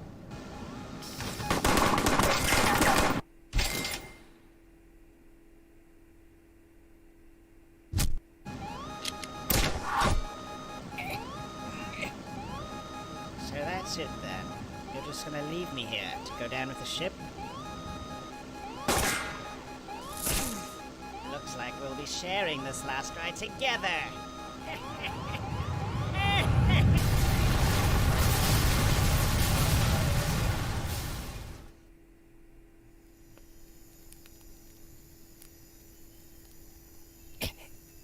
Well, you got us. Was it worth it?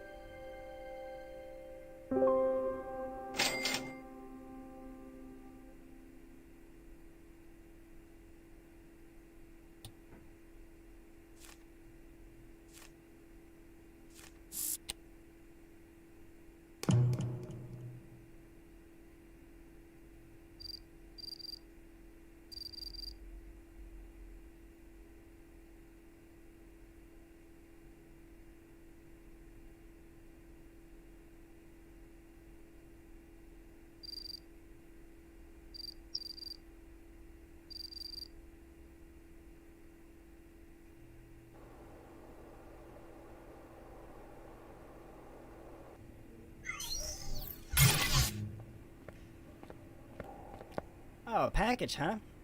Oi, Dave! Yep. I got a package here for someone named Henry. I love delivering packages.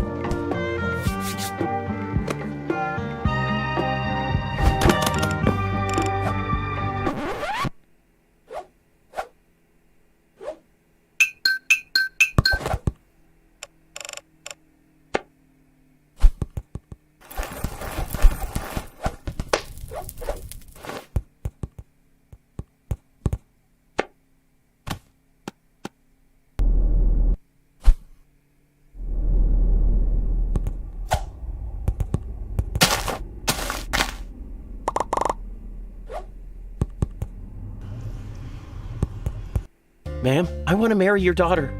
That's very discerning of you. Tell me about your power. It's at 500,000. Only 500,000? Then how dare you ask to marry my daughter? 5 million is the minimum requirement. Mom, he's only been playing Rise of Kingdom for a day. How could he do that? He wouldn't be able to protect you with his poor 500,000 power. Trust me, you'll regret it when I unlock the special unit. I started with the Vikings, with Ragnar and the Boudica.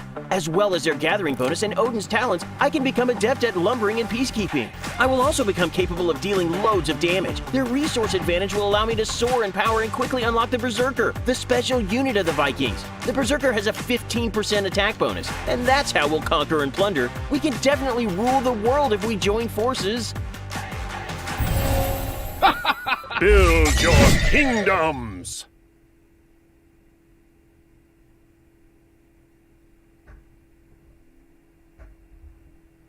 Professor will do all the heavy lifting for you. It gives you builds before the game starts, key details on the other team's habits, in-game overlay with all the stats, and post-match reviews that help you find your weaknesses. Don't miss out. Professor is free and easy to download. Check it out now.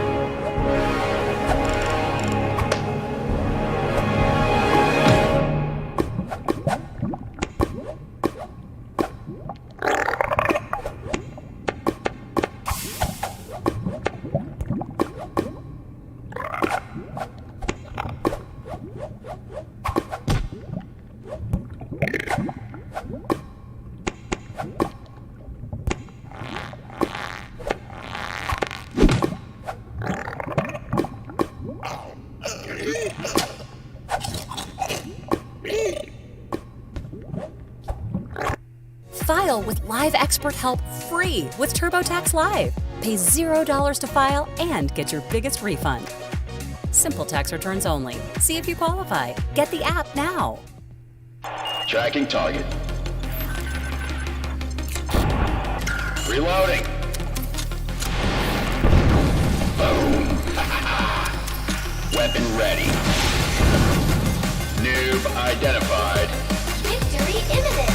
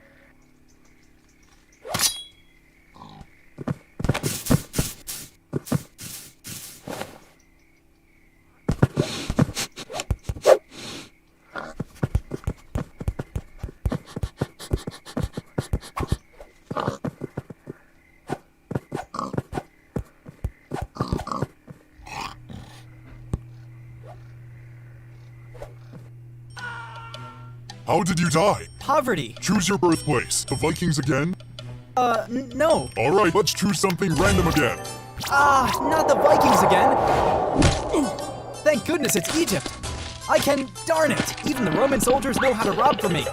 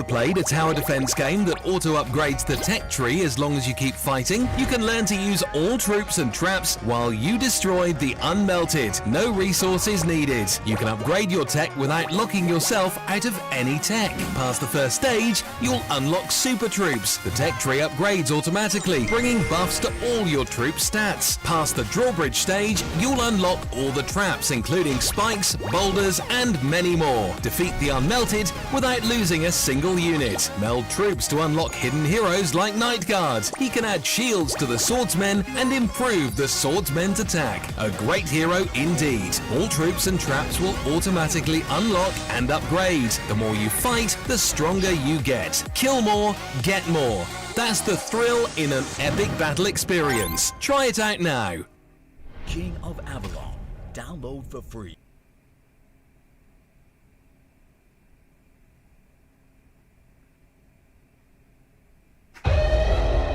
Today we're here to honor the legacy.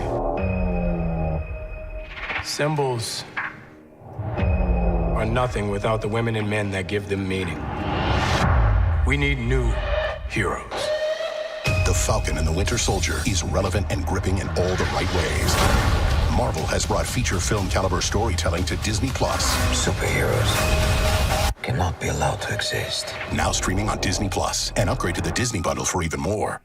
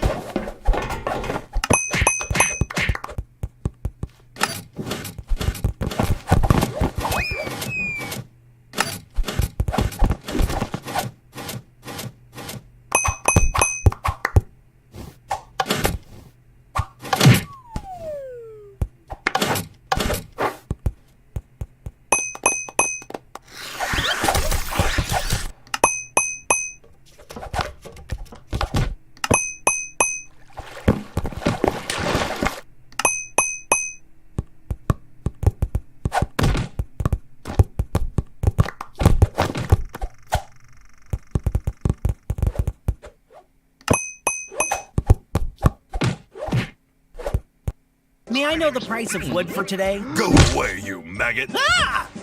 Where am I? This is a total wasteland. Wait a minute. I can make an axe out of iron and wood. Yippee! With it, I can double my gathering speed. Damn it! The Viking berserker tried to rob me! I need to get a hand. With sufficient manpower and resources, I can build up my city quickly, build cropland and bring river water to it, and soon we'll have loads of crops. With sufficient food, I can upgrade the city without any worries. Focus on building houses and walls to defend the city. Technology is power. Crossplay, now available.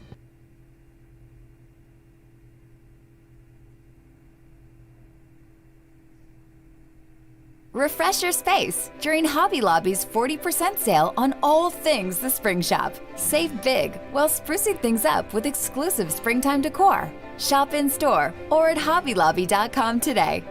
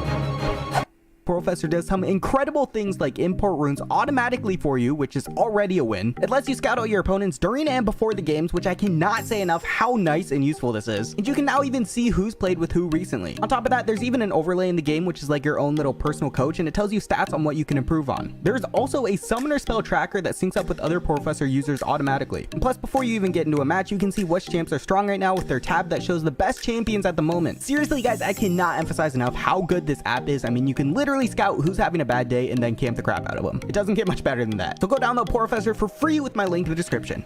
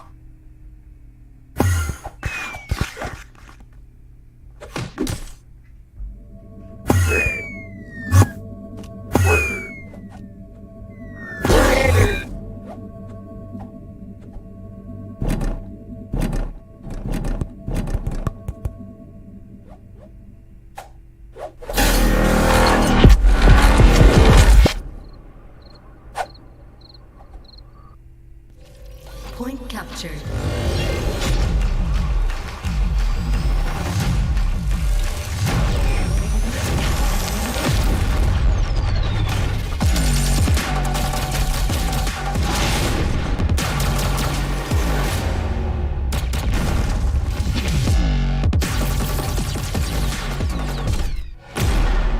Take control in Mech Arena and play for free. Point captured.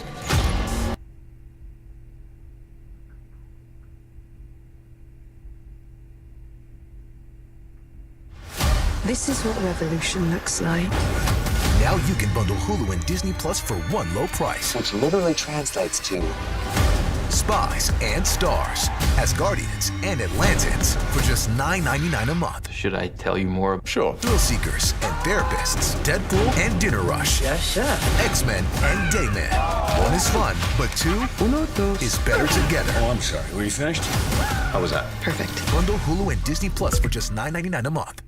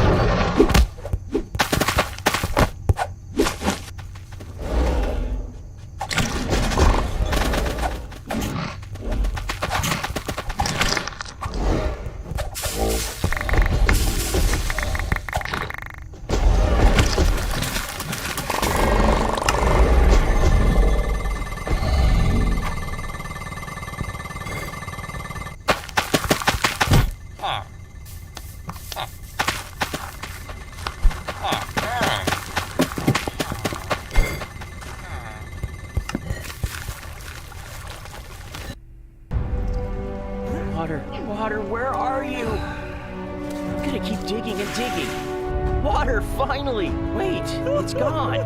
Want to find water source? Here's the right way. First, mark the spot, then build a drill. Once we drill to the bottom, send some diggers. Have them plant a bomb and dig an underground tunnel to the city's ground level. Boom! Finally groundwater. Now build a well. With water, you can plant trees and get wood, build a pond, raise some fish, and of course, irrigate the land and feed my citizens. It takes wisdom to turn a small village into a thriving city. Crossplay, now available.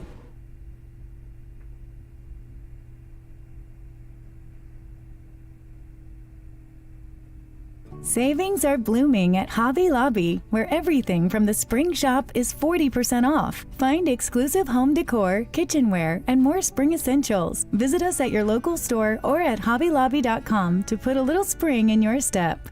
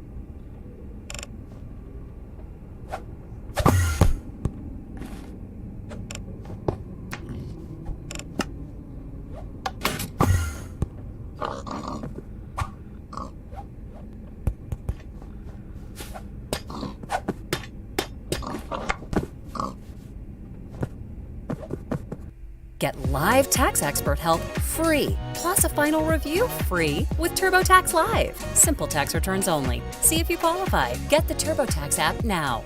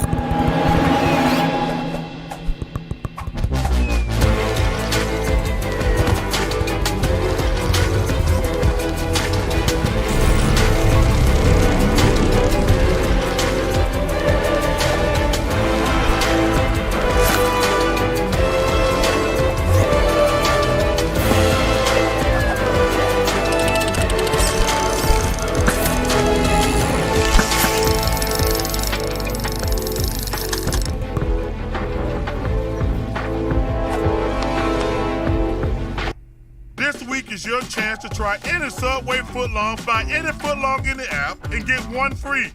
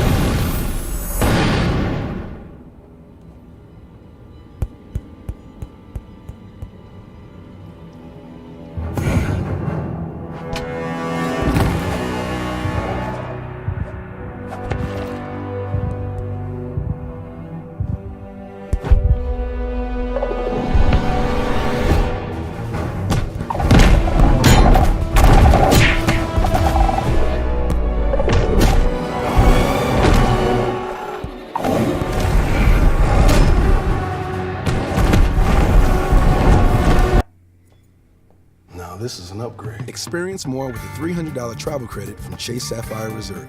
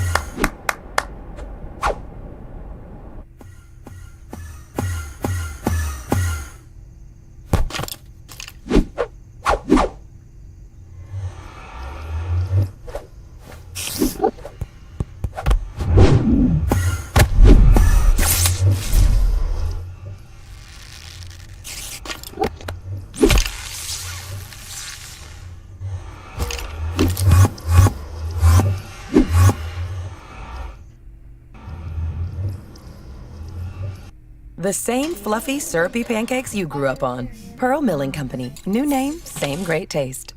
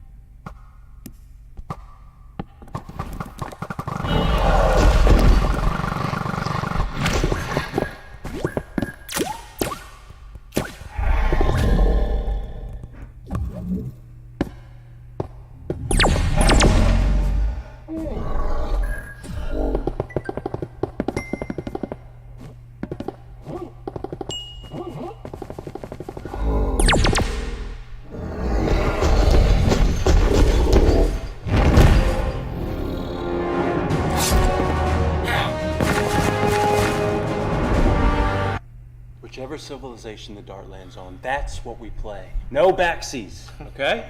Let's do this. 3, 2, 1. I'm in the Mediterranean. I'm the Roman Empire! Where are you? How's the weather over there? Looks like you got plenty of resources. Let's see, you got, snow, and more snow! That's right. I'm in Iceland, and I'm freezing. And I'm gonna be your worst nightmare. The Vikings have the siege buff that deals massive damage, and a 5% increase on gathering capacity. This allows me to carry even more resources when I plunder through a city. Enjoy the sunshine while you can, because the Vikings are coming. No! Yes! Yes!